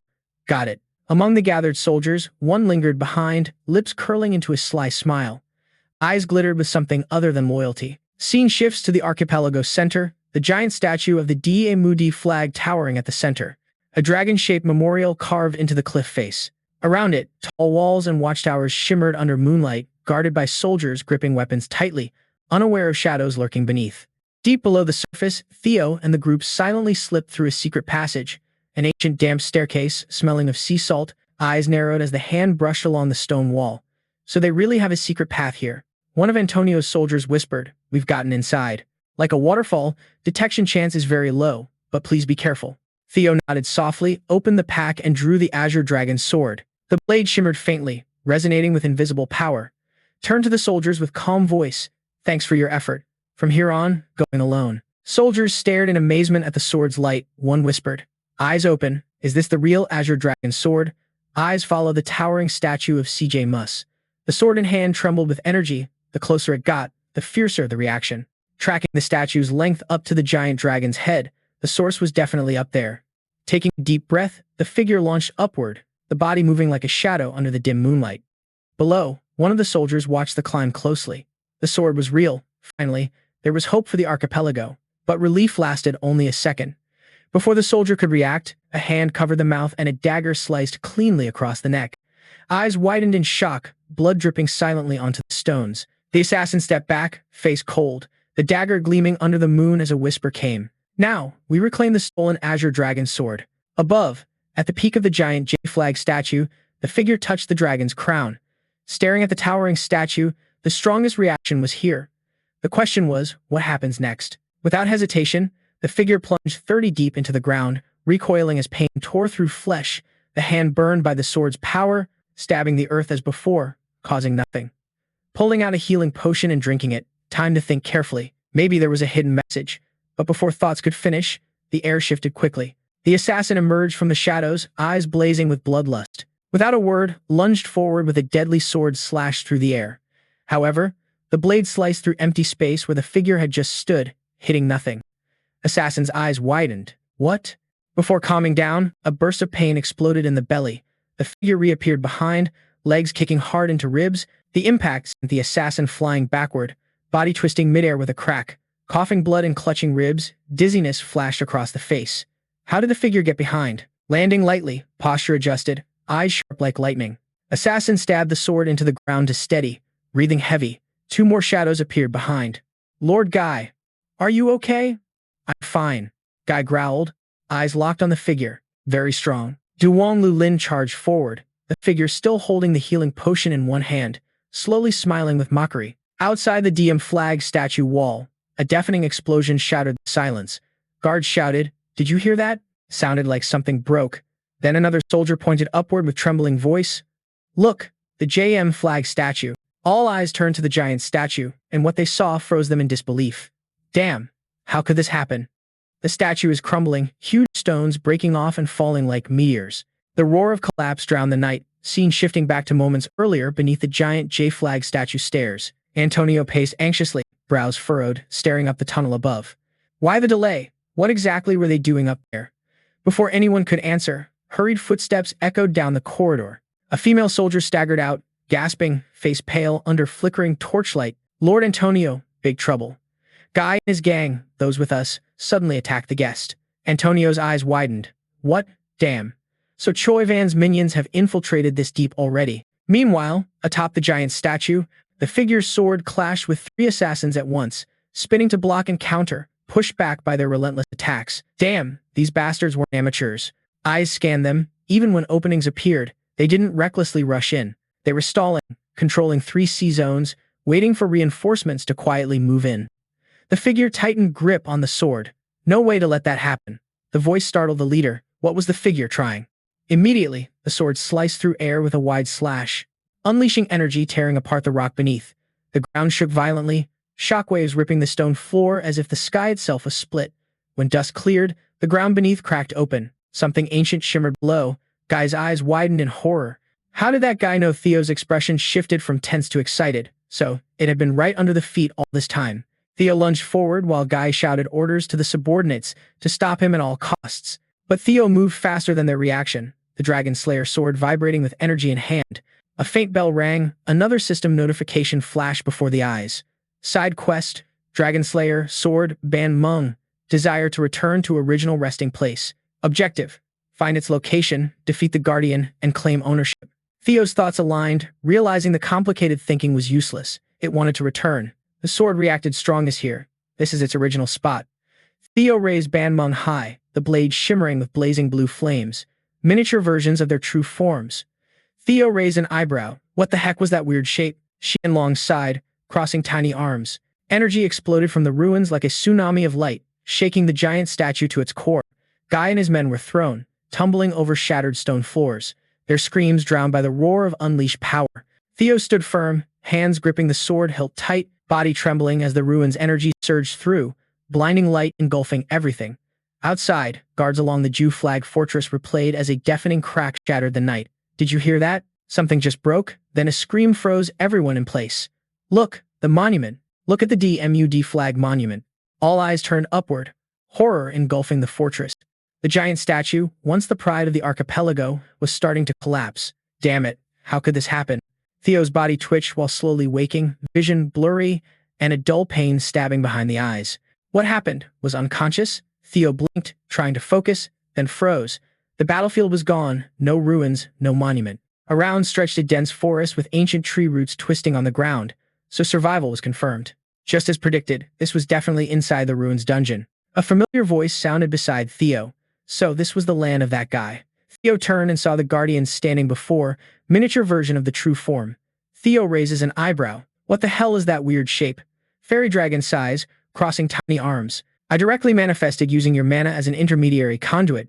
Your lack of magical power makes us look ridiculous. Still, A guardian of the ruins holding such deep desire and compassion for a human is no small matter. Theo's eyes widened. A human. Wait, could that human be Dai Emu Dai? GPH shook head. We don't know for sure. We only read leftover thoughts. Theo stopped thinking. Judging by the current situation, that was probably true. Since no other ruin guardians remained, let's explore this place. Perched high among branches, a skeletal archer drew an arrow, its hollow eyes glowing, instantly releasing the shot, the arrow slicing through the air mercilessly. Sharp instinct made Theo easily recognize it. Spinning around, the arrow was caught effortlessly. An unoccupied house. Didn't they say that? Then how to explain this? Turning sharply, more movement appeared. From behind trees, skeleton soldiers began crawling out.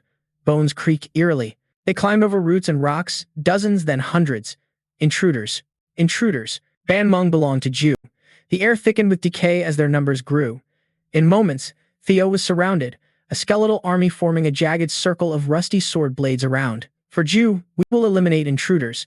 Guy's fur stood on end like this. Never expected that guy to go so far just to protect ownership of a ruin for a human named CJ Mus. Suddenly, an arrow flew toward them. Theo raised hand and caught it midair, spinning it around, then launched it back. The arrow flew past Jin and pierced straight into the skull of a charging skeleton. Theo exhaled slowly, face cold. Many, but nothing special. Just need to slash through all of them. Simple. Xianlong flew closer, shaking head. It won't be as easy as you think. Theo frowned. What do you mean? Looking closely. Eyes followed and froze. The skeleton, whose skull was just shattered, was moving. Fingers twitched, bones cracked as the body slowly picked up the sword.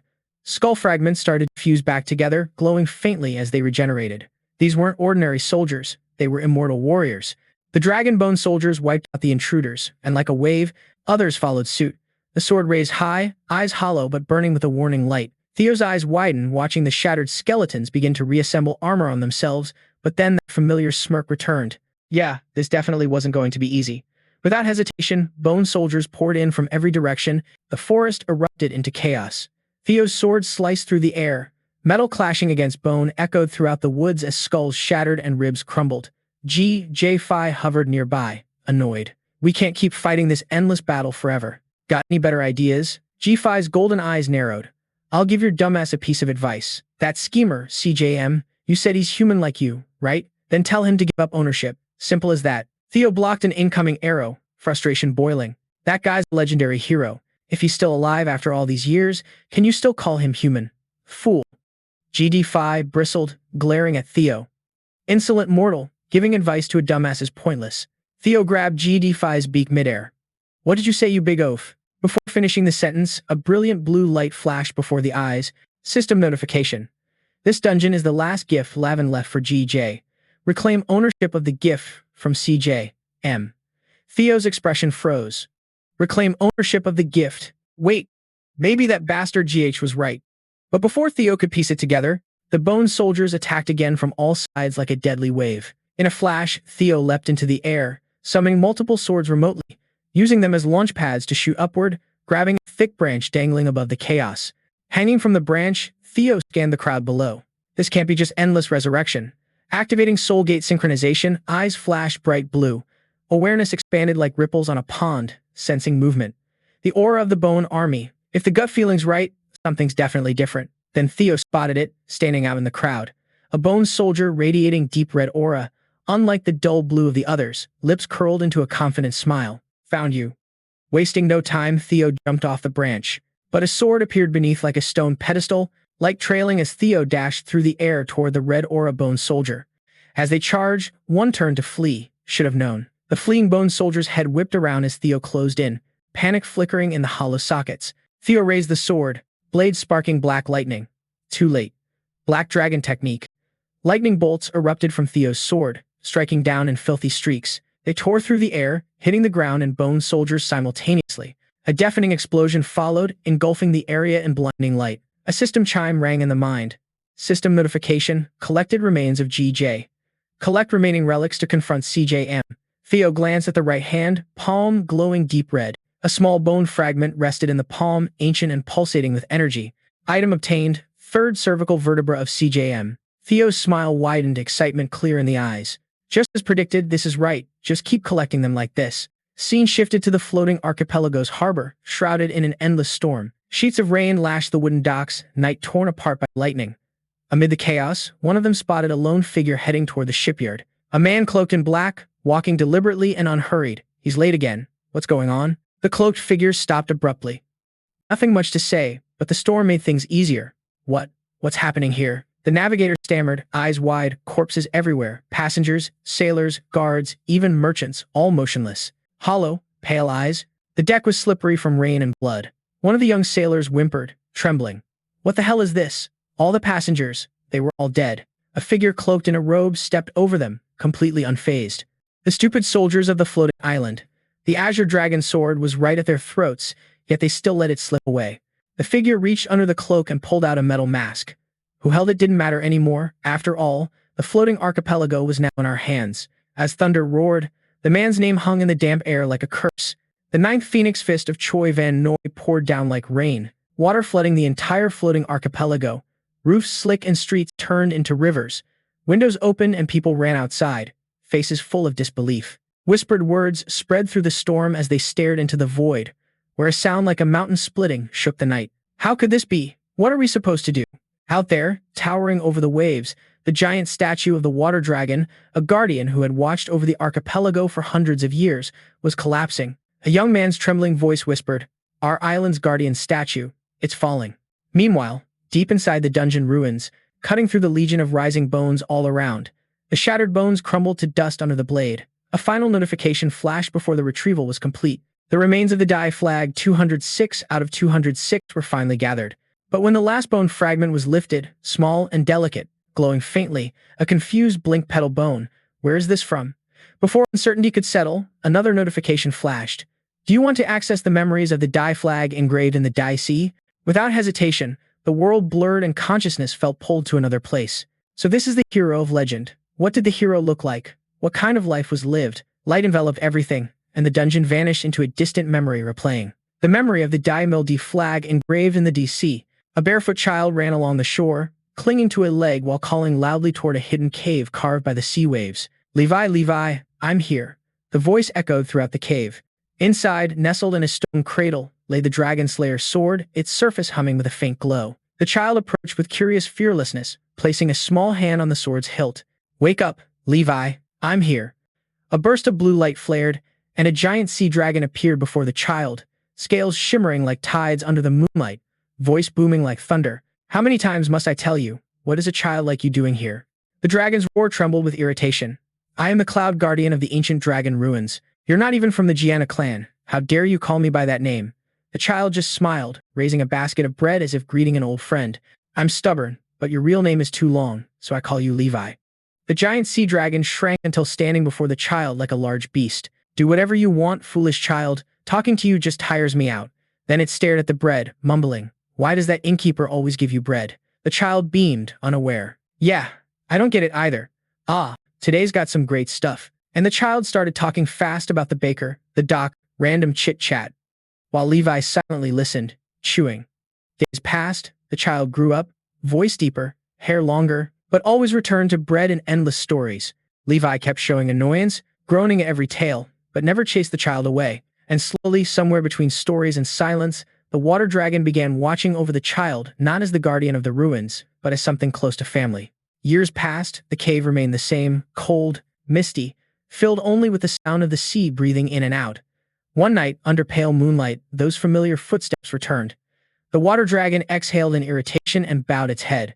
"Oh God, I told you not to come again. Why so stubborn?"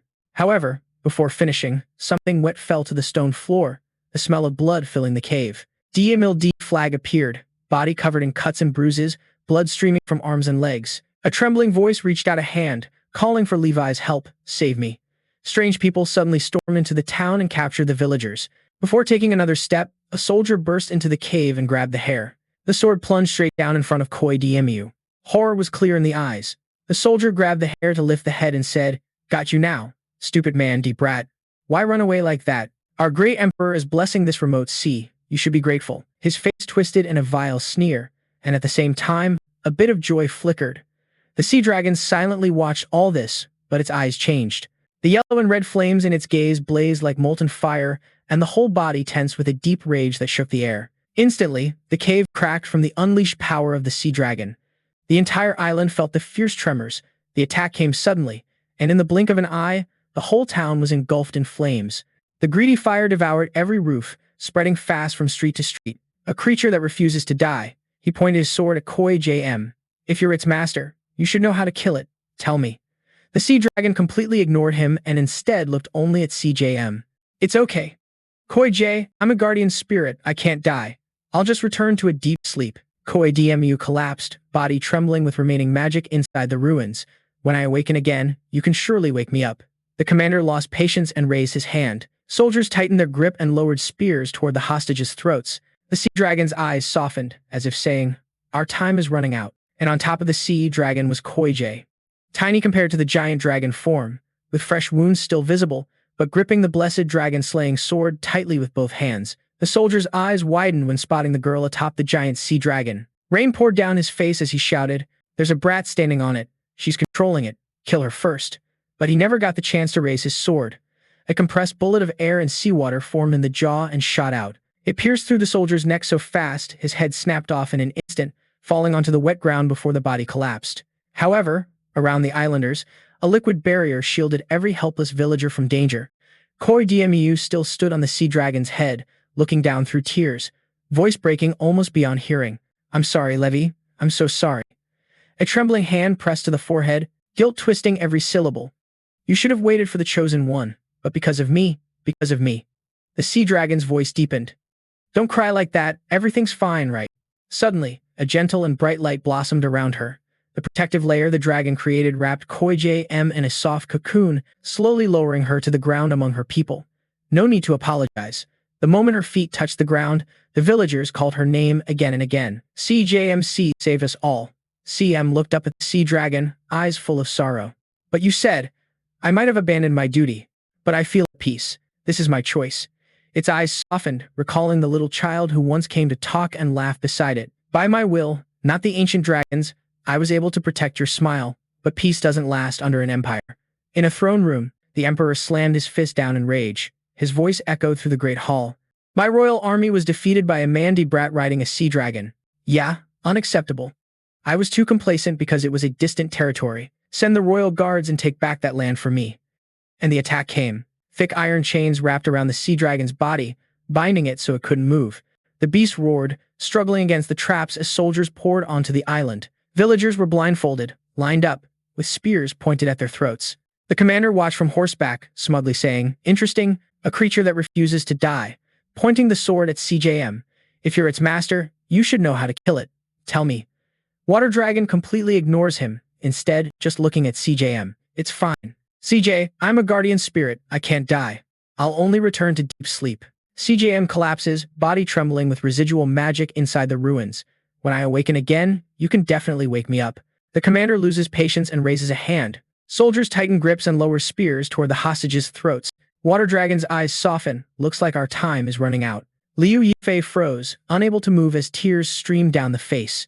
Misty raindrops and seawater swirled around the hand of Flag J, lifting the arm up, fingers wrapped tightly around the dragon-slaying sword with no intention of letting go. Levy, please don't make me do this. I can't. I just can't. The sea dragon closed eyes and spoke in a deep voice.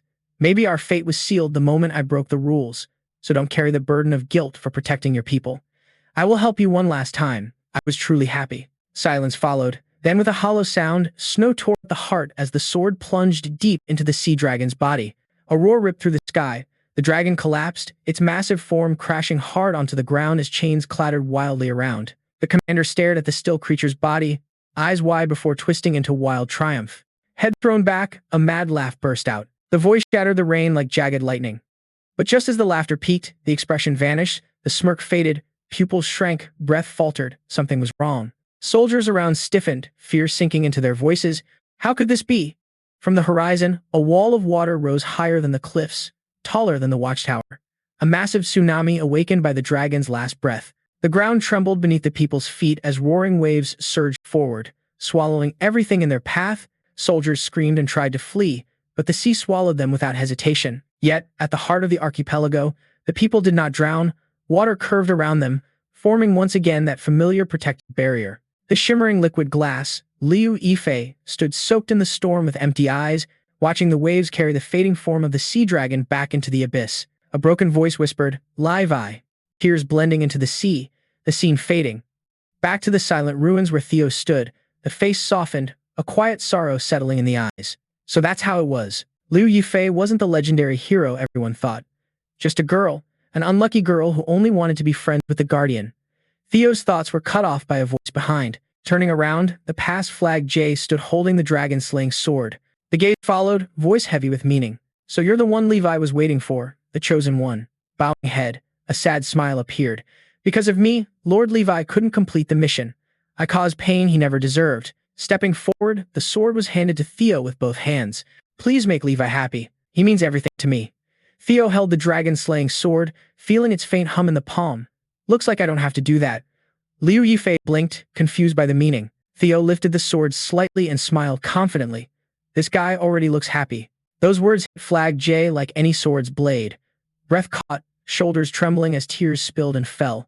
The voice cracked warmly with relief. Thank you so much." Memories faded like mist and the world shifted. Rain stopped over the floating archipelago. Clouds parted to reveal moonlight shining down on the ruined square where the giant monument had collapsed. Soldiers stood around the rubble, forming a barrier as the people gathered, soaked and trembling from the chaos. "Please don't come closer." But whispers spread through the crowd as someone pointed, voice trembling. "Wait, someone's there."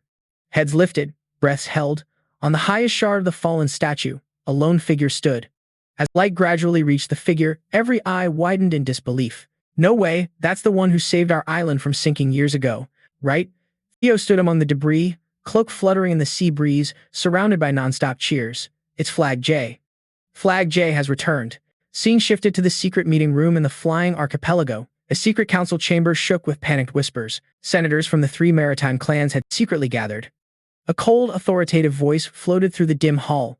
"You gathered quickly."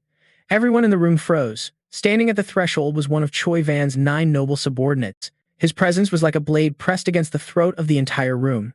A man immediately turned to him, voice trembling with worry, saying, "Why are you so calm? Our plan has already fallen apart. The Dragon Slayer's sword was supposed to be in Choi Van's hands, right? That weird dude Jian was right about that." But others quickly questioned back. "So what the hell is that thing the freaky tribe guy is holding?"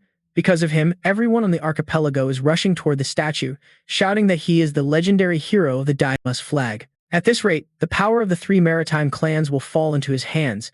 This wasn't the deal we made, but Noi's calmness didn't waver at all.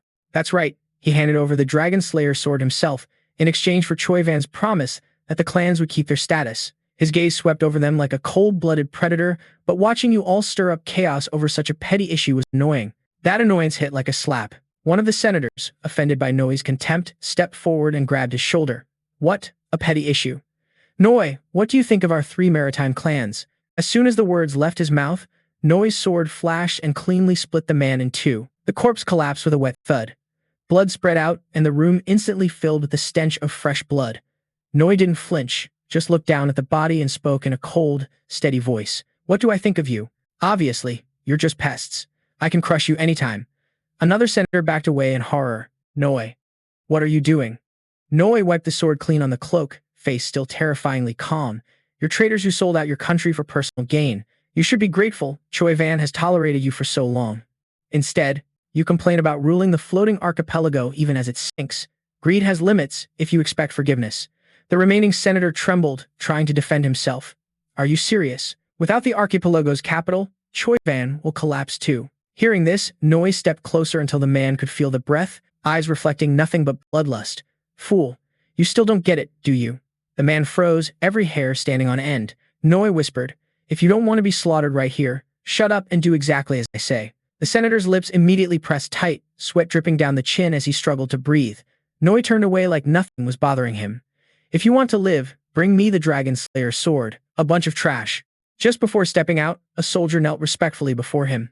"Excuse me, ninth pillar, Noi, may I ask you something?" Noi stopped and nodded. The soldier swallowed hard and asked, "Do you really trust them to retrieve the sword?" Noi's voice remained serious. "I know what worries you. I want to retrieve it myself, but the situation doesn't allow it. One of Janaba Long's 9 dragons is here."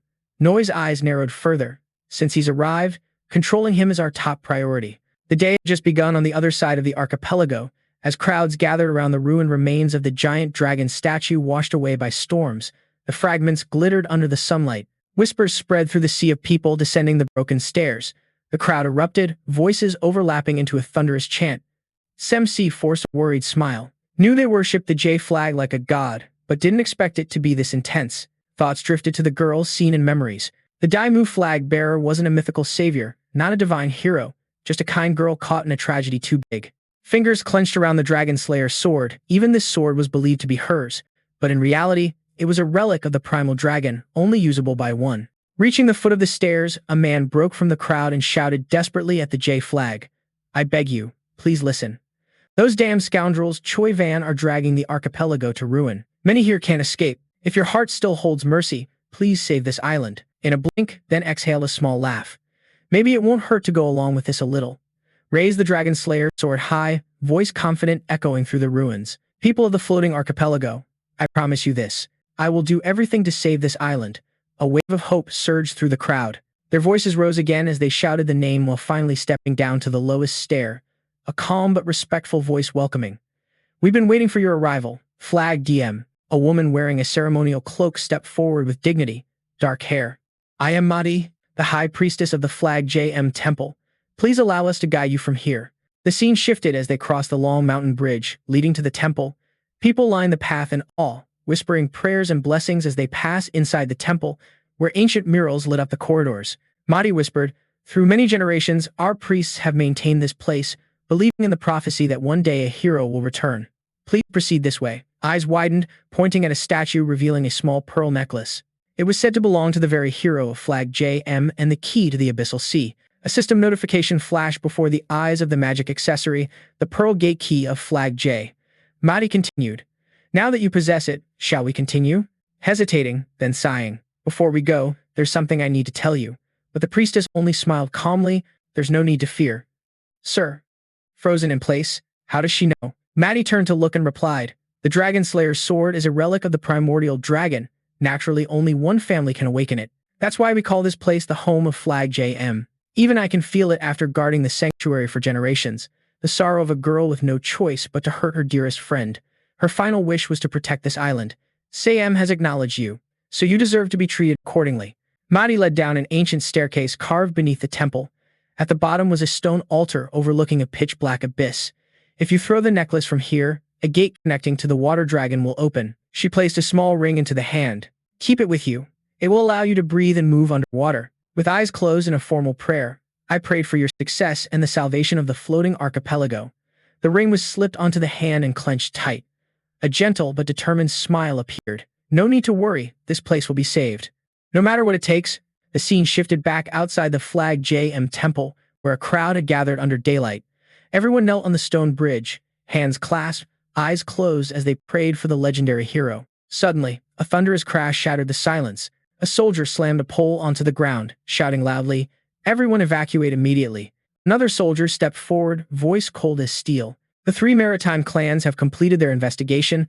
The man you worship is a terrorist, an imposter, one who dares to impersonate the hero of Flag J. A campaign to retrieve the Dragon Slayer sword stolen by him is underway. Citizens dispersed instantly, gasps spreading through the crowd. How could this be? Is it true? Fear and confusion showed clearly on their faces. Among the armored men was Spinola Umbedo, leader of one of the 3 maritime clans. Sweat slid down the face while looking at the bewildered followers. That's right. I think I made the right decision. Reputation may fall after this, but without that sword, my head would roll first. No time left to keep any dignity. With a sharp breath, the sword was drawn. I'm about to die anyway, so why care about honor anymore? Even if it means killing everyone here, the sword was raised to command. From this moment on, anyone who blocks our way for any reason will be killed without mercy. Soldiers charged like a pack of unleashed beasts, rushing toward the praying people and the temple itself. Spinola muttered behind, I must retrieve the Dragon Slayer's sword at all costs. The scene shifted back to the deep beneath the temple, descending the stairs the priestess had guided. The spiral stone steps led into darkness until touching the shimmering surface of still water, stopping to study the partially submerged steps. So this is it. A hand reached into the coat to take out the pearl entrusted by Maddie, a relic last worn by sea. Then it was dropped into the water, the pearl slowly sinking, disappearing beneath the surface. The moment it vanished from sight, the water began to stir. Small spiral ripples spread out, gradually turning into crashing waves.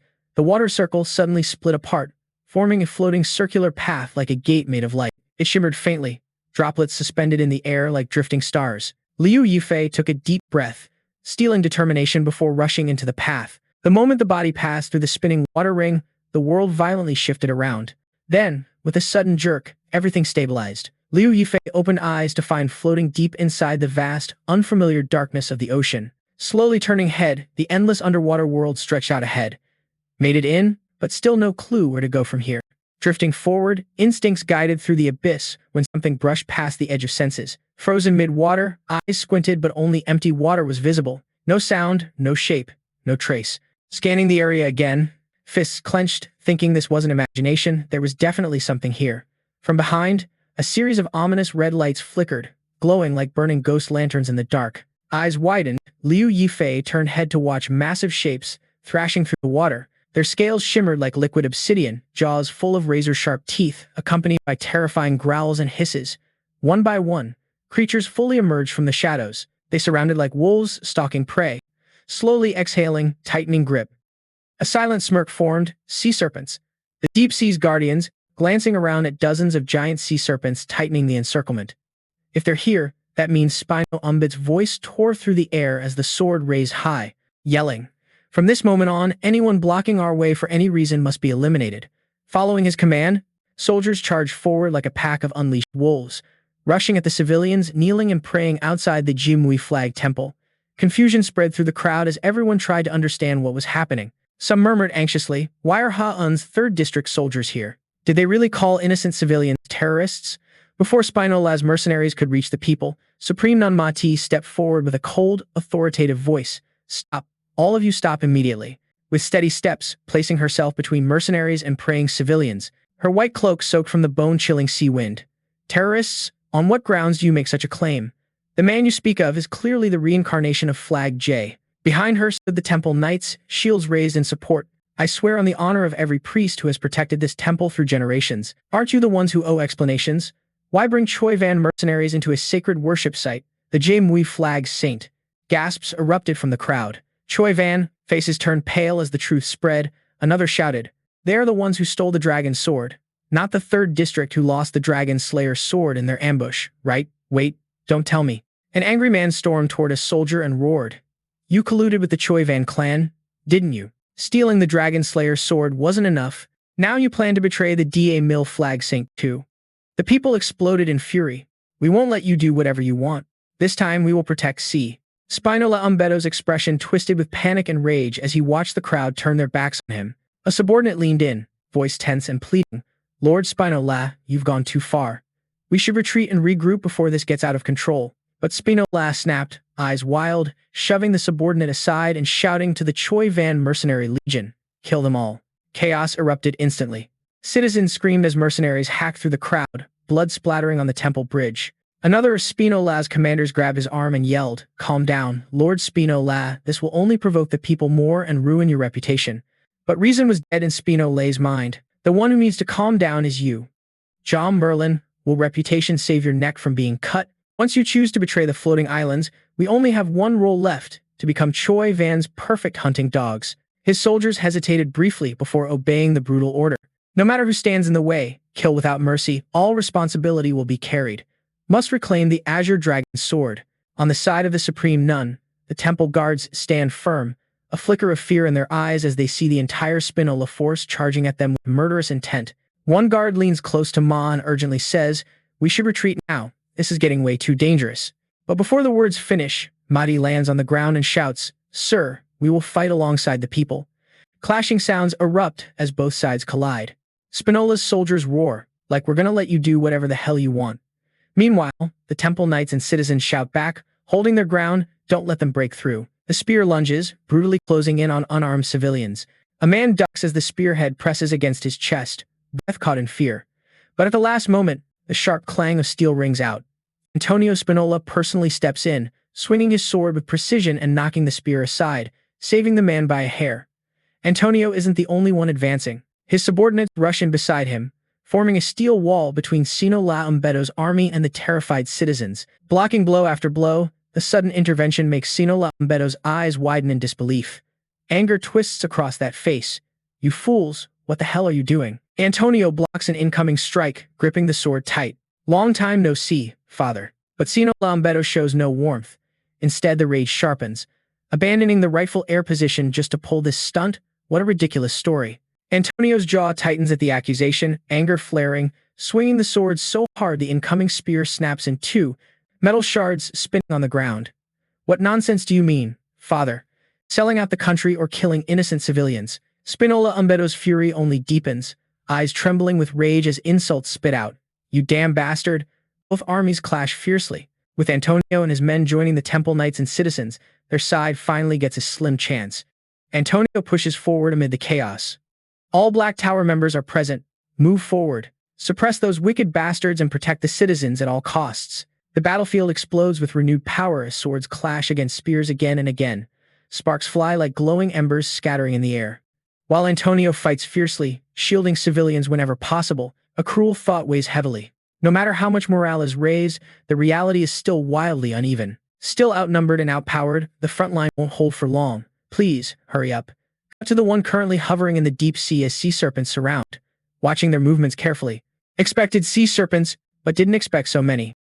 Observing their silent glide, something feels off. Even though surrounded, none seem ready to attack. Why are they just standing still? Lowering the sword, a truth emerges. Could it be because of the sealed aura of Lavin inside the blade? A deeper idea.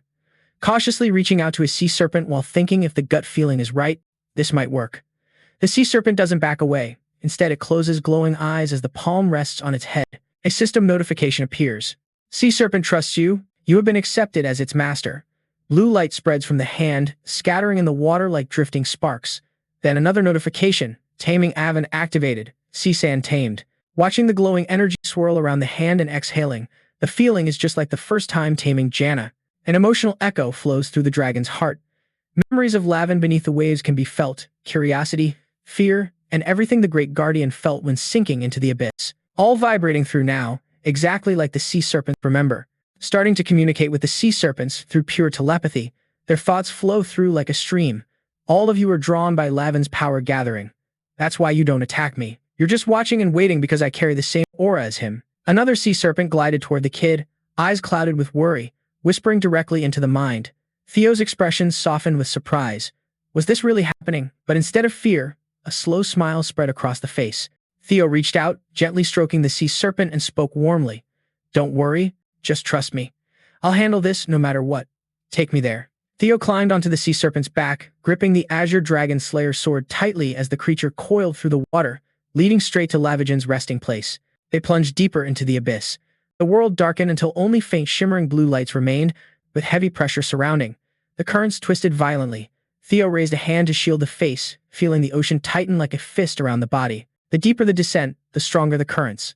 Mana was being distorted all around, a clear sign that the spirit was near.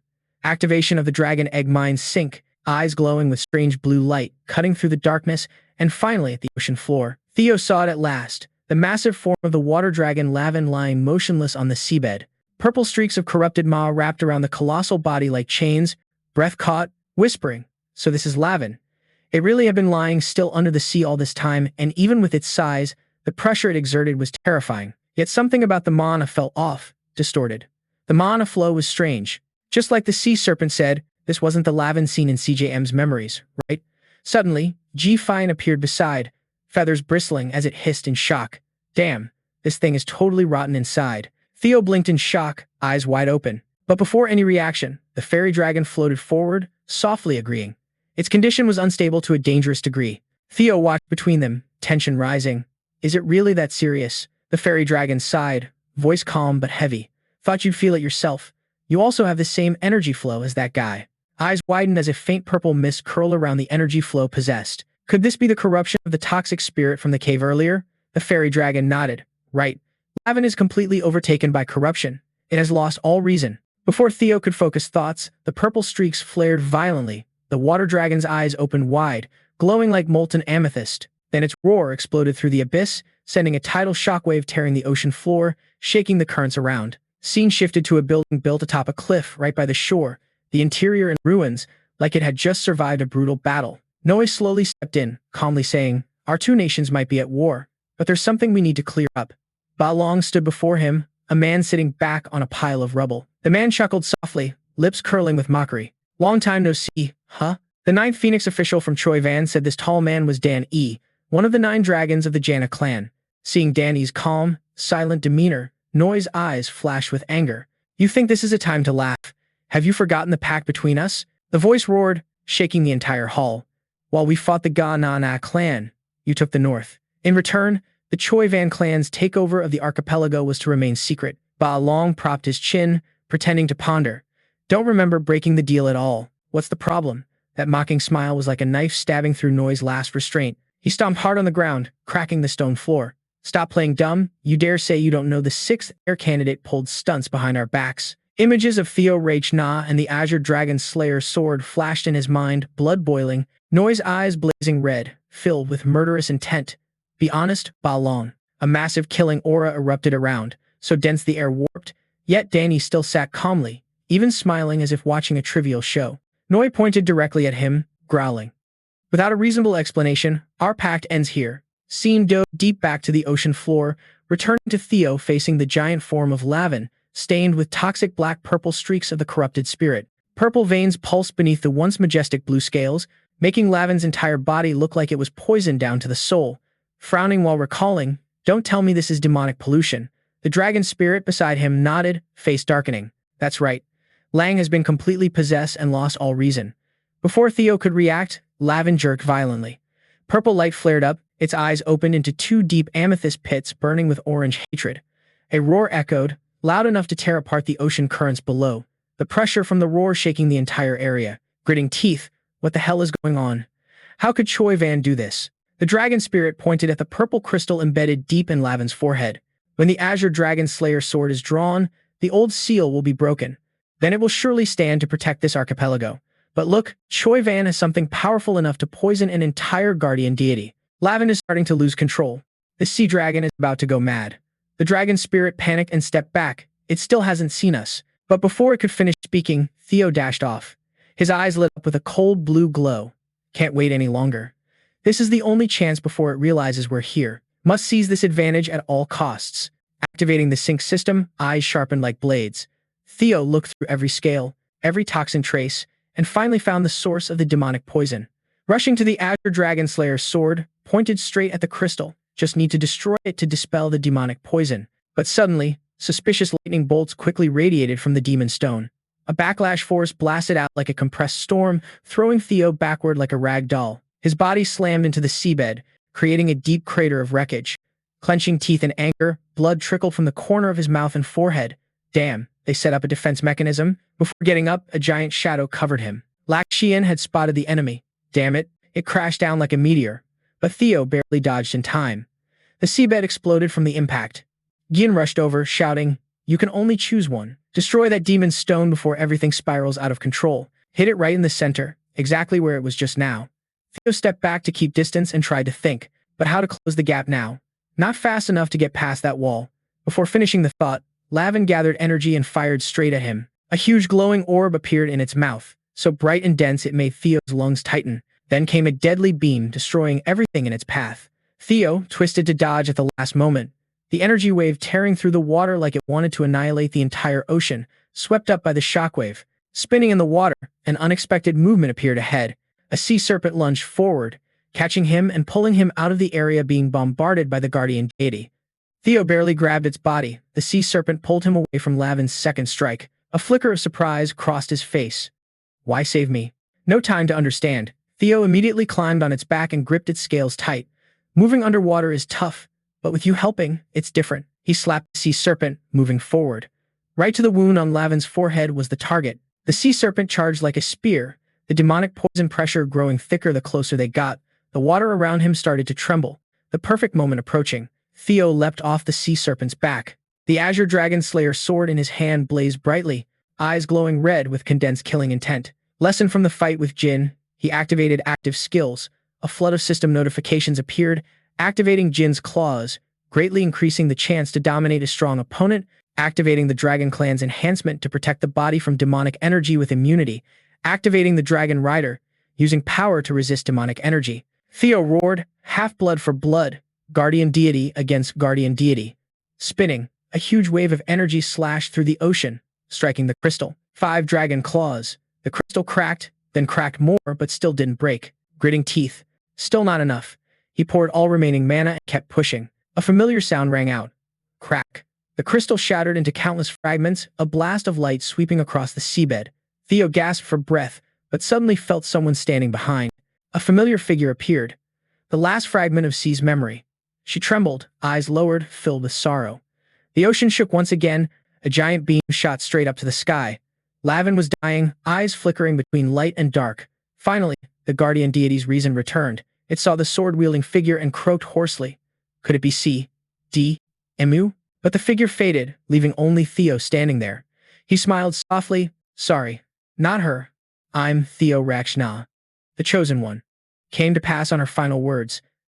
Theo closed eyes, recalling Korra's last smile, smiling till the very end. Quietly walking, voice trembling. Got it. Turns out all this time, she was always for me. Gorfine cut in. No more time. You better head back to the relic now. Tianlong continued.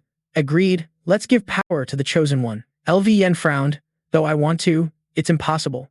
I disobeyed the primordial dragon's orders, gave up my guardian role. Now I'm tainted by demonic nature.